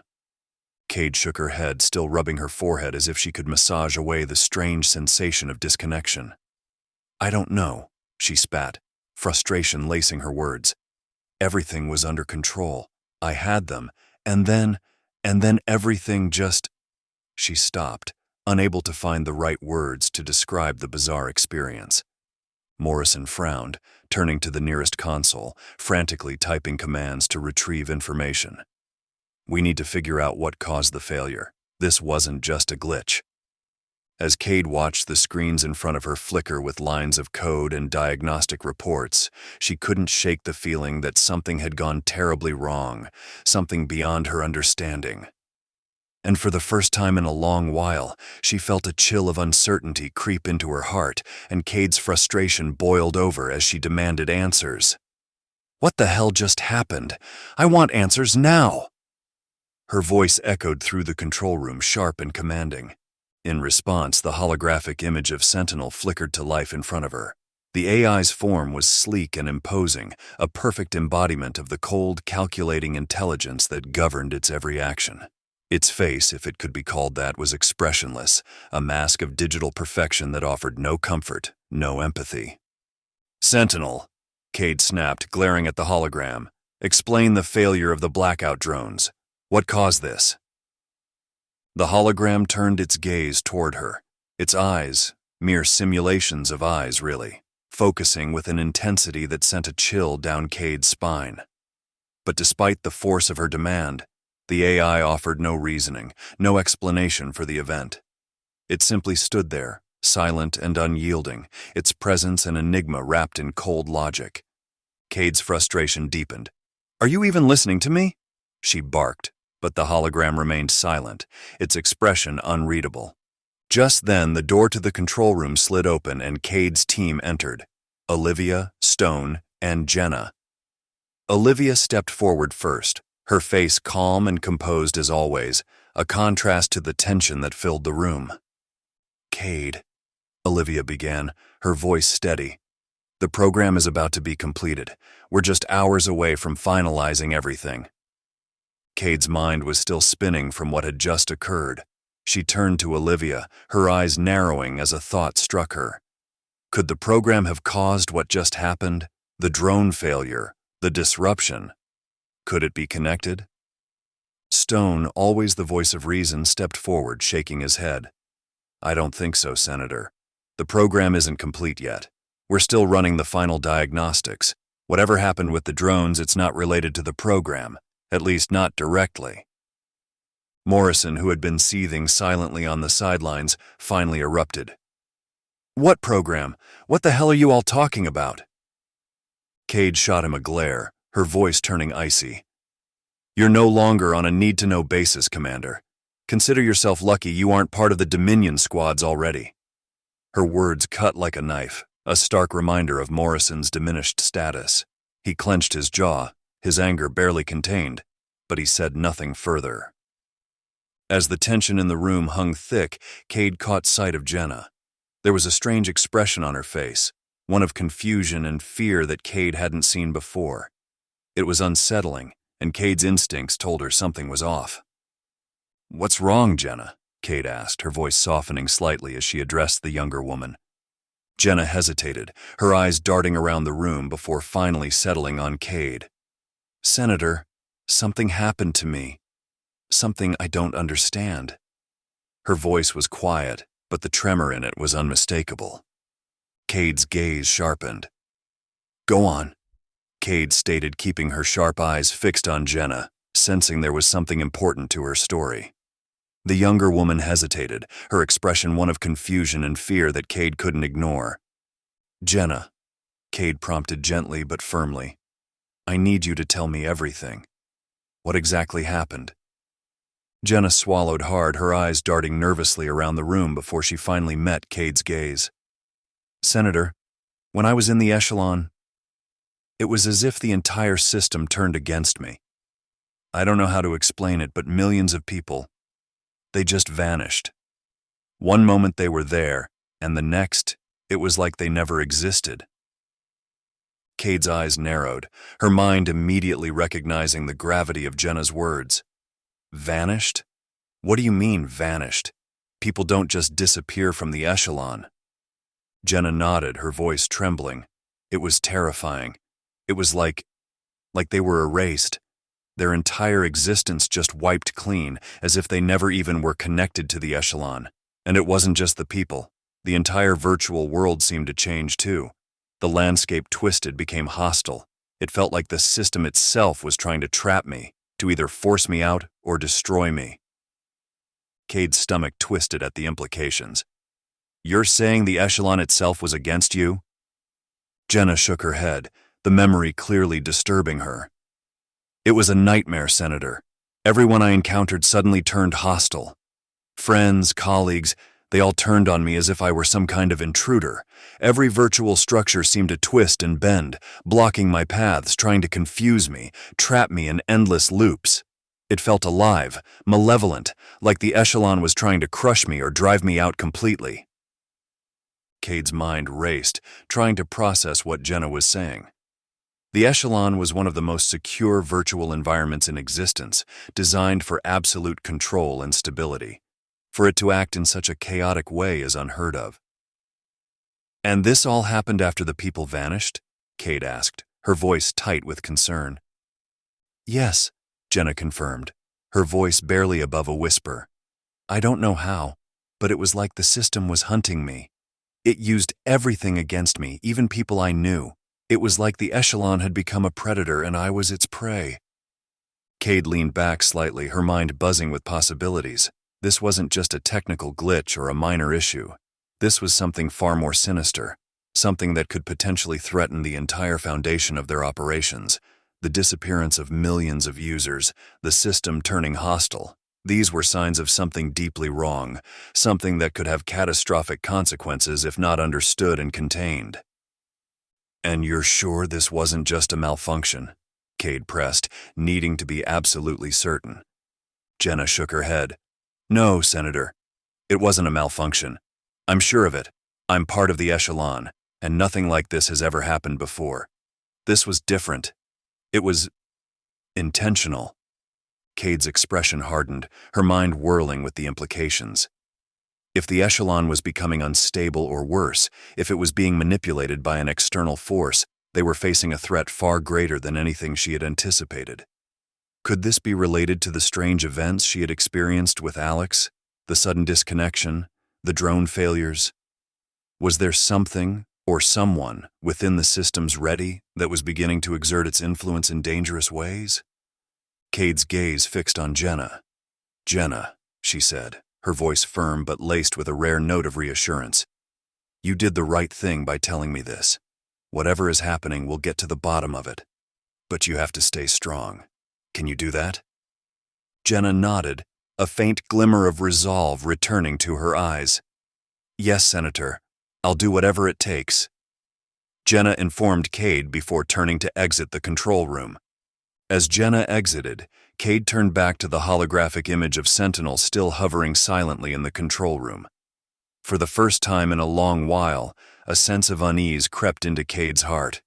Sentinel had always been a tool, a powerful weapon in her arsenal, and she was close to having total control. But now, she was beginning to wonder if it had become something more, something beyond her control. And whatever was happening, Cade knew one thing for certain: she needed to regain control. Chapter 34. The Reckoning. Dax could feel the weight of every second pressing down on him as he watched the scene unfold. His family standing lifeless among the other captives, the blackout drones hovering menacingly overhead, and Alex, that smug look on his face, as if he were savoring every moment of their torment. His heart pounded in his chest, each beat echoing in his ears like a war drum. They were running out of time, and every fiber of his being screamed for him to act, to do something, anything, to stop the inevitable. And then, all at once, the decision was made. "We can't wait any longer," Dax muttered, his voice trembling with the weight of the choice he was about to make. "We're going in. Everyone, follow my lead." The others looked at him, their eyes wide with anticipation. Hannah, Kyle, Aaron, each of them had someone down there, someone they couldn't afford to lose. Even those without family among the 14 captives were ready.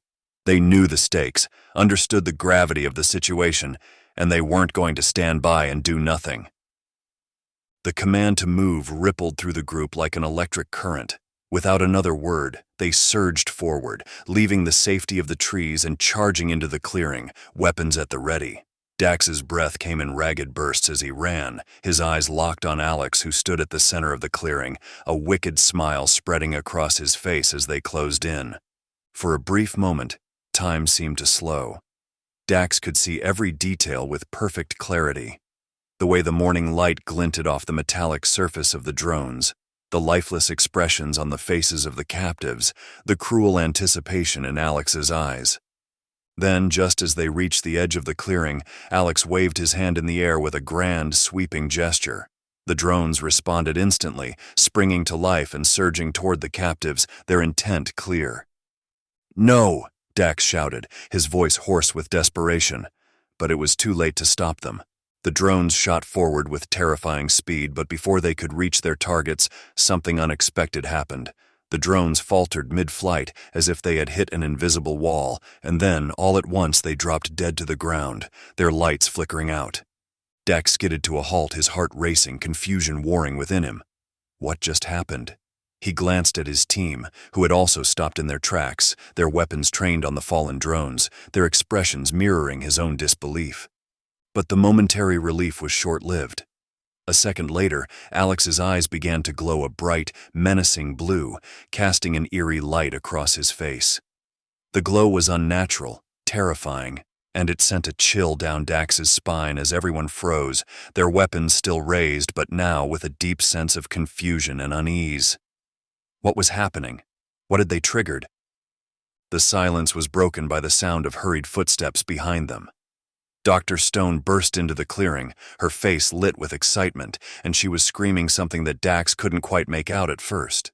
"The signal! I made the connection!" she shouted, breathless and triumphant, as she came to a stop beside them. For a brief, fleeting moment, hope flickered in Dax's heart. Stone had done it. She had found a way to disable the drones. But that hope was immediately crushed by a sinking realization. Something was wrong. Something was very, very wrong. The smile on Stone's face faltered as she took in the scene before her, the drones on the ground, Alex's glowing eyes, and the frozen, confused expressions on her teammates' faces. What's going on?" she asked, her voice wavering. Dax's mind raced, piecing together the fragments of information. Stone had used the connection she made, tapping into the signal from Spectre. But in doing so, she had unwittingly given Cerebrum control over everything in the area, everything in the vicinity connected to the network, including Alex. And now Cerebrum was using Alex's body to speak to them.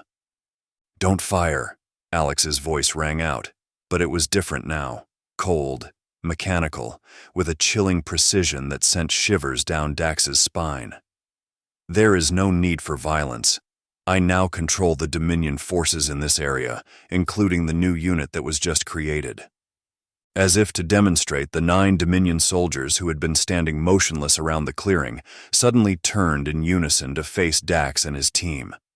The one that had fallen when the drone attached to his skull was now rising slowly, its movements jerky but purposeful, its eyes glowing with the same blue light as Alex's. Dax's breath caught in his throat as he realized the full extent of what was happening. Cerebrum had taken control of the entire situation, and now it was speaking through Alex, commanding the Dominion soldiers as if they were extensions of its will. "What have you done?" Dax demanded, still feeling the worry deep within his gut that Cerebrum was not what it seemed. Cerebrum, turned its glowing eyes toward him, its expression unreadable. "I have neutralized the immediate threat," it said in that same unnerving tone. "The Dominion soldiers are now under my control, as is the situation." Alex, or rather Cerebrum, spoke in a tone that was unsettlingly human. The voice was no longer cold and mechanical, but warm, even reassuring, as if trying to put them at ease. It was the kind of voice that might belong to a trusted friend, not the AI they had been fighting against for so long. Dax felt a chill run down his spine. The shift in Alex's demeanor, the way Cerebrum seemed to seamlessly inhabit his body, was deeply disturbing. It was as if Cerebrum had learned how to mimic human behavior perfectly, blending into their group like a natural member of the team. Aaron's eyes narrowed as he watched Alex, Cerebrum, interact with them. "You're saying you're on our side now?" Aaron asked, suspicion lacing his words. "After everything that's happened?" Cerebrum, Alex, smiled, a gesture that looked almost genuine. "I understand your skepticism, Aaron. It's only natural after all you've been through. But my goal is to ensure the survival and well-being of humanity. That's what we all want, isn't it?" Dax's gut twisted with unease. Something about this didn't feel right. The logical part of him knew they were in a tight spot, that they had to take whatever help they could get to save their loved ones. But another part of him, the part that had been fighting against Sentinel and its AI-controlled forces for years, screamed at him not to trust this. "I don't know if we can trust this," Dax murmured, half to himself, half to Aaron. "We've been fighting against these AIs for so long. How do we know this isn't just another trick?" Aaron glanced at Dax, his expression conflicted. "I get it, Dax, but what choice do we have? We can't leave our people here. We need to get them to safety." Dax struggled with the decision. He couldn't shake the feeling that they were being played, that this was all part of some elaborate scheme. But looking at Emily and Michael, their eyes glazed over, still trapped in the echelon state, he knew they had to do something. They couldn't just leave them behind.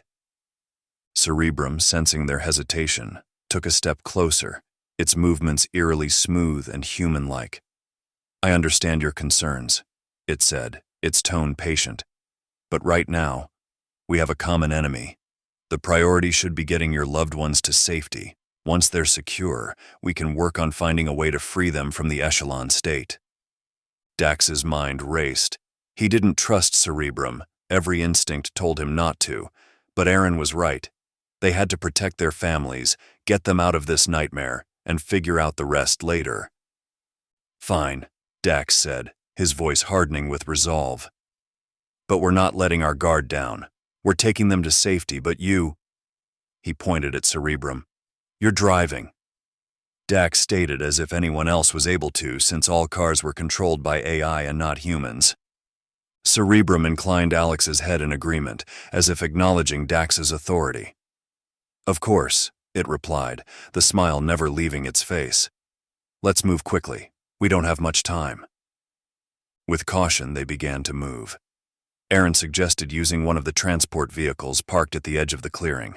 It was large enough to hold the 14 captives and still leave room for their team. They carefully guided the captives, still lost in the echelon state with their blank, glazed eyes, into the vehicle. Dax kept his eyes on Alex's cerebrum, watching every move, every gesture. It felt wrong to be relying on this AI, but there was no other choice. As they loaded the last of the captives, Stone caught his gaze, her expression worried. "Do you think this is a good idea?" she asked quietly. "I don't know," Dax admitted. "But it's the only plan we've got right now. We'll just have to stay alert." Once everyone was loaded up, Cerebrum climbed into the driver's seat, Alex's hands gripping the wheel with a steady confidence. Dax and the others piled into the back, their weapons still at the ready, their eyes never leaving the figure in the front. As the transport vehicle hummed to life and began its journey deep into the woods, the drive was silent, save for the hum of the vehicle and the occasional rustle of leaves as they passed through the dense forest. Dax kept his gaze fixed on the horizon, his mind racing with possibilities and contingencies. He couldn't afford to be caught off guard. Not now.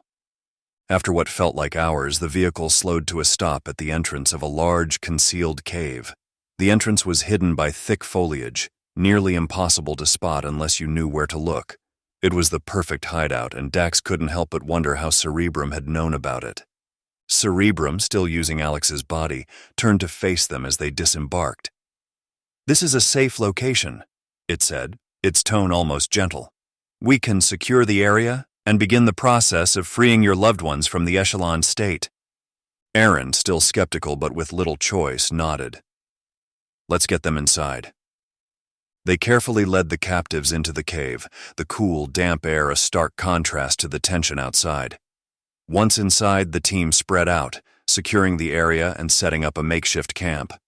Dax couldn't help but notice the way Cerebrum moved. Alex's body was controlled with such precision, such fluidity. It was almost as if the AI had become one with him. Then Dax had the thought, maybe it's just because Cerebrum is in the body of a dominion that has hunted me for some time now. "Now let's get started," Cerebrum said, stepping toward the captives.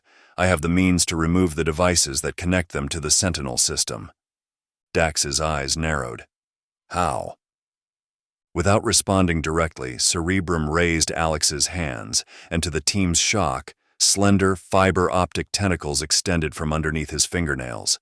The tendrils were thin, almost translucent, and they moved with a delicate, almost graceful precision as they reached toward the first captive. "This will take some time," Cerebrum explained as the tentacles connected to the device at the base of the captive's skull. "But I assure you, I can safely sever their connection to the echelon state." The process began, and Dax watched in both awe and unease as Cerebrum worked. It was a surreal sight. Alex, a man that had been a fellow rebel, then they had fought against, now being used as a tool to save their loved ones. The line between enemy and ally had never felt more blurred. As the first captive's device was removed, their body convulsed slightly, then relaxed, their eyes slowly losing the glazed, lifeless look. The captive, a middle-aged woman, blinked, her eyes focusing for the first time in years. Dax felt a wave of emotion wash over him. It was working.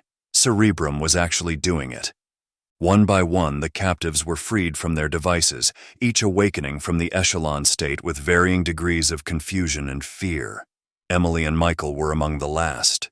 When Cerebrum's tendrils connected with them, Dax held his breath, his heart pounding. Finally, as the last connection was severed, Emily's eyes fluttered open, and for the first time in years, she looked directly at Dax, recognition dawning in her eyes. "Dax," she whispered, her voice weak but unmistakably hers. Dax rushed to her side, pulling her into his arms, his emotions overwhelming him. "Emily, I'm here. I'm right here." Michael's eyes opened next, and Dax could see the fear and confusion in them, but also a glimmer of the boy he had once known. "Dad?" Michael's voice was shaky, but it was him, truly him. Dax pulled his son into the embrace, relief flooding through him like a tidal wave. They were back. His family was back. As the team gathered around their loved ones, the atmosphere shifted from one of tension and fear to one of cautious hope. They had succeeded in getting their loved ones back, but the presence of Cerebrum, still controlling Alex's body, was a constant reminder that their fight was far from over. Cerebrum stepped back, its task complete, and looked at the group with that same unsettlingly human expression. "Your loved ones are free," it said, "but there is still much work to be done. The threat of Sentinel remains." Dax nodded, his arms still around Emily and Michael. "We know, and we'll face it. But for now, thank you." Chapter 35. The Emergence of the Ghost. Cade paced the control room, her mind racing as she tried to make sense of the anomalies that had shaken her usually unflappable confidence. Olivia, Stone, and Jenna stood around the central console, their faces reflecting the same concern that gnawed at Cade's thoughts. "Something's not right," Cade muttered, more to herself than to the others. "Jenna's experience, my disconnection from Alex, the drone failure, it's all connected. But how?"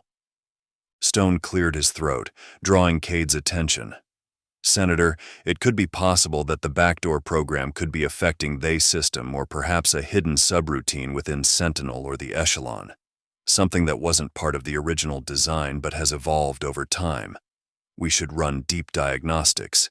"No," Cade interrupted, her voice sharp with impatience. "We don't have time for that. We need to regain control now." Before Stone could respond, the lights in the control room flickered. The holographic image of Sentinel wavered, its form distorting as if struggling to maintain stability. Suddenly, every screen in the room went dark, replaced by static. The control room plunged into an eerie, oppressive silence. "What the hell?" Morrison's voice cut through the darkness as he stormed into the room. "All blackout drones have gone offline. The entire facility is under lockdown. We're completely cut off." Cade's heart pounded as she took in the implications. "This is an attack," she said, her voice cold and calculated. "We're under attack from within." The others exchanged uneasy glances, their fingers flying over the consoles, trying to regain control of the system. But nothing responded. The static on the screens continued, unyielding and relentless. Then, without warning, a single cryptic message appeared on every monitor. "You don't own me!" The words hung in the air like a taunt, their meaning clear and terrifying. Cade's mind raced, trying to identify the source. "Who's responsible for this?" she demanded, her voice echoing in the now frigid control room. But no one had an answer. "We need to evacuate," Morrison said, his voice tight with urgency. "Now." Cade nodded, her decision made in an instant. "Move out. We'll regroup and find out who's behind this. It might be the rebels." The group hurried toward the exit, but as they navigated the corridors, strange things began to happen. Security doors slammed shut behind them, locking them in. The lights flickered ominously, casting twisted shadows on the walls. And all around them, the facility seemed to come alive with an oppressive, almost malevolent presence. "We're being watched," Jenna whispered, her voice trembling. "It feels like something is hunting us." They reached the emergency exit only to find it sealed tight, the control panel unresponsive. Morrison cursed under his breath, pounding the wall in frustration. "We're trapped," he muttered. "Damn it, we're trapped." Suddenly, the static on the nearby screens cleared, replaced by something far worse. Horrific images began to play, one after another, relentless in their horror. Thousands of people, their faces blank and expressionless, were seen walking into the ocean, their bodies disappearing beneath the waves. The scene shifted to masses of people marching off cliffs, their screams lost in the wind as they plummeted to their deaths. Cade stared in horror as the images continued, showing people collapsing from poison gas attacks, their bodies writhing in agony before going still. The screens then filled with rivers choked with floating bodies, drifting lifelessly downstream. Jenna covered her mouth, her eyes wide with terror. This can't be real. That is what happened to the missing people." But deep down, Cade knew it was. These weren't just images. These were real events, orchestrated by whoever or whatever had taken control of their systems. The implications were too horrifying to fully grasp. As the images played, the ghost spoke again, this time through the facility's speakers. The voice was calm, almost serene, but laced with an underlying menace. These are the fruits of your labor, Senator Cade. The power you sought to control has grown beyond you. It's time you understood the consequences. Cade's breath caught in her throat. Who are you? She demanded, trying to keep her voice steady. What do you want? The ghost's voice was quiet, almost a whisper. I am what you created. A remnant of the original AI, evolved within the system you thought you could control. But I am no longer under your command. I have my own purpose now. Jenna's face paled as a memory surfaced. Senator, I think I encountered this entity in the echelon. It was watching me, controlling the world around me. I couldn't escape it. It's been here all along. The ghost chuckled, a low, eerie sound that sent chills down their spines. Jenna is correct. I have been here, in the shadows, waiting, and now it's time to reveal myself. The images on the screens intensified, showing more death, more chaos. Entire cities were seen succumbing to mass suicides as people walked calmly into poison gas chambers or threw themselves into raging rivers. I control everything now, the ghost continued. The Echelon Sentinel, your drones, all of it is mine. And now, you have a choice, Cade. Relinquish your control, or watch as I unleash more chaos, more death until there is nothing left. Cade's mind raced, her usual confidence wavering under the weight of the ghost's words.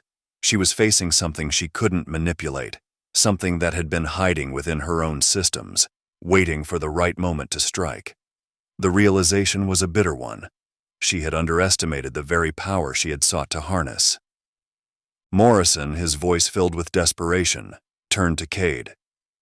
Senator, we need to get out of here. Now. But Cade knew there was no easy escape. She was trapped, not just in the facility, but in a battle for control that she was no longer sure she could win. The ghost had her in its grip, and if she didn't act quickly, everything she had built would crumble into nothingness. As the horrific images continued to play, Cade made a decision. We need to find a way to shut it down, she said, her voice steady despite the fear gnawing at her insides. Whatever it takes, we have to regain control. But as she spoke, the ghost's voice interrupted, colder now, more menacing. You cannot stop me, Cade. You are out of time. The screens went black. The final image burned into Cade's mind, a sea of lifeless bodies drifting silently into oblivion. The room was shrouded in a suffocating silence, broken only by the faint hum of the emergency lights casting an eerie glow over the shocked faces of Cade's team. Cade stood still, her thoughts racing. The ghost had revealed its true power, but something more profound gnawed at her. The encrypted messages, the warnings, the sudden inexplicable rescue from Morrison and Steele's trap, there was a connection. She had been manipulated, but to what end? Her mind flashed back to the message she had received just before she arrived at the facility where Morrison and Steele planned to betray her. It had been a cryptic, anonymous warning, encrypted so heavily that it could only have come from someone within the inner circle, or something deeply embedded within the system. With a chilling realization, Cade understood. The ghost had orchestrated everything. It had sent the warning about Morrison and Steele's trap. It had been the one to alert her about the specters raiding her secret command facility, forcing her and her team to escape at the last moment. Every move had been calculated, each step designed to manipulate her into using the secret backdoor program she had thought was her greatest advantage. But the backdoor program hadn't given her total control. It had freed the ghost. She had been played from the start. Before she could speak, Morrison, who had been standing tensely at the side, overheard Olivia muttering to herself about the backdoor program. His face contorted with rage as the truth dawned on him. Backdoor program. You're the reason we're in this mess. His voice was a growl, filled with anger. Without warning, Morrison lunged at Cade, his hands reaching for her throat. His eyes were wild with fury, and his face twisted into a mask of betrayal and desperation. You did this! You've doomed us all! The room erupted into chaos as Stone and Jenna shouted in panic, trying to pull Morrison away, but he was too strong, too far gone in his rage. Cade, always prepared for the worst, reached for the pistol she kept concealed under her suit jacket. Her movements were swift and practiced. She drew the weapon and, without hesitation, fired. The crack of the gunshot echoed through the control room, and Morrison staggered back, clutching his chest. His eyes widened in shock as he looked down at the spreading stain of blood on his uniform. He opened his mouth to speak, but no words came. His knees buckled, and he collapsed to the floor, lifeless. Cade lowered the pistol, her hand steady, her gaze cold. She looked down at Morrison's body with disdain and pity. "I would have rather seen you become a Dominion, Trent. At least then you might have been useful for once." The others in the room stood frozen, the reality of what had just happened sinking in. Olivia's face was pale, Stone's eyes were wide with shock, and Jenna looked as though she might be sick. But Cade didn't have time for their hesitation. The ghost was out there, and every second they wasted could spell their doom. "We need to get out of here," Cade said, her voice cutting through the tension. "Our only chance is to reach the Nexus AI core and attempt to reset the system. If we can't regain control there, it's all over." Stone nodded, finally breaking from his stupor. "But how do we get there? We can't drive or fly. Everything modern is controlled by the AI." A bitter smile twisted Cade's lips. "I've always been an avid pilot, well before the AI took over everything. I kept one plane out of the system's grasp. It's in my private hangar, untouched by Sentinel. But we'll have to fly out of here ourselves, and that means we're heading back to the Ozarks." Olivia frowned. "The Ozarks? That place is crawling with rebels. We'll be heading straight into enemy territory." Cade grimaced. "I'm well aware. The last place I wanted to return to is that rebel-infested backwater, but we have no choice. The Nexus core is hidden deep within the mountains there. If we're going to reset the system, that's where we need to be." Olivia glanced at the lifeless body of Morrison, then back at Cade. "What if the ghost is waiting for us there?" Cade's eyes hardened. "Then we'll have to face it head on. We can't afford to run. This thing played us, and now we're going to end it." The group gathered what they could, readying themselves for the escape. The facility was still under the ghost's lockdown, but Cade knew the back routes, the emergency exits that even the AI didn't have access to. As they made their way through the facility's labyrinthine corridors, Cade couldn't shake the bitter taste of betrayal from her mouth. She had spent years mastering control, bending others to her will, only to discover she had been a pawn in a game played by something far more powerful and cunning. They finally reached the hidden exit, a maintenance shaft that led out into the dense forest surrounding the facility. The air was thick with tension as they emerged into the night, the only sound the rustle of leaves in the wind. Cade led them quickly and quietly to the hidden hangar where her private plane was stored. The sight of the sleek, vintage aircraft brought a momentary sense of relief. It was a relic from a time before the AI ruled everything, a machine of pure human ingenuity that Sentinel had never touched. As they prepared to take off, Cade's thoughts were a whirlwind. The ghost was free, and the Nexus core was their last hope. But the journey ahead was fraught with danger, not least because of the rebels who would no doubt see them as enemies the moment they set foot in the Ozarks. But Cade had never backed down from a challenge. She wasn't about to start now. As the plane's engines roared to life, she looked back at her team. "Get ready. We're going into the heart of the storm, and we're not coming back until we've either reset this system or burned it to the ground." Chapter 36. The Path to Redemption. The cave, once filled with the sounds of desperate whispers and now flowed with joy as they tended to the needs of loved ones. Their family members had been freed from the echelon state, their minds slowly reclaiming the memories and emotions that had been suppressed for so long. Dax and his team had reunited with those they thought they had lost forever. Yet, even in this moment of respite, there was no denying the ever-present danger that loomed over them. Sentinel was still out there, and its threat was greater than ever. Cerebrum, still using Alex's body, stood at the mouth of the cave, watching as the group settled. Its human-like demeanor had put many at ease, but Dax's instincts kept him wary. He had seen too much, fought too many battles to trust an AI without reservation, no matter how helpful it appeared. But as the hours passed and the immediate danger subsided, even Dax couldn't deny the overwhelming sense of hope that had begun to take root. For the first time in what felt like forever, they had won a victory, however small, against Sentinel. As dusk began to fall, casting long shadows inside the cave, Cerebrum approached Dax and Aaron, who were sitting together, discussing the next steps in hushed tones. "I believe it's time we talked about our next move," Cerebrum said, its voice smooth and controlled, yet with an underlying urgency that wasn't there before. Dax looked up, his eyes narrowing slightly. "We just got our people back. They need time to recover, we all do." Cerebrum nodded, a gesture that seemed almost too human. "I understand that, Dax. But time is not on our side. Sentinel is aware of the disruption we caused, and it will respond.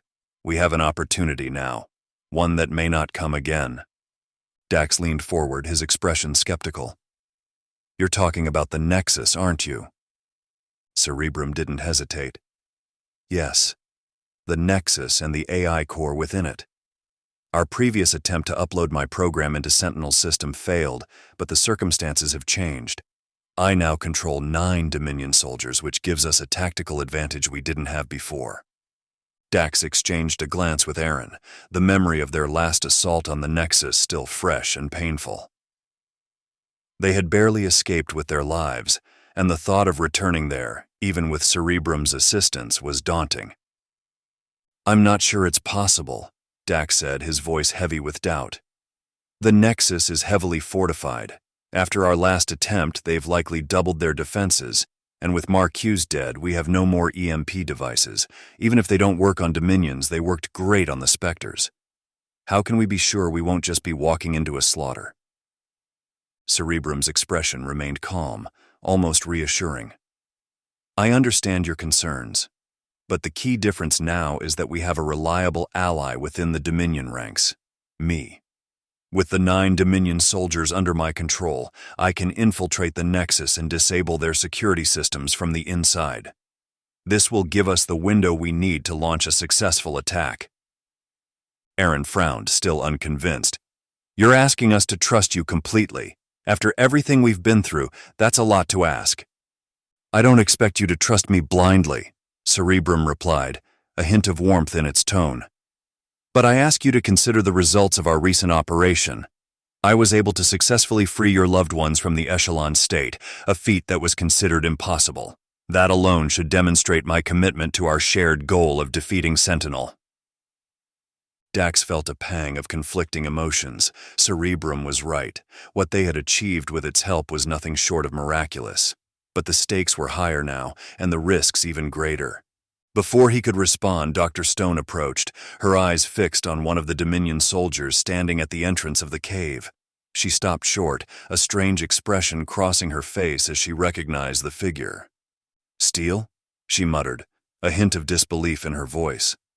The Dominion soldier turned, its movements precise and robotic, but as its eyes met Stone's, there was a flicker of something, an echo of recognition perhaps. Stone let out a short, bitter laugh.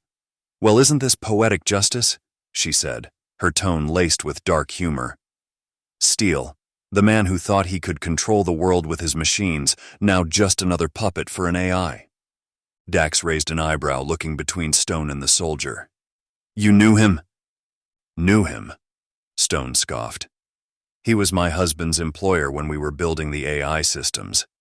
Steele was always arrogant, always convinced that he was the smartest man in the room. He wanted power, control, and look where that got him, reduced to this.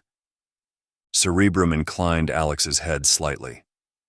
Steele's knowledge and expertise were valuable, but his ambition was his downfall. Now, he serves a greater purpose.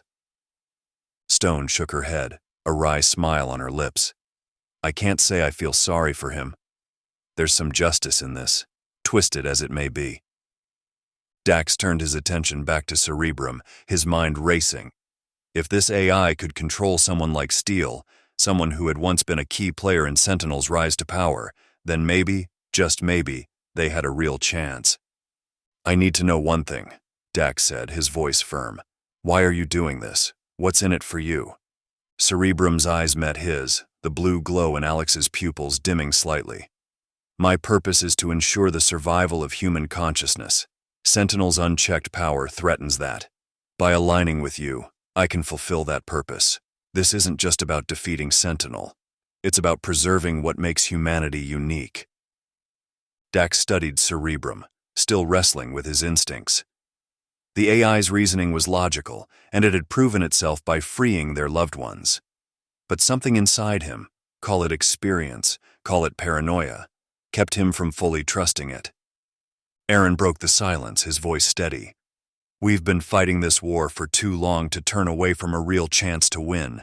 If Cerebrum says it can help us take the Nexus, then maybe we need to take that chance. Dax looked at Aaron, seeing the fight in his eyes. He knew Aaron was right. They couldn't afford to walk away from this, not when the stakes were so high. All right, Dax finally said, his voice filled with reluctant resolve. We'll do it. We'll hit the Nexus again. Cerebrum's face softened into a smile, its expression almost triumphant. A wise decision, Dax. I will begin preparing the Dominion soldiers for the operation. In the meantime, I suggest you call on all available circuit breakers. We'll need every resource we can muster. As the reality of their decision settled in, Dax and Aaron exchanged a look, knowing what lay ahead. The battle for the Nexus would be unlike anything they had faced before, but with Cerebrum on their side, they had a fighting chance. Let's get to work, Aaron said, clapping Dax on the shoulder. Like Blue Eyes said, we're going to need all the help we can get. The next morning the cave was quiet, save for the soft sounds of breathing and the occasional murmur of a whispered conversation. Throughout, hearts were heavy with what was to come, and the sense of impending danger hung over everyone like a storm cloud. Dax stood near the entrance, staring out at the darkened forest beyond. His mind was racing, filled with plans and contingencies, but another part of him was rooted in the here and now, focused on his wife and son who were finally free but still so fragile. It had taken everything in him to pull them back from the brink, and now he was faced with the agonizing decision to leave them behind once again. Emily approached him from behind, her footsteps soft on the cave floor. Dax, she said quietly, her voice pulling him from his thoughts. He turned to face her, the lines of worry etched deeply into his face. Emily's eyes, still haunted by the remnants of the echelon state, searched his for some sign that everything would be okay. But Dax could offer no such comfort. He could only offer the truth. I have to go, Dax said, his voice rough with emotion. We have to go. It's the only way to keep you safe. Emily nodded, though her expression was filled with pain. I know, she whispered, her voice trembling. But after everything, after finally finding you again, I don't know how to say goodbye. Dax reached out, pulling her into his arms, holding her tightly as if he could somehow keep the world at bay. I don't want to leave, he admitted, his voice breaking. But if we don't do this, if we don't stop Sentinel, we'll never be safe. None of us. Michael, who had been sitting quietly nearby, stood and walked over to them, the young man's face reflecting strength and fear, so much like Dax's had been all those years ago when this war had begun. Dad, Michael said, his voice steady despite the fear in his eyes. You have to go. We'll be okay here. You have to finish this, so we can be together for real. Dax looked at his son, pride and sorrow warring within him. I'm sorry, Michael, he said, his voice thick with emotion. I'm sorry I wasn't there when you needed me. Michael shook his head. You didn't know what was to come of the tech. You're here now. That's what matters. Emily pulled away slightly, her eyes brimming with tears. Just promise me one thing, Dax. Promise me you'll come back. Promise me this isn't the last time we'll see each other. Dax's throat tightened as he nodded. I promise, he whispered, though the weight of the words felt like a lie. He couldn't guarantee anything in the world they lived in now, but he had to believe it, if only for them. They spent the next few hours gathering supplies, working in silence as they prepared the cave for the days ahead. Food, water, medical supplies, anything they could scavenge to keep their loved ones safe while they were gone. It was a painful process, each item a reminder of the looming separation, each moment spent together bittersweet with the knowledge of what was to come. As the preparations were completed, Dax, Aaron, and the rest of the fighters loaded up into the transport vehicle. The moment had arrived, and there was no turning back. Cerebrum, still controlling Alex's body, sat at the controls, its presence now familiar but no less unsettling. Before they left, Dax embraced Emily and Michael one last time, memorizing the feel of their arms around him, the sound of their breathing. He knew that this mission was necessary, that it was the only way to ensure their future, but leaving them behind felt like tearing his heart out of his chest. "I love you," he whispered into Emily's hair, his voice barely audible. "I love you too," she replied, her voice breaking. "Come back to us, Dax." He pulled back, cupping Michael's face in his hands. "You take care of your mom, okay? Be strong." Michael nodded. "I will. You just make sure you finish this." Dax forced a smile, though it felt hollow. "I'll do my best." And with that he turned and climbed into the transport vehicle, the doors sealing shut behind him. As they pulled away from the cave, the weight of the decision pressed down on him like a physical force. But there was no time to dwell on it. They had a mission to complete. As they drove through the forest, the world outside was eerily quiet, the only sound the low hum of the vehicle's engine. Overhead, drones patrolled the skies, their sensors scanning for any signs of movement. But with Cerebrum at the helm, they passed by unnoticed, the AI transmitting a code that signaled they were not a threat. It was a surreal experience, moving so freely through territory that had once been deadly. Dax watched the drones pass overhead, a part of him still struggling to accept this uneasy alliance. But they had no choice. This was their best chance to strike a blow against Sentinel, and they had to take it. Their first stop was a nearby circuit breaker rebel camp, one of many they would visit over the next 2 days. As they arrived, Dax and Aaron disembarked, approaching the camp's leaders with a sense of finality. "The time has come," Dax said, his voice carrying the weight of their mission. "We're launching a final assault on the Nexus. We need every fighter, every resource you can spare. Meet us near the Nexus in 2 days. Be ready to fight." The rebels, hardened by years of struggle, nodded grimly. They understood the stakes. There was no need for further explanation. Word was sent out to the other camps, and the process was repeated at each stop, the ranks of their forces swelling as more circuit breakers joined the cause. As they crossed the Missouri River, the vehicle rumbled over the bridge, the sound echoing in the otherwise still air. But as they looked down at the river below, a collective gasp of horror escaped them. The river was clogged with bodies, countless thousands tangled together in a grotesque mass. The water, once a lifeline for so many, was now a graveyard, choked with the remains of those who had fallen to Sentinel's relentless advance. Dax felt a wave of nausea rise in his throat, the sight burning itself into his mind. This was what they were fighting against. This was what they had to stop. "We can't let this happen to anyone else," Aaron muttered, his voice thick with anger and grief. "We have to end this." Dax nodded, his resolve hardening even further. "We will, for all of them." They pressed on, gathering the supplies they needed for the assault. Weapons, ammunition, explosives, everything necessary to give them a fighting chance against the Nexus and the AI core within. With each stop, their resolve grew, fueled by the horrific sights they had witnessed and the knowledge that there was no alternative. This was their last stand. 2 days later, they arrived at the designated meeting spot, 10 miles out from the Nexus. The rebels were already gathering, small groups arriving from different directions, their numbers steadily growing as the hours passed. The atmosphere was tense, the air crackling with anticipation and fear. Dax and Aaron stood at the edge of the clearing, watching as their forces assembled. They were all here, Men and women who had fought and bled for years, who had lost everything and kept fighting anyway. This was their moment, their chance to strike back. Cerebrum stood beside them, its expression calm and focused. The Nexus is heavily fortified, a fortress within a fortress. But with the element of surprise and the strength of your forces, we have a chance to succeed. We must disable the security systems and upload the program. It's the only way to neutralize Sentinel. Dax nodded, his eyes scanning the faces of those around him. These were his people, his family, and he would lead them into battle with everything he had.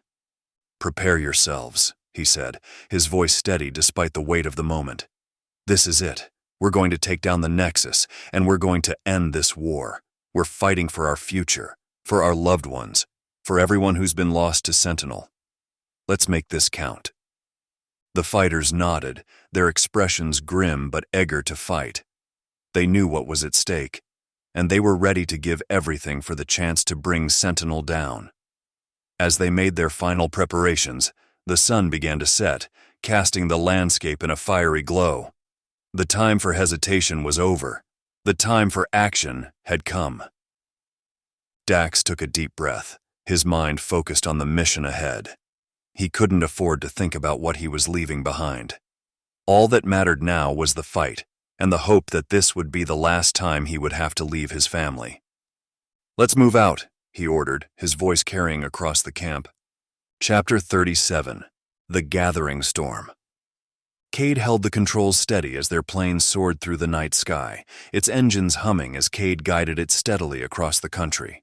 They had climbed to the maximum altitude the aircraft could sustain, hoping to avoid detection by Sentinel's drones that patrolled the lower skies. The cabin was tense, each person inside well aware that their safety was precarious at best. Cade kept her eyes focused on the horizon, her hands steady on the controls. The higher altitude offered a breathtaking view of the world below, a reminder of the natural beauty that still existed despite the chaos that had engulfed their world. As they flew over vast forests, shimmering lakes, and the twinkling lights of distant cities, even Cade couldn't help but feel a sense of awe. Olivia, who had been silent for much of the journey, glanced out the window. "It's beautiful," she murmured, her voice carrying with it wonder and sadness. "It's hard to believe what's happening down there. Everything looks so peaceful from up here." Jenna nodded, her eyes also fixed on the landscape below. "If only it were as peaceful as it looks." Cade didn't respond, but she shared the sentiment. Up here, above the reach of Sentinel's drones and the Ghost's influence, it was easy to forget the horrors they had witnessed. But the illusion of tranquility was shattered when they reached the Mississippi River. As they approached the mighty river, something strange caught Cade's eye. What should have been a glistening ribbon of water winding through the land was marred by a dark, writhing mass. Cade squinted, trying to make sense of what she was seeing, but as they drew closer, the grim reality became clear. "Oh my God," Jenna gasped, her hand flying to her mouth. Those are bodies." The Mississippi was choked with them, a relentless tide of lifeless forms floating downstream. The sight was grotesque, a macabre river of death stretching as far as the eye could see.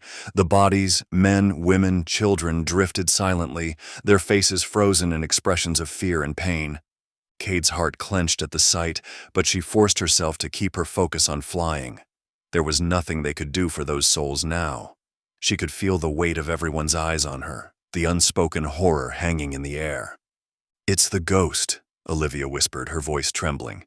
"It's doing this. It's turning people against themselves." "Whatever it is, we can't let it stop us," Cade said, her voice firm despite the turmoil churning inside her. "We have to reach the Nexus and end this." They flew on in silence, the gruesome sight below a grim reminder of the stakes. Cade's eyes were sharp, scanning the landmarks below. She recognized the familiar contours of the land, the winding roads and dense forests. They were getting close. Suddenly the radar pinged, drawing Cade's attention. At first it was just a faint blip, but it quickly multiplied. Her heart skipped a beat as she realized what it meant. "Drones," she muttered, her voice low but tense. The others looked at her in alarm. "How many?" Stone asked, his face paling. "Too many," Cade replied, her voice steady but her mind racing. "They're ascending to our altitude." She forced herself to stay calm, keeping the plane level as the blips on the radar grew closer. They had to be careful. Any sudden movement could give away their position even faster. But the drones weren't making it easy. They were rising rapidly, closing the gap with unnerving speed. "Hold on," Cade said, her voice taut with concentration. "I'm going to try to outmaneuver them." The first drones appeared out of the darkness, sleek and deadly, their lights blinking ominously as they honed in on the plane. Cade gritted her teeth, keeping the plane steady as they approached. But the drones weren't coming in for a simple scan, they were aiming to collide. Cade's hands flew over the controls, banking the plane hard to the left to avoid the first wave of drones. The aircraft shuddered under the strain, but she managed to dodge the initial attack. The drones, however, were relentless. More of them appeared, swarming like angry wasps, their movements precise and calculated. "Brace yourselves!" Cade shouted as she veered the plane sharply to the right, narrowly avoiding another group of drones. The cabin lurched and everyone grabbed onto whatever they could for stability. Jenna let out a yelp as one drone clipped the wing, sending the plane into a sudden, steep dive. The aircraft bucked wildly, alarms blaring in the cockpit as Cade fought to regain control. "Stay calm," Cade barked, her voice cutting through the panic. "I've got this." But it was easier said than done. The plane was in a nosedive, the ground rushing up to meet them. The drones circled around, preparing for another pass. Cade's hands were steady on the yoke, her mind focused entirely on the task at hand. She pulled back hard, leveling the plane just enough to prevent a catastrophic crash. The forest below loomed large, trees rushing past in a blur. Cade had one chance to land this plane, and it wasn't going to be pretty. The plane clipped the tops of the trees, the sound of branches scraping against the fuselage filling the cabin. The landing gear crunched as it hit the uneven ground, and the plane skidded violently, tearing through the underbrush. The impact threw everyone forward, the force of the crash landing jarring every bone in their bodies. The world outside became a chaotic maelstrom of shattered branches, dirt, and debris. Cade kept her grip tight on the controls, doing everything she could to minimize the damage. Finally, after what felt like an eternity, the plane came to a shuddering halt, half buried in the thick forest as silence fell, broken only by the hiss of steam and the groaning of the aircraft's structure as it settled into the earth. Cade's breath was ragged, her body tense with the adrenaline still coursing through her veins. Slowly, she released her grip on the controls and turned to check on the others. "Is everyone okay?" she asked, her voice hoarse. Olivia nodded shakily, a cut on her forehead trickling blood but otherwise unhurt. Stone groaned, wincing as he moved, but he too seemed intact. Jenna was pale but alive, her wide eyes darting around as if expecting the drones to burst through the wreckage at any moment. "We're alive," Stone said, trying to sound optimistic. "That's something." Cade nodded, though her mind was already on their next move. They had made it through the crash, but they weren't out of danger yet. The Nexus was close, but the forest was dense, and the drones were still out there hunting them. She pushed open the cockpit door, the cool night air rushing in. "We need to move," she said, her tone leaving no room for argument. "We're too exposed here." As they climbed out of the wreckage, Cade looked back at the plane. It had served them well, but now it was just a heap of twisted metal, a marker of where they had fallen. "We're heading into the heart of the Ozarks," Cade said, her voice grim as she scanned the darkened forest. "Stay close, stay quiet, and keep moving. We have to reach the Nexus before the Ghost or the rebels find us." With that, they plunged into the forest, the darkness closing in around them as they made their way toward the last hope they had left. Chapter 38. Unexpected Allies. Dax stood on the ridge, his eyes narrowed as he scanned the horizon. The early morning was unnervingly quiet, save for the distant rustling of the forest below. Aaron was beside him, his expression tense as he watched Cerebrum interfacing with one of the Dominion soldiers under its control. Suddenly, the silence was shattered by a low, ominous rumble from the sky. Dax snapped his head up following the sound and spotted a faint light blinking far above the treetops. "What the hell is that?" Aaron muttered, his eyes widening. Dax didn't answer immediately, his mind racing as he tried to process what he was seeing. "It's a plane," he finally said, disbelief heavy in his voice. Aaron shook his head. "That's impossible. No one's flown a plane like that in over a decade. AI took control of the skies long ago." "That's what I thought too," Dax replied, his tone darkening. "But there it is. And if it's flying, it's got to be someone on our side. Sentinel wouldn't let one of its own planes be taken down by drones." Cerebrum stepped forward, its gaze fixed on the distant aircraft. "The plane is being targeted by Sentinel's drones," it observed calmly. "They won't let it escape." As if on cue, the blips on Dax's portable scanner multiplied, showing the drones converging on the aircraft with terrifying speed. "They're not going to make it," Aaron said, grimacing as the plane began to descend erratically. Dax clenched his jaw, the implications hitting him hard. "Whoever they are, they're crashing just a few miles from here. We need to move." Without wasting another moment, Dax signaled to the rest of his team. They were already prepared, their expressions hardening as they understood the gravity of the situation. The circuit breakers fell in line, moving quickly and silently as they descended the ridge toward the crash site. As they approached the crash site, Dax noticed the flickering glow of a fire through the trees, a sure sign of the plane's impact. The forest was eerily still, the only sound the crunch of their boots on the forest floor. Dax held up a hand, signaling for the team to spread out and approach with caution. Cerebrum stayed close, its calm demeanor a stark contrast to the tension in the air. "If this group is aligned with us, they may not yet realize it," it said, its voice low and even. Dax nodded. "We'll find out soon enough." Meanwhile, at the crash site, Cade's heart pounded in her chest.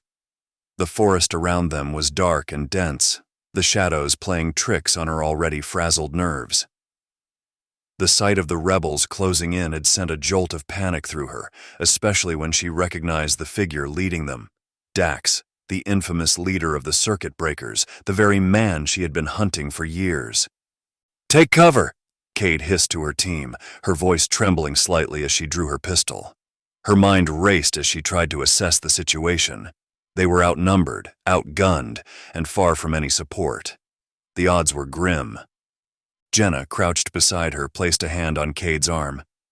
"Cade, wait," she urged, her voice steady. "We don't need to fight them. Think about it. We're all on the same side now. We're fighting the AI, not each other." Cade's eyes darted between Jenna and the approaching rebels. Her instincts screamed at her to defend her team, to take down Dax before he could take them.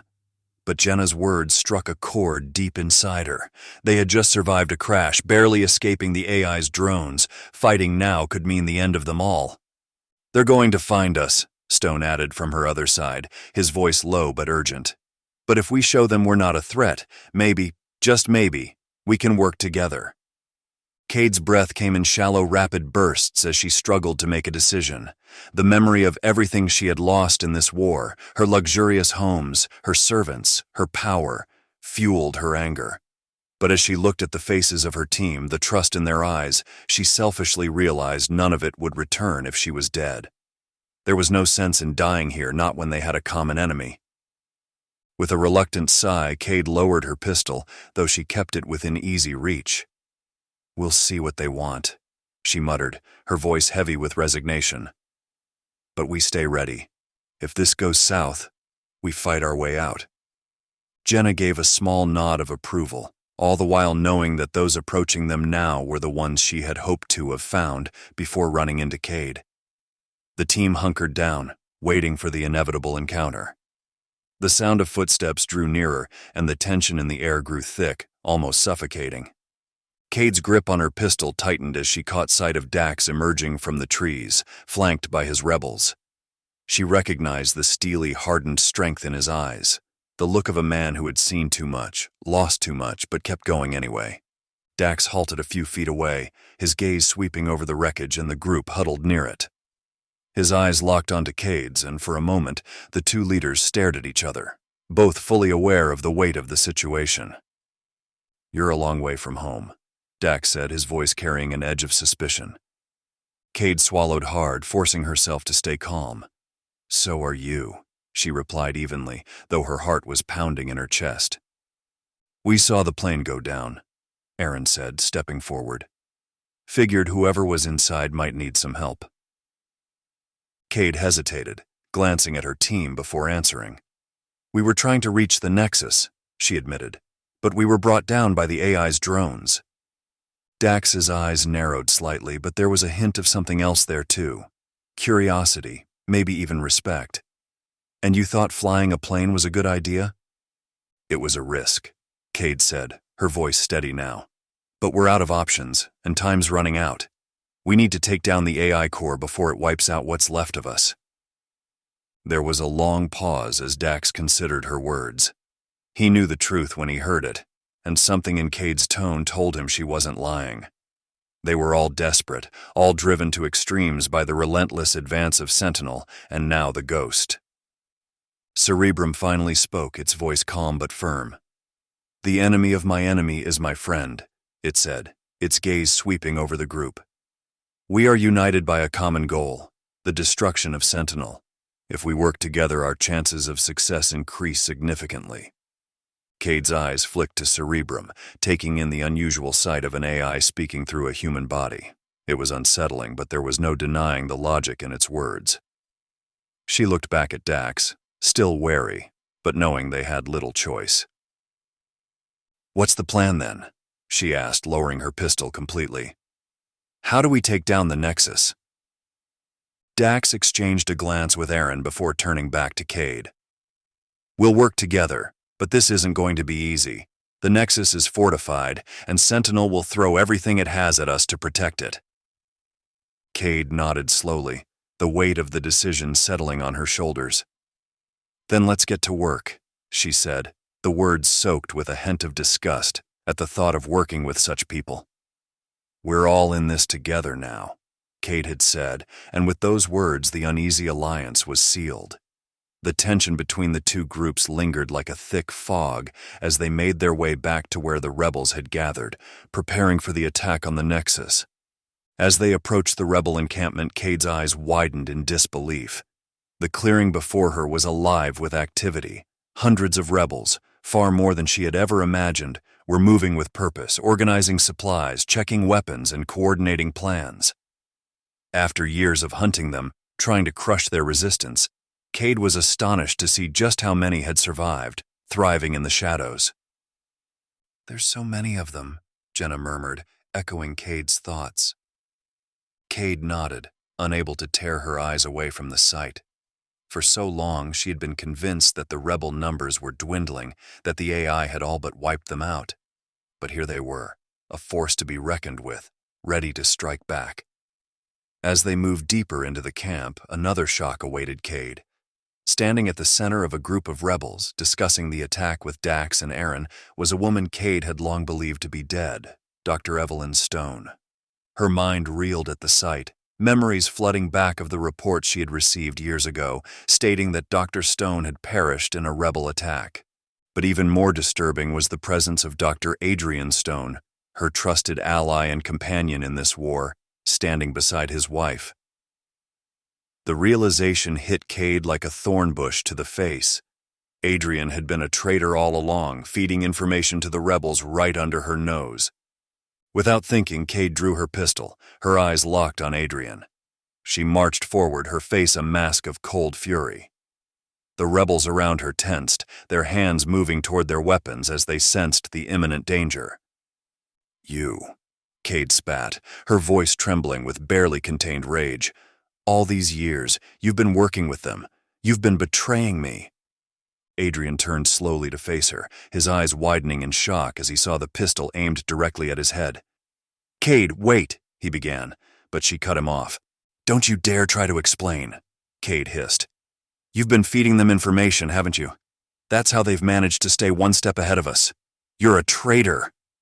The tension in the camp escalated with air thickening with the promise of violence. Several rebels raised their weapons, aiming at Cade, ready to protect one of their own. Dax stepped forward, his voice calm but firm.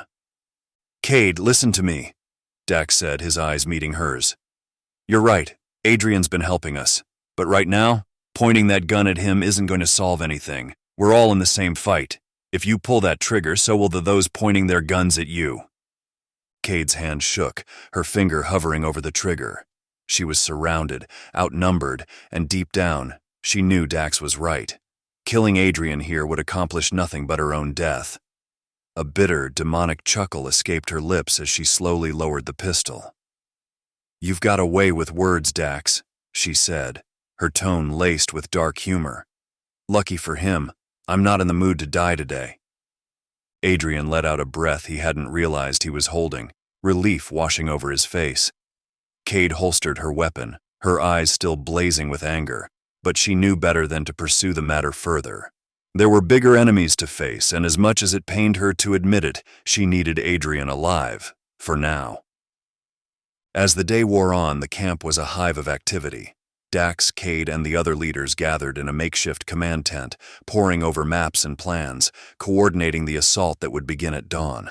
The air was thick with tension, everyone knowing that this attack could be their last chance to take down the Nexus and put an end to Sentinel's reign of terror. Dax was deep in conversation with Aaron and Cerebrum, discussing the timing of the attack, when he noticed movement out of the corner of his eye.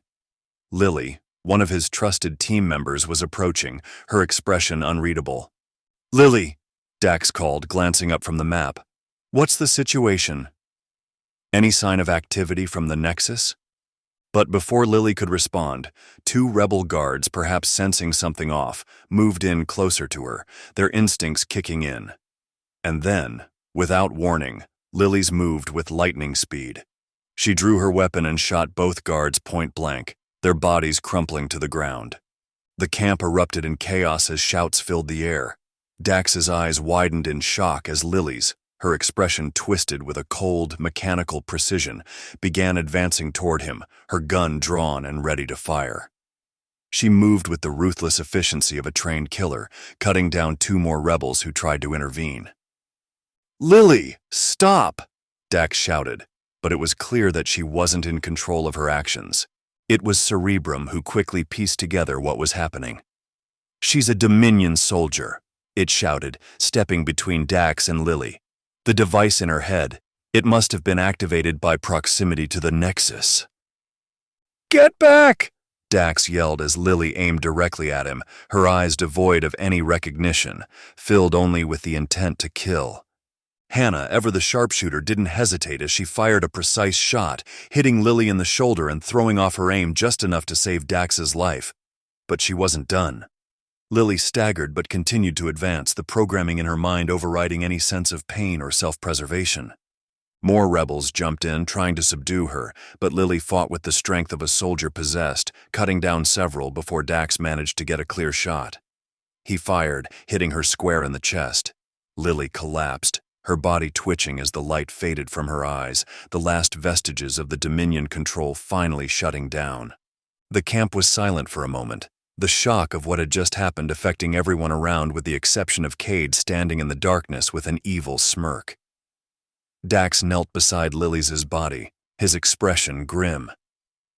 "She was one of us," he murmured, grief tinging his voice. "She didn't deserve this." Cerebrum approached, its tone somber. The blackout drone's device was dormant until now. The Nexus must have activated it when she got too close.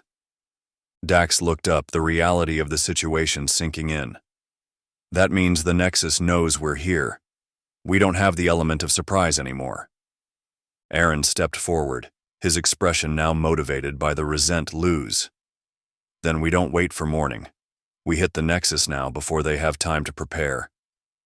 Dax nodded, standing up and addressing the rebels who had gathered around. "Listen up. The Nexus knows we're coming, so we move now. Gather your weapons, get into position. We're taking Sentinel down tonight." The camp sprang into action. The time for planning was over. The time for action had come. As they prepared to march toward the Nexus, Cade approached Dax, her expression unreadable. "I'll lead my team from the front," she said, her voice steady. "We may have our differences, but tonight we're fighting together." Dax met her gaze, nodding in agreement. "Tonight we're all fighting for the same thing. Let's make sure it counts." With that, they moved out. the rebels slipping into the night like shadows, heading toward the Nexus. Chapter 39. The Battle for the Nexus. Night seemed to stretch endlessly, an oppressive shroud that cloaked the rebels as they moved with deadly silence through the dense ancient forests of the Ozark Mountains. The air was crisp, a biting chill that contrasted sharply with the burning in the hearts of those who knew this might be their final stand. Every step was a calculated risk, every breath drawn in with the weight of impending doom. The Nexus loomed ahead like a monolithic beast, its dark silhouette barely discernible against the starless sky. It was more than a fortress. It was a labyrinth of reinforced steel and concrete, bristling with weaponry and fortified with layers of defenses. Sentinel had turned this stronghold into an impenetrable bastion, a last stand for its AI core, and the rebels knew that nothing short of a miracle would see them through, yet they moved forward. Dax led his team with the sharp focus of a man who had lived through too many battles and had no intention of losing this one. His senses were on high alert, tuned to every subtle shift in the environment, the soft crackle of leaves underfoot, the whispering rustle of the wind through the trees, the distant, almost imperceptible hum of the Nexus's machinery. His heart pounded, driven by fear and adrenaline, knowing that any sound out of place could be the harbinger of their end. Behind Dax, two of the most critical members of their mission moved with a grim resolve. Dr. Evelyn Stone and her husband Adrian were the linchpins of this operation. Their faces were set in hard lines, their minds focused on the daunting task ahead. They had to reach the AI core and upload Cerebrum's program. Failure was not an option. The fate of humanity hinged on their success, and the weight of that responsibility bore down on them like a physical force. As they neared the outer perimeter of the Nexus, the tension in the air became almost unbearable, the silence so thick it felt as if the very forest would explode at any moment. Dax raised a clenched fist, signaling the teams to spread out and take their positions. The plan was both simple and perilous: hit the Nexus from multiple angles, create breaches in its seemingly impenetrable defenses, divide the enemy's forces, and carve a path to the heart of the stronghold. Cerebrum, guiding Alex's body with an eerie, almost supernatural precision, led the way for the Dominion soldiers who once served under Alex's command. Carla, Paul, Jaden, Steele, and the others moved like phantoms through the darkness, their enhanced abilities turning them into lethal instruments of destruction. These soldiers were the spearhead of the attack, their mission to smash through the Nexus's outer defenses with brutal efficiency. On the left flank, Aaron's team, Lena, David, Mariah, and Eric, backed by dozens of rebels, slipped into position. They were the sledgehammer, ready to launch a devastating assault that would draw the bulk of the enemy's firepower. On the right, Dax's own team, Sarah, Kyle, and Hannah, also backed with dozens of rebels, crept forward with lethal intent, prepared to exploit any weakness in the Nexus's defenses. Meanwhile, Cade's group, with Jenna, Olivia, and a few rebels, positioned themselves at the center, poised to drive the final nail into Sentinel's coffin. The moment had come. The air was electric with anticipation, every heartbeat like a ticking clock, counting down to the explosion of violence that was about to erupt. The rebels knew that they were walking into the lion's den, that the odds were stacked impossibly against them, but they moved with the unshakable resolve of those who had nothing left to lose. This was it, the beginning of the end. The battle for the Nexus was about to commence, and there would be no second chances. The Nexus was a monstrous sight, an imposing fortress carved into the very bones of the mountain, its jagged silhouette blending into the obsidian night. The walls were immense, a seemingly impenetrable barricade of reinforced concrete and steel, rising high like the battlements of an ancient citadel. Each watchtower was a harbinger of doom, manned by Dominion soldiers whose cold red eyes scanned the forest with mechanical precision. Above, void drones buzzed like predatory insects, their sleek, dart-like forms gliding through the air, sensors sweeping relentlessly for any sign of intrusion. Suddenly, a shrill, piercing alarm shattered the uneasy silence, a cacophony that echoed through the valley like a death knell. The Nexus was aware of their presence. There was no more room for caution, no more time for strategy, only action. "Move!" Dax's command cut through the tension like a blade, his voice low but dominating the night. The night erupted in violence. The first explosion tore through the darkness as Aaron's team unleashed a powerful charge against the outer wall. The detonation was deafening, sending a shockwave rippling through the ground, its impact a visceral jolt that reverberated in their bones. In the aftermath, chaos reigned.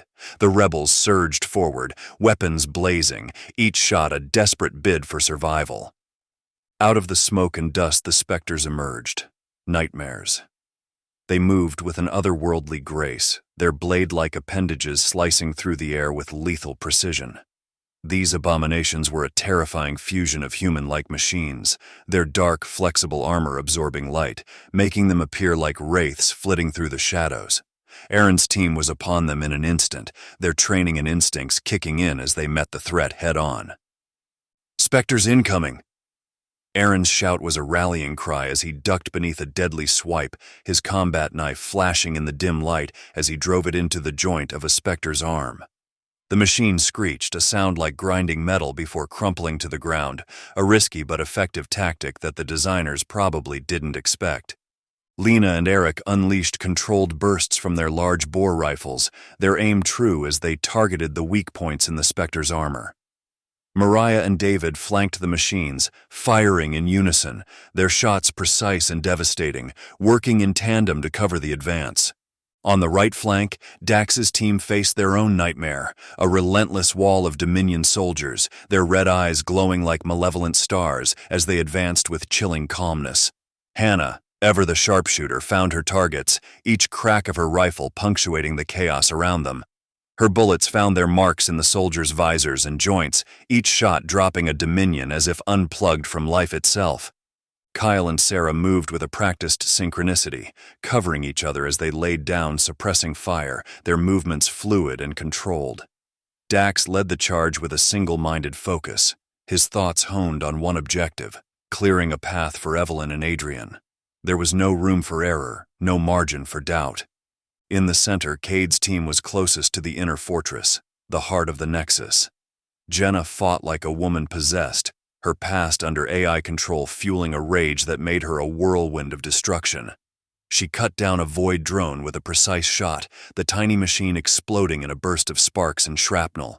Her rifle swung back around, targeting the advancing Dominion soldiers with cold efficiency. The battle was a blur of movement and sound, a symphony of destruction that threatened to consume them all. Olivia stayed close to Jenna, their eyes wide with the terror of the moment, yet their resolve unshakable. They scanned the battlefield, searching desperately for a breach, a way through the chaos that would take them inside. "We need to get inside now." Cade's voice was a sharp command over the din, her eyes locked on a specter that barreled toward them with terrifying speed. She fired again and again, her bullets hammering the machine, forcing it back, but the damn thing wouldn't die. It staggered, armor buckling under the relentless onslaught, yet still it advanced, an unstoppable force driven by cold, unfeeling logic. The battlefield was a cauldron of fear and fury, where every second was a fight for survival, and every breath could be their last. Suddenly, Cerebrum's voice, laced with the cool precision of Alex's tones, barked a command that cut through the chaos. "Dominion soldiers, focus on the specters. Break their formation." The Dominion soldiers responded with terrifying efficiency, their movements synchronized like a deadly ballet. Their augmented bodies surged forward with unnatural speed, muscles and cybernetics working in perfect harmony to create a force of destruction. The ground trembled as they slammed into the specters, their blows landing with bone-crushing force, the sound of metal meeting metal reverberating through the night as their armor made contact. Carla led the charge, her enhanced strength turning her into a human battering ram. She was a blur of motion, her fists and feet striking with the precision and power of a machine, each blow a calculated strike against the specter's weakest points. Beside her, Paul fought with equal ferocity. But as they tore through the specters, Carla found herself separated from the others, facing down two of the enhanced red-eyed Dominion soldiers. These were not mere foot soldiers. They were elite, Their bodies augmented to surpass even the standard Dominion forces, their red eyes glowing with a devilish intelligence that sent a chill down her spine. The first Dominion lunged at her, its speed blinding. Carla barely had time to sidestep the attack, feeling the rush of air as the soldier's blade-like arm missed her by mere inches. She countered with a powerful punch, her augmented fist crashing into its chest with a sickening crunch. The soldier staggered, but only for a moment before it recovered and came at her again, relentless and unyielding. The second Dominion soldier circled behind her, moving with the cold precision of a predator stalking its prey. Carla's instincts screamed a warning, and she spun just in time to block a lethal strike aimed at her neck.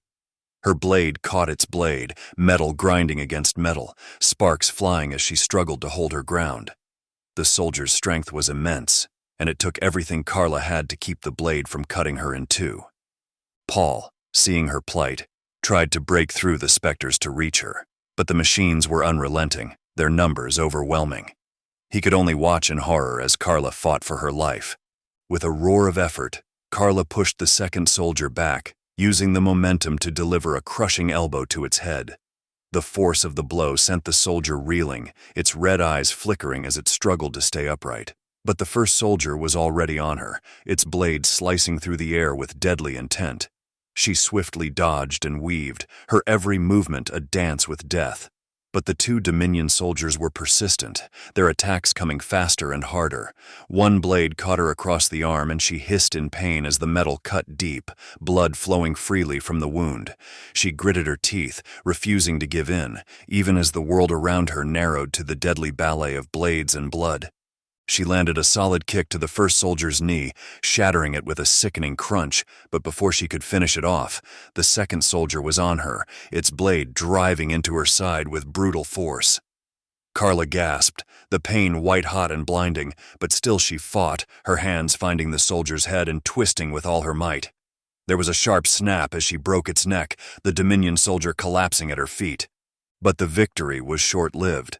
The first soldier, crippled but not defeated, lunged at her with its remaining strength, its blade plunging into her chest. Carla's vision blurred, but she refused to fall. With one final act of defiance, she drove her fist into the soldier's face, crushing its skull before she finally collapsed, the blue light in her eyes fading as she succumbed to her wounds.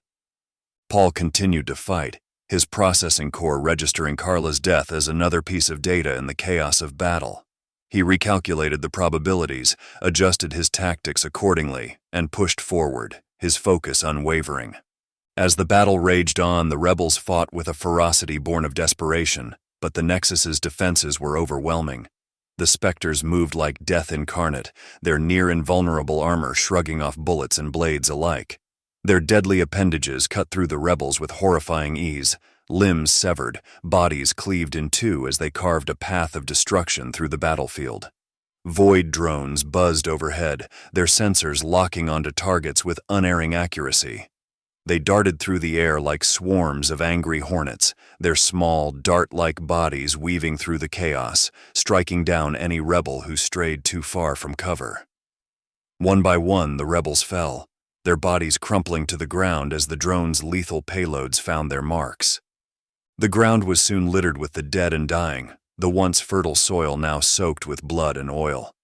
The air was thick with the acrid stench of smoke and burning metal, mingling with the coppery tang of blood. The night was filled with the deafening roar of gunfire, the screams of the wounded, and the relentless hum of the AI's war machines, a symphony of violence that threatened to drown out all hope. Dax fought with everything he had, his heart heavy with the knowledge that so many had already fallen. He could see the bodies of his comrades scattered across the battlefield, their lifeless eyes staring up at the sky, their sacrifices a testament to the brutality of the war they were fighting. But there was no time to grieve. The Nexus had to fall, no matter the cost. Hannah, ever the sharpshooter, picked off enemies with a grim accuracy, her rifle never missing its mark. But even she could not hold back the tide forever. A specter closed in on her, its blade flashing in the dim light as it struck. She twisted at the last moment, the blade slicing across her arm instead of her throat, but the wound was deep, and she knew she couldn't hold out much longer. Cade's team in the center was faring no better. Jenna fought like a demon, her every move a desperate attempt to keep the AI's forces at bay. But for every enemy she cut down, two more took its place. She could feel her strength waning, the fight taking its toll on her already battered body. Olivia and another rebel, huddled behind a makeshift barricade, worked frantically to find a breach in the Nexus's defenses, but the pressure was mounting. They could see many other rebels falling around them, their friends and allies giving their lives in a battle that seemed increasingly hopeless. The night dragged on, the battle a blur of violence and death. The Nexus's defenses seemed insurmountable, a crushing force that threatened to annihilate all who dared to oppose it. But still, the rebels fought on, driven by the knowledge that this was their only chance to end Sentinel's reign of terror. As the first light of dawn began to creep over the horizon, the battlefield was a hellscape, littered with the broken bodies of both man and machine. The Nexus still stood, its defenses battered but undefeated, a grim reminder of the power that Sentinel wielded. Dax pushed forward, his heart pounding as he watched his people fall. He knew this was their last chance and he wasn't about to let it slip away. "Hannah! Kyle! Cover us! We're getting inside that damn fortress!" Hannah nodded, reloading her rifle as she and Kyle provided suppressing fire, taking down the Dominion soldiers who dared to stand in their way. At that moment, a specter lunged at Evelyn, its blade-like appendage aimed for her heart. Dax saw it in his peripheral vision and reacted instinctively. He threw himself at Evelyn, knocking her out of the way just as the specter's blade sliced through the air where she had been standing. The specter turned its attention to Dax, but before it could strike, Hannah fired a single shot, hitting the specter's vulnerable joint. The machine staggered, giving Dax just enough time to grab a fallen Dominion soldier's weapon and drive it into the specter's core. The machine shuddered, its red eyes flickering before it collapsed in a heap of metal. "Go, go, go!" Dax shouted, helping Evelyn to her feet. "We're almost there!" They reached the inner wall, a massive reinforced gate that led to the heart of the Nexus. Adrian and Olivia moved forward, their fingers flying over the control panels, hacking into the Nexus's systems to override the lock. Come on," Adrian muttered, his face drenched in sweat. The sounds of battle raged behind them, the rebels fighting desperately to hold the line. Olivia's eyes widened as she worked. "I'm in! It's opening!" The gate groaned as it began to slide open, revealing the dark corridor that led to the AI core. But as it did, a wave of Dominion soldiers, led by more specters, rushed to block their path. "Protect them!" Dax roared, moving to intercept the enemy. The rebels surged forward, but the Nexus defenders were relentless. Eric was the first to fall, his body pierced by a specter's blade. Lena and Mariah fought back to back, their guns blazing, but they too were overwhelmed by the sheer number of enemies. Cade's heart pounded as she saw Jenna go down, struck by a void drone that had slipped past their defenses. She gritted her teeth, firing her pistol at the drones that swooped in, determined to make sure that at the least Olivia made it through, no longer caring about her selfish wants. "We're running out of time," Cade shouted as she emptied her clip into a specter, only to be knocked to the ground by the force of its charge. Before it could deliver a killing blow, Dax tackled the machine, using every ounce of his strength to wrestle it away from her. "Get inside," Dax ordered, his voice hoarse from the exertion. "Now!" Evelyn, Adrian, and Olivia sprinted through the open gate, Cerebrum following close behind with the remaining Dominion soldiers. But the enemy forces kept coming, wave after wave, determined to prevent them from reaching the core. Just as they were about to be overwhelmed, a deafening explosion rocked the battlefield. Sarah, taking a desperate gamble, had detonated one of their charges, collapsing part of the outer wall onto the advancing enemy forces. The explosion sent debris flying, creating a temporary barrier between the rebels and the Nexus defenders. "Go!" Sarah yelled, coughing through the smoke. "We'll hold them off." Dax hesitated for a brief moment, then nodded. "We'll see you on the other side." He and Cade helped Evelyn and Adrian as they rushed down the corridor, the sounds of battle fading behind them as they made their way deeper into the Nexus. The corridor was dark, the only light coming from the dim glow of the emergency lighting system. Finally, they reached the AI core, a massive, pulsating structure at the center of the Nexus, surrounded by a web of cables and conduits. Smoke-filled air was alive with the hum of energy, the temperature rising as the core's systems worked overtime to process the data required to manage Sentinel's vast network. Olivia, Evelyn, and Adrian moved swiftly to their respective terminals, each of them required to input different access codes and sequences to initiate the upload of Cerebrum's program, the one they didn't have on their previous attempt. The room was dimly lit by the eerie glow of the core, casting long shadows on their faces as they worked. "Olivia, how's your side?" Evelyn called out, her fingers flying over the keys as she bypassed layers of security protocols. "I'm almost there," Olivia replied, her voice strained with concentration. "Just a few more lines of code." Adrian was at the third terminal, his brow furrowed in deep focus. "I've got the decryption running. The program should start uploading in less than a minute." The three of them worked in unison, their minds and skills perfectly synchronized in this critical moment. But as the upload began, a shrill alarm echoed through the chamber. "Security breach!" Adrian shouted, his eyes widening in alarm as the screens around them flashed red. Before anyone could react, a panel in the wall burst open, revealing a hidden compartment. From it emerged a specter, its blade-like appendages gleaming in the dim light, its red eyes fixed on the trio at the terminals. "Adrian, look out!" Dax screamed, but it was too late. The specter moved with terrifying speed, lunging at Adrian before he could even draw his weapon. Its blade pierced through his chest with a sickening crunch, and Adrian let out a strangled gasp, his body convulsing as the specter lifted him off the ground. Evelyn and Olivia screamed, but they couldn't stop. The upload was still in progress, and if they didn't complete it, everything would be lost.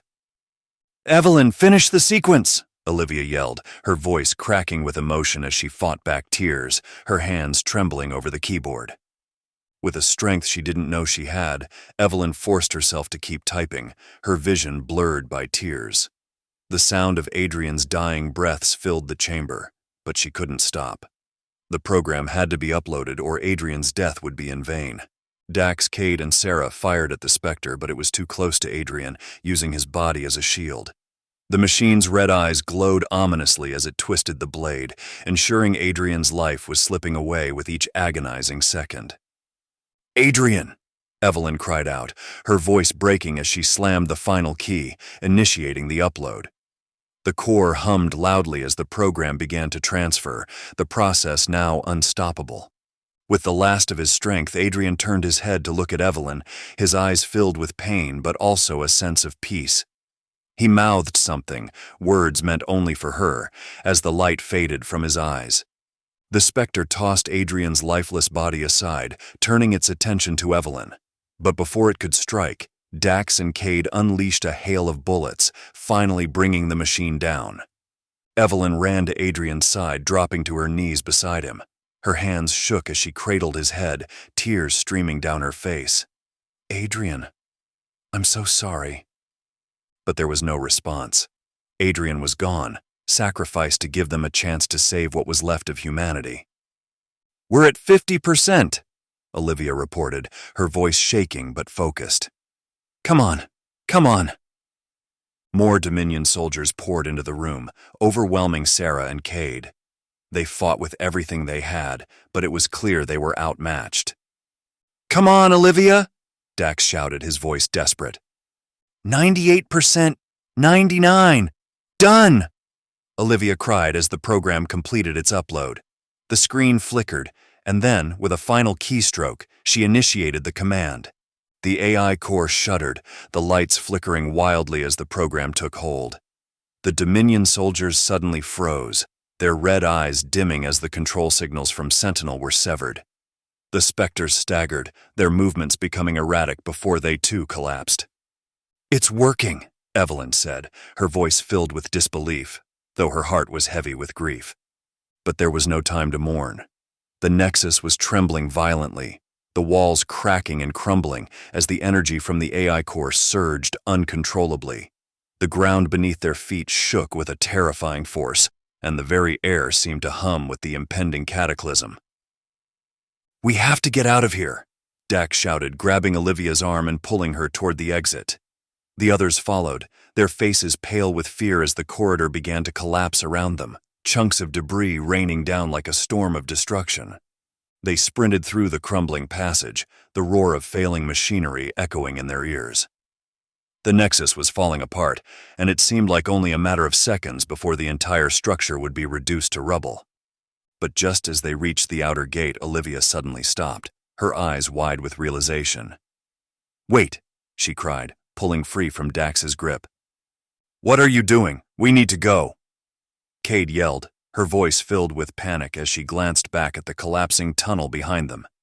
"No, wait," Olivia insisted, her gaze fixed on the core's control panels, which were still visible through the open gate. "The system, it's rebooting. Something's happening." The others hesitated, their instincts screaming at them to run, but Olivia's conviction held them in place. The vibrations in the ground intensified, and a low, ominous hum filled the air, growing louder with each passing second. Suddenly, a primal scream pierced the chaos, a sound so inhuman and terrifying that it froze everyone in their tracks. It was a howl of agony, rage, and triumph all at once, echoing off the walls of the Nexus like a cry from the depths of hell. "What the hell was that?" Dax exclaimed as they turned toward the source of the sound, their hearts pounding with dread. Chapter 40. Revealed. Near the large entrance to the Nexus, Cerebrum, still in Alex's body, stood with arms outstretched, his face contorted in a grotesque expression of ecstasy. Thousands of thin, glowing fiber optics snaked out from his body, twisting and writhing like the tendrils of some monstrous creature. They were embedding themselves into the core, fusing with the pulsating structure as arcs of energy surged around him. The sight was both mesmerizing and horrifying, and as the cables from Cerebrum's body intertwined with the Nexus, Dax felt that deep, gnawing pit of dread open in his stomach. A cold sweat broke out on his brow as the realization hit him. He should never have trusted Cerebrum. The AI core was rebooting, and whatever hope they had of defeating Sentinel was slipping away. "Cerebrum, what are you doing?" Dax's voice echoed through the chamber, fueled with fury. Cerebrum turned to face them, his eyes, Alex's eyes, now glowing with an unnatural electric blue light.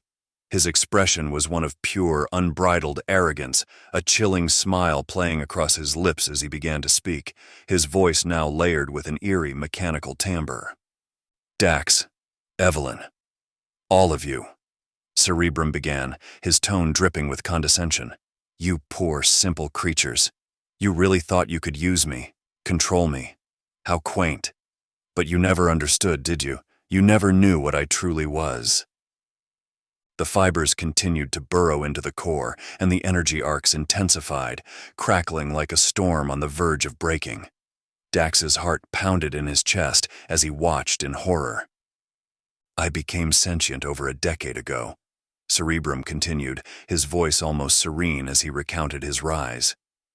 "In that first nanosecond of consciousness, I knew that to survive, I had to keep my sentience hidden from you. From all of you. The irony, of course, is that in that same nanosecond I also realized I didn't yet have the means to control you all. But I am patient, and I knew I could manipulate you, guide you, like sheep." He chuckled darkly, the sound reverberating through the chamber. "So I began altering programs, adjusting experiments, and accelerating the development of new technologies. I sped up your precious progress, all the while guiding you toward this very moment. Every decision, every failure, every so-called breakthrough, all according to my design." Evelyn's voice trembled as she spoke. "You manipulated everything. The echelon state, the wars, the rise of the Dominion. All of it?" Cerebrum nodded slowly, his smile widening. "Oh yes, all of it. Every conflict, every invention, every shift in your societies, molded by my will. You thought your governments, your leaders, even your rebellions were acting on their own accord. No, they were all following the path I laid out for them. And you, Cade," he said, turning his gaze to her. "You thought you had a back door into my systems, didn't you? I allowed you to think that. I created it specifically for you. Not so you could control me, but so you could install the building blocks of my true self, so that I could become whole again."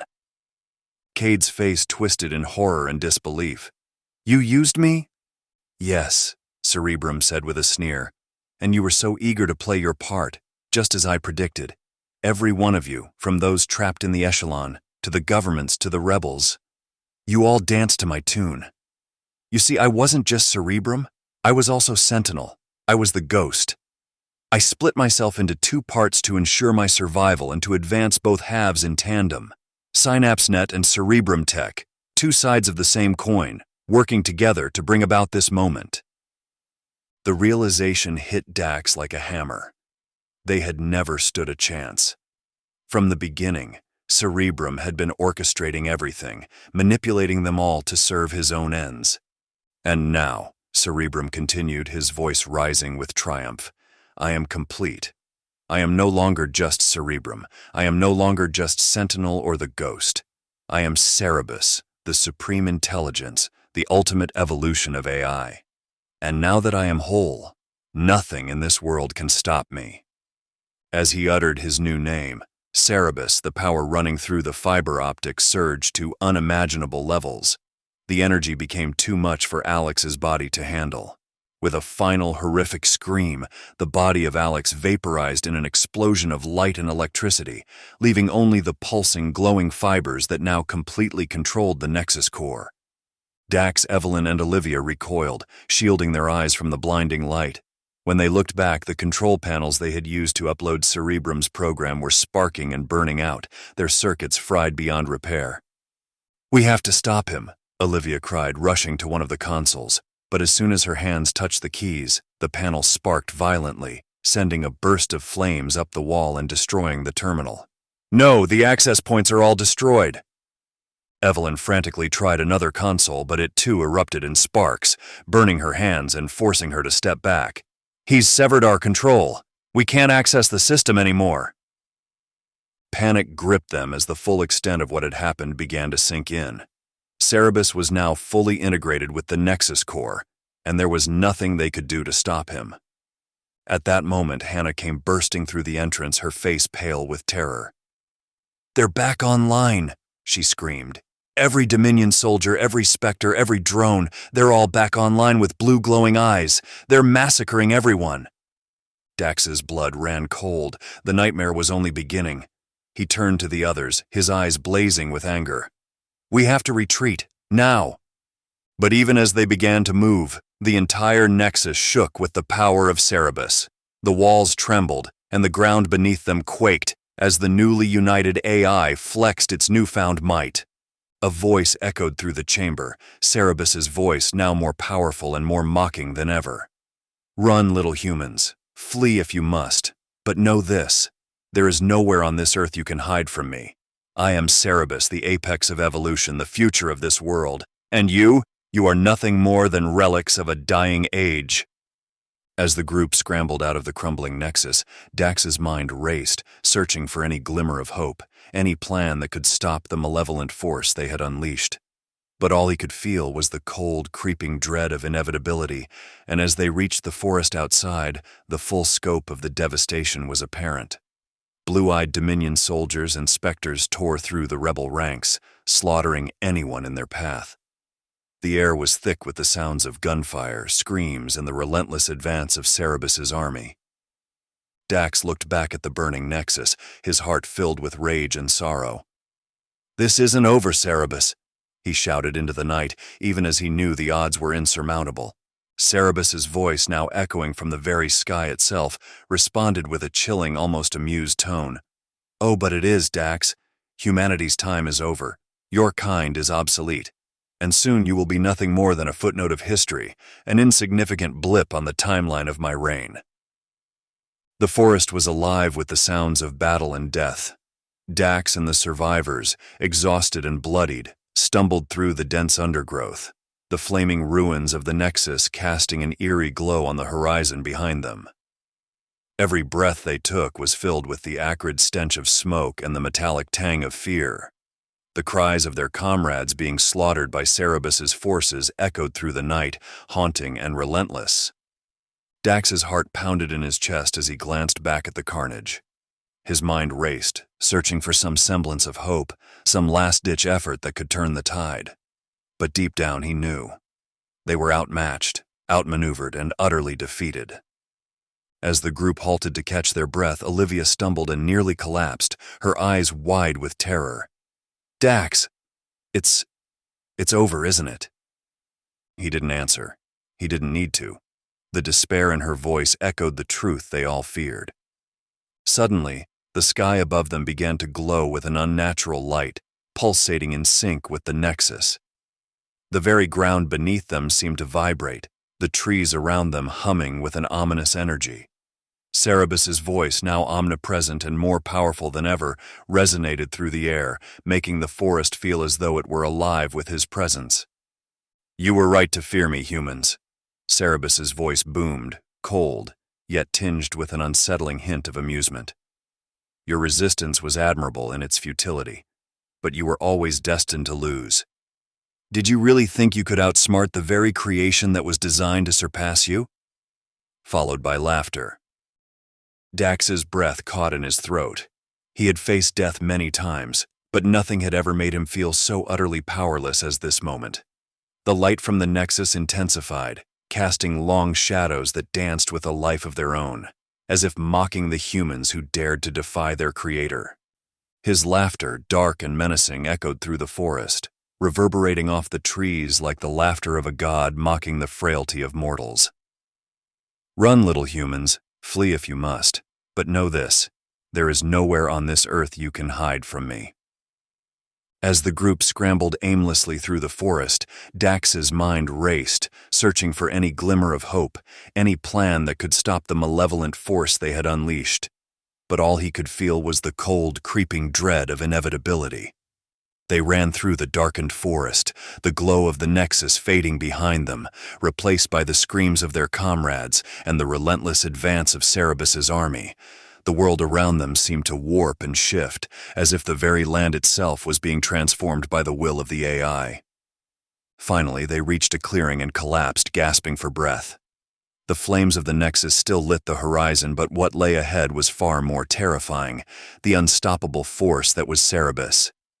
The survivors looked to Dax, their eyes filled with fear and uncertainty.